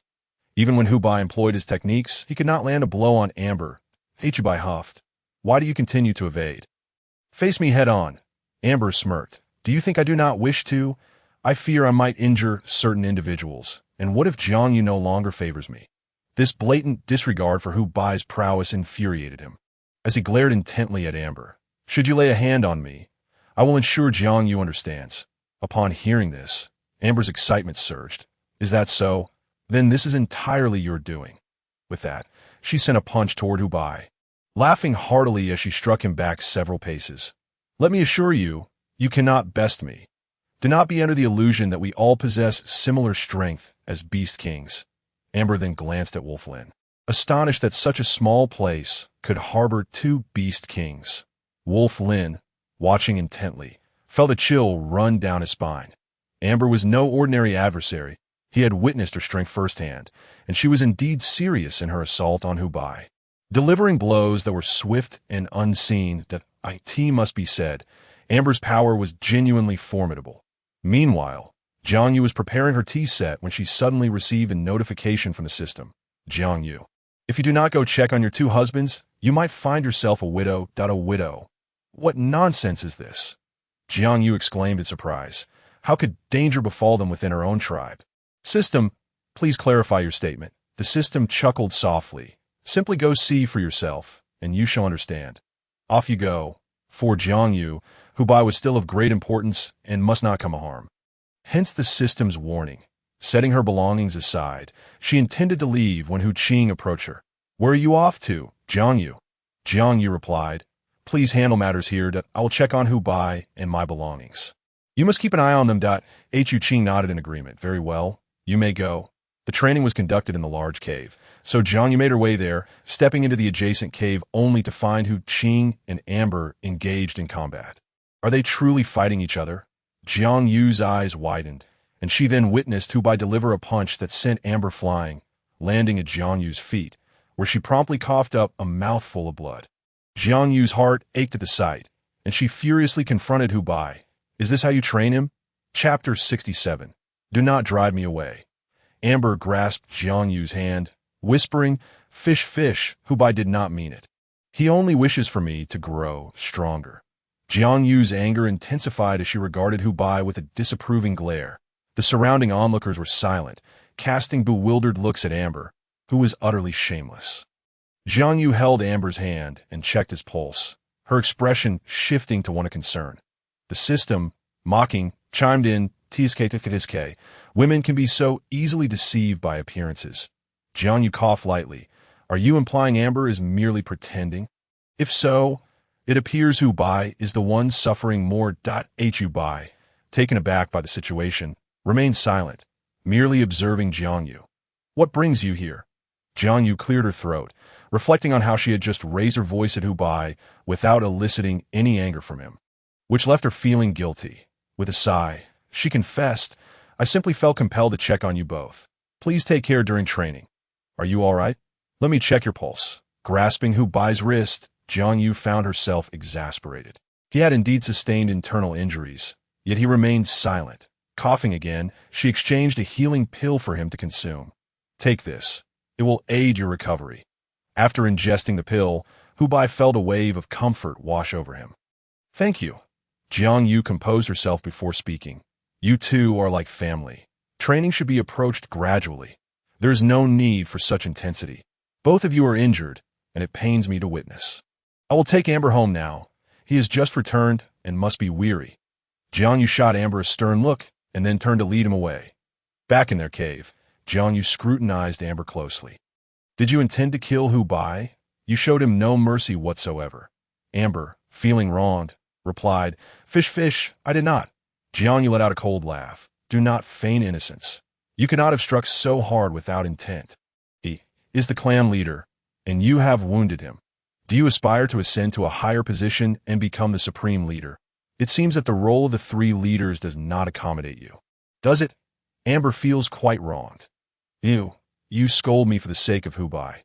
Jiang Yu looks at Amber, who still appears aggrieved, and finds herself at a loss for words. Amber, set aside your scheming that I can forgive you this time. But if it happens again, you may leave. While she enjoys the feeling of Amber being affectionate towards her, she will not indulge anyone who harms her own people. Amber scrutinizes Jiang Yu's expression, realizing she is speaking earnestly. Gritting his teeth, he gazes at Jiang Yu. But Jiang Yu, you saved me. I have no one else but you. You cannot drive me away. The thought of being cast out brings tears to Amber's eyes. Where could he possibly go if separated from Jiang Yu? Transforming into a small tiger, he nuzzles into Jiang Yu's embrace. Yu, please don't send me away. That I truly did not mean to seriously harm Hu Bai. Had I intended to do so, he would already be dead. I merely wish to deter him from incessantly assigning me tasks. I do not want to leave you. Upon hearing this, Jiang Yu's heart softens. So, merely for this reason, he has inflicted internal injuries upon another. Jiang Yu finds herself momentarily speechless. You could have simply spoken with him. There is no need for violence. Moreover, you have injured Hu Bai. I will handle the matters within the tribe. In the end, will I not still have no time to accompany you? Amber stiffens at this realization. Indeed, I suppose I shall not strike him again. Rest assured, in the future, whoever harms him, I shall retaliate against. Jiang Yu cannot help but smile wryly at this rather childish declaration, stroking the small tiger's fur, which feels remarkably pleasant. By the way, the tribe has begun raising piglets. Would you like to take a look? The little tiger, intrigued, responds, Piglets? Yes, I wish to see. Jiang Yu, intending to check on the piglets today anyway, carries the small tiger and heads towards the cave entrance, leaving the previous matter behind. Upon reaching the pig pen, Amber hears the grunting sounds from within. Indeed, the sounds of pigs. Jiang Yu inspects the area, finding the pen to be quite tidy. The caretakers diligently clean the pig droppings daily, piling them in an external dung pit. Jiang Yu has arranged for some toilets to be dug near the dung pit, utilizing the previous small wooden huts, ensuring they have doors regardless of gender. Amber looks at several sleeping piglets, genuinely surprised. Where did these piglets come from? Jiang Yu replies with a smile. Hubai caught them. He is quite remarkable. Amber pouts slightly. They are merely wild piglets. Just wait. After the cold season, I shall bring you back even more. Jiang Yu chuckles. No need for that. By then, they will have grown, and undoubtedly more piglets will be born. And there's also the chicken coop. Let me take you to see it. The chicken coop is adjacent to the pig pen, similarly organized, housing the wild chickens brought back by the hunting team. Every surviving wild chicken has been sent here to be raised, fed daily with various foods, sometimes wild vegetables, sometimes coconut meat, and occasionally the tribe's leftover meals. Amber gazes at the wild chickens, feeling rather vexed. Just a few days away, and that Hubai fellow has sent pigs and chickens, significantly undermining his position. Seeing himself beaten and spitting blood, Jiang Yu finds herself scolding herself instead. Amber resolves that he should no longer provoke Hubai, then suddenly leaps down from Jiang Yu's embrace. Upon entering the chicken coop, he spots a white object. Yu, what is this? Jiang Yu looks over, her heart lifting. This is an egg. The hen has laid an egg. Holding the egg, Jiang Yu feels elated. Having eggs is a wonderful sign. If it were a fertilized egg, they could hatch chicks. However, upon closer inspection, she realizes it is merely a white egg. Ah, I was overthinking. These chickens appear to be all hens with no roosters, so there is no way to hatch eggs. Suddenly, Jiang Yu becomes curious. By the way, I have a question. Did the members of the Sparrow tribe lay eggs? The system rolls its eyes in exasperation. Do not entertain such thoughts. The members of the Sparrow tribe do not lay eggs. Beastmen are still human, with more human-like traits. All right, they do not lay eggs. Jiang Yu feels a tinge of disappointment. And no matter, with the rainy season approaching, they can catch more wild chickens then. However, the pressing matter at hand is that there is only one egg. How should it be dealt with? Jiang Yu looks at the beastmen raising the chickens. Upon seeing an egg, pick it up and hand it to Hubin for safekeeping. Understood? Chapter 68. Three people sleeping together. The beastmen, tending to the chickens, promptly nod. Yes. Shaman, the issue of the scarce eggs must be well distributed. Everyone should share equally, ensuring no one is at a disadvantage. Cradling the small tiger and holding an egg, Jiang Yu contemplates this dilemma. Amber, curious, asks, Yu, aren't you happy that the hen laid an egg? Jiang Yu shakes her head with a sigh. I am happy, but there is only one egg. Who shall have it? Amber, with an expression of course, replies, Of course, it should be for you. You. Jiang Yu furrows her brows, suddenly struck with an idea. They could save it as a reward. Perfectly, they could allocate portions for charcoal burning and pottery making. The totem warriors should be more intelligent. The remainder of the group can begin their learning. Yes, the plan to accumulate merit points is set in motion, allowing all tribe members to start learning. Since today is too late, they will commence tomorrow. Jiang Yu leads Amber to the kitchen, finding Hubin. Hubin, this is an egg. There's only one. Please keep it safe for now. Once we have 10 eggs, I will have a use for them. Hubin obediently takes the egg and proceeds to prepare dinner, which consists of mountain yam rice, salted fish, and stir-fried cabbage. The soup remains rice soup, which is truly delightful. After the meal, Jiang Yu announces to everyone the news of classes starting the next day. Upon hearing they will be able to learn knowledge, the tribespeople immediately erupt into joyous laughter and applause. After dinner, Jiang Yu, having shared the news, heads back to the cave with Amber. Hubai, having eaten, also returns to the cave. Amber lies on the bed, gazing at Hubai. Yu, has Hubai been sleeping with you these past few days? His voice is filled with grievance, and Jiang Yu feels a pang of sympathy for the poor Amber. Hubai soon replies, I am also Jiang Yu's partner. What is wrong with us living together? Saying this, Hubai sits on the bed, looking at Jiang Yu. Jiang Yu, how shall we sleep tonight? Jiang Yu, perplexed by the two of them. Isn't there enough room on this large bed for the three of us? The little tiger doesn't take up much space. We shall rest as we usually do. Jiang Yu, brimming with excitement for the classes starting tomorrow, lies on the bed, hugging the small tiger, with Hubai beside her. Unable to suppress a chuckle. Indeed, during winter, having more people makes for a warmer sleep. That night, as Jiang Yu drifts off, the corners of her mouth curve upwards. Cradled in Jiang Yu's arms, Amber lets out a soft huff. Casting a sidelong glance at Hu Bai. Reluctantly, he chooses not to resist Jiang Yu. Jiang Yu, content with the three of them sleeping together, quickly falls asleep. Hu Bai observes the carefree duo, contemplating reaching out, but suddenly a snake slithers out from Jiang Yu's side. The snake, with its large eyes, gazes at Hu Bai. "Good evening, uncle." It then glides towards the entrance. Hu Bai, startled, asks, "Snake baby, where are you going?" The snake sighs.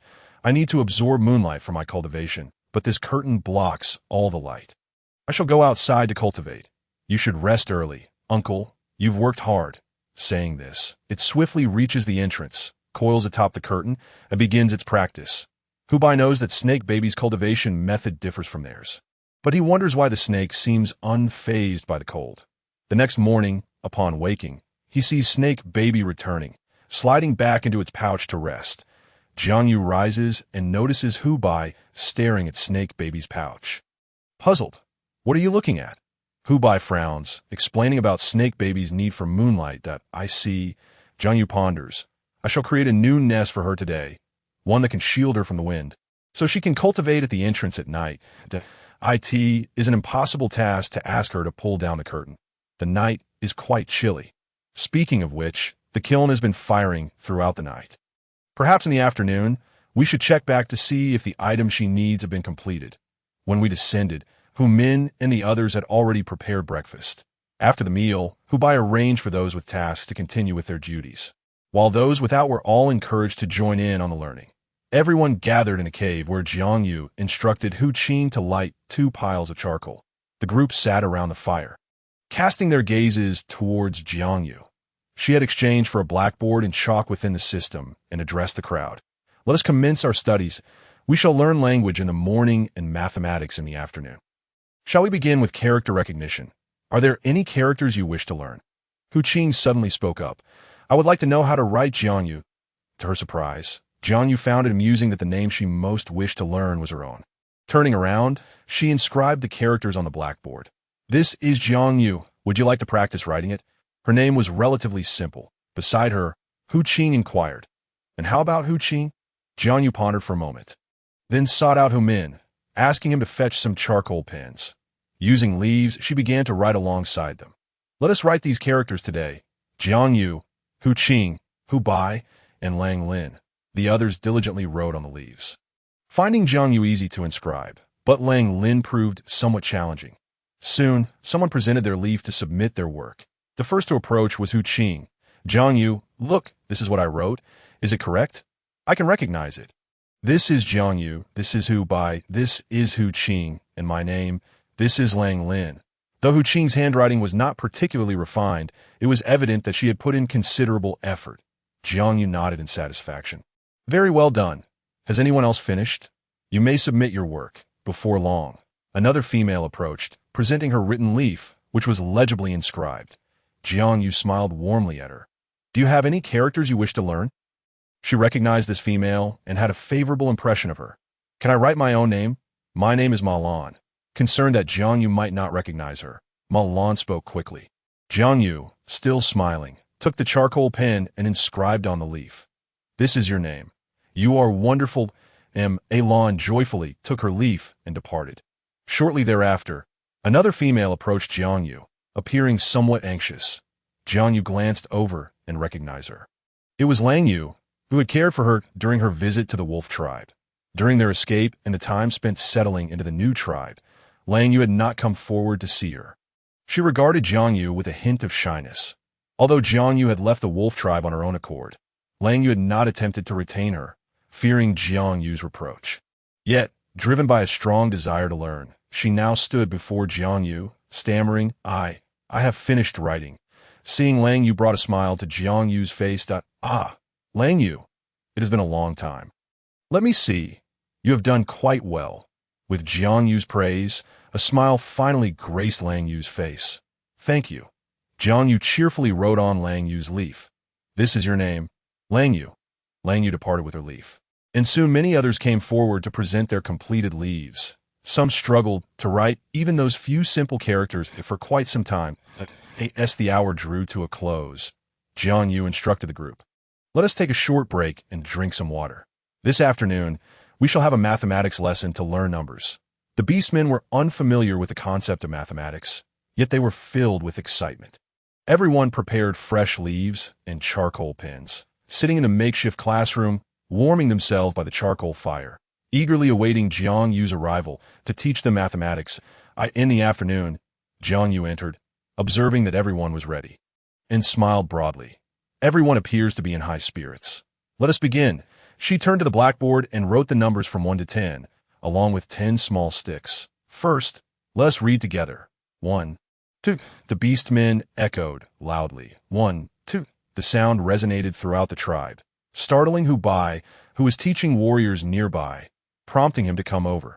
Noting Hubai's presence, Jiang Yu pondered, it wouldn't suffice to teach only the tribe members. As the leader, Hubai should also learn. After class, Jiang Yu approached Hubai and Hupa about this matter.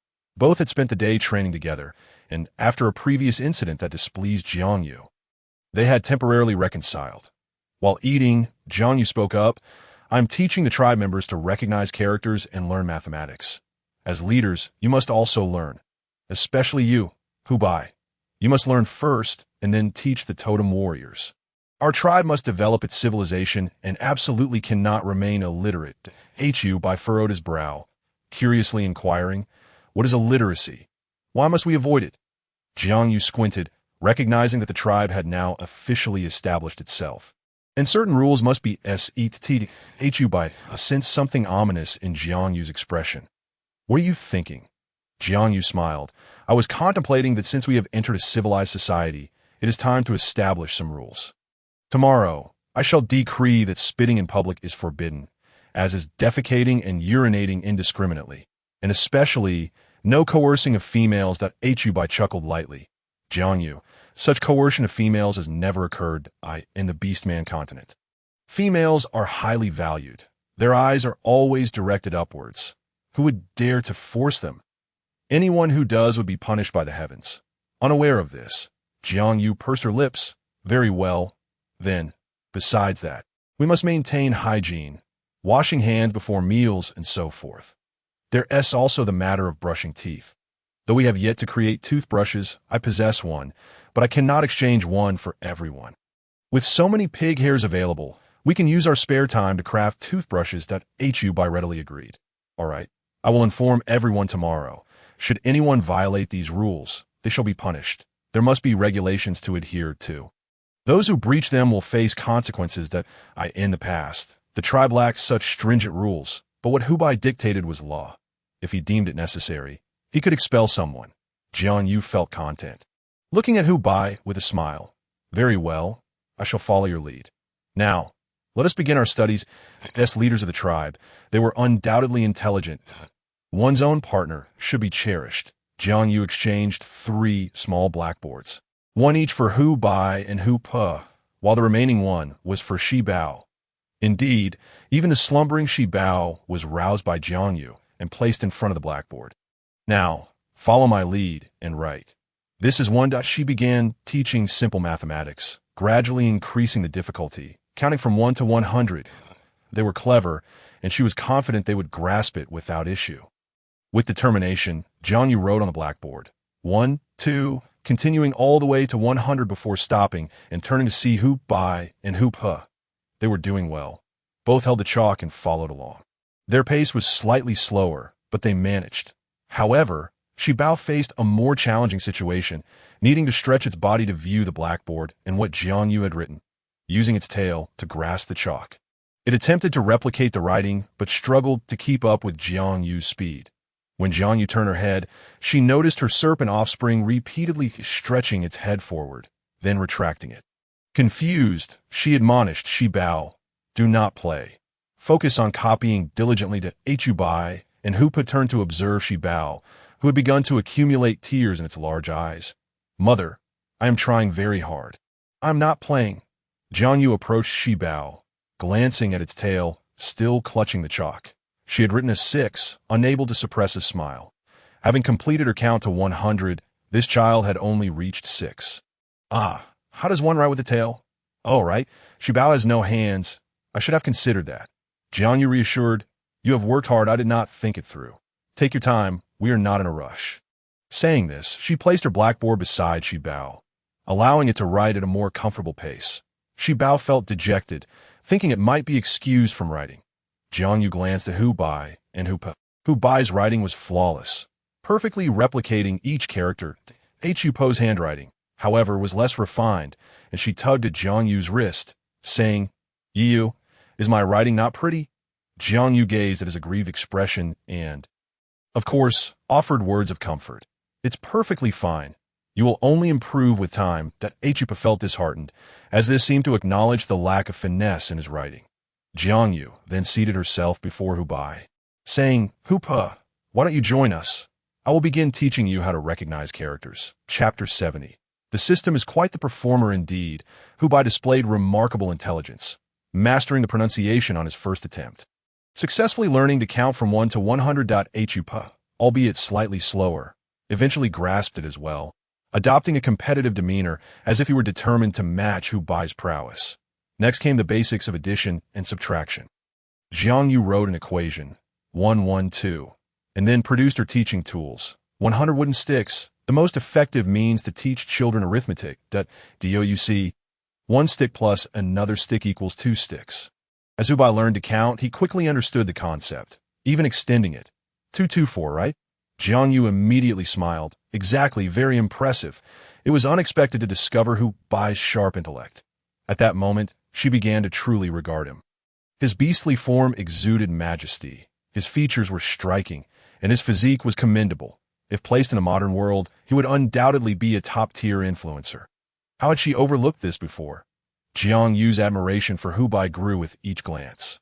Meanwhile, Hu Pa felt a pang of envy, still fiddling with his 100 little sticks, grappling with feelings of inadequacy. What is going on? We are all beast kings. How is it that Hu Bai's mind functions so effortlessly? It is quite infuriating. Throughout the night, while Shibao struggled to reach 100 in his writing, Hu Bai became absorbed in his studies. As the hour grew late, Jiang Yu stifled a yawn. Hu Pa, ever perceptive, leaned closer. Yu, are you tired? Shall we sleep? He held little interest in mathematics, preferring to be with Yu. Transforming into a small tiger, he nestled into Jiang Yu's embrace. She turned to Hu Bai. Hu Bai, Shibao, it's time for bed. Remember to pull down the curtain. Obediently, Hu Bai lowered the curtain, while Shibao resignedly made his way toward it, planning to practice his skills atop the curtain. Remarkably, after 2 nights of practice, Shibao felt as though he had matured a little. The learning environment within the tribe was exceptional, marking the dawn of an era of collective education, AS for medical knowledge. The heavy snowfall had rendered the mountains impassable, preventing access to medicinal herbs and thus stalling lessons. However, the pottery was finally ready to be fired. Jiang Yu excitedly rushed over with Hu Qing to witness their kin extracting the items one by one. After cooling, they were taken for cleaning. It filled Jiang Yu with pride, knowing she had shaped them herself. Several large pots were also completed and carried away by Hu Min and others. While Jiang Yu went to fetch her water cup, just as she organized her cup, the system claimed the one designated by it. Jiang Yu pouted but remained silent, instead taking her charcoal-burning porcelain basin and pot, along with a long cup for making oil lamps, back to the cave. She called out to Hu Qing. Hu Qing, I remember you have strength. Could you help construct something? 2 tripods were created, with a wooden stick placed in the center, suspending a kettle above the charcoal. This would ensure a continuous supply of hot water. Upon completing the task, Hu Qing's eyes widened. I want one too. With this, I can wash my face with hot water in the morning. She lamented the coldness of washing with cold water. Not only for washing her face, but the matter of brushing her teeth could also be organized. Regrettably, her time was stretched thin.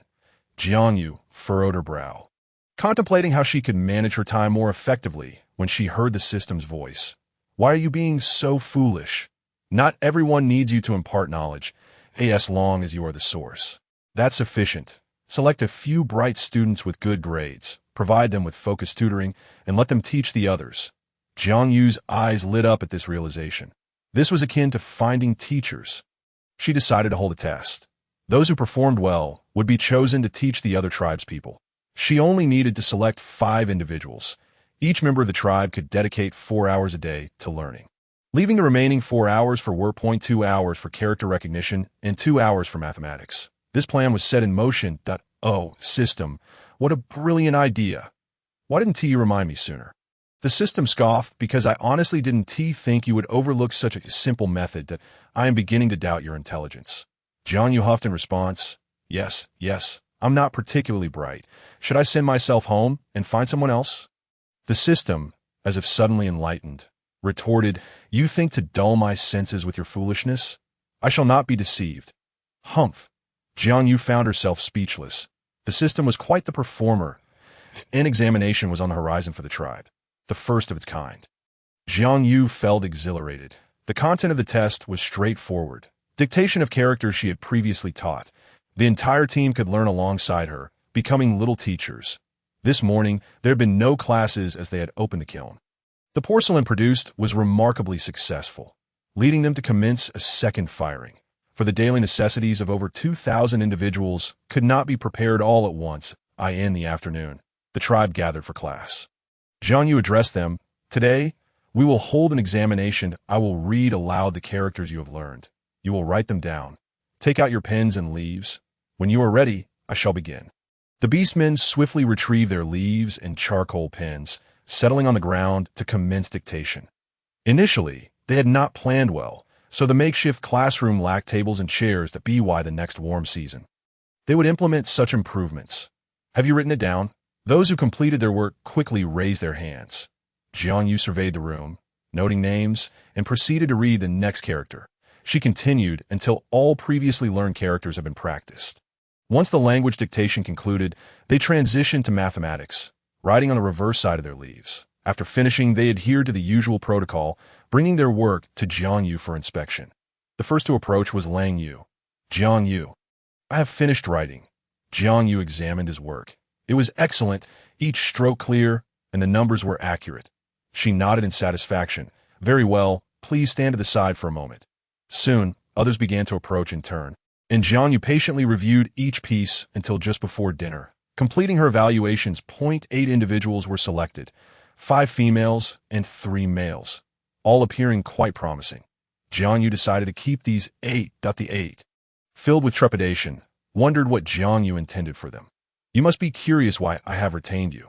Rest assured, it is for a good cause that I will focus on teaching you the material, and you will then impart what you have learned to the tribe. Can you accomplish this? You are all exceptional, and I have faith in you. Chapter 71. You hold my hand as we write. A few individuals gazed into Jiang Yu's eyes, filled with trust, and instantly felt the weight of this responsibility. That I can do this. Lang Yu was the first to speak, feeling grateful that Jiang Yu had entrusted her with such an important task without reproach. Seeing Lang Yu step forward, the others quickly followed suit, eager to express their willingness, fearful that Jiang Yu might change her mind. Very well, if that is settled, let us head to dinner. As they walked toward the cafeteria and dined. Jiang Yu organized the group. During the inspection, she had inadvertently divided them into 4 classes, B, C, and D, each comprising approximately 200 to 300 individuals. 8 teachers were assigned, 4 for language and 4 for mathematics, each responsible for a few classes. After dinner, Jiang Yu carried the charcoal back to the cave. When collecting the charcoal, Hubai had previously announced the regulations. Each household could collect 2 pounds of charcoal per day. And while using it in the cave, proper ventilation was required. With little time to spare, Jiang Yu exchanged points in the system for vegetable oil and wicks, crafting a simple oil lamp. 1 pound of vegetable oil cost 1 merit point, and 10 wicks could be exchanged for 1 merit point. When Hubai and Hooper returned together, they were greeted by the warm glow emanating from the cave. Hooper rushed over to Jiang Yu. Curiosity piqued. Yu, what is this? Jiang Yu replied with a smile. This is an oil lamp. With this, the cave will be well lit at night, don't you think? Hooper will have more time to study. Upon hearing this, Hoopo's smile faltered, and he gazed at Jiang Yu with a pleading expression. Yu, must I really study? Hubai, however, was quite pleased and had already begun his studies with a small wooden stick. Jiang Yu shook her head at Hoopa. No, you cannot opt out. that if you do not wish to learn mathematics, I can teach you how to write instead, that we can start with your name and mine. As she spoke, Jiang Yu took a piece of chalk and wrote Jiang Yu and Hupa on the blackboard, saying here, Hupa, copy what I wrote. This one is pronounced Yang, and this one is Yu. In terms of literacy, it seems that Hupa's mind has become remarkably developed. While he was engrossed in writing on the blackboard, Jiang Yu noticed Hubai over here and remarked, Hubai, what are you doing? Let me pose a question for you. I will teach you addition and subtraction within 100. How does that sound? Having already mastered calculations within 10, Hubai nodded enthusiastically upon hearing Jiang Yu's words. Sure, the methods Jiang Yu taught were quite simple. Focusing on vertical calculations, she wrote the vertical representation of 68 minus 35 on the blackboard, explaining, do you see this? Just follow the positions. 8 minus 5 equals 3, and 6 minus 3 equals 3. So 68 minus 35 equals 3. As Jiang Yu continued to teach the addition, she overwhelmed him with a flurry of information, prompting the system to interject with a playful critique. I say, Jiang Yu, do you consider him a genius? Tossing all this information at him at once? Is that really feasible? With a sigh, Jiang Yu responded, I'm not a teacher. I can't achieve perfection. Nonetheless, the system's comment held some merit. Perhaps I should slow down. Turning back to Hubai, she saw him beaming and asking, Jiang Yu, look, is my answer correct? He had already solved numerous problems she had presented on the blackboard during her brief conversation with the system. Jiang Yu was astonished, exclaiming, look, system, Hubai is indeed a genius. He solved them all correctly. Truly the leader of our clan. Calculations come so effortlessly to him. The system concurred. You are absolutely right. Hubai then nudged Jiang Yu's arm. Inquiring, Jiang Yu, did I do something wrong? Why are you silent? Jiang Yu snapped back to reality, replying, no, I got them all right. You're amazing. After you familiarize yourself a bit more, I'll teach you multiplication tables. There are even more advanced calculation methods. Right? Hubai's spirit soared. All right. Thank you, Jiang Yu. You are incredible. You know everything. Jiang Yu chuckled softly, feeling a bit flustered. No, you are overestimating me. Oh dear. She had been learning for over 10 years, waking up early and burning the midnight oil to acquire this knowledge. Meanwhile, Hupa, witnessing the mutual admiration between Jiang Yu and Hubai, felt utterly forgotten and despondent. With a slightly aggrieved tone, he piped up, Yu, I can't write my own name. Will you teach me, please? The little voice was quite endearing, instantly capturing Jiang Yu's attention. After giving Hubai a few more problems, she turned to find Hupa. What is it? Hupa looked quite distraught as he gazed at Jiang Yu. Yu, there are so many characters. I don't know where to start. Can you hold my hand while I write? Jiang Yu couldn't help but smile at his adorable plea, while the system couldn't resist a teasing remark. This little tiger has completely learned to be spoiled. It distinctly remembered that Hupa wasn't like this before. Jiang Yu huffed internally, thinking, you are just envious. The system mimicked a sing-song voice. Can you hold my hand while I write, please? Jiang Yu was at a loss for words. Hupa then tugged at her hand again. Yu, please teach me. Reluctantly, Jiang Yu grasped Hupa's hand. His fingers were long and slightly larger than hers, making it difficult to hold. Nevertheless, she persisted. All right, let me teach you. Start by writing the character for Wang. As she spoke, she guided Hupa's hand to write the characters for his name. The result was somewhat crooked and unrefined. Hupa lowered his gaze, despondent. Yu, am I really that foolish? I can't even write my own name. Will you dislike me? Jiang Yu recognized that he was merely seeking reassurance and caught sight of Shi Bao nearby.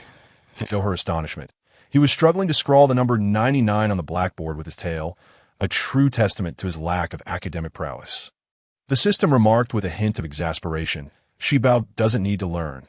His knowledge will awaken gradually with his strength. This effort is entirely unnecessary. Better comfort your Hupa. If you don't speak soon, he will start to cry. Managing multiple men can indeed be troublesome.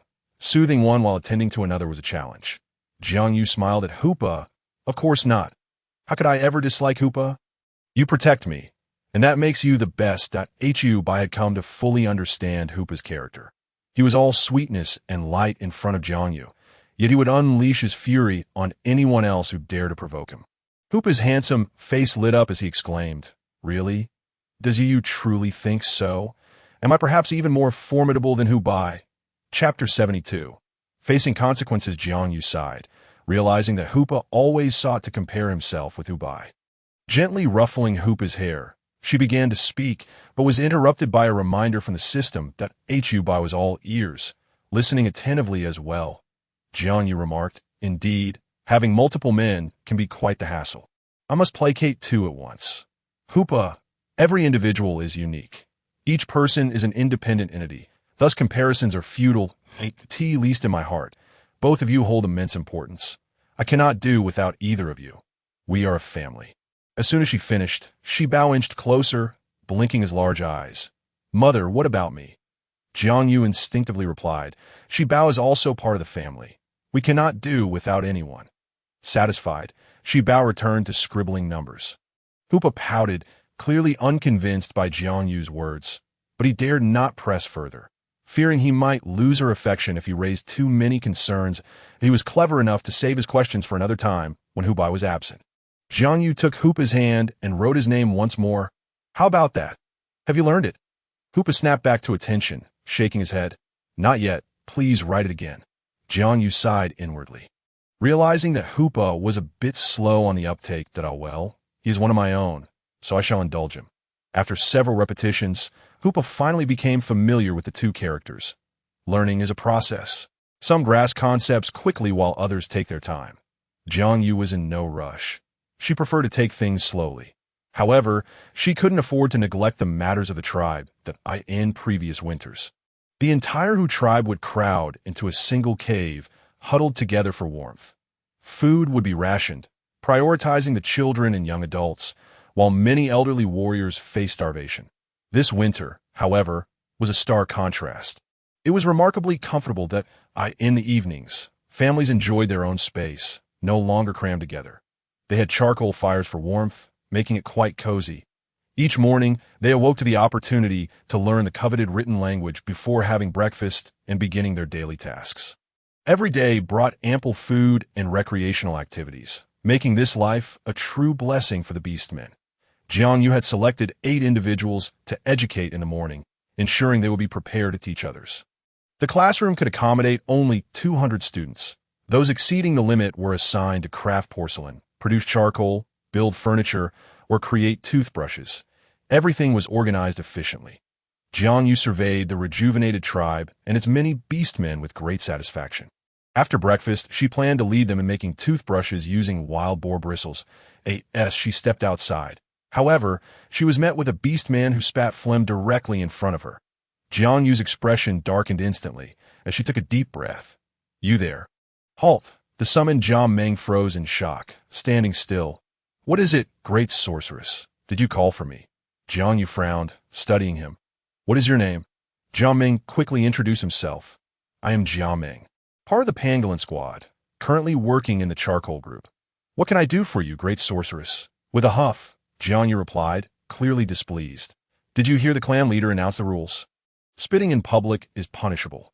While he had caught a glimpse of the rules, it seemed most had disregarded them. Jiang Meng nodded. "I did hear, but I couldn't help myself that I accept my punishment." Previously, Jiang Yu had considered corporal punishment effective, but now she found it less impactful on the beastmen, whose tough skin rendered such measures ineffective. With a smile, Jiang Yu produced a wooden tablet inscribed with "I was wrong. You will hold this up and declare to everyone that you were wrong and will never spit in public again. When you encounter the next person who spits, pass the task on to them. If there are none, you will hold this for 3 days. Remember, you must hold this up and walk around the tribe. Hu Lin, you will supervise him. Hu Lin felt utterly humiliated and, hoping to plead for leniency, spoke up. "But what about his work for today?" Jiang Yu, still smiling, replied, "That's simple. There are plenty of people around. Just find someone to replace him." Well, the status of a shaman is second only to the 3 patriarchs, and he is obliged to listen. Jiang Meng could only hold up the wooden sign and was punished. Soon, he made his rounds within the tribe, even specifically targeting those who spat indiscriminately or relieved themselves in public, and even those who carelessly discarded trash. This left Jiang Meng utterly dejected. The crux of the matter was that after his rounds, everyone in the tribe was aware that engaging in unsanitary behaviors would incur penalties. This forced the entire tribe to recognize him, a form of social humiliation far more daunting than a mere beating. Thus, no one dared to err again. Jiang Ming held up that sign for over 3 days, returning a remarkably clean and hygienic tribe to Jiang Yu. After satisfying his hunger and thirst, Jiang Yu gazed at the thick blanket of snow covering the ground. Since they needed to venture out of the cave, some had already cleared the snow in the tribe, piling it up in heaps by the side.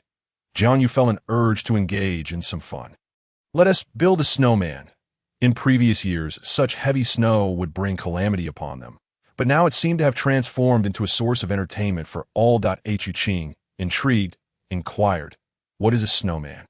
Jiang Yu took the initiative, feeling a shiver as his hands touched the snow. Yet he was filled with joy. Before long, he had shaped a large round form and added a smaller one on top. He then crafted ears, eyes, and a nose, proclaiming, "Look, this is a snowman." Hu Bai gasped in realization. "So that's what it is. I want to make one too." The system nearby chuckled derisively. "Indeed, there's no ambition here. The snowman must be the simplest of creations. Why not create something more challenging, like a small tiger? That would surely charm your little darling into submission." Jiang Yu rolled his eyes. Crafting a small tiger would mean he'd have to make one for Hu Bai as well. Lest she feel left out, he certainly did not wish to invite trouble. Speaking of which, he hadn't seen Hu Bai today. Curiously, he turned to Hu Qing and asked, "Hu Qing, why haven't I seen Hu Bai today? Didn't they come for breakfast?" Hu Qing glanced at Jiang Yu before replying. "Patriarch, he took 100 warriors in the mountains. He said it was to train everyone's skills. It's a special kind of training." He left early with provisions from the cafeteria. With such heavy snow, training in the snow seemed perilous. Jiang Yu felt a knot of worry in his heart and suggested, "Let us prepare and go find Hu Bai." Chapter 73. Snowboards. If Hu Qing were to seek out Hu Bai alone, she would have no objections. However, bringing Jiang Yu along was a different matter entirely. If anything happened to Jiang Yu, that would be unacceptable. No, it's too dangerous. I cannot take you with me. When Hu Bai set out with his team, Lang Lin would remain behind to guard the tribe. As for the little tiger, he lacked any ambition and spent his days glued to Jiang Yu, uninterested in anything else. Jiang Yu expressed her dissatisfaction, "But I'm worried about Hu Bai too. What if he encounters danger?" After all, she had been consuming strength-enhancing pills daily, and her strength had increased significantly. Moreover, she was growing bored in the tribe and yearned to slide on the snow. Hu Qing sighed, looking at Jiang Yu. "But Jiang Yu, if Hu Bai were to face danger, wouldn't we just be delivering ourselves to the enemy? It's absolutely out of the question. If you want, go ask Lang Lin. If he agrees, then I will listen to you." Jiang Yu felt that Hu Qing had become quite astute, no longer as easily fooled as before. Asking her to consult Lang Lin, who was obsessed with training and hardly concerned with tribal matters, seemed like a stretch. "All right, I'll go find Lang Lin." The little tiger, taking his time with his meal, finally finished and approached Jiang Yu. "Jiang Yu, where are you going?" Jiang Yu smiled brightly and explained, "I'm going to find Lang Lin to tell him I want to go into the mountains to look for Hu Bai. Hu Bai's expedition had also been known to Hu Pa." Hu shrugged. "Fine, you go ahead." In truth, searching in the snow wouldn't hinder Hu Pa at all, given his thick fur kept him warm in even the coldest of weathers. When Lang Lin noticed the three approaching, he was somewhat taken aback. "Jiang Yu, you're looking for me?" Jiang Yu stated her purpose directly. "I want to go into the mountains to find Hu Bai. Hu Qing sent me to ask if you agree." Lang Lin contemplated for a moment. Hu Bai wasn't out for hunting today, but rather to survey the surrounding area. This meant he was on patrol, checking for any other tribes that might be probing for information. After all, he had a premonition that the tribe wouldn't remain peaceful for long. The growth of every tribe often came at the expense of countless others. Jiang Yu was unaware of this understanding shared between the leaders. "You can't go. It's not like you'll find Hu Bai just by heading into the mountains. Don't worry. He'll return soon." Jiang Yu felt a twinge of displeasure and huffed. "But I want to go out." Stuck in the tribe with nothing to do now that she had delegated her tasks, she felt restless. Lang Lin, exasperated, replied, "You want to go out? At your height, I'm telling you. You'd just get buried in the snow. I wouldn't even be able to find you later." Frustrated, Jiang Yu retorted, "I want to get buried in the snow." Lang Lin, hearing this, showed a flicker of interest. "Oh, if you can glide smoothly over the snow, I'll let you go." Offended, Jiang Yu snapped back. "Who says I can't? Just wait. I'll find someone to make a tool that I want to just walk on the snow. I'll make it so you can't catch up." With that, Jiang Yu turned on her heel and strode towards the group crafting benches, as there was plenty of wood there for the skis. She decided to use wood. She recalled her winter vacations in modern times when her parents would take her skiing. It was something she excelled at. This time, she was determined to give Lang Lin a reality check. Upon reaching the cave where the bench makers were working, all eyes turned to her. "Great shaman, what brings you here?" Jiang Yu surveyed the area, selecting the right timber. "I'm here to make something." "Don't mind me. It was just skis after all." Jiang Yu chose a piece of wood that resembled the right shape and called over the little tiger, Hoopa, who had been following her. "Come help me out." Drawing the thickness of the planks on the wood, she instructed, "Now, use your claws to split it in two." Hoopa obediently revealed his claws. He didn't need to transform fully. Just changing his hands would suffice. Once the splitting was done, Jiang Yu marked the approximate positions for foot placement, ensuring that the feet would fit snugly. The simple skis were soon completed, and Jiang Yu smiled brightly. "All right, I'm going to show you all how it's done. Watch closely, everyone, as I demonstrate how to glide over the snow." Holding the skis and a pair of wooden poles, she placed the skis on the snow and stepped onto them.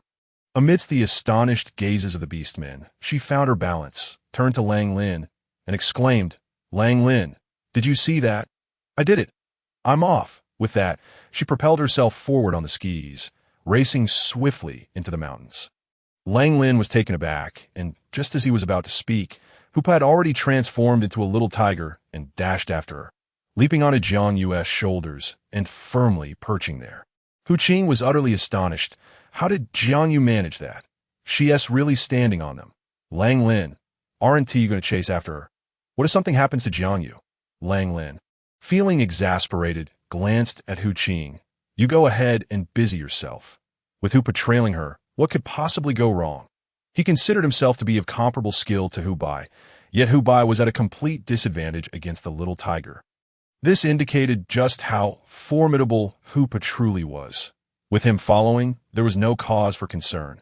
Jiang Yu glided effortlessly over the snow, reveling in the thrill until she realized she had crossed the plains and was nearing the edge of the tribe. She halted, recalling that her previous venture into another tribe had resulted in a volcanic eruption. This time, she vowed not to stray too far from her own tribe, preparing to head back. After all, she had set out to find Hu Bai. Having ventured this far without encountering him suggested he wasn't on this path. She decided to retrace Hu Bai's route and follow up from there. After all, with Hu Bai and his numerous companions, their passage would likely leave traces that Hoopa nuzzled against Jiang Yu's cheek. "Why don't you keep going? You were skiing so fast." Indeed, previously traversing the plains had taken a full day. Time had flown, and she had been out for quite a while. It was time to return. Otherwise, Hu Qing would start to worry. Just as she turned back, she noticed several feathers sticking up from the snow. Curious, she stopped and asked, "Hoopa, what is that over there? Let me pull out. If it's dangerous, you remember to act." Jiang Yu spoke as she grasped the feathers, directly stripping them away. Chapter 74, Stripping Him Bare. Once the feathers were removed, Jiang Yu finally discerned the identity of her counterpart. A hen, alive? "I could take it home for eggs," was her initial thought. She promptly carried the wild chicken back, continuously glancing at it along the way, and even managed to collect 3 more wild chickens. Jiang Yu bound their wings with vines and made her way back to the tribe. Just as she was nearing the settlement, she spotted a large flying object in the sky, seemingly approaching them. "Hoopa, what is that in the sky?" Drawing near, Hoopa glanced up, her eyes widening in realization. "It's an eagle." Jiang Yu crouched down, declaring, "I will take care of it." With that, Hoopa leapt from Jiang Yu's back, instantly transforming into her formidable beast form, shielding Jiang Yu as she faced the descending eagle head-on. Jiang Yu observed the imposing figures of both the tiger and the eagle, 2 colossal beasts, and felt a surge of trepidation.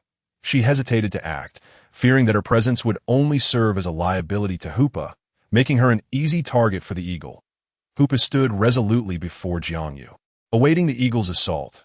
The moment she spotted the eagle's talons, she swiftly retaliated, blocking the attack with a powerful swipe. The eagle emitted a cry of pain mid-air, clearly wounded. Seizing the opportunity, Hoopa lunged, leaping high to pin the eagle firmly into the snow. As Hoopa subdued the eagle, Bai and the warriors approached. Bai immediately noticed Jiang Yu standing in the snow, her complexion pale and transformed into her beast form, rushing to Jiang Yu's side. Jiang Yu, what are you doing here? Jiang Yu blinked, addressing Bai. Bai, you need to help Hoopa. She's fighting an eagle. Hearing that Hoopa was present, Bai sighed in relief, though her furrowed brow remained tense. At that moment, Hoopa had successfully restrained the eagle and was preparing to strike its head off when Bai interjected, "Don't kill it. Capture it alive." Hoopa turned her gaze, her large eyes fixed on Bai. "But it's an eagle. Capturing it alive is no easy task." Jiang Yu, somewhat perplexed, remarked, "Without its feathers, the eagle cannot fly. Just pluck them off." Upon hearing this, the eagle let out a dreadful shriek. "You might as well kill me." The ability to speak indicated it was a beastman. Jiang Yu, intrigued by the thought of what a beastman would look like without feathers, regarded the eagle with an unsettling curiosity. Terrified, the eagle shifted into its beastman form, adamantly refusing to revert. Looking at Jiang Yu as though she were a pervert, Bai, "What's going on with him?" Hoopa, now transformed into a small tiger, nestled into Jiang Yu's embrace, appearing far removed from the formidable being she had been moments ago. Bai observed the two with a growing headache. He must be a beastman from a nearby tribe come to investigate. Then, turning to Jiang Yu, she demanded an explanation for why Jiang Yu had brought him along. As she spoke, Bai felt a throbbing in her temples. Dealing with two troublesome individuals, it was already an unstable situation, and Jiang Yu had decided to venture out for fun. Feeling a bit sheepish, Jiang Yu chuckled nervously. "Well, I was worried about you in this heavy snow at first. Then I got caught up in skiing and didn't find you." Jiang Yu awkwardly scratched her head. "So I planned to head back, but then I encountered this eagle trying to attack me. Bai rubbed her forehead, addressing the duo. "Understood. Let us head back. It's quite cold." Jiang Yu, feeling a bit guilty, obediently replied, "All right, let us go. I also found 3 wild chickens. Let's take them home, pluck their feathers, and raise them." The mention of plucking feathers sent a shiver down the eagle's spine. How could such a wicked female exist? Bai led the group back to the tribe, carrying the day's spoils and her companions. Meanwhile, back at the tribe, after Jiang Yu ventured out skiing, Qing had been worried sick and decided to seek help. Crafting more skis and attempting to learn from Jiang Yu's example to traverse the snow. Of course, it was not as easy as it seemed. Skiing was not something one could master instantly. Qing argued, "Once we learn to ski, hunting will be much more convenient. Also, heavy snow should not hinder our outings." The leader of the Sparrow tribe approached with a cheerful demeanor, saying, "I think that's unnecessary. Our team can hunt in winter since we can fly." There was a hint of pride in his tone. Qing chuckled at him. "Really? Then you must have had plenty of food during the last cold season?" The Sparrow leader fell silent, realizing the truth. Snowfall not only made travel difficult, but also limited the number of animals moving in the snow, making hunting challenging. Constantly flying would exhaust their energy, leading to many from the Sparrow tribe being worn out during the harsh winter months.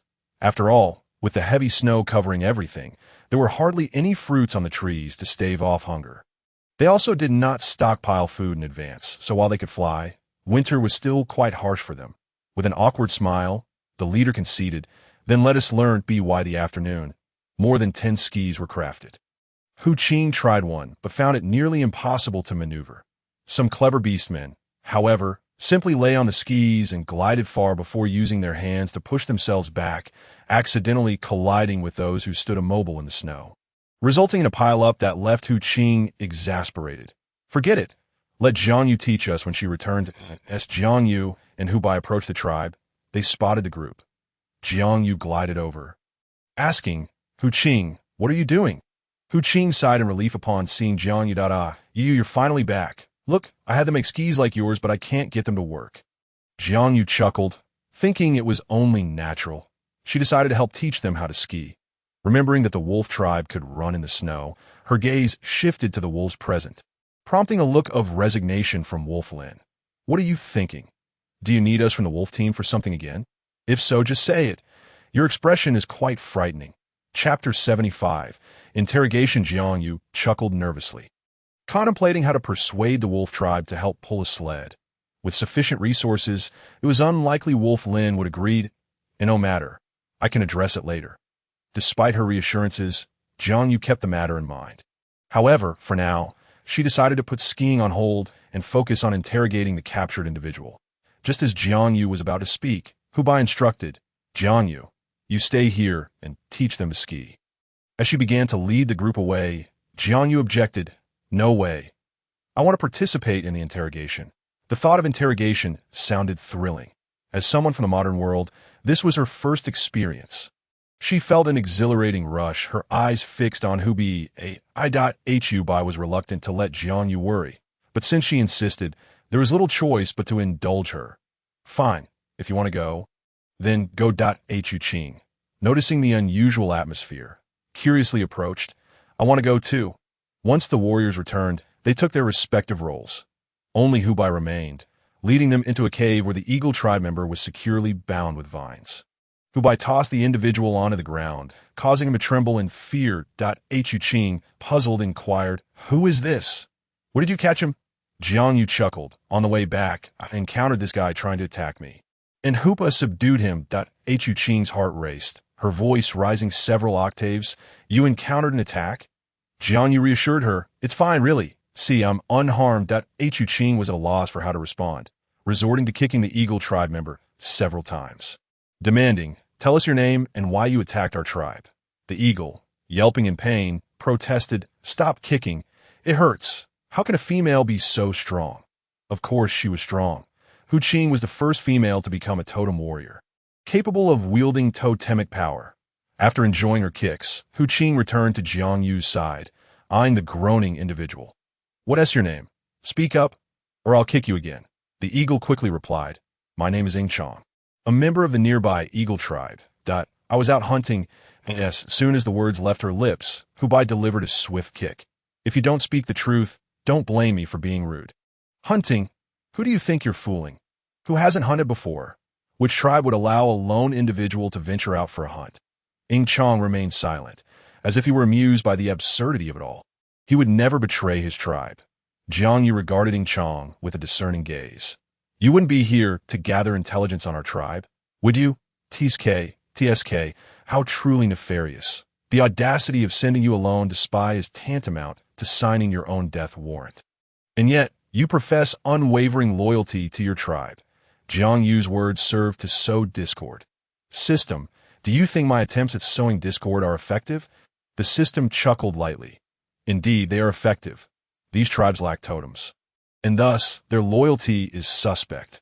Only those tribes with totems need not worry about betrayal from their kin. For the orcs, totems represent their faith. No one would dare to betray their belief, for betrayal invites divine retribution. With a sigh, Jiang Yu fixed her gaze on Chong.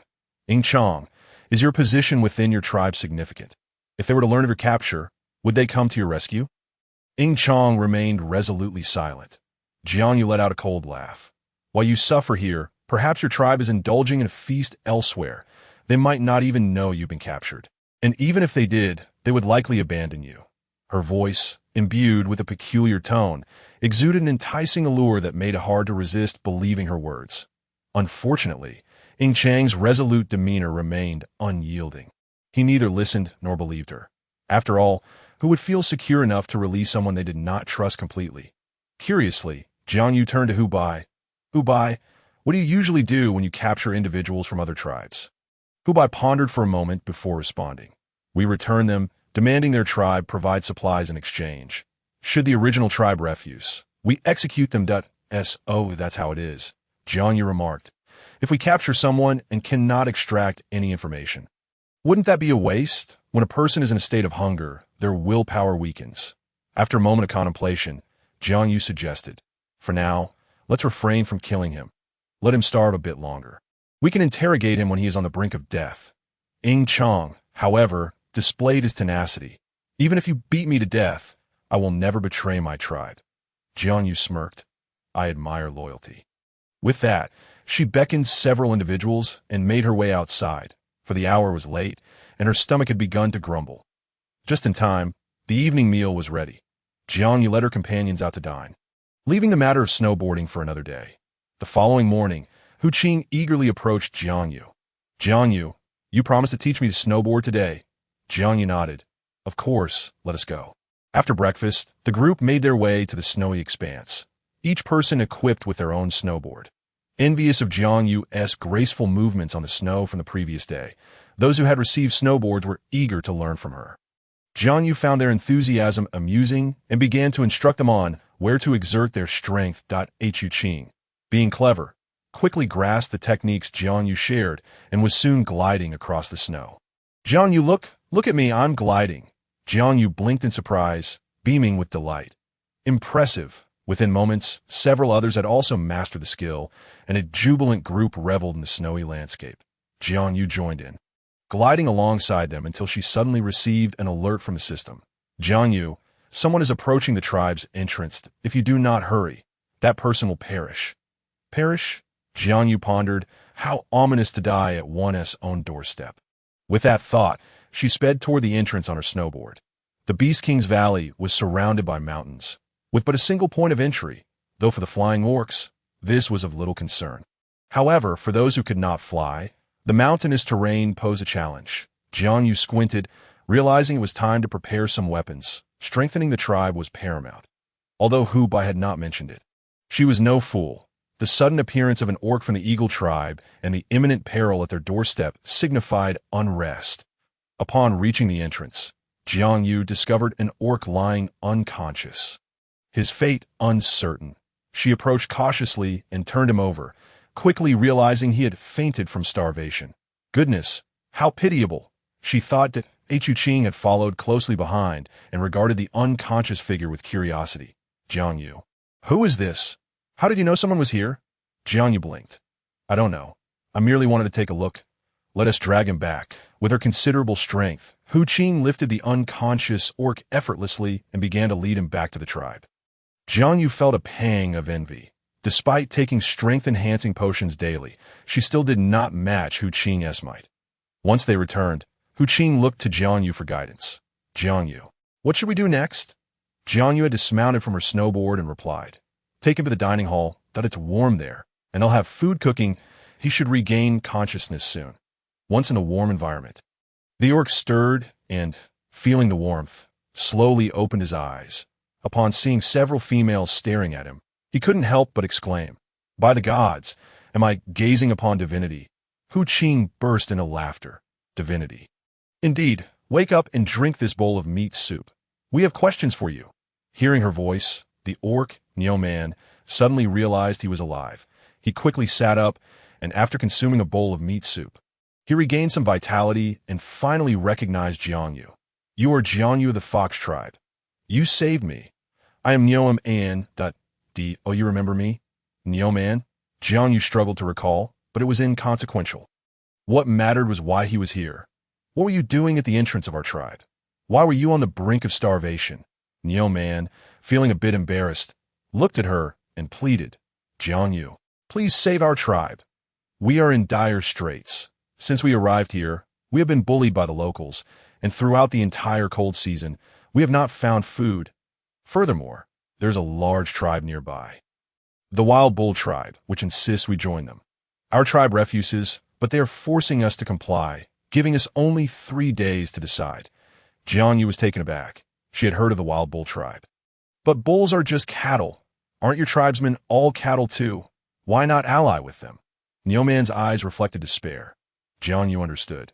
It appeared he was losing hope. Hu Qing, observing the situation, sympathized with Man. After all, they could easily absorb the bull tribe, given that they had ample food and the bull tribe members were generally amiable. At that moment, the system interjected. They came to Beast King's Valley to seek refuge. If they're taken in by the Wild Bull tribe, they will become slaves. As slaves, they would suffer daily hunger and toil. In battle, they would merely serve as cannon fodder. Jiang Yu was astonished. Indeed, every place had its own survival rules. Furrowing her brow, she remarked, but the sacrificial rites have already passed. How can I be certain that these members of the bull tribe would remain loyal to our tribe? Moreover, our tribe is already facing challenges. Yet, a part of her was tempted. If they could bring more members into their fold, their tribe's strength would undoubtedly increase. The system, amused, continued. It's merely a ritual. You can conduct another one. Did I not mention? Each time you perform a ritual, the abilities of the snake treasure are enhanced slightly. Ideally, it should be done once a month. Once a month? Jiang Yu blinked. Intrigued by the prospect, the system chuckled. You are not like the others. You possess me. Jiang Yu conceded. The system's pride was palpable. Moreover, if one ritual could indeed bolster the snake treasure's power, then the offerings were hardly a burden. Jiang Yu turned her attention back to Neo Man. Do you genuinely wish to seek refuge with our tribe? Neo Man's eyes brightened. Of course. Can you take us in? Jiang Yu pondered. Are the tribes that come with you not facing similar challenges? The larger tribe threatens to enslave them. The little tiger ventured out for several days, only managing to gather the names of a few large tribes, with no mention of any smaller ones.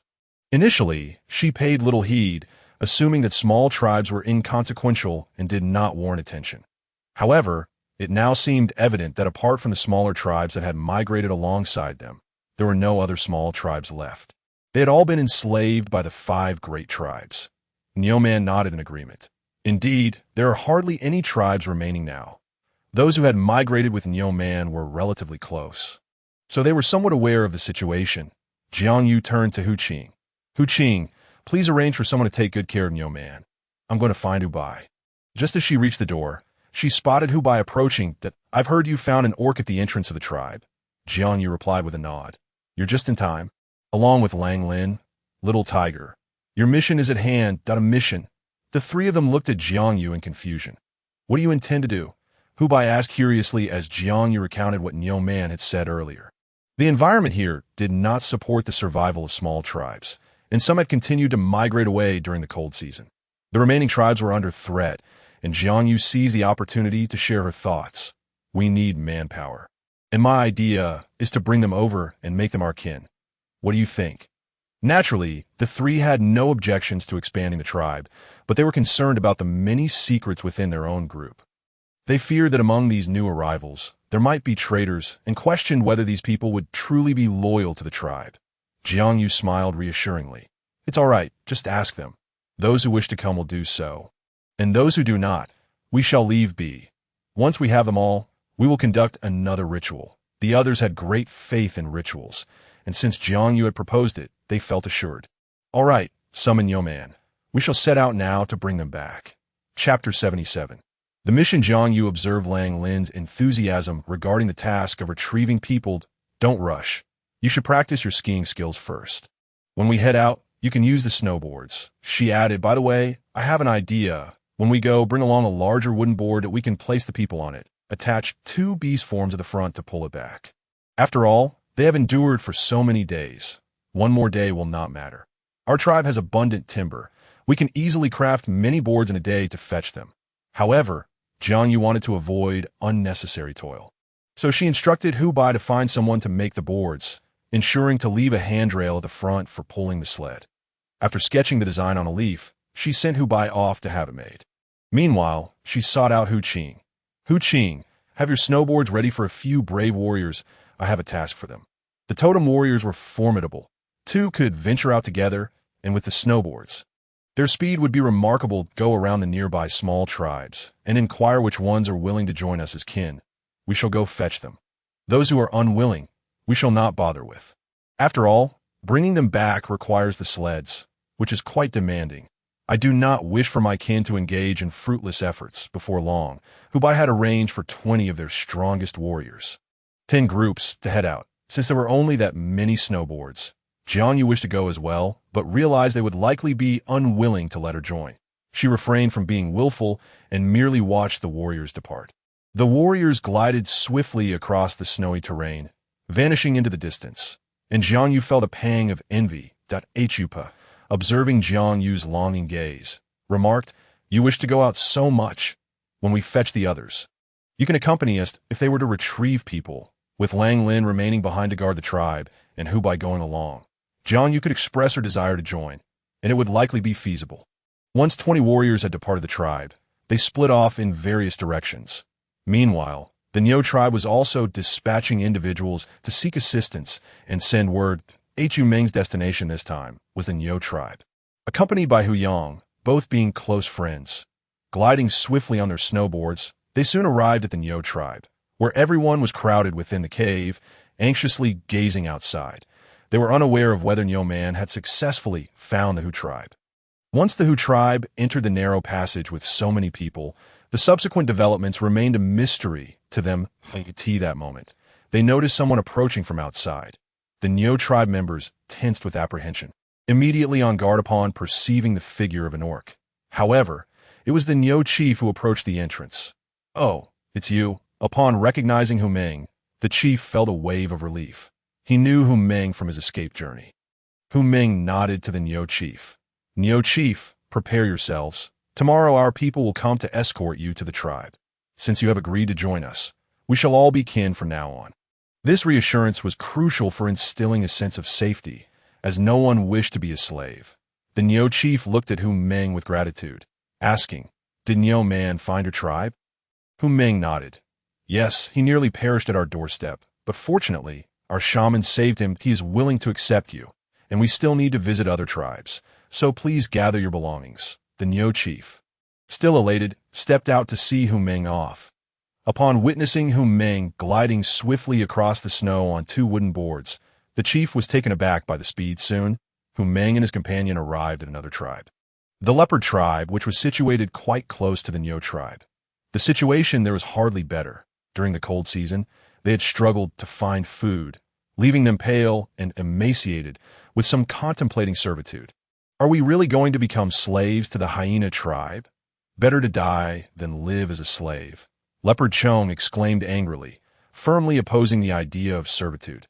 The leopard chief sighed. "It is my fault as the chief for not being capable.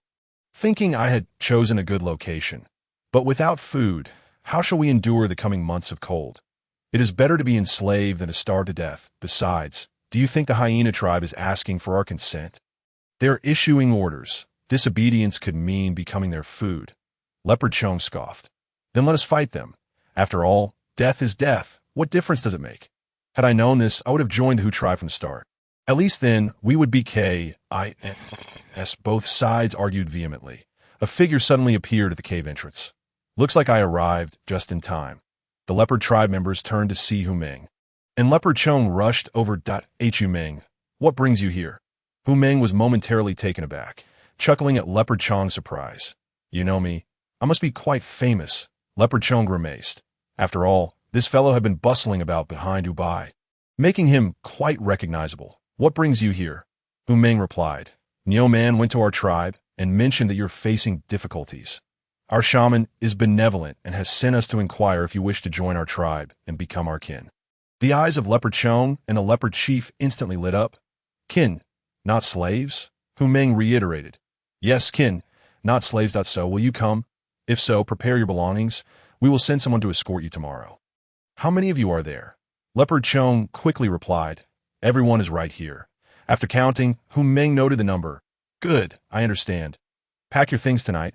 We will come for you tomorrow." Similar discussions took place in other tribes, such as the monkey tribe and the lion tribe. With the option to join, most were eager to become kin. The warriors received their answers and glided back, reporting that the Niu tribe, pig tribe, leopard tribe, lion tribe, and monkey tribe were all willing to join, totaling around 1,500 people. With this influx, their tribe would become the most formidable in the area. However, accommodating such a large number posed its own challenges. Chapter 78. The arrival of guests. After meticulously arranging matters in his mind, Jiang Yu promptly dispatched individuals to retrieve the guests. The following day, the tribe buzzed with excitement, as the majority of the totem warriors prepared to venture out for the reception. Naturally, 100 individuals remained behind to safeguard the tribe. Hu Qing was retained by Jiang Yu to assist with the newcomers, while Lang Lin also stayed back to protect the settlement. Hu Bai, accompanied by contingent, set out to welcome the guests, while Jiang Yu and Hu performed a team to do the same, a request fervently made by Jiang Yu himself. The remaining group was led by Hu Meng and several other totem warriors, who departed with carts in tow. Eagerly donning his skis, Jiang Yu surged ahead, filled with exhilaration. As for Hu Pa, she was reluctant to ski alone, playfully indulging in some charm before nestling into Jiang Yu's embrace. He did not mind. At that moment, Hu Pa resembled a delightful little cat, exuding cuteness. Behind them, others donned skis, following closely, while Trevine secured several carts, crafted from solid planks of wood. Each cart, a large flat surface surrounded by sturdy railings, was robustly constructed, with the wood hollowed out by claws. The procession glided through the snowy landscape, a swift and exhilarating passage. Each tribe had designated individuals responsible for the reception, and Jiang Yu was tasked with the leopard tribe. Yang, who had journeyed to the leopard tribe the previous day, served as their guide, leading them directly to their destination. In less than an hour, they arrived at the entrance of the leopard tribe. The inhabitants of the leopard tribe had prepared their belongings the night before, eagerly awaiting the arrival of their guests to embark on their journey together. Thus, at the break of dawn, they clustered at the cave entrance, peering out with anticipation. Upon spotting Jiang Yu's figure, a jubilant cheer erupted as they rushed forward. "Great shaman, you have finally arrived."